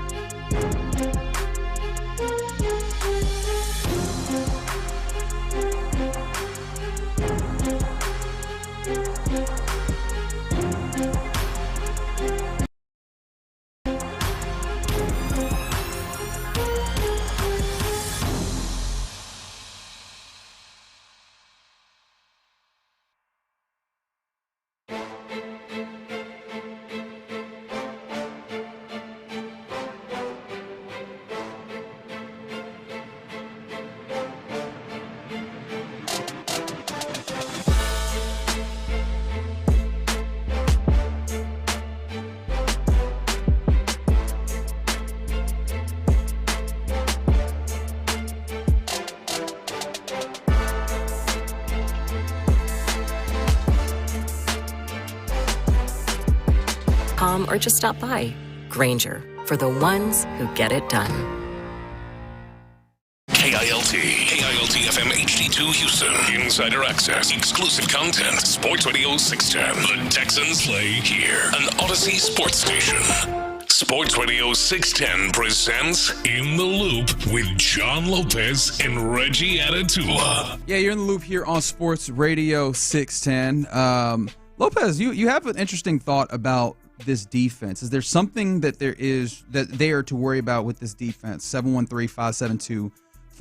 Right, real quick before we get there, someone did text something in to that very number, asking about this offense, because offense has clearly been an issue, point blank period, right? Mm-hmm. We had 5 quarters out of 6 games, or rather 7 games, where you go, 6 games. I was right. All right, this looks like it might be something, and then right back down to earth. And somebody texted in, guys, is there even anyone out there, assistant or college, that you could bring in as offensive coordinator that is actually experienced? I'm guessing you mean in the immediate term, because right now in this very moment, I'd probably not. But that's not really how the offensive coordinator thing works in the middle of the season. Like, the offense that you have is the offense that you have. Like, basically, you have locked yourself in on a menu, right? And it's just, how do you operate the menu? And is someone there who can kind of maybe tweak it a little bit and work off of this particular menu? And I think one of the things that I'm concerned about is how much this particular offense actually works, or how well you can actually make it work. I don't think you can do any of that this year. It's a Caserio Hughley offense. Yes, I said what I said. It's already established. There is no training camp to get ready, and reinstall, a different offense. So let's think about it. You got basically 2 days of practice per week, because you can't one's do a it. walkthrough. So let's go beyond that. Let's say at the end of the year you want to do it again, but you want to do it this time with someone who's got the pelts on the wall, who has called an offense and had success. You and I were talking during the break, and I don't know why, but the first name that came into mind was Mike McCarthy. If someone like that, and I know how you feel about him, you don't necessarily feel like he's exceptional. He runs a 20-year-old offense. Well, but I mean, if that's the question. So pretty much him or Nick Caley, or who are some others I was thinking, like that have the they've proved themselves that they can do it, and they would have autonomy. They wouldn't be doing what 5 different voices are telling them, whether it's Caserio or that person coming in as the man. As this is my offense, guys. Kind of do what a lot of these defensive-minded head coaches have done, is like, go, you take the offense. I trust you. You're good. I mean, as of right now, you're looking at who are the potential head coaches that get fired, right? And I do wonder how people feel about that. A lot of people have mentioned the Mike McDaniel possibility, and there is some connective tissue there, obviously, in that same tree. If you go deep on Shanahan, for some reason, I just don't see that happening, man. I don't either. So that's going back to the previous offense that you just got rid of. But here's the thing, and I said this to Lopez earlier. I do wonder if Nick Caley as a hire was made because we heard so much about his personality, like he brings energy and all those things.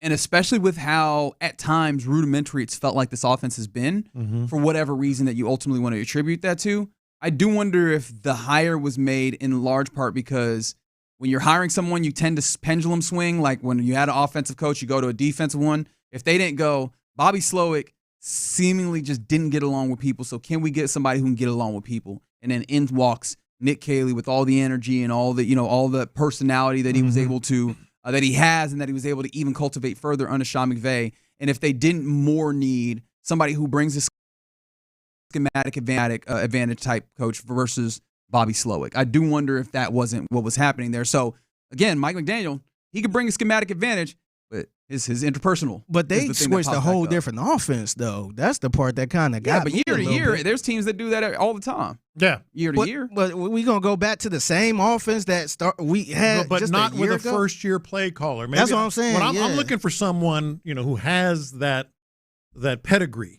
And not just, it wouldn't just be not with the first-year play caller. One of the things about Bobby Slowick is that he was running, at least that's what it seemed like, he was running the barest bones of the Shanahan offense. Yeah. Mike McDaniel adds a lot of juice, a lot of color, a lot of creativity to it, which again, those sound like things that we were hoping for. Now, was there a lot of physicality on that Miami Dolphins team?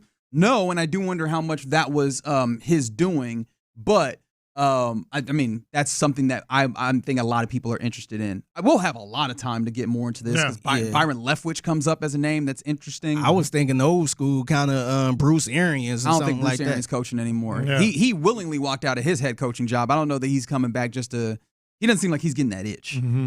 But I'm just thinking right now at this moment of somebody that's established. Oh, right this moment? Yeah, I feel somebody that's established, not a first-time play caller or I never called plays before, that type of deal. Sure. Somebody that could come in and be the man. Yeah. I don't know if I should even say this name as much as we trounced him. Interview for the head coaching job with zero experience.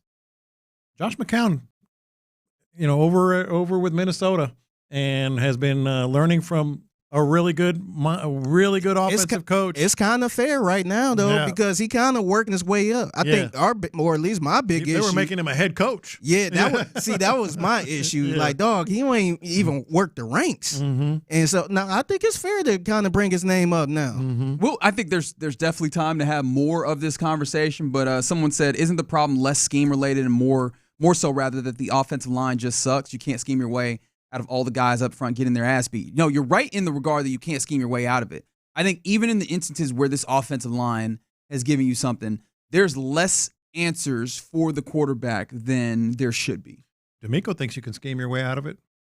That is something that was absolutely fascinating, what he was talking about. In fact, I need to get this one because it was when DeMeco was asked about the offensive line and technique. This is actually DeMeco 14. How much of what happens up front on the offensive line is technique versus talent? That's a great question, Cam. A ton of it, I believe, truly a ton of it up front has to do with technique, right? And of course you want to be the most talented group. You want to have the most talented guy possible. But I've seen guys of all who came in the offensive line from all different, whether it's undrafted all the way to first rounder. It's just about really, that group is really about the details and the communication together, playing together. That is the bulk of it, whoever steps out there. I've seen people win games with backup offensive linemen, seen them win with starter, but it doesn't change. You're working in a small space. You got to be on it. Things happen quickly. You got to be able to react very quickly up front and just be where you're supposed to be, putting your hat in the right place, shooting your hands when you need to shoot your hands, like playing with great footwork, good knee bend. When you play with low pads, you have a chance to be successful up front. If you do something erratic and you're out of position or you're playing too wide, now you're just susceptible to a lot of inside movements, which we can do a better job of here, is just protecting more inside out. How did this hit you? I think that there's absolutely some validity to the idea that technique matters here. But it feels like, and correct me if you believe I'm wrong, 713-572-4610. We always are open to that. At offensive line, more than some other positions, isn't some of the stuff we're talking about with technique what we lump in with talent, right? Because obviously there's some athleticism. There's some dudes that you just know are talented, right? We could talk about Laramie Tunsil in some ways, but like Trent Williams, we'll be seeing him. That's a fast, physical dude. I start thinking about Larry Allen is always in my mind whenever I start thinking about athletic offensive linemen, because that one time that he hawked down a dude that is much smaller than like half his size. Like, there's some of those things that we go to when we talk about talent, right? Just a giant dude that can move is going to be part of talent. But also some of the things that we talk about, if we're looking at an offensive lineman, right? Some of the things we talk about as talent kind of fall into technique, right? Like, what are his, does he have good eyes? Does he have good recognition? And some of those things. So I think that those things are a little bit closer, and I think that should have been more consideration when you're talking about these offensive linemen, because when we say that they're not talented, especially the guys that are professional, that are like you had to do pro scouting on, guys that you went and you signed in free agency from other places, that talent and technique, those dovetailed together, and those are things that we probably should have been able to see. And it felt like this is the thing that we talk about with a lot of coaches in the NFL or in any sport, where they go, I can fix them, that kind of general overconfidence in self, that, I can fix them. feels like they did the I can fix them and found themselves in a place where no, you actually can't. I can just feel it in my soul sometimes when I'm about to bubble over. This is one of those occasions. You can get away with one of those dudes. You can get away with one Jake Andrews, one whomever it is, Laken Tomlinson, with one, really good, gritty team, first in, last out. And I'm going to use a basketball analogy. I don't want 5 Alex Carusos. Damn, Alex Caruso. A&M, he's an Aggie. Gig him, Alex. That's crazy, man. It's because he's bald, ain't it? No. Sick. Just baldness. Do you want everywhere. 5 Alex Carusos on your team? No. You can get away with one, and it helps your team, and it helps the attitude. And talk about 5 fingers in a glove. It's kind of hard to deny that 5 guys on a basketball court is the exact same thing. You have to know what everybody. But I want the good players. I want the really talented technique as well. Maybe not do the the stuff that these tryhards do, and I say that with respect, but I don't know. That sounded he said it in a way that sounded almost slur-like. But you can get away with it, and I started thinking about that because I'm like, what is it about that comment that just irritates me? And then Seth Payne brought it up, like the best offensive line in Houston Texans history had one of those dudes, Mike Brizell. Mm-hmm. He played with a broken foot in a playoff game. Gritty, like literally played like broken, like had to have surgery. In a playoff game, he had played with a broken foot. He was undersized. He was not the most talented. They had 4 really good dudes too. They had 4 really good players. You can get away with 1, maybe 2, but they want 5 of those dudes. Oh, I don't know that it's 5 of those dudes, but it sounds like you have a lot of them. It sounds like it. You have a lot of them. Yeah. And again, I'm not trying to say DeMeco Ryans is wrong. Technique matters, especially at that position, right? Like that is a technique-driven position. But when I'm watching the game and I'm seeing Jake Andrews in the backfield every time because dudes are just in his chest, then that technique goes out the window because it's like you can't stay in front of him, right? Yeah. And it's going back to what we said in the offseason. I always think of this just the question marks. Yeah. And you got 5 of them a lot of times on various, or at the very least 3 or 4 on the offensive line. That's really tough to overcome. And especially now, if you're talking about technique in the season, what we were talking about with all these other things also applies. There's only so much time for you to get all that technique down and corrected. And that's one of the things that continues to frustrate that you're not going to be able to fix all that. Yeah, and it seemed like it's getting worse. It seemed like it's worse. I know last season we were saying, oh, it can't be any worse. Yeah. It seemed like it's worse than last season. And I also don't want to give the offensive line I don't want to say because the offensive line, that's why the offense is bad, man, because in 2023, was that offensive line good? Yeah. It was better than and that's the crazy thing. We wasn't saying that offensive line. Yeah, they were performing better, but we wasn't sitting there saying they were good. I want good players, man. I don't know about you guys. I want good players. Sure. Jake Andrews had really good technique getting put on his butt. And he hadn't played a lot of football. He was in the right point. spot. He hadn't played a lot of football to this point. He did the right thing, and he got put on his butt. That's where I am. I don't want 5 of those guys. I want 3 of those guys. Maybe 1, maybe 2.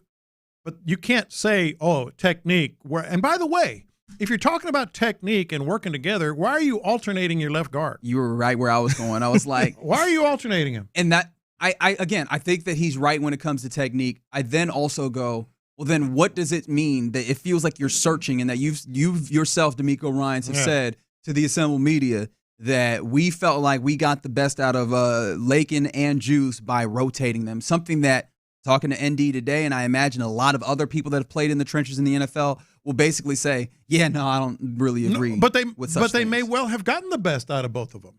That's kind of my point. Hey, those guys, man, they really work hard. They know what they're doing. It's not didn't he also say at some point it's really not that they're not getting to the right spots? It's just not, they're something along those lines. That sounds familiar. And I'm like, yeah, they're just getting beat. They have the right technique. They're doing the right things. Yeah. They know where to go. But when they get there, they're seeing a better player. And all of this feeds into something that ESPN did. I believe it was, if memory serves, I think it was Bill Barnwell on ESPN was putting together a, off seasons kind of thing, like who had the worst off season, who had the best off season. Would it surprise you one bit if the winner, in a very twisted way of saying winner, of the worst off season headed into this year was your Houston Texans? It would not. Well, it was. Yeah. It was. Not really an honor. Highlights: drafting 4th-round running back Woody Marks and trading for Ed Ingram. Those are the highlights of your offseason, according to Bill Barnwell. Man. The disappointments: much of their offensive line rebuilt, and then hiring Nick Caley, he'll throw in there, signing Cam Robinson, which you've already punted on. You remember Nick Neiman, that acquisition that you paid 2-year, $6 million contract for? Yeah. And Christian Kirk is being thrown in here as he's dealt with a hamstring injury twice already. C.J. Gardner-Johnson thrown in there. All of that. $21.5 million for players who are already off the roster by the end of September. Man. This is rough. This is where it comes back to what you said. Yeah. Like, a lot of this is a Nick Caserio issue. Even if you feel confident that Nick Caserio has the capability and the capital to fix it, that's clearly a large part of what's gotten you to this place. It absolutely is. I don't doubt that these guys are busting their butts, and kudos to them. Hey, more power to you 281. More power to you 281 if you've gotten to the place to say that the offense is bad mostly because of CJ. He's playing bad. God bless you if that's the case, because I'm seeing a lot more than CJ. CJ, who, mind you, has not been playing incredible. That ain't the only reason, though. No. Not nearly. Not nearly. All right, you're in the loop here on Sports Radio 610. Coming up next, let's try and have some fun. And the best way I know how to have fun on this segment, or on this show, rather, is to turn things over to Figgy Fig for the mixtape. Yeah, so the star of this TV show called Ghost Adventures found a little something spooky as he was looking for ghosts. I'll let you know what that is. Plus, same last name, but totally different worlds. Never would have thought I would have seen these two linked together. Oh, okay. I would like to hear what that is next. Ready? The Texans are back.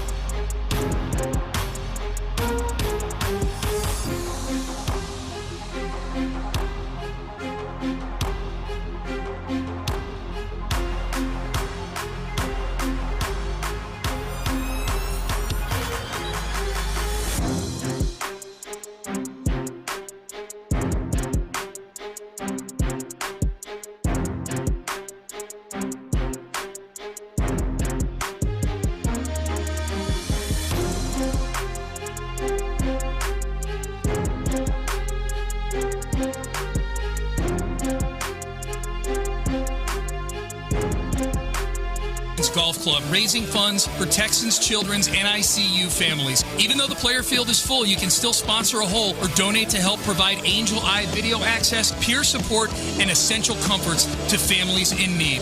Learn more and give now at Texas Children. Pass the aux cord and crank up the volume.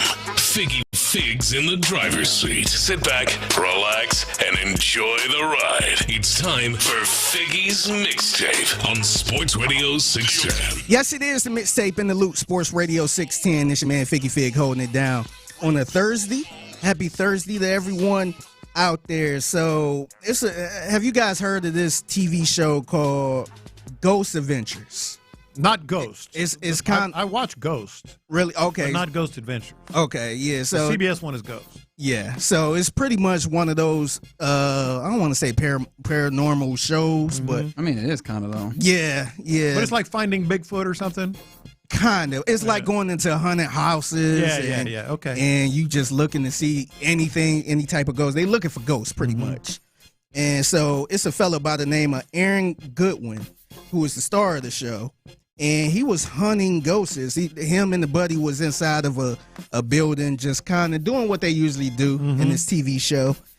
And I think he discovered something a little more frightening than ghosts. And so just to kind of paint a picture, they're inside a place and they're whispering and all that stuff. They got the little cameras. Yeah. And all of a sudden he get a text message. And this is how that whole situation went. Right. I'm gonna try to take a picture. So what I'm doing right now, I'm laying UV lights, and then I take a long, like 30 seconds or to a minute, and just let it sit there with the lens open. Oh God, dude, I feel like something's happening. Suddenly, Aaron gets a notification on his phone, and we can sense something is wrong. Dude.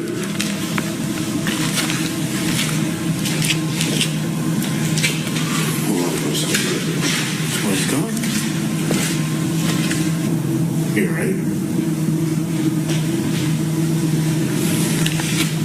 You okay? Bro, the police are at my house. What?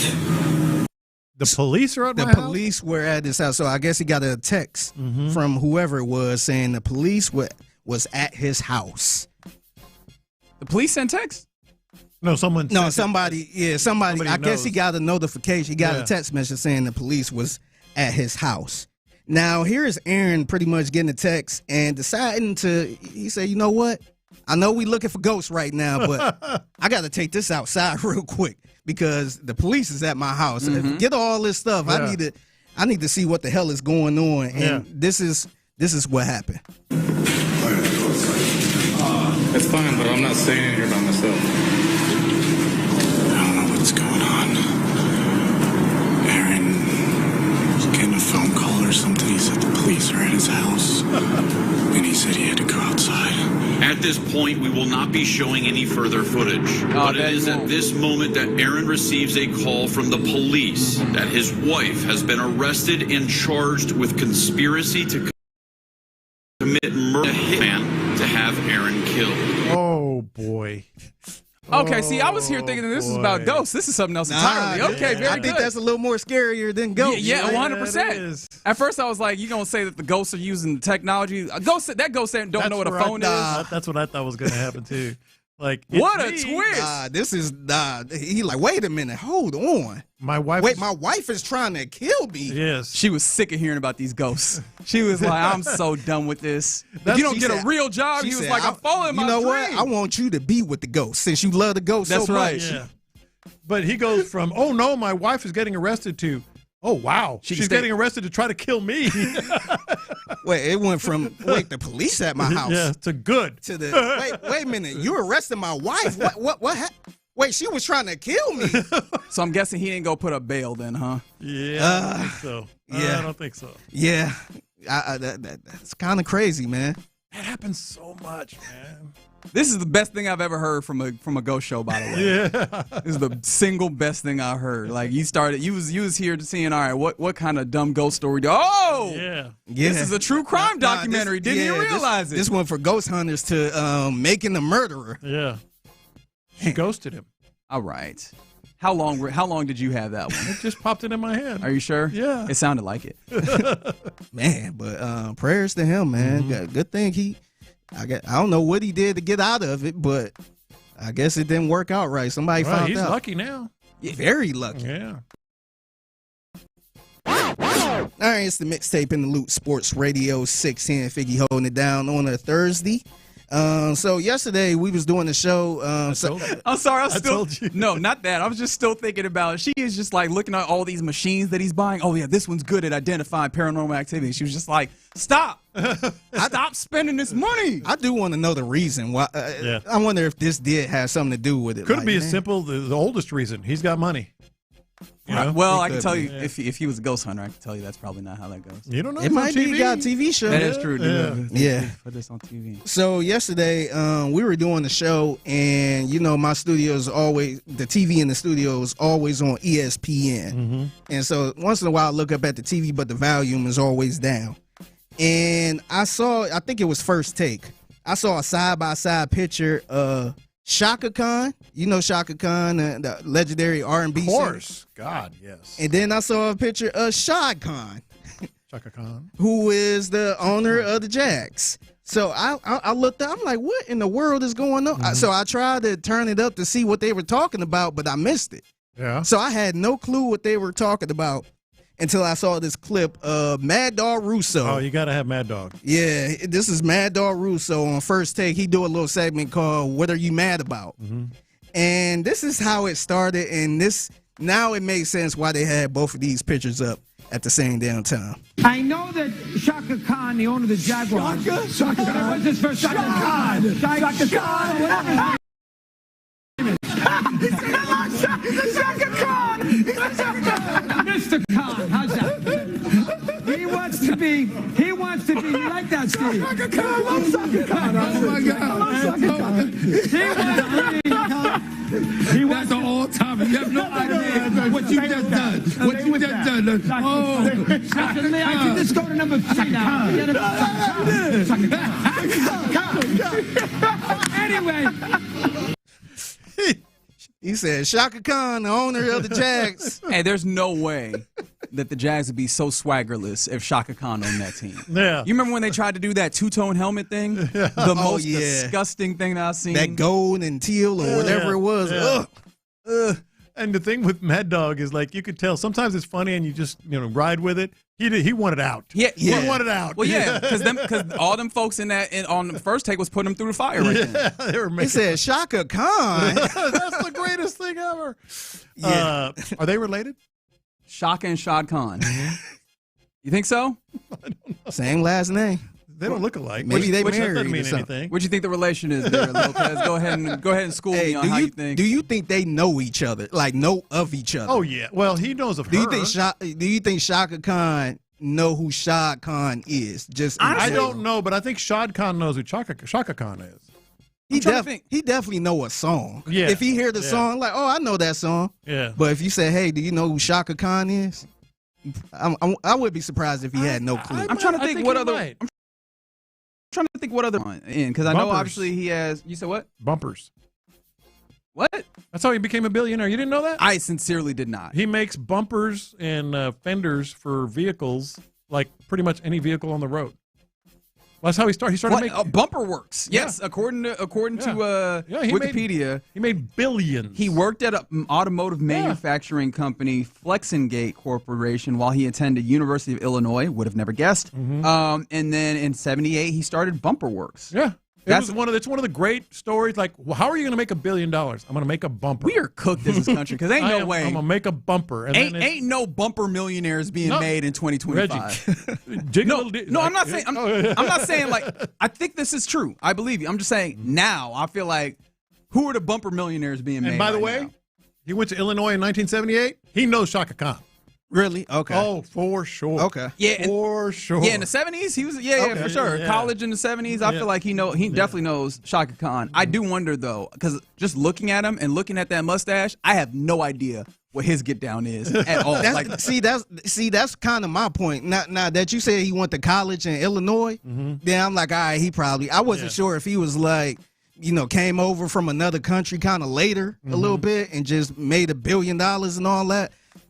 If that was the case, then he probably have no clue of the name. Yeah. I'm sure he heard the songs before.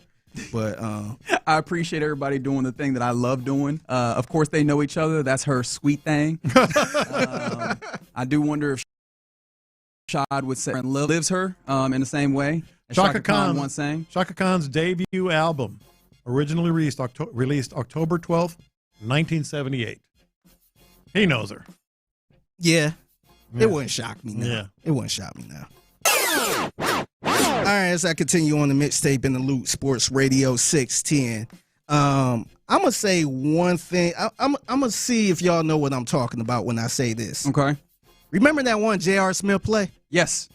Yes, I do. What am I talking about? I don't. What's he talking about? Well, I'm guessing the one that you're talking about is the one that happened in the, was it 2017 NBA Finals? Yep. But I was also thinking, like, there's other J.R. Smith is a wealth of, what are you doing, J.R. Smith? And also, yo, look at J.R. Smith. Yeah. But unfortunately for him, I was wondering if I said, do you? Yeah, no, I know what you're doing. You know that but it J.R. didn't Smith pop into play. mind. Yeah, Okay, yeah. so maybe it's not that J.R. Smith play. Yeah, the only other one that I was thinking might be the answer is when he just be throwing it up all the way. When he was playing with LeBron, he was just throwing it up to the rafters to see if LeBron could go get it. But yes, it's the time that he tried to go the other way. So that's a good thing for his, I guess, his street cred a little bit. Yeah. He's not known for just that one play.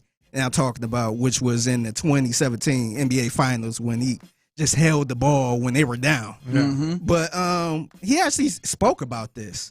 So he was on It Is What It Is podcast or a show. That podcast? Yep, with Cam and Mace. Mm-hmm. And they had to ask him about it. When you caught the rebound and went the wrong way.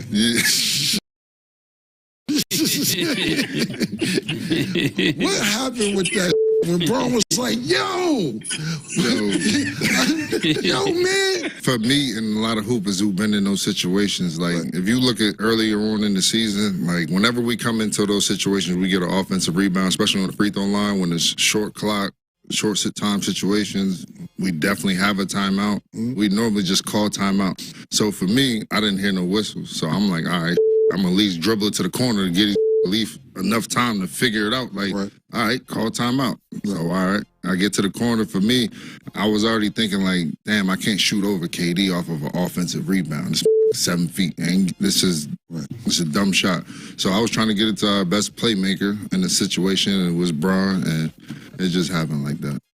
Do y'all believe him with that story? Do you believe that's what he was really thinking? I gotta look at this. I believe he believes that. Because it's not an answer. I don't believe it one bit. Oh, I don't believe it either. I don't believe it one bit. Yeah. I really thought I feel like he thought they had the lead because the way he took the ball, tried to run it out, it looked like he was trying to run the timeout. Yeah. Without question. Because It sure did. if you would have got the ball, you would have called timeout immediately. Even because I understand he ain't want to shoot it over KD because KD is 7 foot allegedly. But nah, you call a timeout. As soon as you grab the rebound, you call a timeout right there. Why did you try to run to the center of the court? Oh yeah, I'm looking at it again now. That's BS. This feels like one of those things where he thought about it. He's been asked about this a lot. Yeah. And in thinking about it a lot, you've told yourself a lie, and eventually that lie landed with you. You now you think that's the truth. Yeah. But nah, man, I think he just got lost in the sauce. He thought they were up, and he grabbed the rebound and tried to run the clock. And if you look at the play again, and I think you were looking when I played it, Reggie. He said I was trying to get it to LeBron. LeBron was with both hands out, like, give me the ball 5 feet away from it. Okay, he's open. Yes, I don't believe that story. Yeah. And to get y'all out of here on this, I guess happy trails to Chauncey Billups. And we kind of touched on that a little earlier, him getting wrapped up with the Federonis and over whole. I used to say that back in the day. The Federonis. I thought that was a new Chef Boyardee creation. Or something. Nah. I remember being outside and we used to see some feds and undercovers all around my hood. Like bleep, that's the Federonis over there. It's not just the cops. Yeah, that's the Federonis. But so he got wrapped up in all of this, and he actually coached last night. He coached last night. I forgot who they played, but they lost. Mm-hmm. And this is. But did they cover? I'm not sure. I don't know. Maybe they didn't. But this is Chauncey Billups in his press conference last night, and maybe the Federonis was like, "All right, man, we got to pick you up after this one." No, you know, I don't. That pressure thing is nothing to me, man. I do the best I can, man. You know that about me by now, quick. Let the chips fall wherever they may be. Let the chips fall where they may. Just really unfortunate time-wise, man. Yeah. Like, what, 12 hours later? Yeah. It might not even been 12 hours later. Right after that, he got picked up. Mm-hmm. That's rough. Man, happy trails, brother. That is indeed rough. All right, there you go. In the loop right here on Sports Radio 610. That's the Figgies mixtape. You catch it at 1:20 p.m. right here on this very program. Coming up next, we get ready to hand things off to the fellas of the drive who are out at the Buffalo Wild Wings in Katy. And, of course, I remember that I still got to get you that address. 8507. That's not the one. That's Queens Boulevard. Not it. It's not it. I promise I'll get you that, and we'll do that next.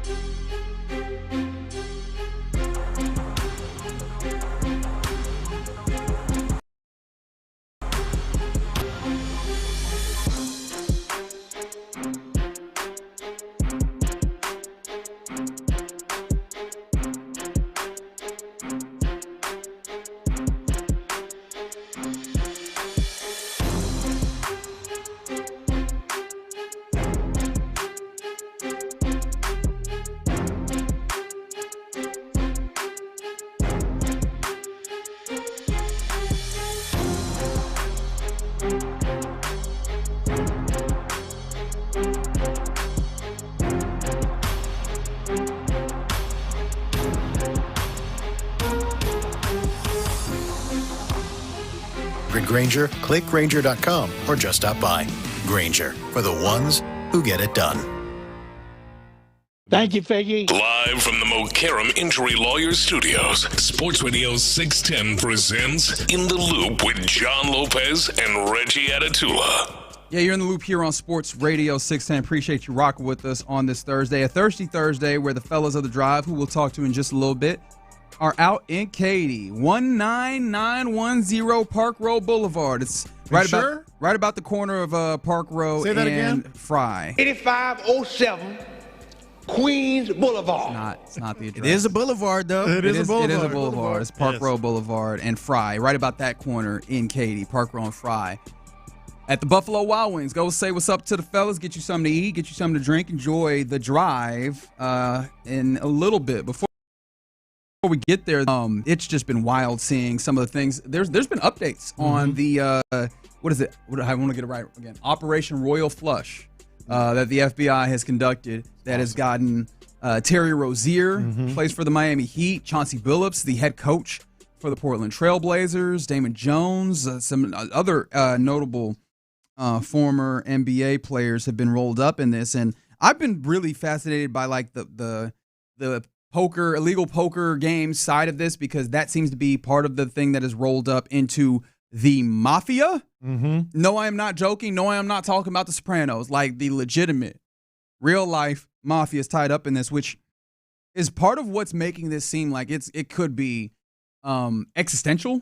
Yeah, for the NBA. Like, have I been too callous in just being like, I don't know that this is actually going to hit? Because there's been the details that are coming out early on are pointing to the idea that there's been like a lot of the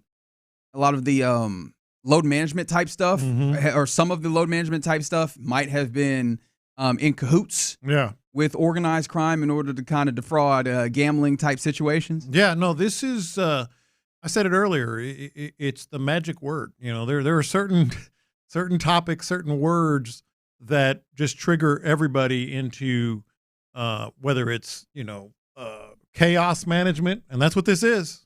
This is chaos management. There is chaos in the NBA because it's 3 affiliated, I'll put it that way, names so far, associated reportedly by the FBI, by the way, with the mafia.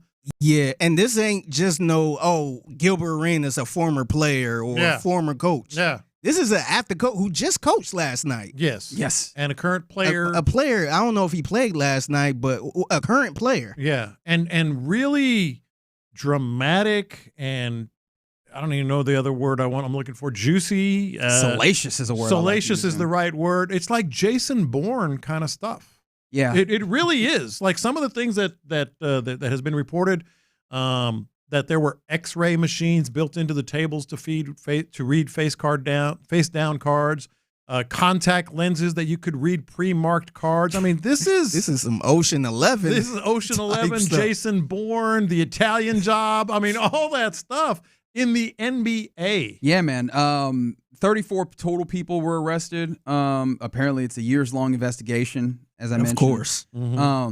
Some of the things that were talked about within this is that the defendants, quote, had access to private information known by NBA players and NBA coaches that would likely affect the outcome of games and players' performances. And that's where this really hits sports, because I was very much locked in on the Chauncey Billups of this, and he's not implicated in the sports gambling portion of it. Apparently, he was just in some poker games that were run by the mafia. And just saying that so casually makes me feel weird, right? Oh, no, he was just playing some mafia poker games, no big deal.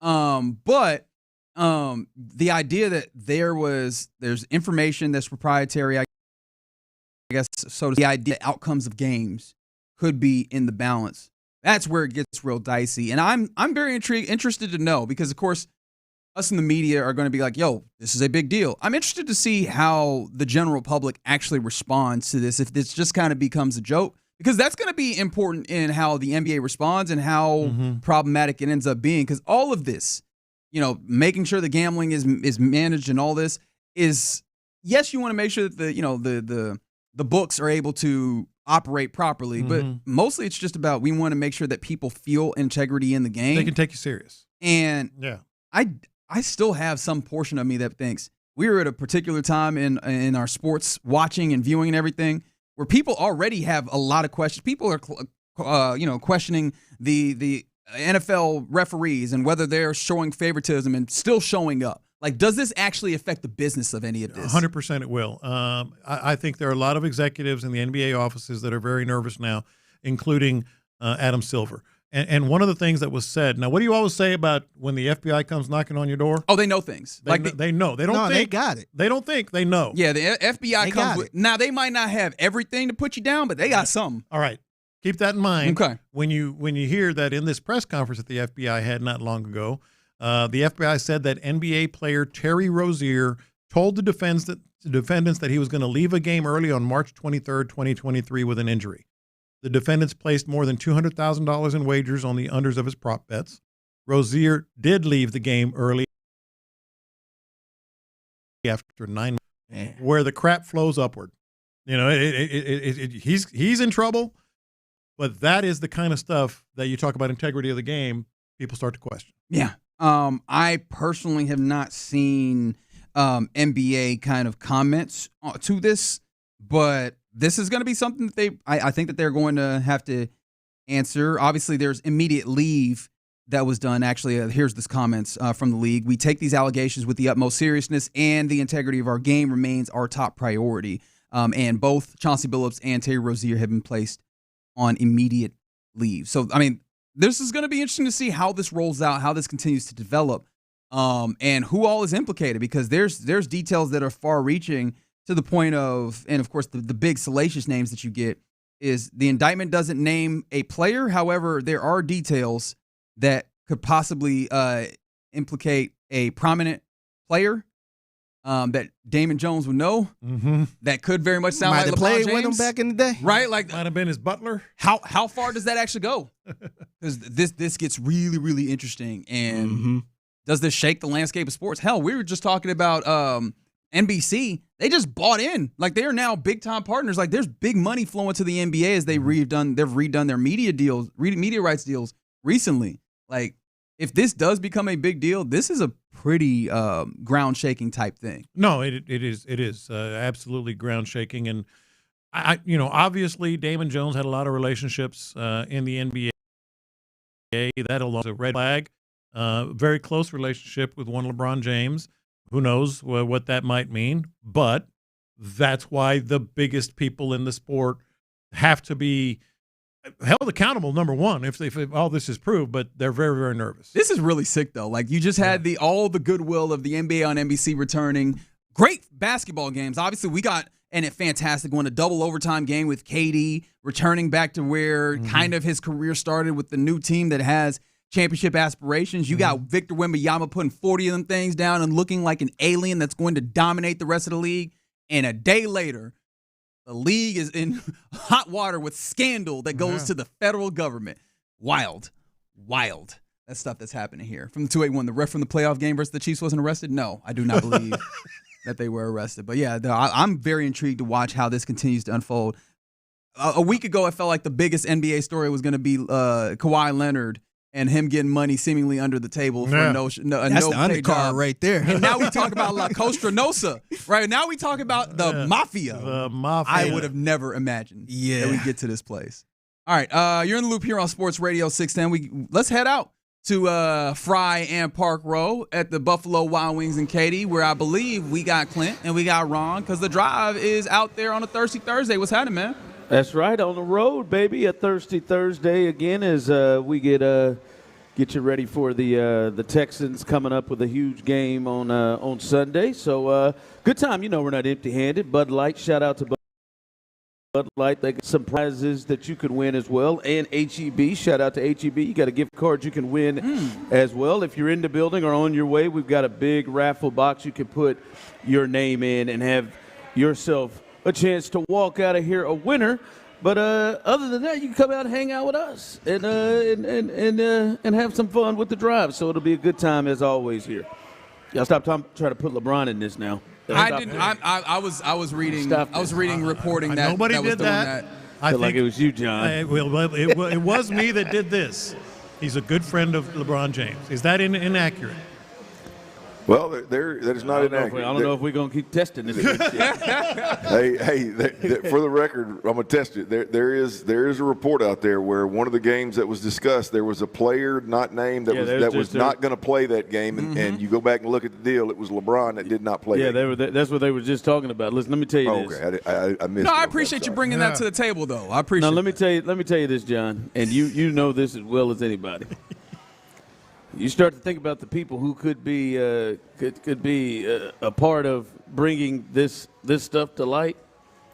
If it was LeBron James that had any opportunity to be involved in this in a major way, we wouldn't have heard about this today. Yeah. That would have come out whenever they nailed him. It wouldn't have been just Damon Jones said something about him. This would have been led with LeBron James. Oh, 100%. This was a perp walk type. That was the thing that surprised me is like if this is really trying to – the idea the perp walk was let's get Terry Rozier and Chauncey Billups out here. I was like, that's interesting. No, I agree. All I'm saying is Damon Jones can get me LeBron. Hell, we're going to wait. Damon, you good. No, I totally agree. What I'm saying is just the fact that you know LeBron James through no fault of LeBron James. Yeah. You know, he's a wealth of information and obviously impact. The thing that I've been kind of just tussling with this in particular is just I have long been like, this sports betting thing is going to end up being real dicey. And the further and further we've gotten in like sports betting type stuff and impropriety showing up, the less and less it seemed to matter. And I'm like, is this actually big enough to really bring down what feels like a sports landscape that we're just like we've gotten used to the betting around all this? Well, I don't know. It seems like it's made it easier to catch folks. Yeah. With everything kind of being joined together with the leagues and these betting sites, but I don't know, man. This is the human penis has got a lot to deal with today. Adam Silver, this is a rough. I was like, aren't most of them human? No, man. If you look, Adam looks like a human penis every time I see him up there in his suit. You called him that one of the first shows we did together. I was like, what? He does. Every time I see him, it's he looks like that. But this ain't a great day for him. It is not. He's got a lot to deal with. No, I mentioned this to Reggie earlier. I mean, he has to legitimately worry about his. Yes.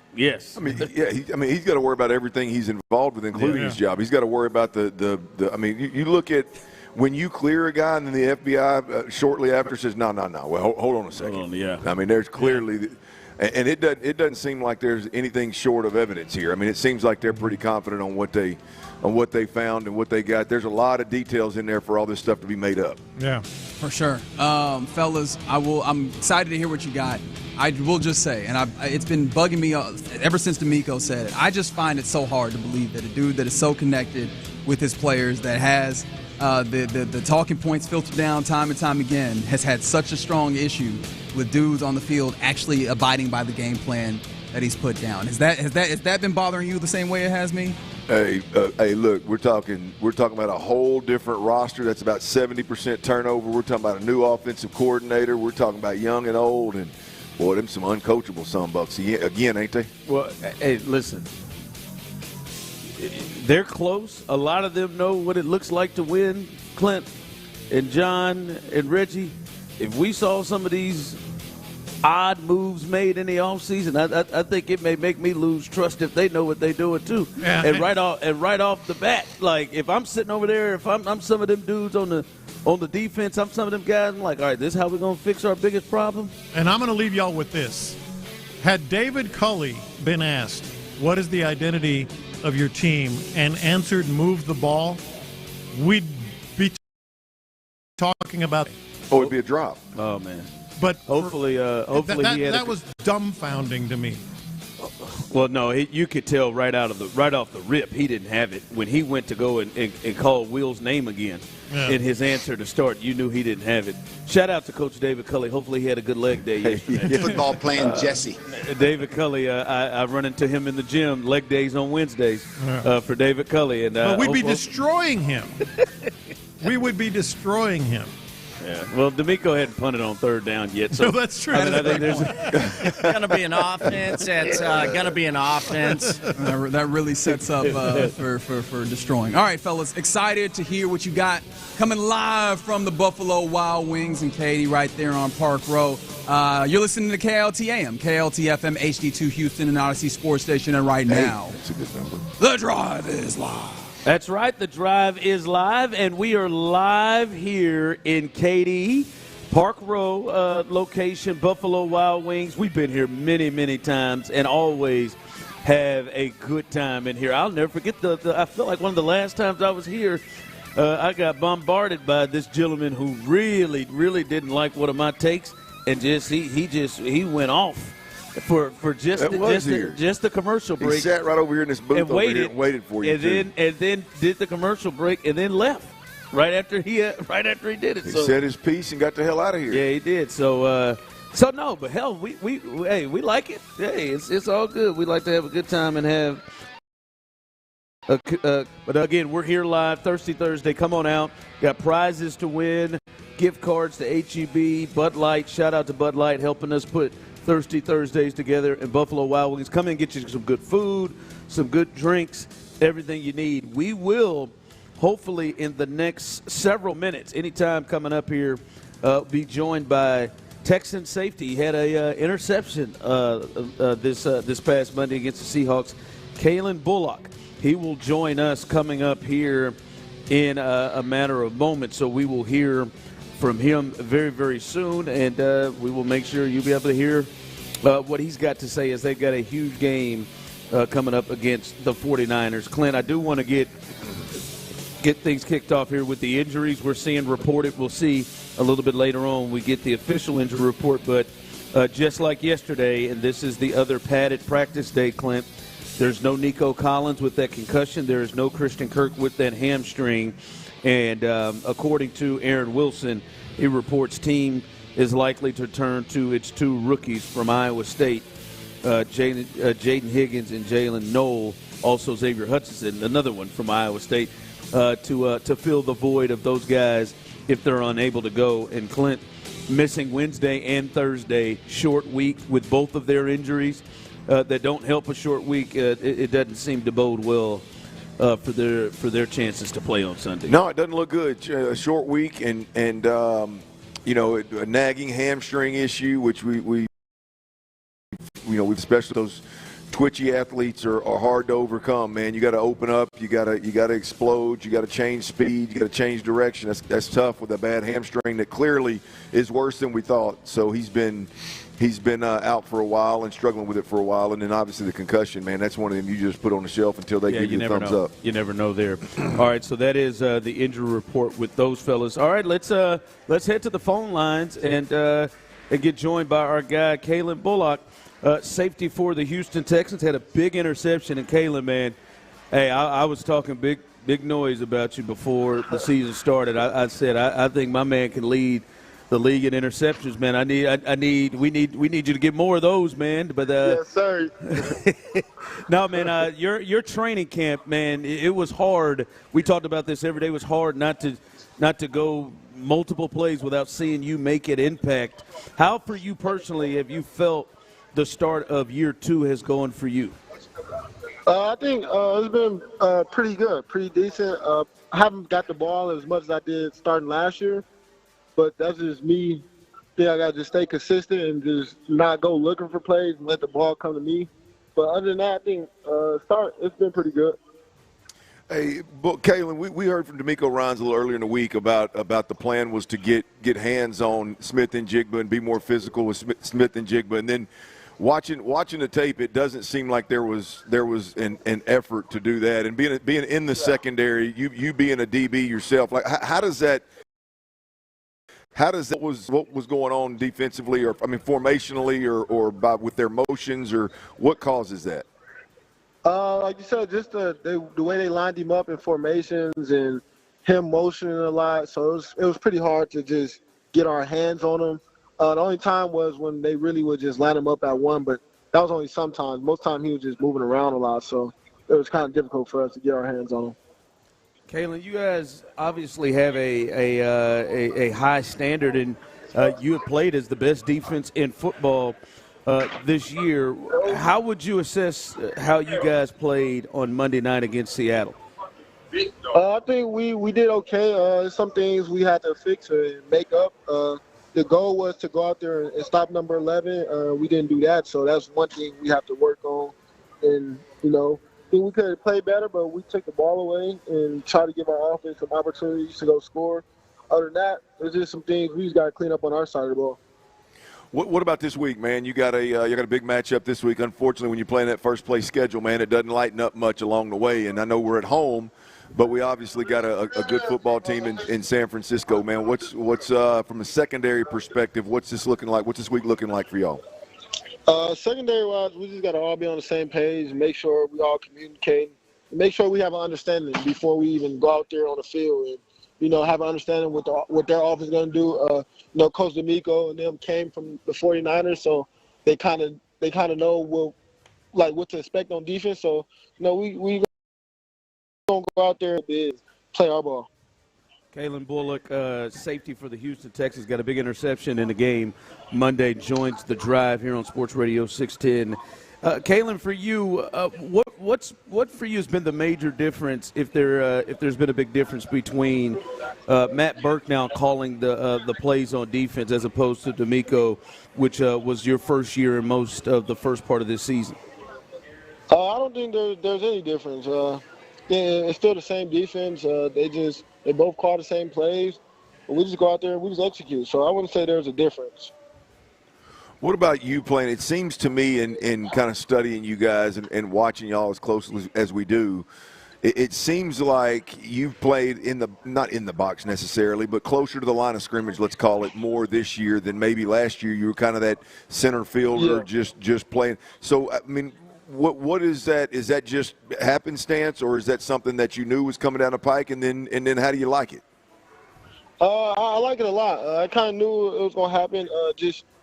Changing up the look. A lot of teams, they think they expect me to be in a post and see me in middle field. So when they don't see me in middle field, it's kind of hard for the quarterback to get an understanding when we're in. When I'm down in box on, like I'm in man, I'm dropping back in different coverages. So it's pretty fun for me to. I know I could do it, so it's not just limiting me to just a post player. I can go anywhere and play anything they need me to play. Kalen, does the defense feel any pressure to have to be perfect with what seems to be some struggles sometimes from the offense? I wouldn't say there's no pressure on us trying to be perfect. I think we just go on the mindset of being the best defense. And being the best defense, we can't give up a lot of points if we want to be the best. And that's just what we got to do. Everybody have each other back. The offense got our back. Special teams got our back, and we got their back. Hey, how many times you have to correct folks on that last name? And I ain't going to lie to you, I called you Bullock for a good year. Yeah, multiple times. A lot of people still call me that. But it's Bullock, but yeah. Yeah, I'm trying, man.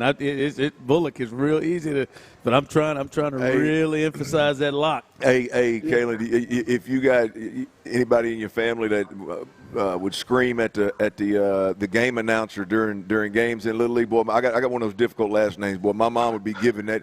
She'd be in Little League Park screaming screaming at him. It's Stoerner, it's not Stoner, boy. So it was. That's my mom. Good. She always tell you, make sure they get your name right. That's always her saying. Yeah. All right, Kalen, man, we appreciate you taking the time to join us, and good luck on Sunday against the Niners. Yes, sir. Appreciate y'all. All right, that's Kalen Bullock, there you go. Safety for your Houston Texans. I like that kid. Yeah, man. He seems like him and Lassiter. They seem like they have a similar type of feel, similar type of mindset. Always seem to be happy. Seem to be gym rats. Like they love being out there. Yeah. I wanted to ask him that question out of the gate, Ron, about the getting hands on. Yeah. I mean, we're going to talk about it later in the show. But for right now, the point I want to make is I knew what he was going to say. And I think we can tie it to what we don't see offensively.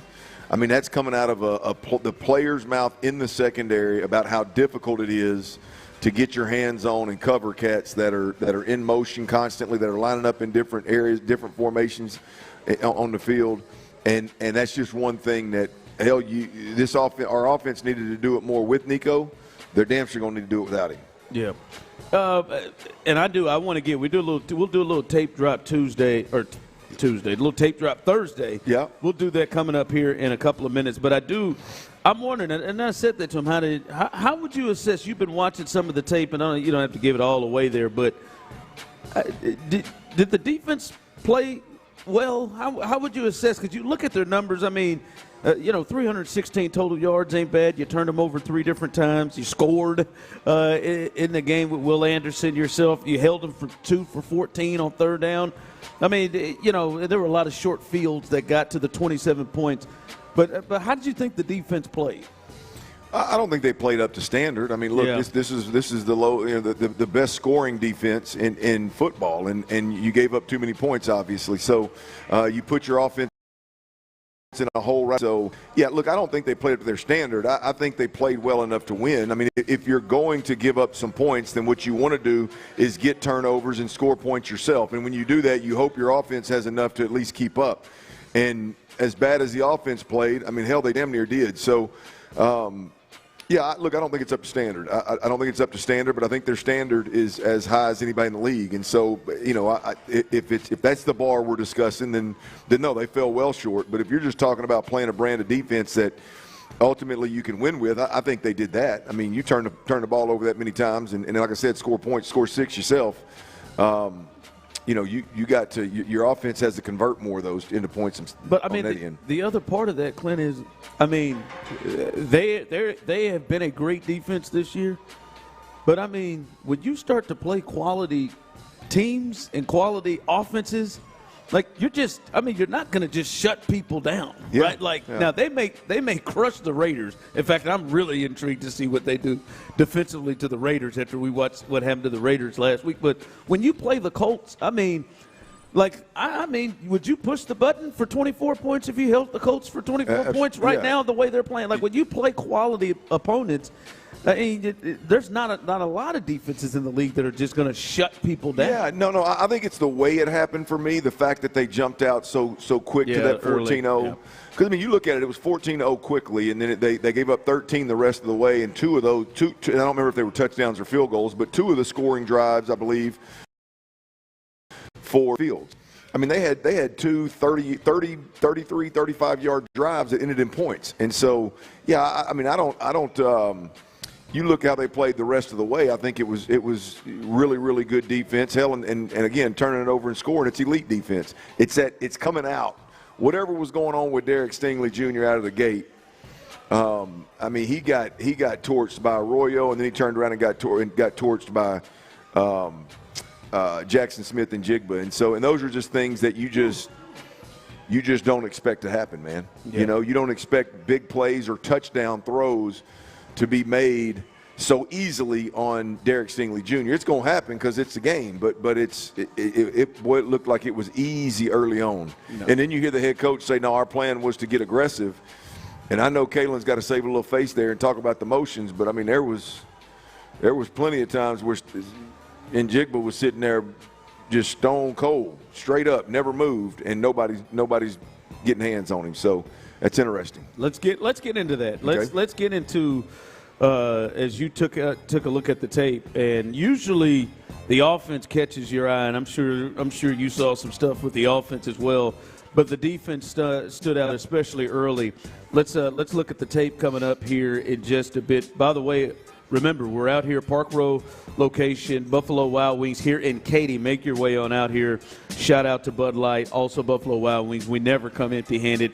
We've got plenty of prizes that you can have a chance to win. We have some representatives from Folds of Honor who are partnering with Buffalo Wild Wings and Anheuser-Busch to help accomplish their mission of honoring the sacrifice of those who serve by educating their legacy.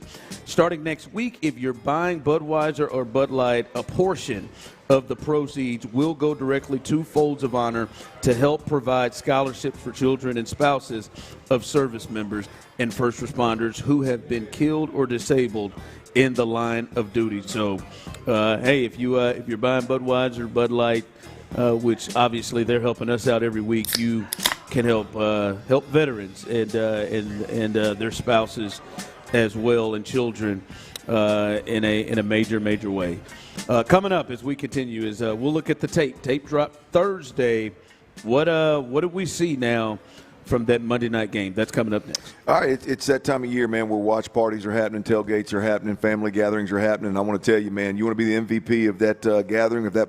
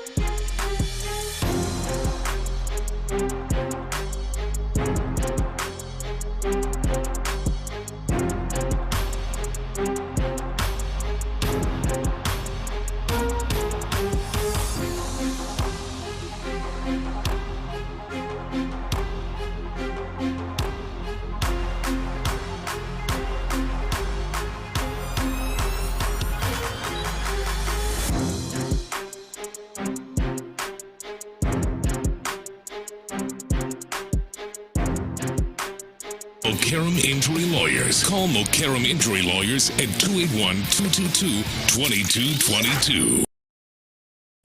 Trash off. It's a Thirsty Thursday with our friends at Bud Light on Sports Radio 610. Live from Buffalo Wild Wings on Park Row in Katy. Here's The Drive with Stoerner and Hughley. All right, welcome back in as we are live here at Buffalo Wild Wings. We're in Katy Park Row location. Bring your cell phone out. We'll be here till 6 o'clock on this Thirsty Thursday. Plenty of prizes for you to read today. Text line, the show has an extra country twang going on today. Really? Is that my boy Ron? Why's that? I don't know what. I didn't hear Kalen that. Bullock? Is he country? He said me. Oh, you do? I thought you meant the drive, the show. You mean you? What did you say? I don't know. Oh, boy. Didn't hear that. Never been accused of that. Well, having a country twang. No, Texas may be rubbing off on you a little bit, man. Yeah, Living down probably. there on the south side, man, out in the pastures. Yeah, that might be it. Or hanging around David Culley. Yeah, working out with ODC. Leg day Wednesdays, baby. All right, Clint. Normally we do a little tape drop Tuesday, but the game Monday night. We've got a little time now today. What did you see? And normally you go to the offense, but you were captivated by the defense, especially early on. Yeah, look, I think to focus in on the run of, let's call it first half, when the run to 14 zip and kind of the exchange after that. I thought there was some, and I think now, doing a tape drop this late, we've already heard from the head coach a couple of times.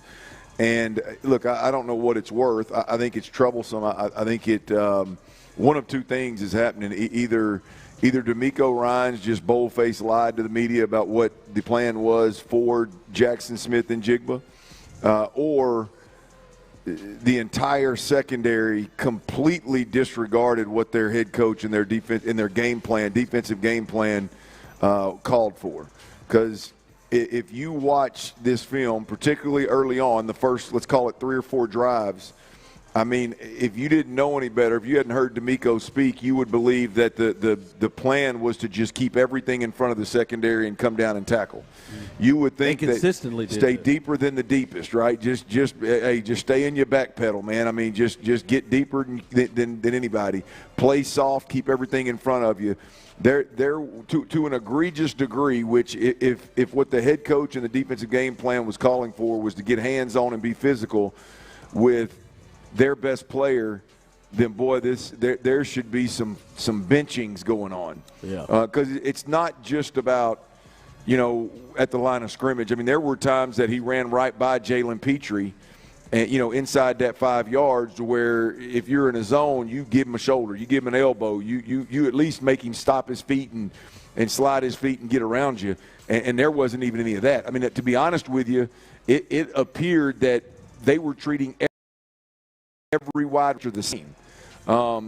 There was no special attention put on Jackson Smith and Jigba. So, that first, I'd call it the first 3 or 4 drives. They didn't seem to press on it. It wasn't even up coverage yet. No, and they weren't all because of motion. There was some motion. He did move around a little bit, some short motions, but there wasn't enough motion to say that's why we weren't able to get our hands on and be aggressive with that receiver. I mean, again, it's either a bold-faced lie by DeMeco Ryans or it was just flat-out complete disregard by this defense for the game plan. One of those two things happened, zero doubt about it. And what we see on the back end of it was a 14-0 hole that you dug for this team. And with our offense, that 9 times out of 10, 99% of the time, that's gonna result in a loss. And so I think that, first of all, defensively. I think also on the defensive side of the football, anybody, including DeMeco Ryans, that wants to defend, minimize what Azeez Al-Shaair did on the sideline to any degree is silly. And I'm being nice because I'm talking about anybody over there. Like that is just – I mean, you just can't win with it, man. I mean, he's not only is he in the white. One, it's a quarterback. We talked about this. We talked about this with Azeez Al-Shaair the last time. Say what you want. It's the state of the league right now. And when you're in the open field, and when a guy's coming at you from several yards away, you know damn good and well that's the quarterback. All right, we got to treat this a little bit different. Well, it's real. It's what if you want to play winning football and you don't want to hurt your football team, that has to happen. So that's first and foremost. Secondly, he led with the crown of his helmet in his chest very aggressively, which is the problem really to begin with. And then the sliding over even deeper into the white and then driving. Scoop and drive, yeah. It took place in a 4-yard window over there. And it's just like – and then he just lays all of his body weight on top of him. Again, I don't like how soft the NFL is. But I want the Texans to play winning football. And that right there is going to get you beat 10 times out of 10 times. And you want to talk about not being able to dig yourself out of a hole with plays like that, it makes it even more difficult for the offense. 3rd and 11. Oh, but you were off the field. And he ran for 2 yards. Yeah, you're off the field. The next play, I think, is the touchdown. Was it? To Smith and Jigba. Yeah, I mean, that is just – one of those things that it's unacceptable, and for anybody to act like it's, oh, yeah, well, even answering the question about the whistle. Now, I understand why Azeez Al-Shaair answers the questions the way he does because it's him. It's his money, right? But to me, for DeMeco Ryans to say anything other than, yeah, man, we can't win with that.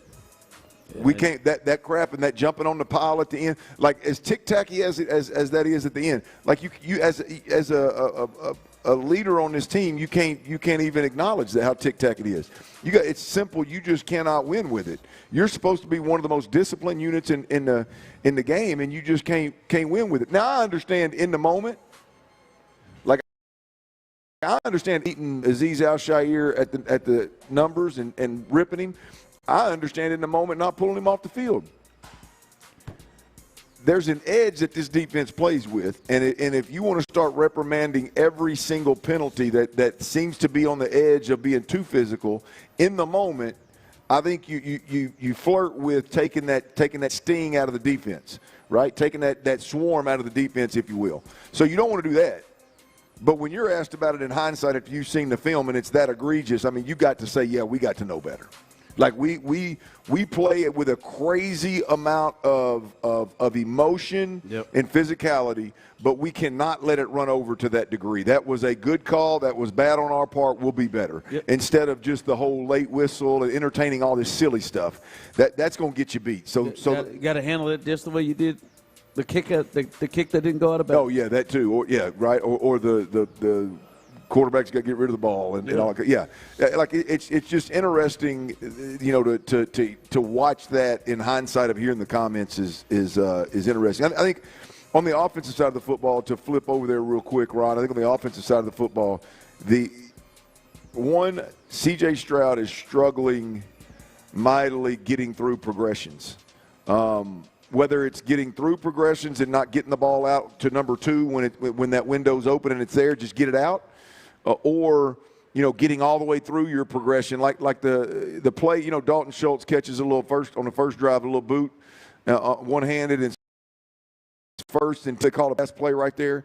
And if he gets through his progression, you've got 2 guys on the backside of that progression that are open. The running back, is in open field all by himself and probably could have made somebody miss. I don't remember if it was Chubb or Woody Marks.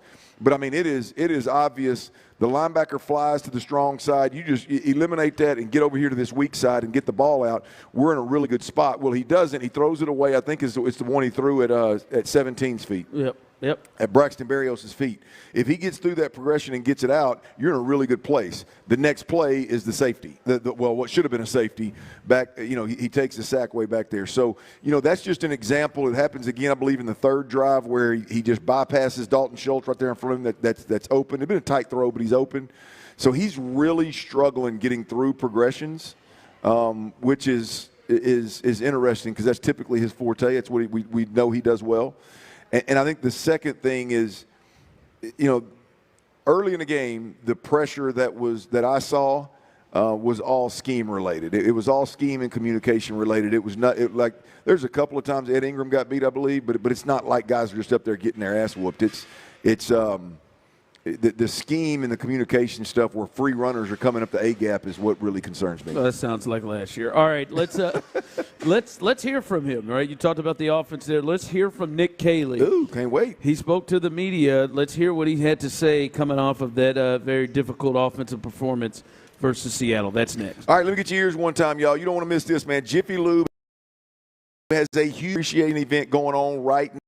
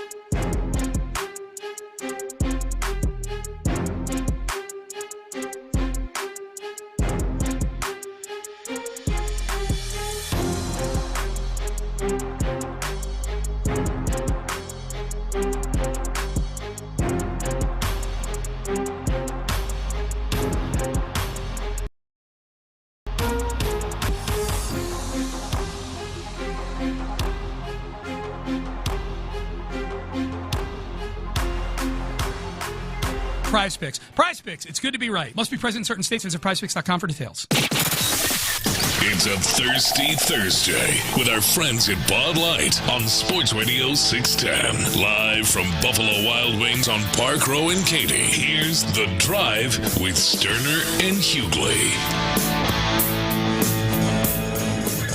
All right, let's head on out and listen to Nick Cayley, the offensive coordinator, as he speaks to the media.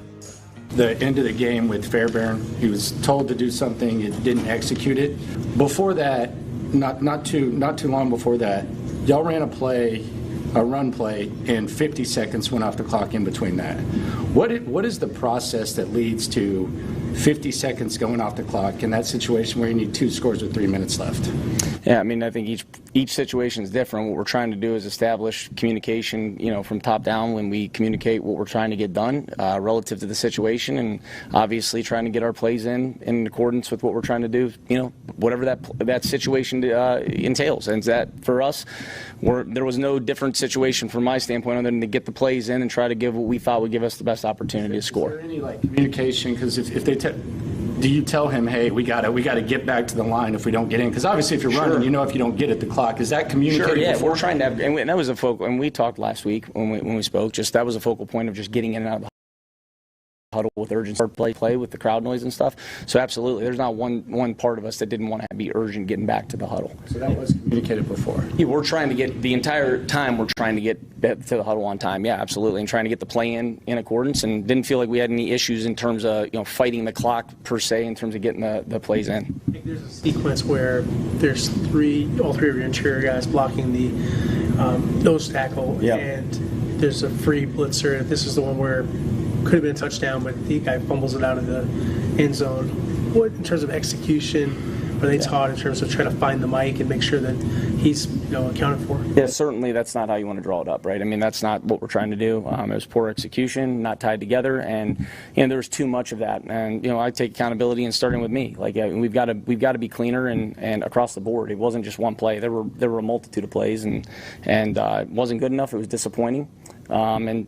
We gotta continue to refine and eliminate those things and to give us a chance to have the best chance to win. And it was across the board. It was the run game. It was protections. It was too many of those things that came up too frequently. Can you walk us through what exactly is going on at left guard with the rotation between Lake and Tomlinson? Sure. Yeah, both of those guys have at different times given us quality reps, and I think the balance between those two, there's been good moments. And is it all perfect? No, but it's not. It hasn't been perfect at every position either.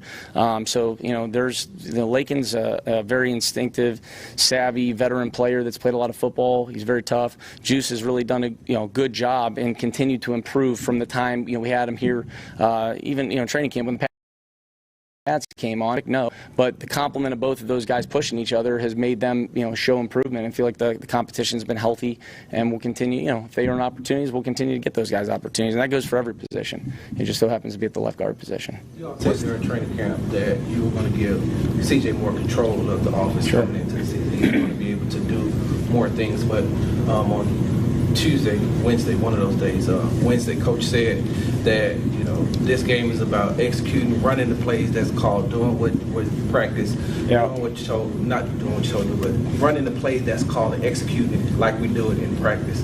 So where is that balance between you calling the play, CJ seeing something different, being able to audible if it doesn't work, it doesn't, come back to him or makes it look like it's his fault? Yeah, no, I think the reality of it is, we have plays that we have alerts to, that we're looking for specific looks that he has the ability to alert to. There's also plays in circumstances, whether it's situational football, whether it's, run looks where we want to get out of something due to a look where we can check a play, an audible play, signal a different route concept, which you guys saw versus the Tennessee Titans on Higgs' touchdown. So there is a balance, there's tools, but we have a framework for those things. So, and that's what we want to try to adhere to. I think generally speaking, we have to execute just our core fundamentals a hell of a lot better across the board. I got to do a better job, being disciplined to the run game, and I think I let that get away from me a little bit there with some of the tempo, obviously, in the first half, and I take accountability for that as well. So it's It's not one person. It never is. And it's, we all got to do a better job across the board. And it's fundamentally, it's MEs that, are disappointing that you don't see. We had a really good week of practice last week. And that's the disappointing part. Would have never anticipated that, seeing that, and disappointed in that for sure. And we got to hit reset. We got to communicate better. We got to, just continue to refine those things so we can move forward and clean things up. Because you can't go out there and do that. And that's not the right way to play the game. You are listening to Houston Texans offensive coordinator Nick Caley. Left guard is so you have some history of seeing that alternating thing work as opposed to just having a guy get there and get comfortable in that spot. Yeah, each year is a little bit different.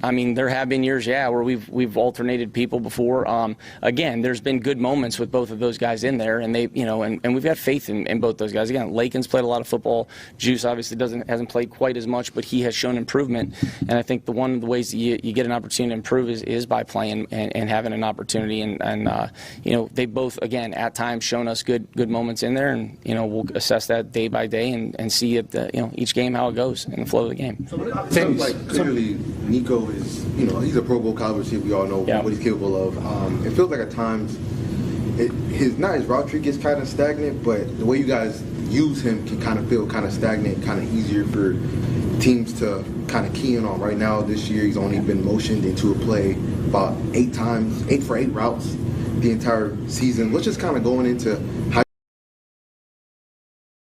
you guys are kind of eager and kind of using them as a weapon to kind of feed off of that. Yeah, we move Nico around. He doesn't sit there and play primarily X. I think if you watch the formation, we do not, he moves around. And I think each week is different based on what we're trying to get from a coverage structure standpoint, what we can do from a pass concept standpoint. So to put it in one box is probably not fair. But no, we try. Nico's a big part of what we do. And we try to get him involved every single game. There's not a week that we ever don't try to do that. We have a lot of respect for him. He's a great player. Obviously, you all had some troubles protecting CJ, but how do you balance, either max protecting or putting somebody who could run a route to protect versus, having more receivers out there? What is that balance? Yeah, well, I think it just depends. Situationally, again, if it's third down, what we're looking at, what teams show, what we're trying to do, we always want to vary up our protection systems when we can. We mix protections when we get an opportunity to do that. So there's times you want to get into 6-man protections. There's times you want to free release and go into empty protections. And then there's times where you want to get into 8-man protections. So, I think the healthy balance is to be able to mix through those so you're not sitting there in one protection system indefinitely. Would you be comfortable saying that the positives of rotating those guys at left guard outweigh the potential negatives of not creating cohesion? And I think there is a balance, but these guys have, and if you look just back to training camp, right, these guys have played, like even Tay, look at left tackle, he's playing on the right side, he comes over to the left. These guys have played around, and part of that process in training camp is getting guys some position flexibility to be able to move forward. You guys have played a lot of football together. They do in practice too, and you got to have the flexibility to do that as well. And so far, that's what we felt has been what's best for us, and that's why we've continued to do that. One of the things that y'all done pretty well, QB sneaks. I think y'all are damn near perfect running QB sneaks, but twice Monday night, 1 yard to get.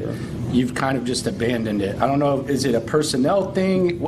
Why does it feel like there's, I don't know, I don't want to use the word fear, but the QB sneak works these games, but these games it's not even an option. Yeah, there's no fear when it comes to sneaking a ball. We had a plan, a short yardage plan, and we ran the plays that we felt would give us an opportunity based on the structure of the defense, et cetera. We did not do a very good job across the board for multiple reasons from play to play. So, will we have an opportunity to sneak it? We've shown that we'll do that, but there's also other personnel groupings. There's also run types that we can attack based on front structures and teams week by week, however you see them. Not everybody's going to sit there in the same front structures from week to week to week. Go ahead, Sam. You mentioned needing to be a little bit more committed to the run. Yeah. Just kind of what are the things that need to happen to get this run attack? I just think in general terms, positive plays, and then, in the course of the last game, as we ended that first half, ended up mixing a little bit of tempo there to jump the ball, gave us a little bit of rhythm, tried to get back to that a little bit in the second half. In hindsight, wish probably should have stuck more runs in there, honestly, to balance it out a little bit, and got to be more disciplined in doing that. No excuse, and that's my assessment. wish I'd done that a little more. Last year, one of the weekly questions I felt like I was asking Bobby was about being able to stop the delayed stunts and blitzes. And you know, six games in now, going into the seventh game for you all, it seems like we're still talking about the exact same thing. So when you're looking at that, how can that be fixed? Yeah, practice, clarity, communication, talking about it in the meeting room, going out and getting extra work at it, putting those guys in different situations, challenging our protection looks. Made some progress. Again, that's the most disappointing part. I thought that, that was one part of it. Heading into that game that I thought over the last couple of weeks we really showed some substantial progress in, and that was just one of, like I said, it was run game, it was some of the stunts, etc. that were not good enough on Monday night. So we got to keep working at it. We got to be honest with ourselves about those things, and we got to go to work, and that's what we're going to do, and we've already started to do that. You are listening to Houston Texans offensive coordinator Nick Caley. He showed his explosion. Yeah. If Nico can't go, do you have faith in Jalen and Jaden that they could step up? Yeah, absolutely. Like we've talked about it. Those guys have done a really good job. We got a lot of faith. The guys that we put out there, we have faith in. They go out and work. They compete. They rotate. And again, that's no different than when we talk about the offensive line. Those guys have position flex from outside to inside, inside to outside, Z to X, X to F. And we move those guys around a decent amount, which has helped us. And we have a lot of faith in whoever's out there. And those two that you mentioned, absolutely. Yes. The offensive line, in particular, young players like Ariel what do you see from him in terms of being able to execute what you guys are coaching him to do? And just in general, DeMeco's brought up the execution thing, saying the last few days, the players are coached to do it, but they've got to do it when they're out there on the field. Sure. What is the teaching element there? Yeah, I think a lot of it's fundamentally technique-wise. When you're talking about pass sets, if that's what you're referring to, I don't know. I'm assuming so. Just being able to play more within yourself and with the technique. And he's a very conscientious guy. I got a lot of respect and love for him. He cares an awful lot, and it's like anything else. Unfortunately, you go through this, and we got to learn from it. That's what you have to do. You have to learn, and you have to apply, and you have to move forward. And is it frustrating? Yeah, it's disappointing, but we got to move on. Like, no one's sitting there waiting and feeling sorry for anybody. We got to move on, and we got to get better. And that's at all positions, and that's coaches and players, so. What's kind of like the balance between just, calling things and expecting your players to execute versus scheming things up to kind of break their rules of their coverages? Like, we got it done before, like, I guess the Ravens, the pass, the Kirk, sure. Things of that nature, but there's also times where sometimes things can kind of feel stagnant, where on the other side, in Seattle, their OC, Clint Kubiak, he's running things to kind of get Cooper Kupp open down the sidelines in a very creative way. Same with JSN, kind of break, DeMeco's coverages, rules, and things of that nature. What's just kind of that balance to executing versus running things that are going to break their coverage more consistently? Well, I think first and foremost, every run blanket concepts to every cut. We're trying to hunt things up and put ourselves in position to play the coverage structures that we're going to see from week to week, and that varies obviously from team to team. And then when it comes to execution, there's core fundamentals. There's in the pass game, there's some pure progressions that give you options versus a multitude of coverage. You look at the landscape of the league. A lot of teams are putting a dome on coverages.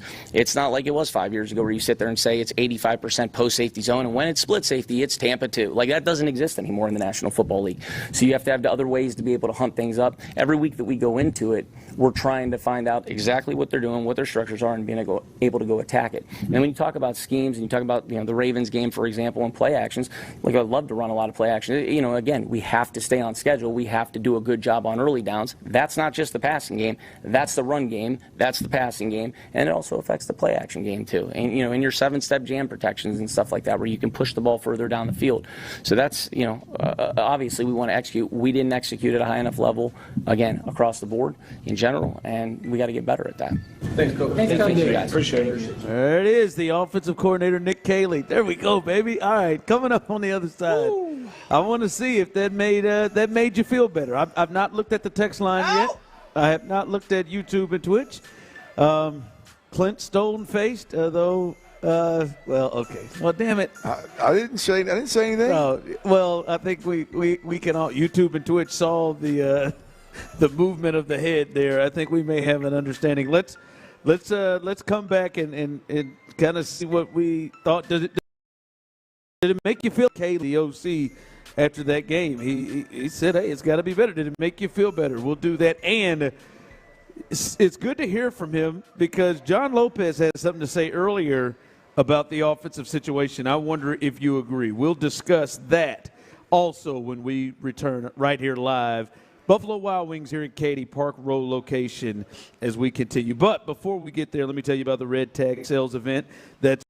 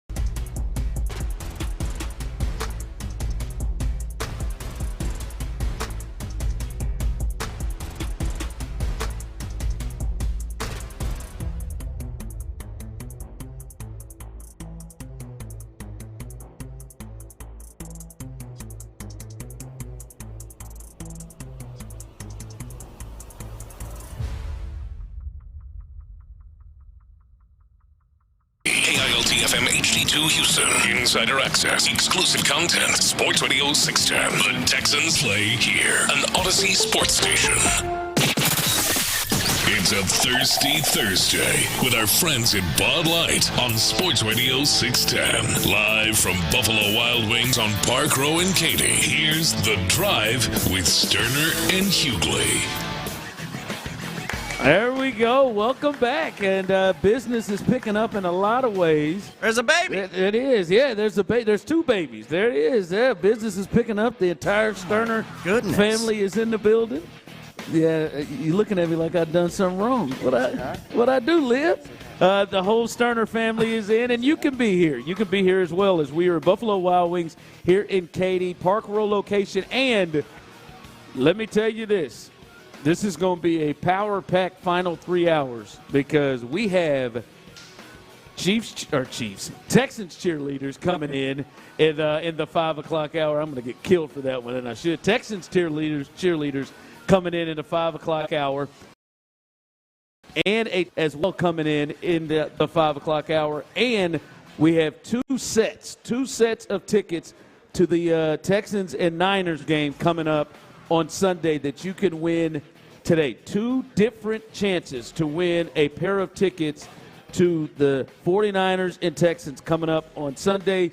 Texans cheerleaders are coming in here, as well as a Texans legend. That is all in the next 3 hours to go along with all of the prizes you can win from Bud Light and H-E-B. So all you have to do is arrive here, get here, and if you're in the building, put your name in our raffle box to have a chance to win. And there's a lot we are hooking you up with. So a big final 3 hours here at Buffalo Wild Wings on Thursday. That's big. That's big, Ron. It is. 2 pairs of Texans 49ers tickets? Yes, 2 different. Wow. 2 different sets. Yes. I'm going to tell you, that'll get them in the building. Where are we again? We are here at Buffalo Wild Wings here in Katy, Park Row location. Easy to get to, and you might want to make a move if you're on this side of town. Hell, if you're not, make your way over here for your chance to win so many prizes. All right, we just heard from Nick Caley, the offensive coordinator, and I don't know if there was any way it would, but I will ask. He answered a lot of questions about execution issues, getting the ball to Nico Collins, the left guard situation. He talked a lot. Did you feel any better about the situation moving forward after listening to him? No, not at all.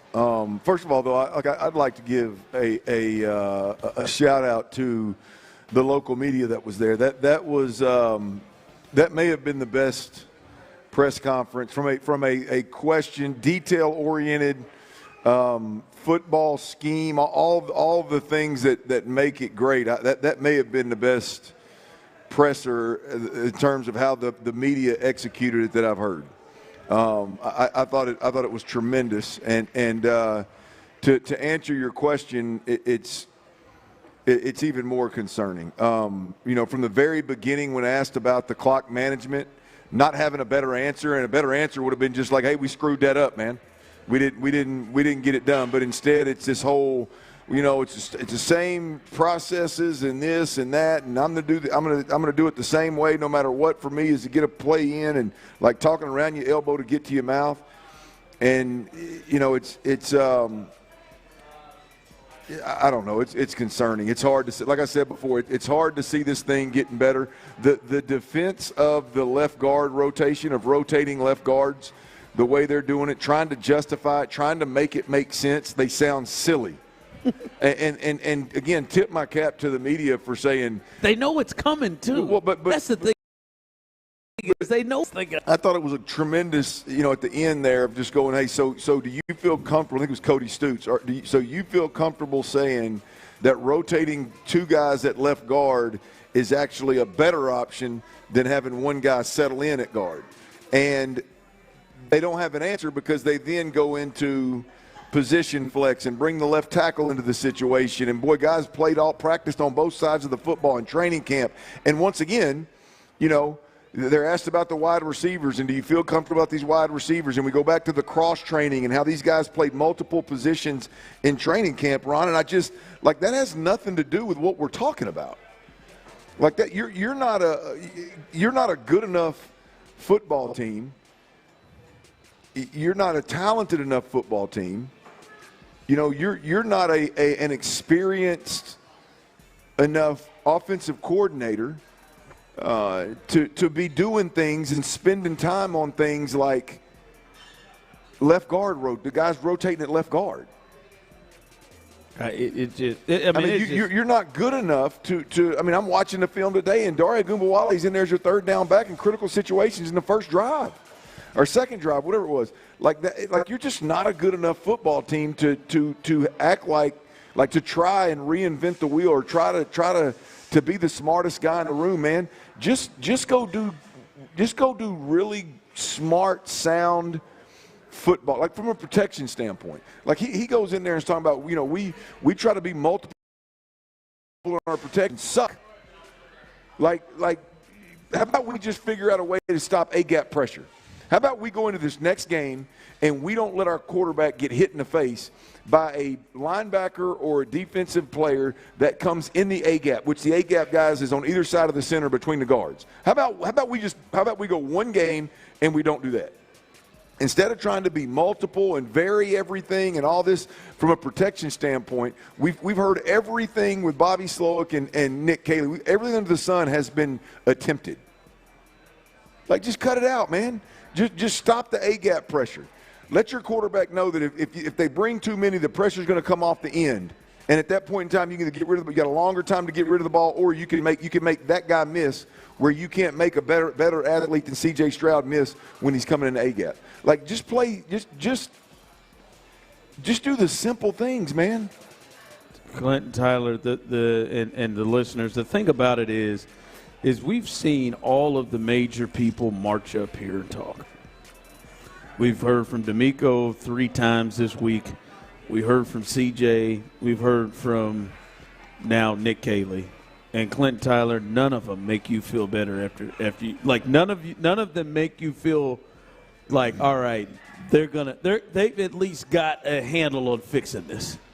Obviously actions speak louder than words. You love it, but none of them, when you hear them, make you feel like, all right, somebody in there, a bit about the situation, and that it just gets worse.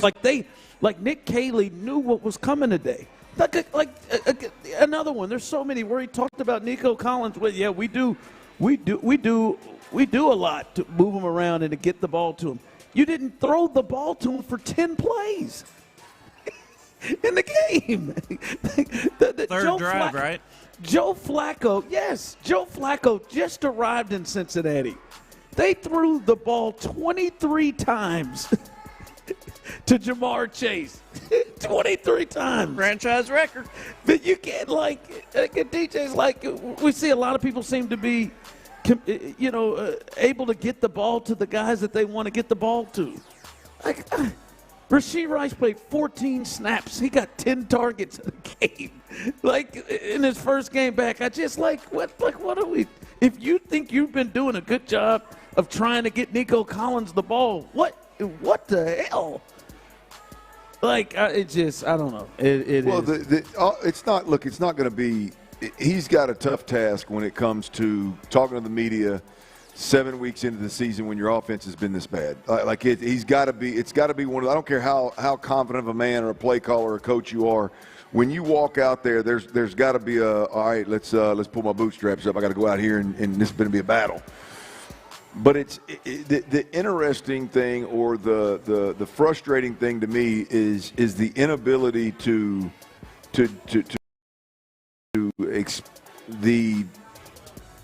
the obvious ones.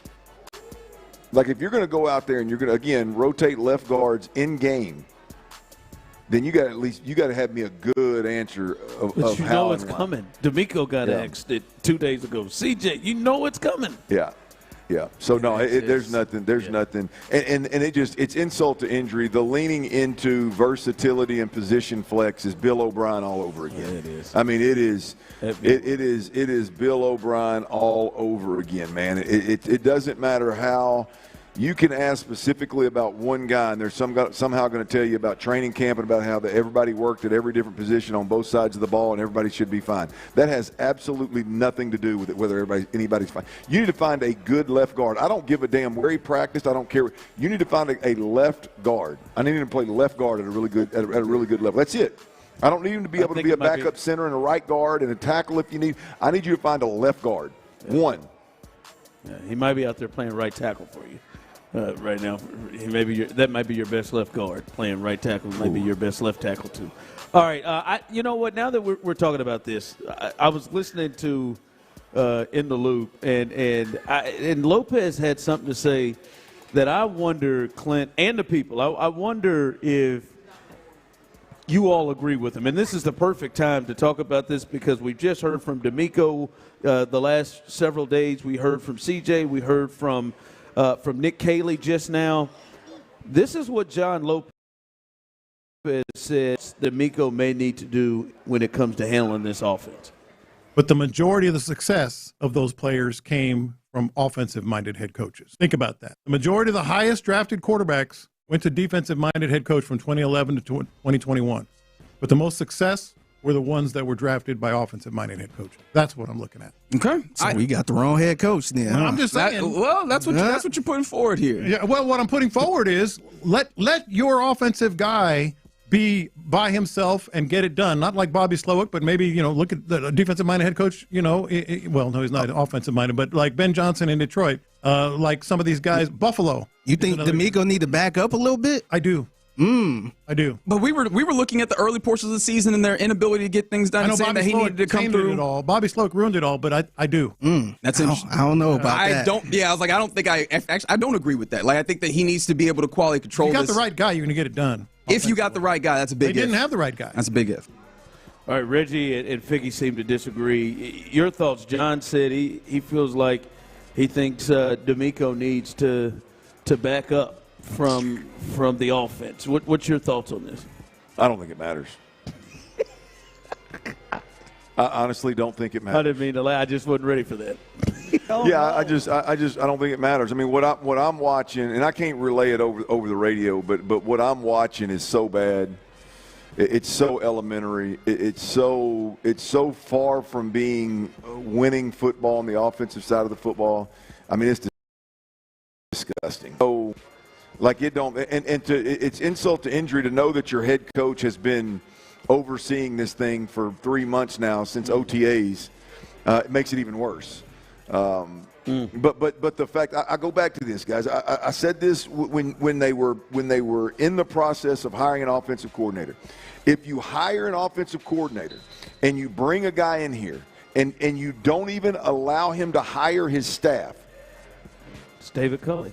He's not going to run things. He's not going nobody's going to take this job in Houston when you know you've got Nick Caserio breathing down your neck. Do it a certain way. When Nick is on the field every single day watching over you.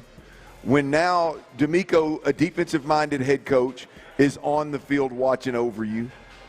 When you come in, you can't hire your own coaches. You've got to fit in. And then, oh, by the way, this is going to be a collaborative effort on the offensive side of the football. But you got to walk out there and take the bullets every Thursday or Wednesday or Thursday afternoon. Like nobody that has options. Let's put it to you that way, because you can stumble upon something from time to time. Nobody that has options that is highly regarded for play calling, not a good coach, not a good tight ends coach, a play caller. Nobody's going to step into that situation. I said it when they hired him. I said it every time they hire a guy and just plug them in, and that person doesn't go, hey, we're going to do it my way, and I've got these 6 ways, or I've coached with these guys and I know exactly how they coach and this is what I want. Not you walk into the building and, hey, we're going to fire the O-line coach and keep the assistant. We're going to keep the wide receivers coach because Nick likes him, and we're going to keep this guy over here because, he's got ties to New England, and we're going to like it.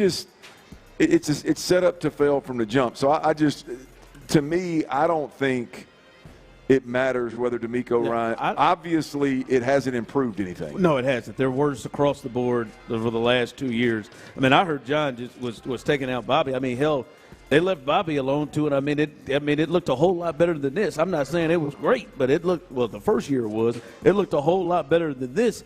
Listen, I don't know that DeMeco's the answer, Clint, but there is nothing about things that make me believe, hey man, just leave it up to Nick to figure it out. Well, there's nothing about it that says, hey man, let's just let Nick Caley just let him ride with it. He'll figure it out. Just think about how bad this thing has been botched, right? I mean, and hopefully it gets better, and I'm dead wrong. But when you think about how this thing's been botched, I mean, a piss-poor effort to fix the offensive line, which is such to the point that we're seeing them rotate left guards 8 weeks into the season, right? I mean, the wide receivers that you chose to run with was a banged-up Christian Kirk who's injury-prone, and that's proven to be true, and a bunch of rookies that don't know their tail from a hole in the ground, right? And getting that beat out of him for 2 straight years. They still can't figure out the protection. It's still communication and execution, which we've heard for 2 years. I mean, it's just on so many levels. Nick Caserio and DeMeco Ryans have absolutely botched this thing offensively. And, by the way, you got a quarterback that can play, there's no doubt. I mean, if you put the pieces around him and you somehow find the leadership necessary around him, he can win and win at a high clip and be one of the top quarterbacks in the league. But you've created an offense. You created an animal on the offensive side of the football that doesn't have any alphas playing. You don't have anybody on that side of the ball.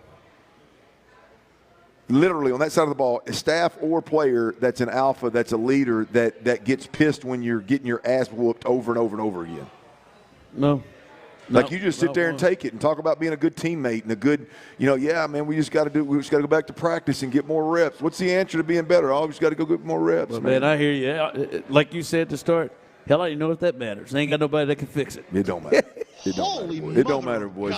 The only thing that's going to fix it is a weaker opponent. When the Ravens or they get the Titans or the Raiders. Well, when they go up against an opponent that doesn't have the Jimmies and Joes and they probably half quit because they don't have but 5 or 6 wins and they're injured, and then it's going to be, that's what I'm talking about right there. Spread the ball around, run the ball. But you go up against most of the schedule right here, it's going to be good luck. All right.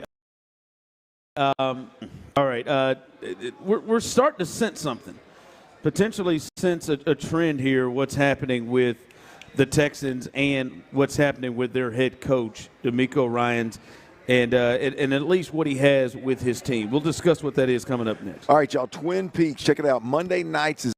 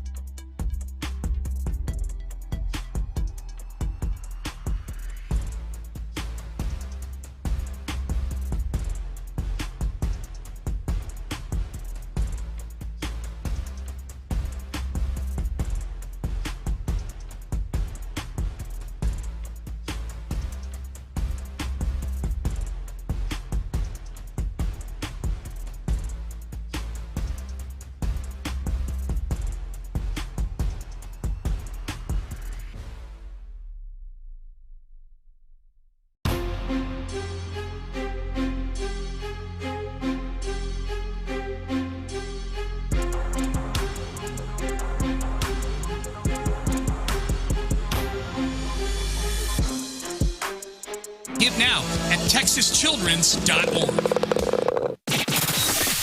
It's a Thirsty Thursday with our friends at Bud Light on Sports Radio 610. Live from Buffalo Wild Wings on Park Row in Katy. Here's The Drive with Stoerner and Hughley. All right, welcome back. It is a party on this Thirsty Thursday. I look out, I see the Bud Light girls are out and taking care of guests here as well. I see we've got plenty of prizes. Congratulations to our first winner who took home a $50 gift card to HEB, and that's just the first of it, man. We've got a lot. Got to hook you up with multiple prizes as well that you can win. Really cool prizes from Bud Light. And later on, Clint, in the 5 o'clock hour, you got to be here, and we ain't doing it earlier. In the 5 o'clock hour, your chance to win not one, but two sets of 49ers Texans tickets for the game on Sunday. You can win one yourself, maybe you win a pair, maybe your partner wins a pair, and you got full tickets right there to the game on Sunday. But that's coming up in the 5 o'clock hour. All you got to do is put your name in our raffle box, and you will give yourself an opportunity to win multiple prizes, including a pair of tickets. You got two opportunities to win that, a pair of tickets to the Texans 49ers game. Also, Clint, the Texans cheerleaders, they will be in here in the 5 o'clock hour. And a Texans legend. I cannot wait to know who that is. I believe the last time it was Travis. I think Travis was a Texans legend that sat down with us and hung out with us at this location. We'll see who that is. Travis Johnson the last time we were here, so we see who that is. But it's going to be a fun time on this Thirsty Thursday. Great food, great drinks, as always. All right, Clint, we haven't really on this show talked about this a lot this week. And I think there was a lot that happened. The offense was a big thing. The start of the game for the defense was a big. But Clint, I think a big thing that we saw in this game was, and we're now hearing even more of it when we hear DeMeco talk afterwards, of like either discipline or just for some reason it would appear when you hear him speak, and I know when you watch the film in particular with what the game plan was supposed to be with the receivers, it's just like, nah, man, we're going to do undisciplined things all the time. I hear that man DeMeco talk about all the time. We got to control the things we can control. All right, we got to play smart football. We got to get out of our own way. We can't have the Texans beat the Texans. And I mean, his top dog, his number one voice, Azeez Al-Shire, is right in the front of it. We got Christian Harris, doing silly things. You got, Derek Stingley gets a pick and then gets 15 yards tacked on for an offense that has trouble moving the ball with the knock in the face mask. And then just going out, hey man, we want to play tight coverage on JSN. Nope. We heard him say multiple times this week, we had a game plan that we put forth in practice, and then we just went out and didn't do it. I mean, it's almost disrespectful to the level of things. That is something to me, Clint, with what it feels like the respect people have for DeMeco Ryans. That is really surprising that he's having a lot of problems with that type of stuff. Well, I think your problems, how you address them, has to change when you're 2-4. Mm. Right? I mean, I've said it a couple of times over the last couple of weeks, is getting to 2-4 and having major problems that it doesn't look like there's a quick fix to, all of a sudden the head coach's problems change. The questions that he's receiving from the media change. You go from a slow start to your quarterback's not playing well to your O-line struggling to, hey, man, what the hell are you doing with your offensive coordinator, man? What's going on with your OC? What do you think about this? Like, are you going to change offensive coordinators? What do you that kind of thing to, to your point of like the defense, not necessarily putting on film what he says he wanted them to put on film kind of deal. It is a definitely one of the problems I think that DeMeco Ryans is going to have to deal with that he hasn't had to deal with to date. When you're winning 10 games going to the second round of the playoffs, hey, man, you can do and say whatever the heck you want to do and say. You can deal with problems however you see fit. When you get to 2 and 4, folks start pushing back. So that doesn't even make sense, Clint, to me. Hey, man, this is what we're going to do. All right, man, we're all going to go out here and do what the hell we want to do. Like, that's just that is. I don't know if it's going that way, but the way he spoke about it, just like multiple different times, like this is not at all what we talked about. What we're going to do. Well, it's the interesting thing about we listened to Bobby Slowick pull the same. And last year with the guys got to execute. It's not the coaches, it's not the scheme, it's guys executing what we're telling them to do. And it got one guy fired because you won 10 games and you went to the second round of the playoffs, right? You mess around and win 4, 5, 6 games and don't go to the playoffs and the things move in the wrong direction, then all of a sudden there's going to be a lot of pissed off people and there's not going to be one offensive coordinator to blame it on. So the reality of it is you got a different set of problems right now at 2 and 4 than they've ever had, or than they've had dealing with since they hired DeMeco Ryans. It's crazy. You spoke about that Azeez Al-Shire thing. Like that's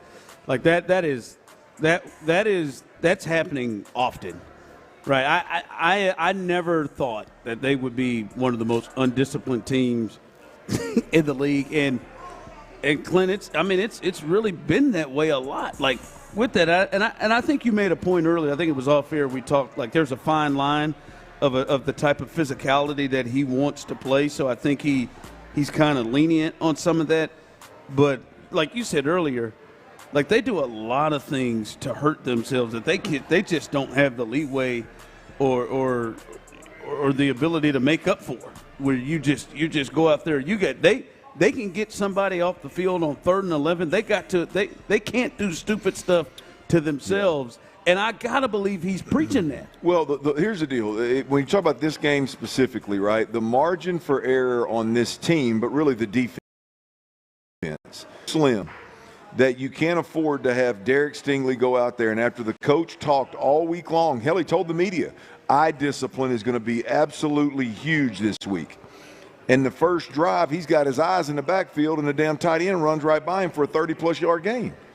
Right? That happens. It's football. But and it may not even be fair, but the reality is this team, the margin for error is so thin that you have a hard time overcoming stuff like that. Right? The penalty you talked about, it's so thin you have a hard time overcoming it. You just can't do it. Landry Locker asked the question, how with 3 minutes left in the game, you're down by 2 scores, how do you run the football and let 50 seconds run off the clock? Right? The margin for – you can't be bad at those kind of simple things. That you can control. Yeah. I mean, look, if you want, the moving Nico and getting Nico, 23 targets and all that kind of stuff, like, you got to be pretty damn good to make that happen. But Tim Settle doing a swan dive over top of everybody when we got to get a stop. Yeah, right. just these lower level things. Your quarterback coming out and throwing an interception out of halftime. Your quarterback trying to, as he's getting hit, trying to throw the ball. I don't know if he's throwing it away or trying to complete it to somebody, but throws a lateral and gives it or backing up 18 yards to the end zone for what it should have been a safety. You can't do those things because the margin for error for your team from a talent perspective is so slim. So again, one more reason why I don't know. All right, coming up, the biggest story that's happening in sports, and it is juicy. The NBA and Adam Silver have a lot to deal with today and moving forward. We'll discuss all of that, and there's been something here recently. The biggest name in the sport has been added into this craziness from the FBI. We'll discuss and let you know what that is coming up next. All right, before we do that.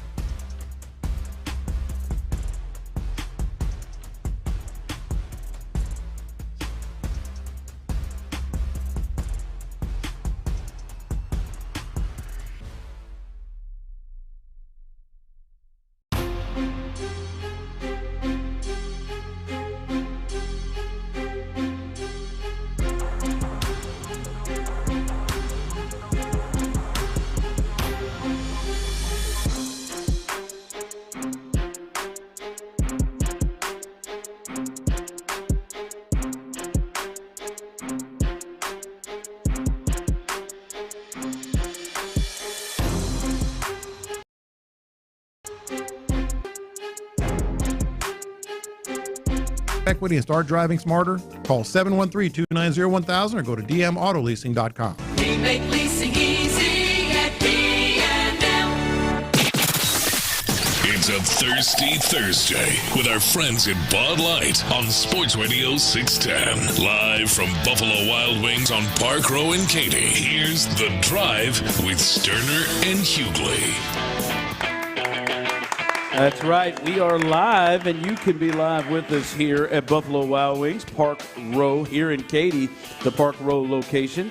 Make your way out here. Plenty of things to win, including not one but two sets of a pair of tickets to the Texans-49ers game coming up on Sunday. We've got a big white raffle box. Put your name in there, and you'll have a chance to win. Texans cheerleaders coming up in the 5 o'clock hour, as well as a Texans legend. Bud Light, the Bud Light girls are here at Bud Light, who always does a great job. They've got prizes as well for you to win. Buffalo Wild Wings, good food, good drinks as well. And while we're here at Buffalo Wild Wings, as you heard, we do not come empty-handed.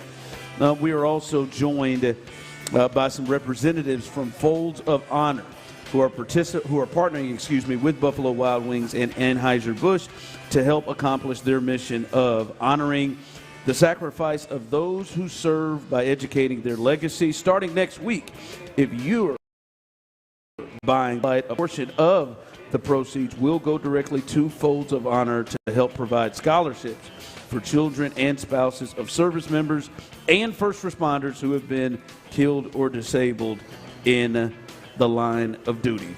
All right, Clint, the craziest story, and this is the number one story in sports right now, is what happened very earlier today, and that is three prominent people in and attached to the NBA: head coach Chauncey Billups of the Portland Trail Blazers, a reserve guard Terry Rozier of the Miami Heat, and then a former player and former coach, Damon Jones. They were all arrested early this morning in connection to gambling cases. Chauncey Billups, who just went into the Hall of Fame this past year and is the head coach of the Portland Trail Blazers, just coached last night. He was arrested in Portland at 6 a.m. His was due to a connection with mob families and poker games that he was a part of. And then Terry Rozier, who had been investigated for a while from the NBA and was cleared over the summer of any wrongdoing, he was arrested with player props and more on-court issues. And then Damon Jones, he was attached in both of them as well. Here was FBI Director Kash Patel, and he came out and spoke earlier today. This was him updating in the NBA.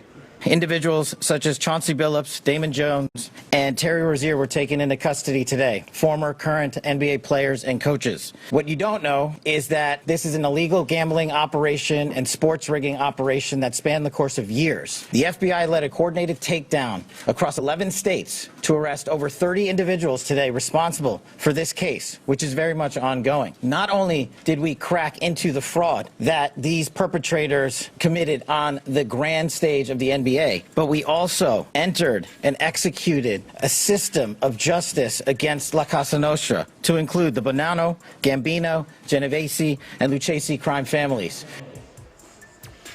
All right, man. This thing. There is so much to get to. This is not a movie, folks. This is not a movie. So there's two different cases and 30 total indictments, right? But what was going on was so Chauncey Billups was involved with all of the Italian mafia families. They were running a ring where basically they were using him to attract big money people to come play cards with him. Allegedly, yeah, using him. And the scheme was, which he and everybody in the room apparently allegedly was in on, but was to come play with him. They had card tables that were x-ray machines that would show somebody what cards were all face down. They had glasses, special contacts and glasses that they only could see the cards that had already been marked on the on the card. They had the automatic shuffler and dealer machines that were reading everybody's hand as it was coming out of the deal, and it was sending the information to somebody off-site. That person was then texting the information to a player that was at the table playing. And there's one particular guy where reportedly, allegedly, they took over $1.8 million off of in these rings. I mean, and this has been going on for 4 years now. Apparently this investigation started 4 years ago, and it's culminated in this. The other case is one of which shouldn't surprise anybody. You're more normal. Yeah, it was somebody in the NBA has got information that somebody's got an injury and is not going to play. And so they pass that information on. They bet heavily on that guy not hitting that prop bet or that team not winning. And, they get paid for it. We've seen Javante Porter. He's involved in this one. He got this one, and before he's been banned. To me, that is for Adam Silver. A lot of this obviously is stuff he's going to deal with, but that's the one though, because Terry Rozier was cleared, right? The NBA, they did their own investigation, and they cleared him of any wrongdoing. Like I mean, it was Shams Charania on the 30th of June said Terry Rozier, as of now, has been cleared. He finishes the season with Miami, and there's nothing really active as of right now with him. He said he had been cleared of it, and the FBI comes back and hits him with like, no, bro, no, not so fast. No, he's not. And that's a bad look of right. What if you're investigating and how is he clear when the FBI seems to have what they're saying, pretty clear evidence that he was clearly involved in this. Yeah. I mean, this is that. You're right. That's the bigger, as far as we're concerned here in the sports world. I think that's the bigger part of it is what does this do to the NBA in a sense of Adam Silver dealing with internal investigations into players, no matter what they're doing. Right? If it comes out that a guy that's already been investigated and cleared was heavily involved in all these different things. I believe he's one of them that was kind of involved in both cases. So there was one or two of the players. Damon Jones was involved in both cases. Okay, yeah. Terry wasn't. Yeah. Terry. But if a guy that's already been cleared ends up having some major issues, and the NBA tried to sweep it under the rug, I mean that's going to be a tough one to explain. Because that's what a lot of people are going to look at that and believe, and it's what it looks like right now, especially if it's really hard evidence. Yeah. Also adding to this, Clint, and this is obviously the big name now. Now I'll read the report here. Sources say bettors allegedly got injury info on LeBron James. Former 11-year NBA player Damon Jones was one of the ones we just talked about, was arrested Thursday amid charges that he allegedly disclosed privileged injury information about a prominent basketball player that facilitated illegal. Authorities announced. They announced that LeBron James was the prominent player in this situation. So his name has been brought in there. They do say there at the end, LeBron James was not at all accused of any wrongdoing in the indictment. Yeah, I mean, look, but that would be a perfect example of passing on information because he's apparently been pretty close to LeBron since their playing days in Cleveland, I think it was. Yep. Coach there. Yeah. So I mean, he tells somebody, hey, LeBron ain't quite ready to go tonight. Go ahead and put whatever amount on it, and that's inside information. You can't do that, man. So. And the reports are I don't know how they've confirmed it, but the initial reports were that they connected the dots, and the player that didn't play in that game was LeBron James. And so that's when I read it 5 hours ago, it was more of an assumption. But yeah, man, that's it's how the NBA handles this is really. I mean, for those individuals, good luck. But for how the NBA handles it and whether they can come out clean of how they typically investigate things. They're not. Yeah, they're not coming out clean. Like the Terry Rozier thing, especially if we start taking the alleged off at some point, and it's really proven that Terry Rozier knew all of these things and was involved in all these things. That is going to be something that doesn't go. You cleared this guy, and then at that point it would believe like you swept this under the rug, or you didn't do enough work to get yourself the information you needed.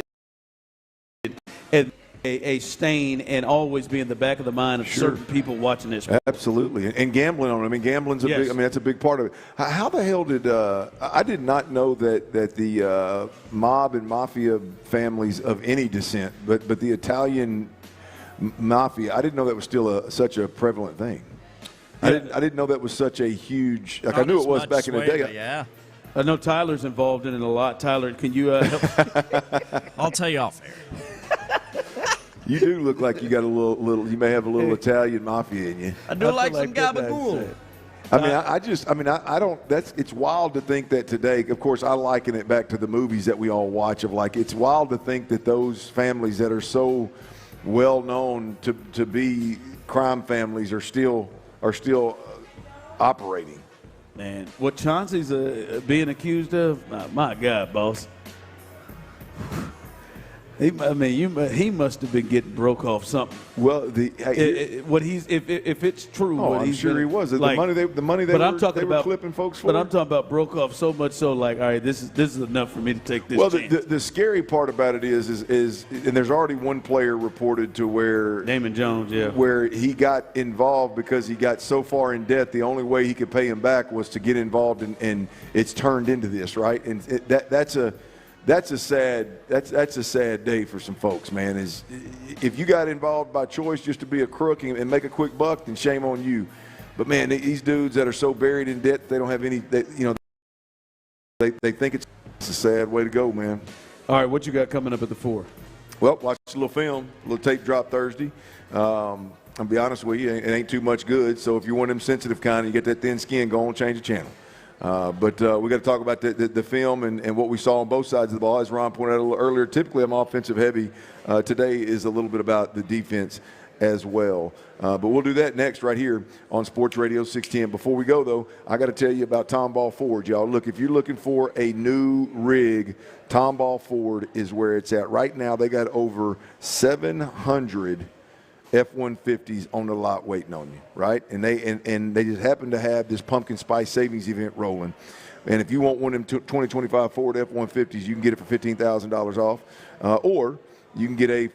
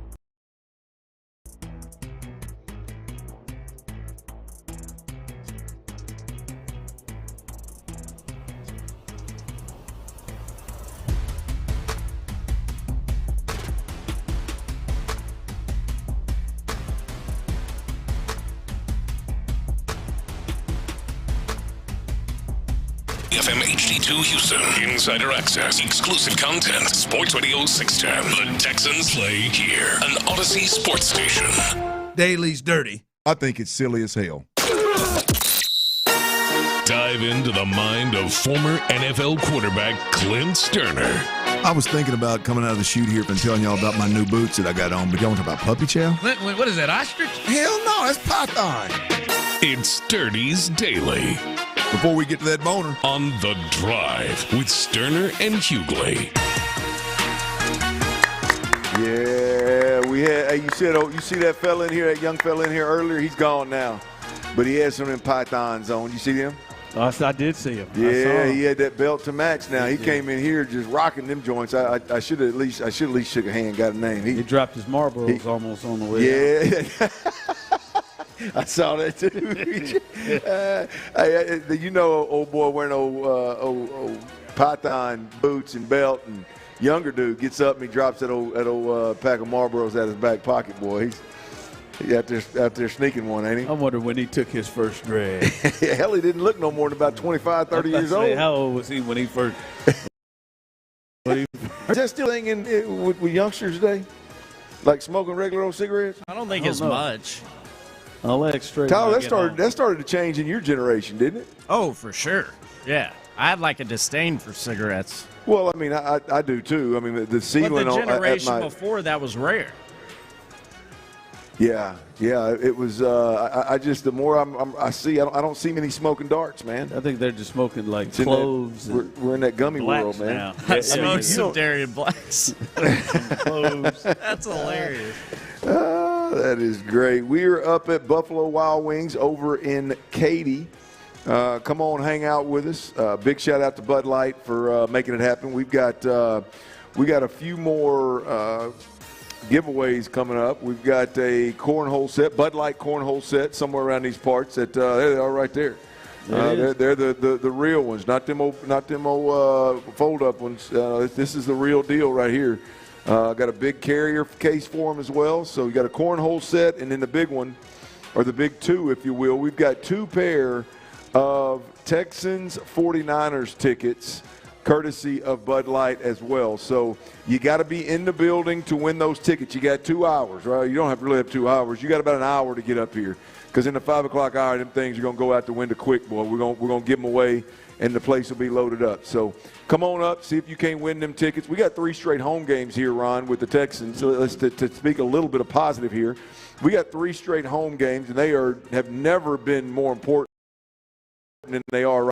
But when we got home games, we typically have tickets to give away. That's right. And so this probably shouldn't have surprised us or surprised anybody. But come on up again, Buffalo Wild Wings in Katy. Come on through and hang out. See if you can't win a couple of Texas cheerleaders and a Texans legend coming up. That's in right. the 5 o'clock hour. Cheerleaders, Bud Light girls are here. Cheerleaders, legends, pictures. Got all kind of camera crews in the building. Come on through and hang out. Now, speaking of cameras, there's one at every game. There's several at every game. Nice transition. But there's one that captures the all 22, and it's my favorite way to view games and analyze games, because you can see it all. And this was not as you could imagine, this was not a good film to watch. But there's a couple of things that really stuck out, particularly early in the game. And I'm talking about the Seattle game that the Texans lost. But I want to add a couple of pieces of audio here, because the interesting thing here is that being a Thursday, watching this film, I've already heard the coach, the coordinators, the players. They've already spoke a couple times. So I just want to kind of compare and contrast here. Here is DeMeco Ryans talking about exactly what they planned for right now, the leading receiver in the NFL, Jackson Smith and Jigba. Our game plan was to, as I stated earlier in the week, to make sure we're aggressive, make sure we're getting hands-on and playing them tight and sticky. That was our game plan. Ron, okay. The film showed the exact opposite. And this is a big concern for me, just kind of analyzing what's going on with the Texans right now overall. This is a big concern for me, because I believe DeMeco Ryans. I believe DeMeco Ryans, and it makes football sense that guy you would want to get fit. You would want to disrupt him any way you can. Line of scrimmage, you'd want to push the boundaries down the field. You would want to give him extra attention. And you got the personnel to do it. And you've got the personnel to do it, absolutely. But I'm going to tell you, man, watching this defensive film, again, particularly early in the game when they jumped out to a 14-0 lead and had some success early. It looked like the plan was the exact opposite. Yeah. You know, so many times when we hear DeMeco Ryans talk about do what you're coached to do, we just assume because the offense was so bad that he's talking about the offense. I got to believe a large part of this has to do with how his defense responded against Jackson Smith and Jigba. And it wasn't just Derek Stingley Jr. It was all parties involved. It looked like they were not even aware who number 11 was. He didn't get treated any way different than any other player on the field. He didn't get any level of contact. I mean, Jalen Petrie would stand at 4 yards and let him run right by him and damn near run into him and never flipper, never make him stop his feet. Which is nothing. not him. With Jalen right. Petrie. And we got even more confirmation, Clint, or maybe this is what they're supposed to be saying now, but we had Kalen Bullock, the safety, on with us earlier in the first segment, and he said, you know, when we asked him how do you assess the defense's performance, and they said the first thing he said was, well, we wanted to contain number 11, and we didn't do a good job of that. And I'm like, so clearly that was what they talked about all week. Right. Well, I mean, at the end of the day, the film showed the exact opposite of what DeMeco Ryans said the plan is. And look, one of two things has happened. Either DeMeco's lying through his teeth or his team just completely disregarded what the defensive game plan was. Either way it goes, that is a problem. Another thing that happened was the Azeez Al-Shaair penalty early in the game that was on 3rd and 11. The offense, the defense would have gotten a stop on 3rd and 11, got off the field, and gave the offense the ball back. And obviously he hits the quarterback on the sideline, drives him into the ground, and gets a roughing ultimately penalty. And here is what DeMeco Ryans had to say about that hit. Yeah, I think there were some instances, of course, you know, when they were towards their goal line where the whistle, where, you know, forward progress isn't stopped, you don't hear whistle. I think that happened a few times in the game. So definitely agree there that plays weren't stopped when I think they should have been stopped. I'm going to tell you what, Ron, I don't and I don't mean to pile on DeMeco at a time when his team's 2-4, but that on film, which at that point when DeMeco said that, he had probably seen 3 or 4 times on film. He's lost his mind. That was filthy from jump. He's the only defender that we ever have to worry about lowering his helmet and leading with the crown of his helmet on a quarterback. He's the only guy out there that we even have to worry about doing it. And he did it this time. Not to mention he was out of bounds and carried him even further out of bounds and then carried him back 2 or 3 yards before he let all of his weight fall on top of the quarterback. Like DeMeco Ryans to not come out. I understand in the moment to not make a big deal about it, but to watch it on film, be asked about it, and not come out and just say, hey, man, we can't win with that kind of stuff. We've got to learn how to toe that line, not step completely over the line. You mean like Dan Campbell did with his best player last week? Yes, Brian Branch. Yes, absolutely. One of his best players? Yeah,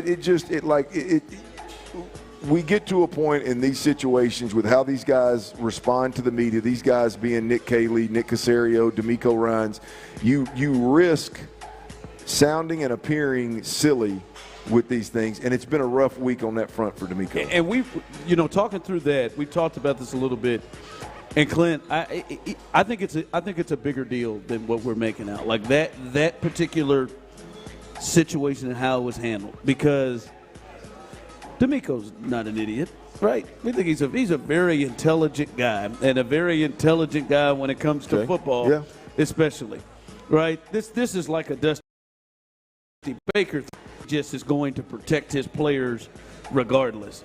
But the thing that Dusty Baker did was Dusty Baker would be willing to make himself look like a fool for everybody. I'm from a different generation. He would do it with everybody because that's just a tactic he would take. Yeah. See, I think the guys in the locker room can start to see, hey, man, Azeez Al-Shaair, a guy who does this stupid stuff all the time. Hell, he had to miss 3-4 games last year because he did something stupid. And he keeps getting fined, getting suspended. He does this.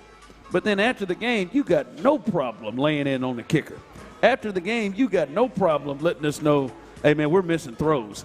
We're doing this. You have no problem with calling out other spots. But Azeez Al-Shire, man, he can do it. And you will just go mental gymnastics where we know that ain't the case.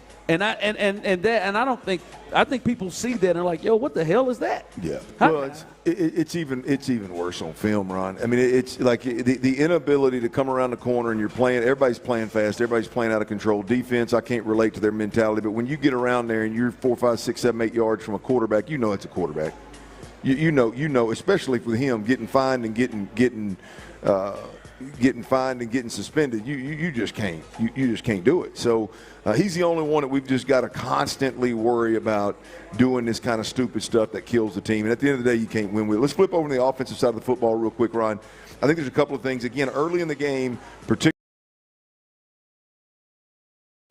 when they move the football and then would bite themselves in the tail. It's obvious C.J. Stroud is really struggling with his progressions. I can see in this particular instance where it's fair for DeMeco Ryans and Nick Caley to say that there are things that are there. There are opportunities that are there. There are throws that are there, and we've just got to get better at making those throws, right? I can see with C.J. Stroud, it's a weird disconnect because, with a quarterback when you're not seeing it clear and everything's moving real fast, and it's because he's been getting hit so often and heated up so often. But you get through your progressions too quick, or you don't get through them quick enough. You know what I mean? It's never just a quiet sound. Boom, boom, boom. Get the ball out. Boom. It's there. Get it out. It's not there. Keep working through. The play where he throws it in the ground to Braxton Berrios. If he continues through his progression, which he should have very quickly, and got to the backside. He had 2 different throws over there, but if he'd have thrown it to the running back swinging out to the left, I mean, it would have been a huge chunk play. But instead, you throw the incomplete, and the next play is the damn near safety. So C.J. Stroud is really struggling. Not that anybody needed me to watch the film to tell him that, but the reality of it is he's struggling to get through progressions, even when there's throws there. And you think the reason for that is? Well, I think it's all of it. I think he's got a new offense that he's still trying to install, and he's going to miss some of that. I think he's been getting the hell beat out of him for 2 years. No one needed him any favors in training camp with how they handled training camp of just more chaos and more tail whoopings on a daily basis with letting Will Anderson and Daniil Hunter go while they were cross-training offensive linemen, just letting that defense just absolutely create chaos around him the whole time. And I think it's a result of all of that. I think they've handled C.J. Stroud very poorly from that perspective, and I think we're seeing it. A lot of the happy feet stuff that we saw that's very obvious. Yeah. I think a lot of that could have been helped in training camp, and it wasn't. I think they took some bad advice from somewhere on how they approach that. Yeah, I was going to say it clearly because all those things you were saying, we watched him do repeatedly without fail his rookie year. Yeah. All of those things, getting over, going through, not seeming rushed, and it wasn't like he was having the greatest protection known to man even then. Mm-hmm. But he seemed a lot more calm, sure in the pocket, and that's going out the window. There's a confidence that you play with, and boom, boom, boom, boom, it's not there. Let me push up in the pocket and let me go get 10 yards, or even if you take a sack, let me take a sack for 2-yard loss instead of and now you see that stumbling backwards and floating backwards, and it's just he's in a really, really bad spot. But I think just generally speaking from a quarterback perspective, he is really struggling getting through progressions and getting the ball out when he does see somebody open or not getting to them. It's just a real struggle for him. He's not seeing things are moving so fast. Yesterday, Ron, you watch a quarterback play. If you watch a quarterback's feet, that's going to tell you what his mind is doing. And right now, his feet are all over the place and jumping, and that's what's going on in his head. And it's there's nothing cool, calm, collected about it. The other thing that I think, again, this is early in the game. The other thing is, I think the biggest concern with this offensive line is definitely communication. Look, there's some guys that are getting their tail whooped up front, no doubt about it. I mean, it happens from time to time. but that happens all the way across the league. The part that is the biggest problem is the inability to identify the mic or identify whoever they're setting their protections off of and then protecting it inside out. Like if I see one more A-gap blitzer, one more free runner in either A-gap right in CJ's face immediately, I mean, if I didn't have to come to work and do this right here, I'd turn TV off. I mean, it's that bad. It's that inexcusable and that bad. We hear from Nick Caley, and Nick Caley's talking about all these different, being multiple and various protections and all that. Hey, man, I just want you to figure out one. I want you to figure. Yes, Cecil. I want you to figure out. I want you to figure out how to stop A-gap pressure, and whatever that is, call that protection every snap. Yeah. So we know we got it short. Let's get to the basics that they talk about.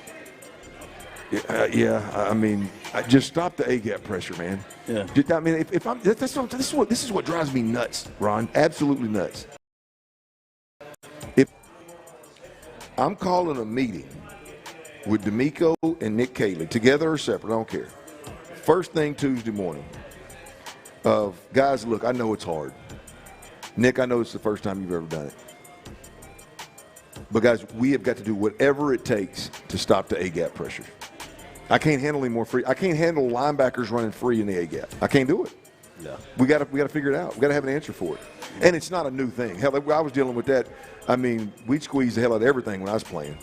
Just squeeze it, shut them A-gaps down, and let me get it out. Yeah. All right, coming up as we continue live here, Buffalo Wild Wings here in Katy, Park Row location.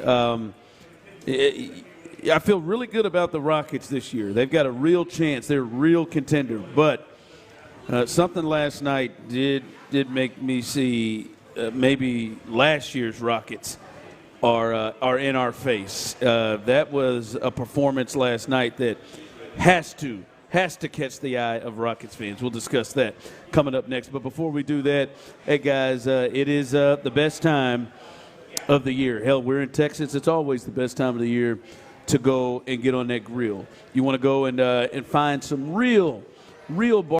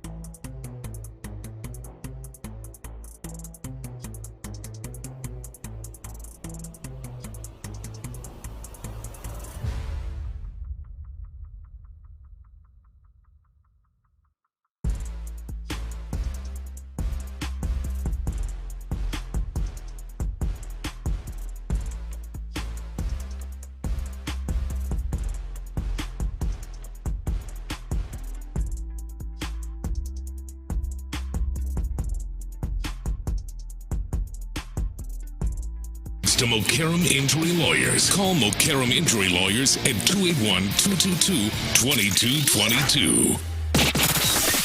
It's a Thirsty Thursday with our friends at Bud Light on Sports Radio 610. Live from Buffalo Wild Wings on Park Row in Katy. Here's The Drive with Stoerner and Hughley.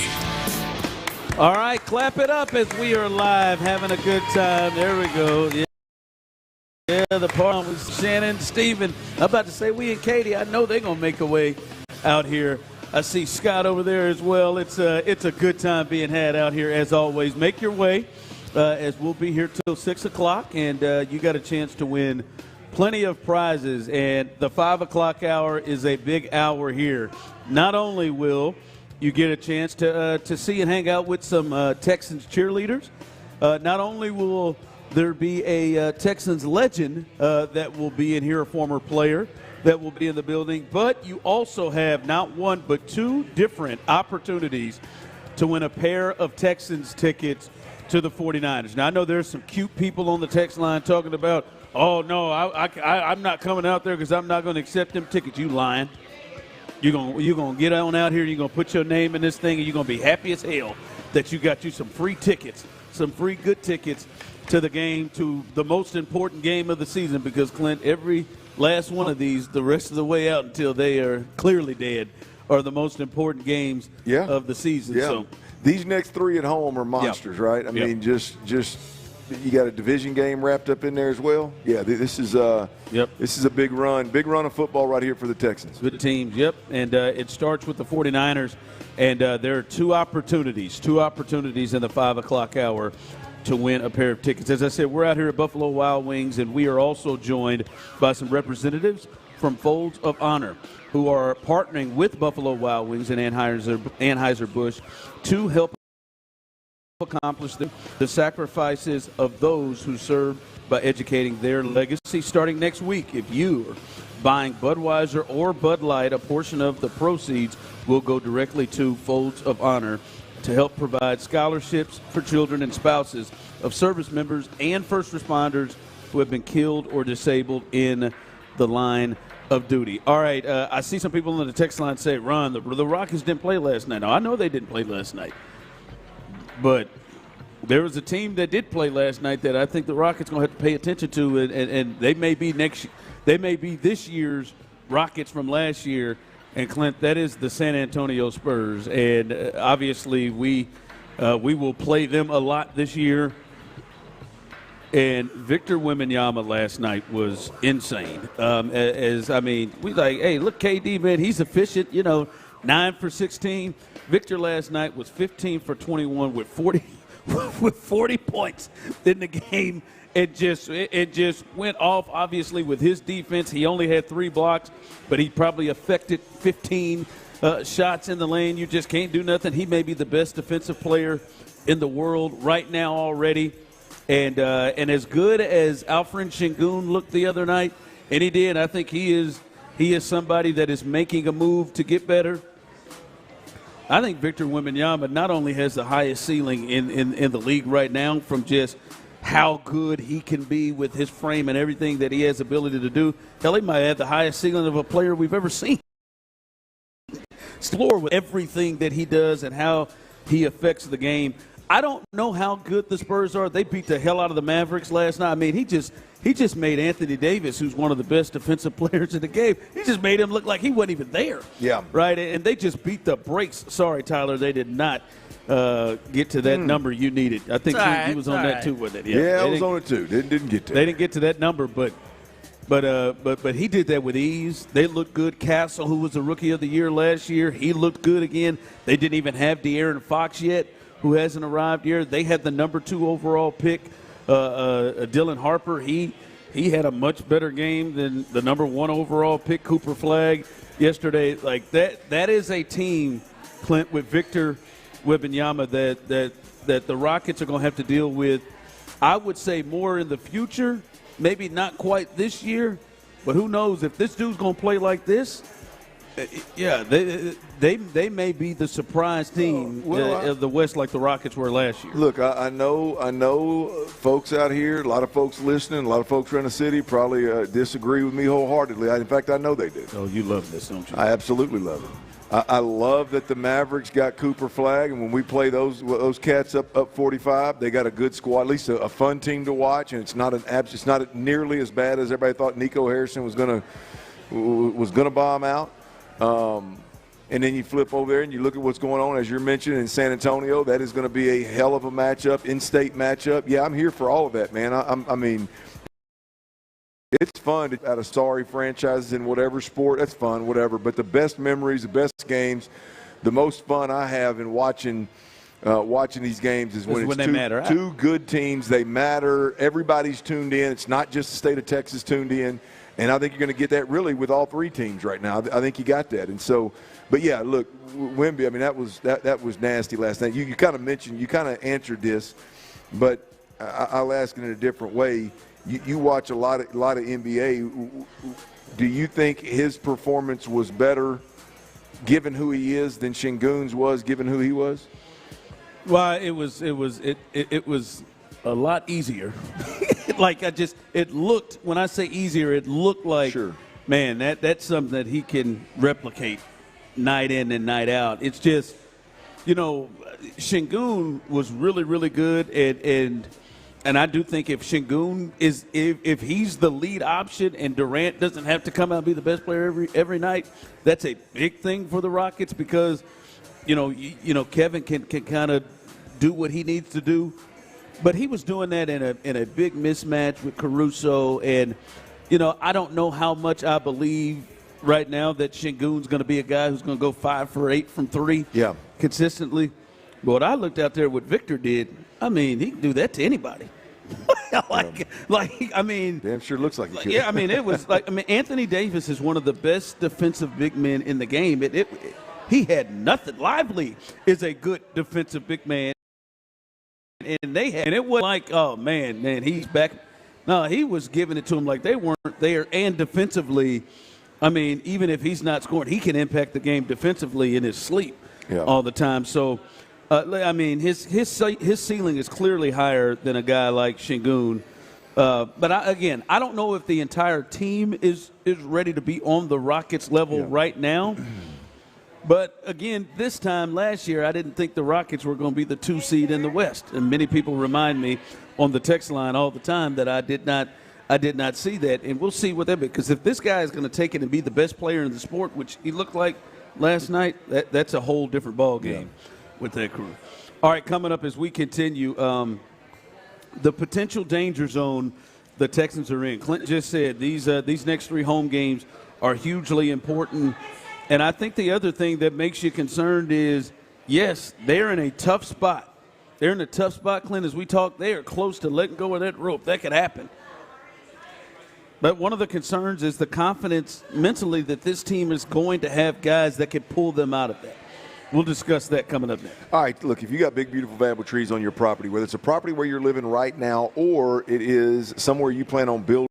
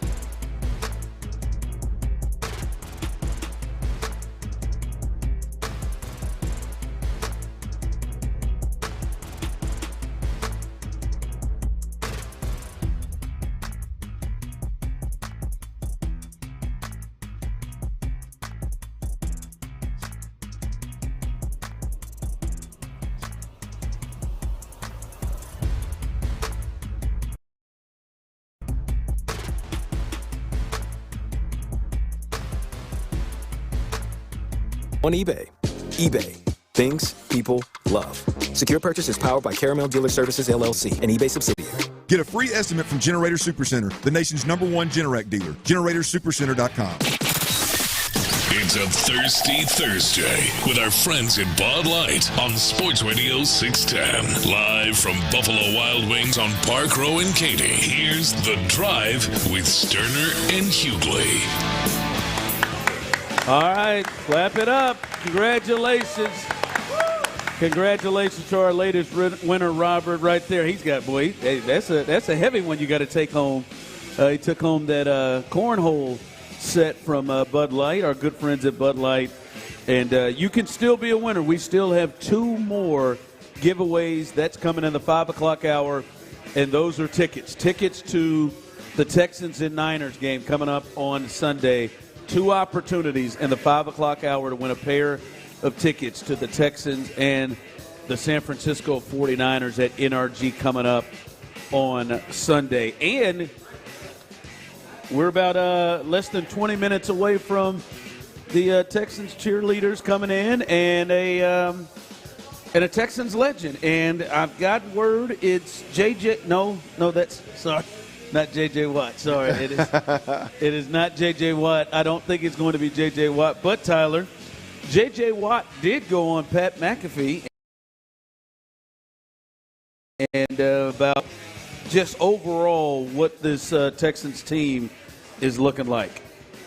I think with this team, it just seems like on the offensive side, it might be more like not 100% sure of exactly who they are, what they're trying to be, or what they're able to accomplish. CJ was just under fire this past game. I mean, every single time there's guys coming right up the middle. He's running out. He's running all around. Obviously, he had the one where he ran back in the no safety situation. But the offense just hasn't found their legs. And whether that's Joe Mixon not being out there and not being able to establish what they want, whether it's Nick Caley not quite running things the way that everybody envisioned, because like we've talked about before, this offseason, everybody was crazy excited about this offense. They were really excited about the install and about what they would be able to do, and it just hasn't happened. Whether it's Laramie Tunsil being traded away, there's just all sorts of questions and not a lot of answers. And I know it's very frustrating because people down here in Houston especially remember that rookie year for CJ and had big visions of what that was going to become. And switching offensive coordinators was supposed to be the thing that springboarded this team into the next stratosphere of legit Super Bowl contender with that defense they have, and it just has not happened. All right, Clint, that was Texans legend J.J. Watt. Again, I do not believe that is going to be the Texan legend that is here, or Tyler would have been down here a while ago, if that would be the case. Stuck in a cave, man. Tyler would have had Chris Santiago in the building. Somebody would have been, and J.J. would have been here. But Clint, I'm listening to J.J. there, and I'm listening to you talk about how important this stretch is, and it starts with this game coming up on Sunday. And unfortunately, Clint, maybe there's nobody better in the city that can understand a team that is teetering on the verge of going one way, the verge of, all right, hey, this big win here can get us and keep us and give us new life, or here comes 5-11.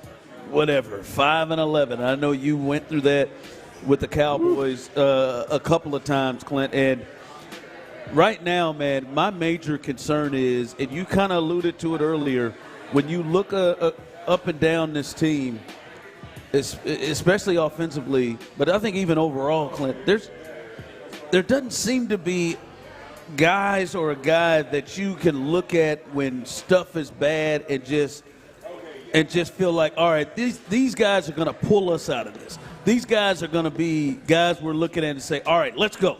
Let's pull this together and not keep the ship going down, but willing to try to move and change the ship. Like with other sports, we see Carlos Correa's that type of guy, right? We've seen this in other sports.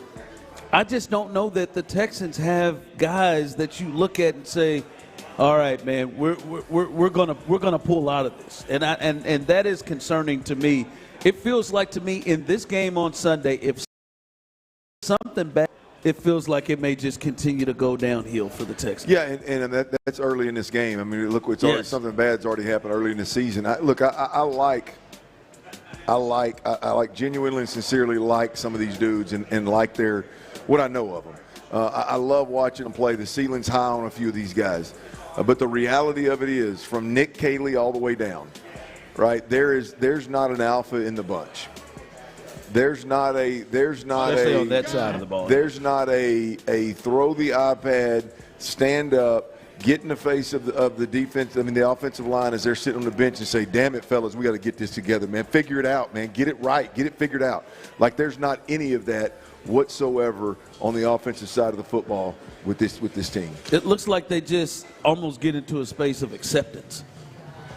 Well, look, I mean, there's a deeper conversation to be had. I think offensively, when everything you do revolves around finding good guys that just do their job and shut up and do their job, really is what the thought is. I think you can have too much of that. I think because what happens is you go out and I've said this a million times, Ron. At some point, maybe I'll get a little credit for it. The void of leadership on this team between C.J. Stroud, on the offense, between C.J. Stroud, Nico Collins, now you can add Nick Chubb to these soft-spoken guys that want to be everybody's buddy, that for whatever reason have a problem showing real emotion when it comes to not accepting losing. Like I've said it a million times, I have no idea how C.J. Stroud is not beside himself every game. No. I would blow up, throw the pad, cause a scene, and then go to the post-game presser and say, well, we've been studying Tom Brady film for several years now. I figured it was okay. That's the scary part is that how do you pull out of this thing? You've already got DeMeco Ryans overseeing it. So that card is out of the deck. But you're right, because that's probably a bad day to use that. Nah, it's all right. As long as you're not running a ring. Yeah, but go. But no, like I think about it. I think of Kamari Lassiter and Will Anderson. They feel like those dudes. Petrie too. They feel like those dudes that all right. Hey man, we're gonna pull out of this. Not a. All right, here we go again. Like they have on that side of the ball, they got a bunch of here we go again guys, and not enough. All right, no, it stops here. Well, you let. They got a bunch of guys that are going to let DeMeco Ryans continue to hire a new face at the top and continue to come in there and say, guys, we just got to execute. Guys, we just need more reps. Guys, we just got to go back to practice. And they're just going to sit there and take it. And that is the and look, there's not really, to be honest with you, there's nothing they could do. Nick and DeMeco cut them in a heartbeat. There's really nothing that they can. I'm not saying that you go in there and I'm saying it shows some level of frustration with what's going on. Yeah. But you got a bunch of robots. You got a bunch of guys that are afraid to show any kind of emotion, step out of line, do anything other than their job. The only guy that I think you got that is really hurting this team more than we expected is Joe Mixon. And he's probably the lone guy that you had over on that side of the ball that was that. Yep, would get in that ass in a heartbeat. Yeah, and yeah, man, he wouldn't just. You wouldn't think he would just accept it. Yeah. Just what was going on. Look at how frustrating last week's game was. You just heard Nick Caley in his press conference earlier today. You just heard him talking about how he probably abandoned the run a little bit too quick, right? I mean, you don't think Joe Mixon would have been over there letting him know that in the moment? Yeah. This is the two things. The two things that I think are the biggest concerns relative to these guys rebounding and righting the ship and saving this season to any degree is your head coach is already involved, so putting additional pressure on him from that perspective is gone. Yeah. And the leadership within from a player perspective is really, really weak, if not an overall void in itself. Yeah, text line coming through. How many games before it gets bad enough fired. Clint assumes that everybody has a boisterous personality. Andre Johnson didn't even have that type of personality. I don't mean to speak for you. It doesn't necessarily mean to have a boisterous personality. I don't think Andre Johnson would accept that. I think we've seen Andre get fed up, right? We watched Andre Johnson beat the hell out of a defensive back on the field. We've listened to him what are you talking about? We listened to him get fed up since he's retired. Right? Remember, he's voiced his opinion about the organization. And he's quiet. He never I remember when we first got not when we first got here, but a couple of years ago, during all of the televangelist period of the team at Jack Easterby, I remember him never tweeting anything and then coming out of nowhere to just lay down about 2 or 3 tweets about his issues. No, he may not throw a helmet. You would know it. You'll know it. Well, I'm going to tell you this. I've never been in a locker room with Andre Johnson, but being around Andre a few times in public, being, the stories, I guarantee you he wasn't a shut up and do your job guy when things weren't right. When things just didn't add up, when things didn't make sense, when the coach could literally go to a press conference week in, week out and say, yeah, these guys just ain't doing their job. I guarantee you Andre Johnson was giving it to folks.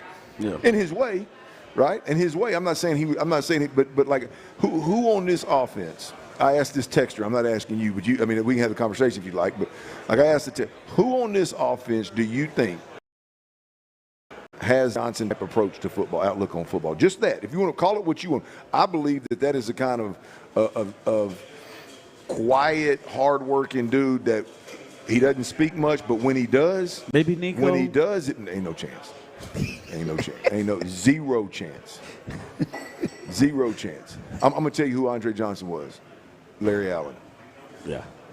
I'll tell you who Andre Johnson was. Darren Woodson.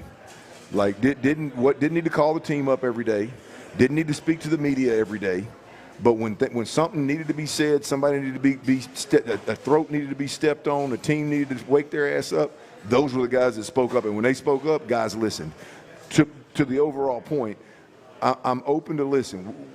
We cover this team as closely as anybody could possibly cover. The only way you can be close is if you're in that building. And I'm gonna tell you right now, I can't pick one player. I can't pick one player right now that I believe would put his foot down and move the needle. And honestly, Clinton Tyler, I hope I am wrong with this, but at this point, I would have more belief that they are more inclined to just completely let go of the rope before, like, hey man, we're going to pull ourselves out of this. Right. Like, just again, I hope I'm wrong on that, but it feels like I'm more inclined to think that. That's a good point. Here's what it's dependent on, right? Is you go out there and do what Seattle did last week. You jump up 14-0 on somebody. Yeah. And you make some plays early, and you let our defense pin their ears back on a team that's like now I think Brock Purdy might play. Is he coming back? I think he may play. Well, that now we can pin our ears back, and it's going to take that kind of performance to hopefully pull you out. You know what I mean? It's going to take some level of lightning in a bottle. We just put something together, and now let's take off from it. It's going to take that.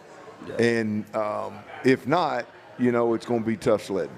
All right, coming up, a little 5 o'clock fire as we continue. Some good news for the Astros as it's award season. We'll give you the latest on that. We'll let you know the injury report for the Texans and the 49ers and where they are there. And we got a little Thursday night football action tonight, a good one. The Vikings and the Chargers. We'll get to more of that and the top story in sports gambling, the mob, all of that as we continue right here live on the Drive.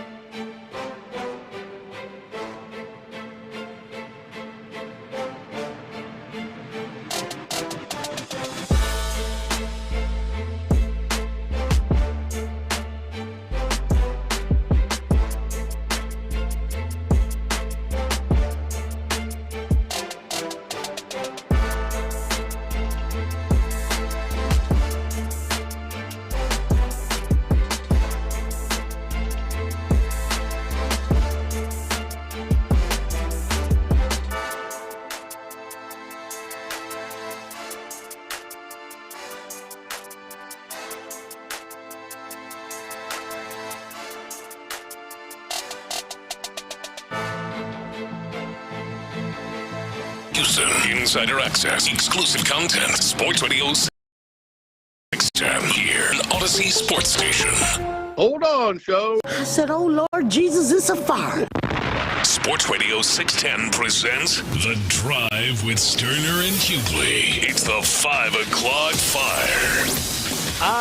It is 5 o'clock. Congratulations. Hopefully you're off work. Luckily for you, old dirty show, T-Mill, a.k.a. Psycho T, have the latest. And the latest is we are live at Buffalo Wild Wings here in Katy, right off the Park Row location. Come on out and have a good time, as we've been having a good time throughout the day here. We'll be here till 6 o'clock, but much later, as we've got multiple giveaways still left to give, including two sets of tickets, a pair of tickets to the Niners and Texans game coming up on Sunday. You got two opportunities to win a pair of tickets to the game on Sunday at NRG.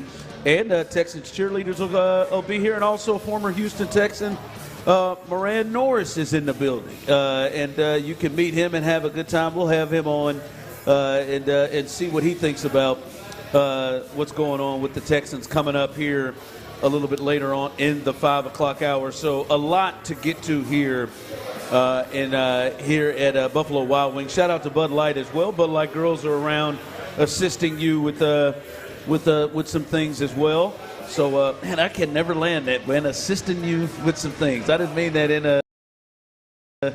Yeah, that's. Hey, they here. I was going to tell you. I was going to tell you earlier, man. Hopefully you go one show without sounding like a creep, but I just guess that ain't gonna work. You're the only one who says it's creepy, though. They like it. Yeah, you're right. I don't think they do. All right. I don't think they know. Jeremy, I don't know the looks. Jeremy Payne. Pena. He is. I can't he is see named. I know you can't. He is named. Turn that camera around, Andy.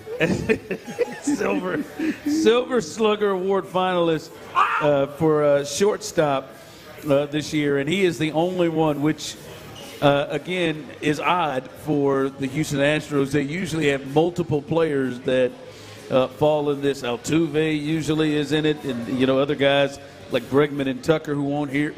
Jordan is normally involved in it, but Jeremy Pena is the only one, and it's a shame, Clint, that he had a couple of those injuries that he had to deal with. Both of them with the rib, and then late the oblique situation, because he was not only he did have a career year, but he was on his way to being I think a top 5 to 10 MVP candidate. He was rolling before he got injured, and clearly to me their best offensive player this year. Yeah, look, I think there's a handful of really good things to come from this season with the Astros. Obviously, I think you found your leadoff hitter for the foreseeable future. I think the minute that they moved him to that leadoff spot, boy, he embraced it. He took off, and obviously Altuve up there free swinging was great for the Astros while it lasted. But the Pena getting up there and having the speed on the bases, having that potential right out of the gate as a leadoff hitter, obviously having a 300-plus year that he had, man, that was fun to watch. And I would think that's going to be your leadoff hitter for a while here. Are you comfortable extending him long term? At 28 years old, you comfortable giving him? I mean, what's long term? I mean, I'm not Scott Boras. Well, I mean, I don't know the game well enough to know what long term is, but I would be comfortable committing a handful of years to him in a pocket full of money. Yeah. Hopefully they do it. He really seemed to be coming on his own, like a war over 6, well over 6. He was really, really good. Hopefully he is able to pull that off. Bobby Witt is also in that category as well for best shortstop at the plate this year. So congratulations, Jeremy Pena. A breakout season for him, and hopefully he can continue that for the Astros moving forward. 5 o'clock fire. While we're here, Football Talk on Sports Radio 610 is presented by Paramount Plus. You can't count on much, but you can always count on Sundays with the NFL on CBS and Paramount Plus.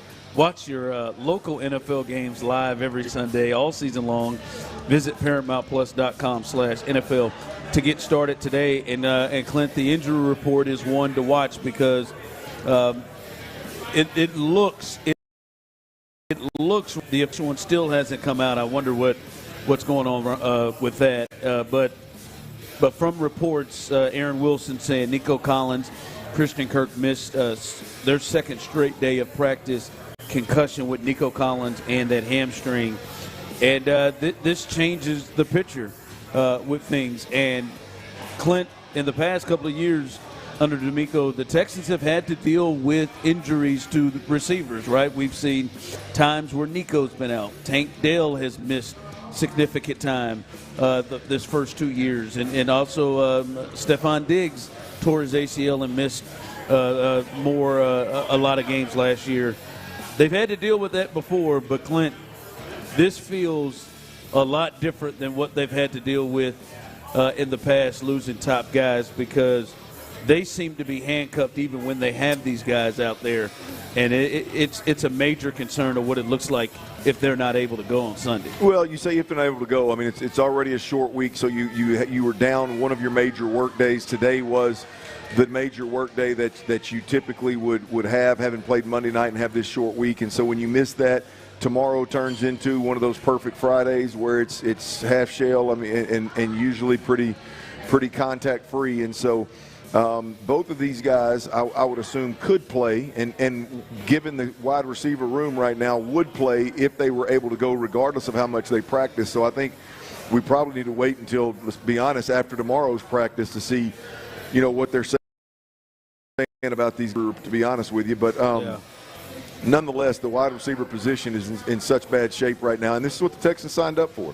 Look, the Texans signed up to have Nico and a bunch of others. The second, the number 2 receiver by plan was to be a injury-prone, at least of late, injury-prone Christian Kirk, and it's proven to be, to hold true this year.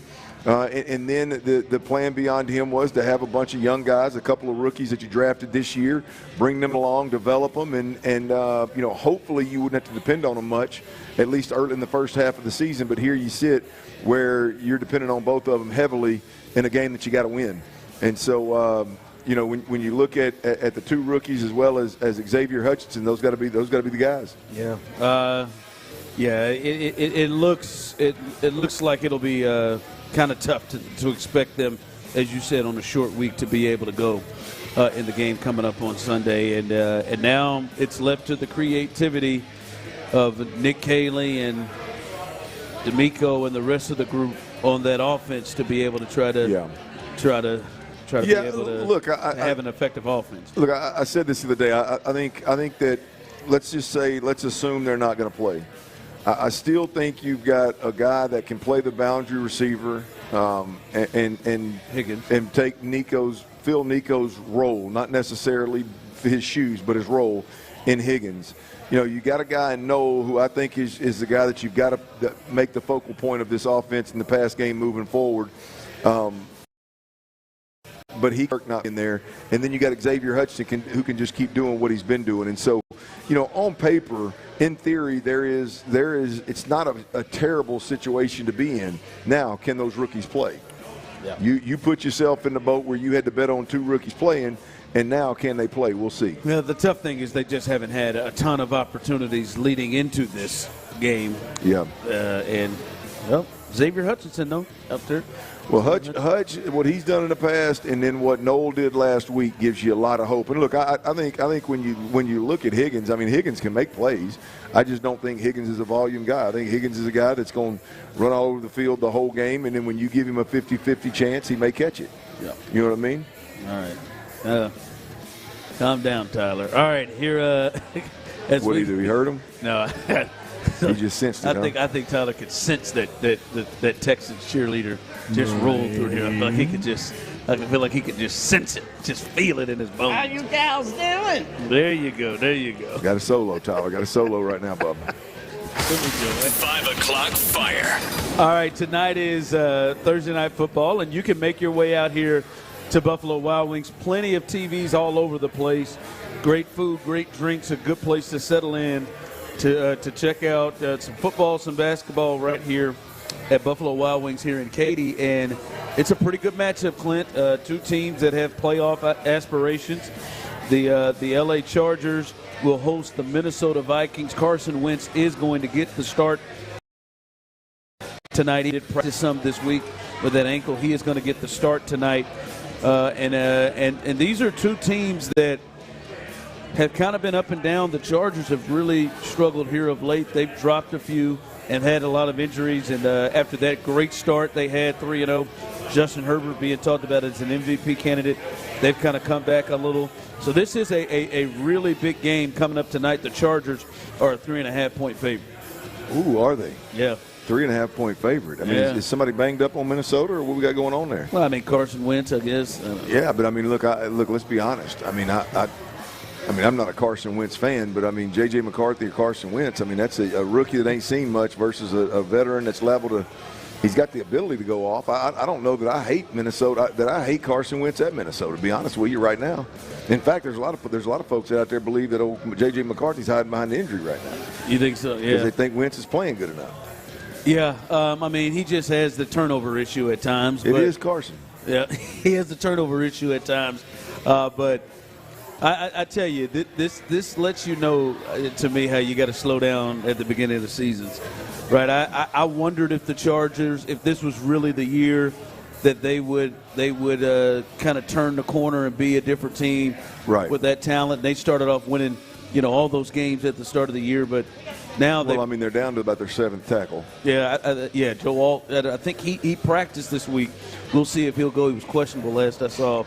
They've had some injuries and things, and with here late. It should be an interesting game there.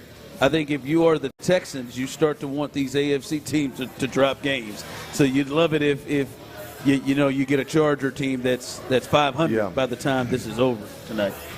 Yeah, so big game tonight as Thursday Night Football gets going as the Chargers, they are a 3.5-point favorite over the Vikings tonight. 5 o'clock fire.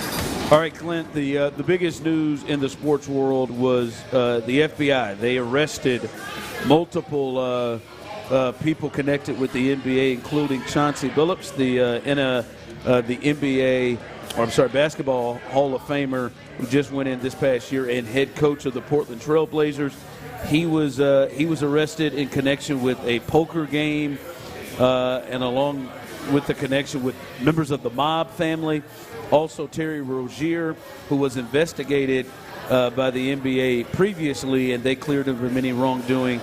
He was arrested in connection with online or giving information about players and injuries to certain players. And then also Damon Jones, a former player and coach in the league. He was involved in both situations and arrested as well. A lot going on here. And most recently, Clint, the NBA, they have placed Trailblazers coach Chauncey Billups and Heat guard Terry Rozier on leave after federal gambling indictment. And this is one of the wildest stories that, Clint, I wonder if we'll start to see more and more like this kind of happen when you think how easy guys could get connected in this gambling world right now. Well, I wonder how much of this is just snowballed from, as you said earlier, with all these different apps. It's just so much easier to track a lot of it. And you get players, because remember Gilbert Arenas got popped with an underground, written his house or something for an underground poker game. Some people believe this is connected. That's where I was going with it. You just wonder how much of this stuff is actually connected to where somebody went in and they just kind of stumbled up on something like that Gilbert Arenas deal, and they started looking around. It's like, wait a minute, this is a lot bigger than we thought. And Gilbert speaks, and then all of a sudden you've got current players, you got the Italian mafia families. What is there, 3 of them? I think are involved, 3 or 4 of them that are involved.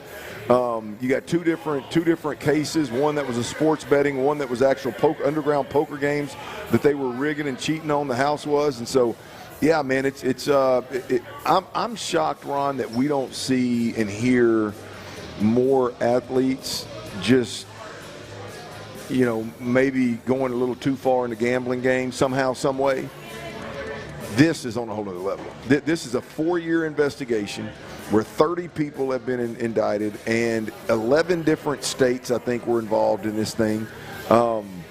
I mean, this has been ongoing for a long time, and the way they presented it, Ron, of course, they used alleged, and they made sure to emphasize that everybody's innocent until proven guilty. They presented this in press conference form with about 20 people on stage.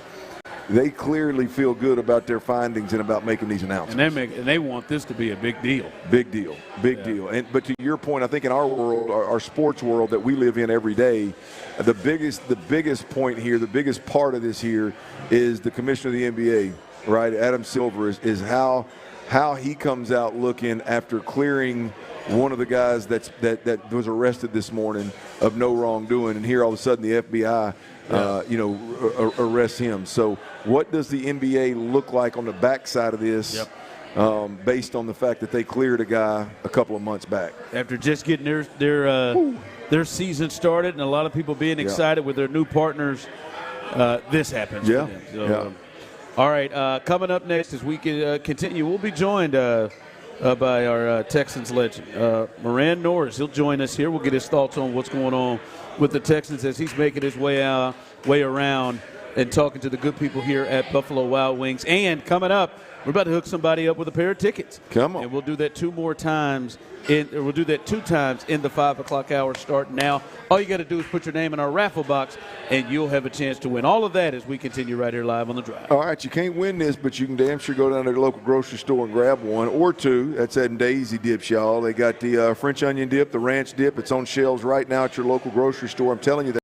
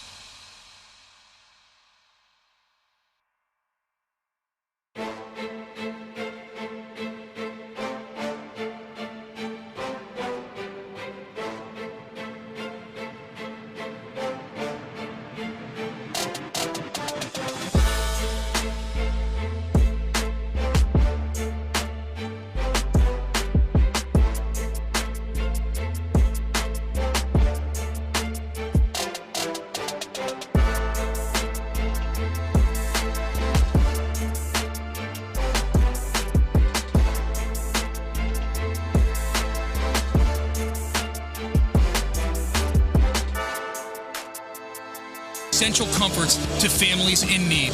Learn more and give now at texaschildrens.org. It's a Thirsty Thursday with our friends at Bud Light on Sports Radio 610. Live from Buffalo Wild Wings on Park Row in Katy. Here's The Drive with Stoerner and Hughley.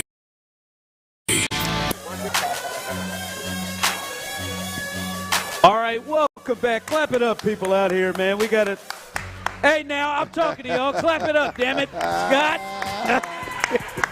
Come on, right, Jason Garrett. It's a good time out here. We got Texans cheerleaders out here. Clap it up. There she is. We got the Bud Light girls out here. Bud Light is out here doing their thing. Buffalo Wild Wings. It's a packed house. We got people winning tickets, deserving of the tickets they won. Shout out to Steven, who just won him a pair of tickets. We'll do that one more time coming up in this 5 o'clock hour. And we're happy to be joined by our Texans legend. He's in the house, Moran Norris. Shout out to him. You get a Jayhawk out here, baby. Hey, you get rock. He's a big you get rock fan, talk out man. here, Oh, baby. yeah? When you get rock talk out here. My guy right there. There we go, man. It's a good time. But, man, we appreciate you. We appreciate you joining us out here, man. And, hey, man, we were just talking before we went on, man. Sunday is a critical game, a big game for this team to get it turned around. This would be a good win for us to go out there and knock the 49ers down because they looking good. It'd be awesome for us to get this win. When we get this win. How you feel about, offensively? I mean, I'm not going to put words in your mouth, but there's offensively right now they're struggling. Right, offensively right now, I think from your perspective, being an old fullback, right, from your perspective, there's a lack of physicality, I think, with this offense, and they're trying to get there. But in your experience, when you probably had it, the position you played, you probably had it at birth. Right. So I don't know if you can answer it or not, but just when that is an issue, man, how do you go about getting that out of guys? The offense just speed up the defense. Defense playing great ball. Offense right there. Just a few little pieces away, but we're right there. So, hey, we're going to turn it around. And, they show great signs of promising season. I mean, season's still young. Yeah. C.J. Stroud, you still do you look at a C.J. Stroud as somebody who is, we've seen him play at the highest of levels his rookie year. You get the sense and still believe he is somebody that can lead this team to the place they need to get to? C.J. Stroud, of course, man. He's a great leader. I mean, you look at his Ohio State days, you look at his rookie career, you look at the other year, he's a great leader. I mean, you can't fault a person or fault a team off of watching a couple games. Because, you always see the great signs or the great things, that's what happened. Like if you lose, and everybody be kind of pinpointing, but they're still a great offensive team. When you look at this defense, obviously it's one of the better defenses in football. But just being an old offensive guy, like what do you see in terms of just how good they can be? The Texans defense. The Texans defense. Oh man, the best. Yeah. I mean, kind of remind you of the Steel Curtis defense in Pittsburgh. Yeah. I mean, they got the physicality. You got the cornerbacks, the safeties. So, they bring a physical game, when you play the technical game, a bloodbath.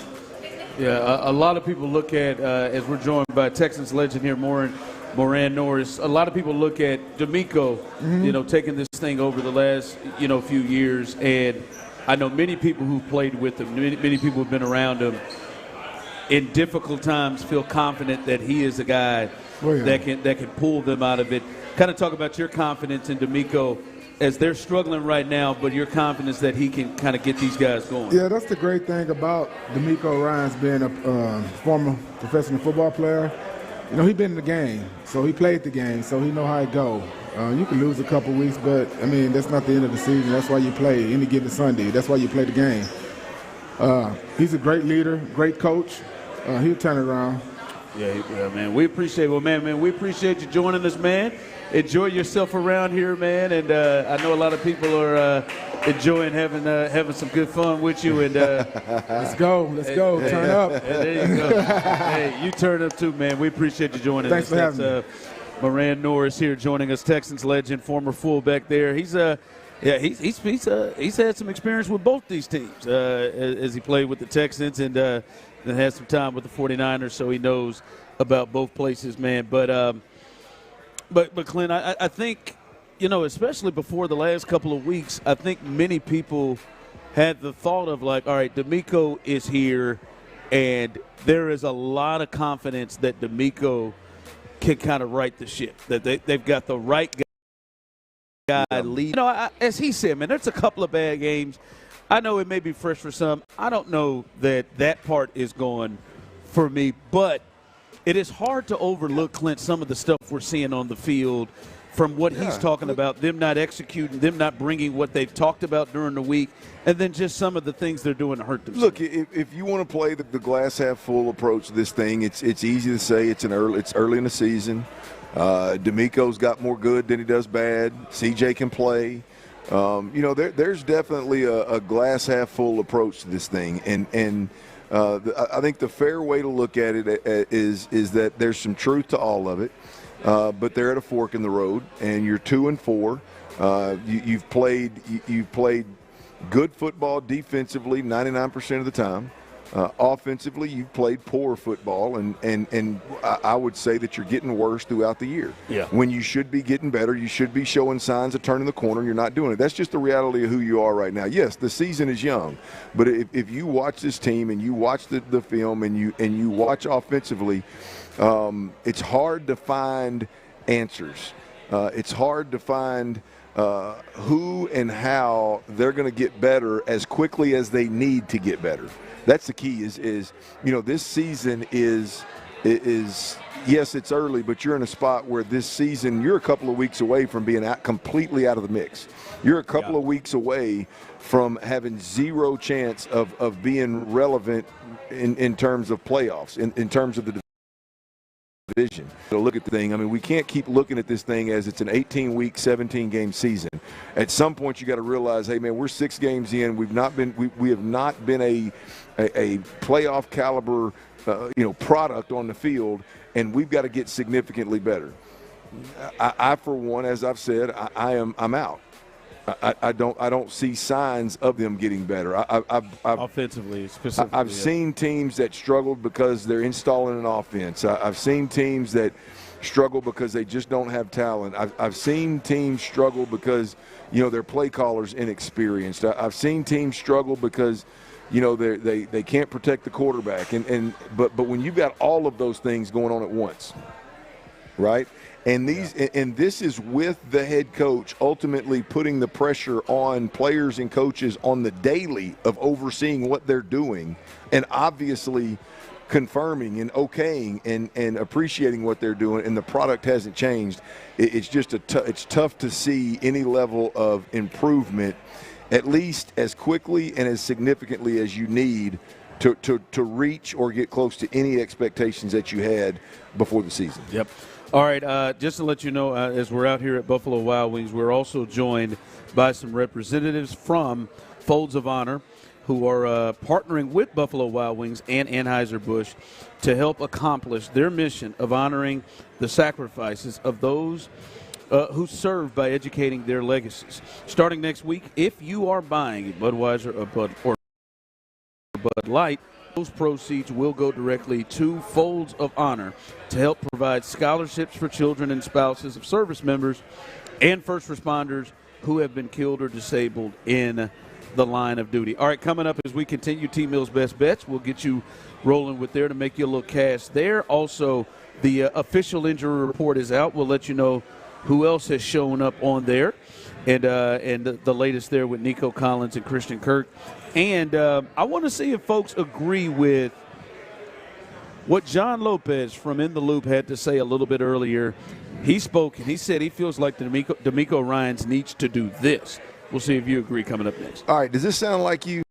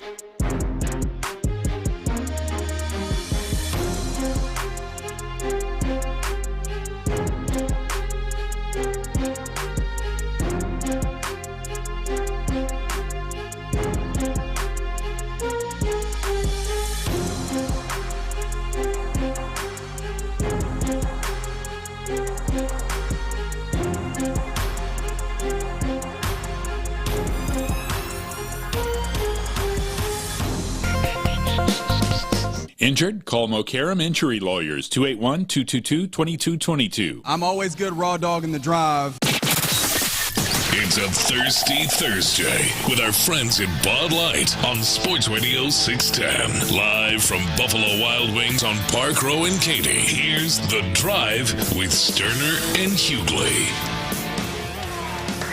Wait just a damn minute. Congratulations to our latest winner. Shannon takes home the tickets. We hooked somebody up. We hooked two people up. They know each other. Two people with a pair of tickets to Sunday's game. And Norris, he is one who pulled those tickets. Just want to make sure that is it's clear. That is clear. I mean, this is not the day to be rigging any kind of raffles or anything like that. Listen, man. Hey, Chauncey Billups. I don't know if he's in here. What if I told you? But it's all right, man. Come on out. Texans cheerleaders are out here, and yeah, girl. Moran Norris, Texans legend, is out here. It's been a lot of fun out here. Bud Light girls are here as well. Shout out to Bud Light as well, as they take care of us each and every week on these Thirsty Thursdays. Buffalo Wild Wings as well. Give a hand to our staff here at Buffalo Wild Wings. They have been fantastic as always, as they take care of us as well. Shannon just screaming. She doesn't give a rip anymore, and I don't blame her. Hell, why not? Hey, she done got free beer and tickets, cuz. There you go. Shout out to you, ain't lying. And it's her beer too. Shout out to our promo staff, Osita, who did great work as he always does, and Andy, our engineer, keeping us on the air and on YouTube and Twitch, as you know. T. Mill, who will have his best bets coming up here momentarily. Tyler Milner keeping us afloat there at the station. Coming up behind us, Texans All Access, Mark Vandermeer, John Harris. They'll have the Hall of Famer, the great one, John McClain. I miss John.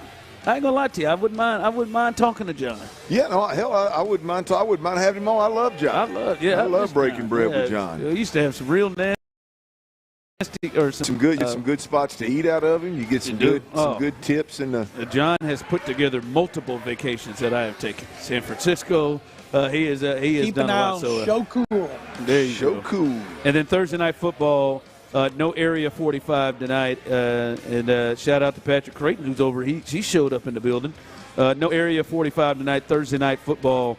You'll be able to see the Vikings at the Chargers, courtesy of Westwood. I don't know why Westwood it's so funny every time he does that one, and that stupid rock and roll with the Cats. Those are the two that get me. By the way, tomorrow, Football Friday, we'll be out in spring at walk-ons. In spring, I don't think I've ever been to a walk-ons. This will be my. You've never been to a walk-on? I don't think I have. You're in for a treat. Home of the they got a boudin quesadilla. And I may be saying that wrong. Maybe it's Cajun and it's got several things in it, but boudin is just one of them. But they are tremendous. Yeah, they're good food, man. It's a good spot. All right, walk-ons tomorrow, Football Friday in spring, and we don't come empty-handed there. You'll have a chance to win a pair of tickets to a future Texans game as well. So, courtesy of our Houston Ford dealers, you'll be able to win there. Come on out and hang out with us tomorrow. Should be a good time. The official injury report is out, Clint. Nico Collins and Christian Kirk, as we said, did not practice for the second straight day. Concussion hamstring. Jalen Smith, who they activated, he was a full participant. And Dalton Schultz had that back and shoulder thing, or late in the game there. He was a full participant. I'm sorry, he was limited today, along with Derek Barnett, DeMeco Ryans. They were all limited. Braxton Berrios had had a wrist. He was a full participant after being limited yesterday. So that is the full injury report there. All right, I want to play this from John Lopez and In the Loop. They had a conversation, and ultimately OG said he feels like DeMeco Ryans needs to do this. I want to see if you agree. 713-572-4610, YouTube and Twitch. Your thoughts on what John Lopez had to say here. But the majority of the success of those players came from offensive-minded head coaches. Think about that. The majority of the highest drafted quarterbacks went to defensive-minded head coach from 2011 to 2021.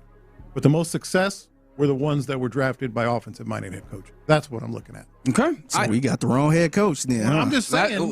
That's what you're putting forward here. Yeah. Well, what I'm putting forward is let your offensive guy be by himself and get it done. Not like Bobby Slowick, but maybe, look at the defensive-minded head coach, well, no, he's not offensive-minded, but like Ben Johnson in Detroit, like some of these guys, Buffalo. You think DeMeco need to back up a little bit? I do. I do. But we were looking at the early portions of the season and their inability to get things done, I know saying Bobby that he needed to come through. It all. Bobby Slowick ruined it all, but I do. That's interesting. I don't know about that. I was like, I don't agree with that. Like, I think that he needs to be able to quality control If you got this. the right guy, you're going to get it done. If you got the right guy, that's a big if. They didn't have the right guy. That's a big if. All right. Lopez DeMeco needs to take a step back out of that offensive room. Clinton, I know you were one, and we both did. We understood and thought it was good that he decided to say, all right, man, this was such an issue. We had a lot of changes that I was a big part of in decision-making. I'm going to insert myself into what's going on over there and do it differently than the way he did it with Bobby Slowick. And you were big on that. Now we've seen the start of this year, and this thing is worse than it had been ever under Bobby Slowick. You agree with John? You think he needs to take the approach to back off? No, I don't think it matters.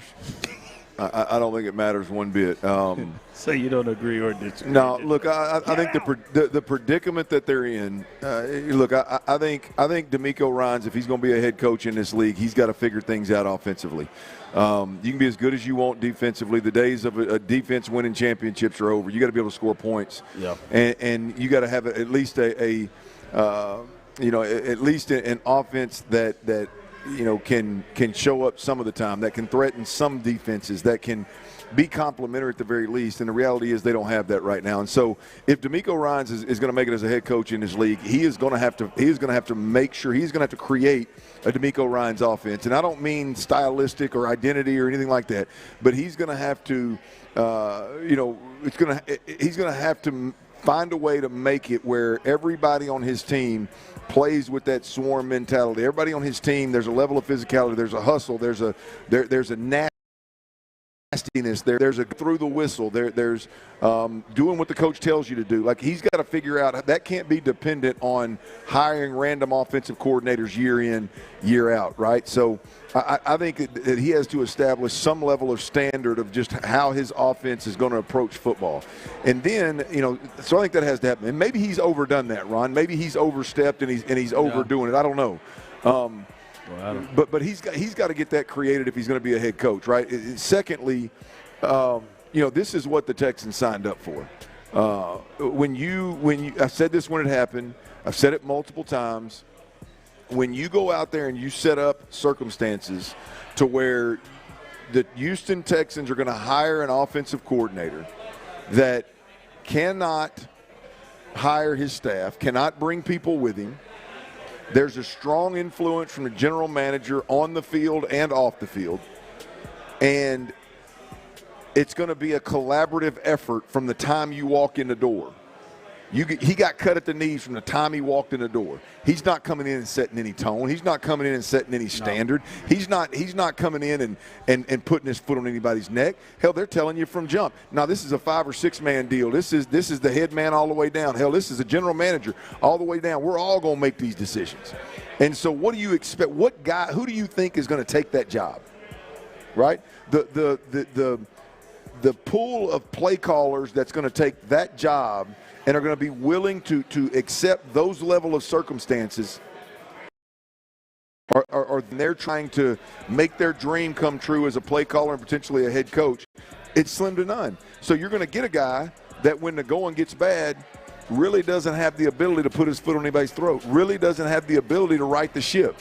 Really, at the end of the day, is not an alpha and is not going to step in there and move the needle in a room full of NFL millionaires.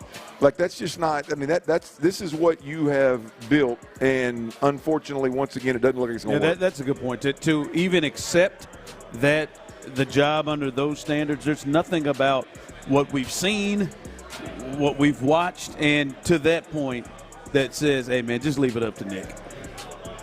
Like, hey, man, everybody just let me step away and let me just leave it up to Nick Caley and let him figure it out.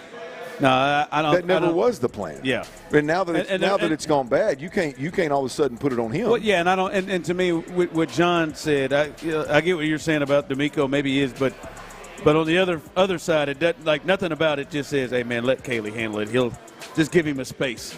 Yeah. To figure it out. Now, where John is coming from, I do wonder if that, maybe he said, I'm gonna make sure my offense is physical. I'm gonna make sure my O-line's communicating. All those football 101 things that I personally believe DeMeco has to do.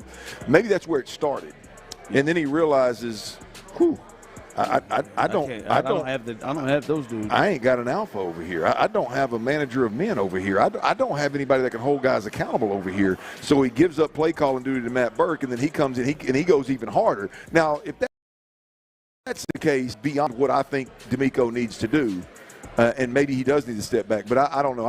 I don't think it matters. I don't think the guy's in the building. Yeah. What does matter is Tyler is in the green back-to-back days. 3 for 5 on Tuesday and Wednesday, and 3 for 5, and I picked the dud. Yeah, you did. Yeah, and so let's get to T-Mill's best bets. Remember, if you don't catch them here, if you need a refresher, go to @T-Mill Real Deal. What you got tonight? Yes, sir. As we've been talking about, I've been killing these NFL bets outside of the Texans. That last run of Texans bets was not good. But overall, NFL bets, we're killing them. I got 5 bets for you tonight. Thursday Night Football getting Week 8 started between the Vikings and Chargers. First, I'm on the Chargers first half money line. First half money line at -150. That's what I got it at. Next, I'm on the Chargers -3 points in this game tonight against the Vikings. They are hosting it, by the way, in L.A.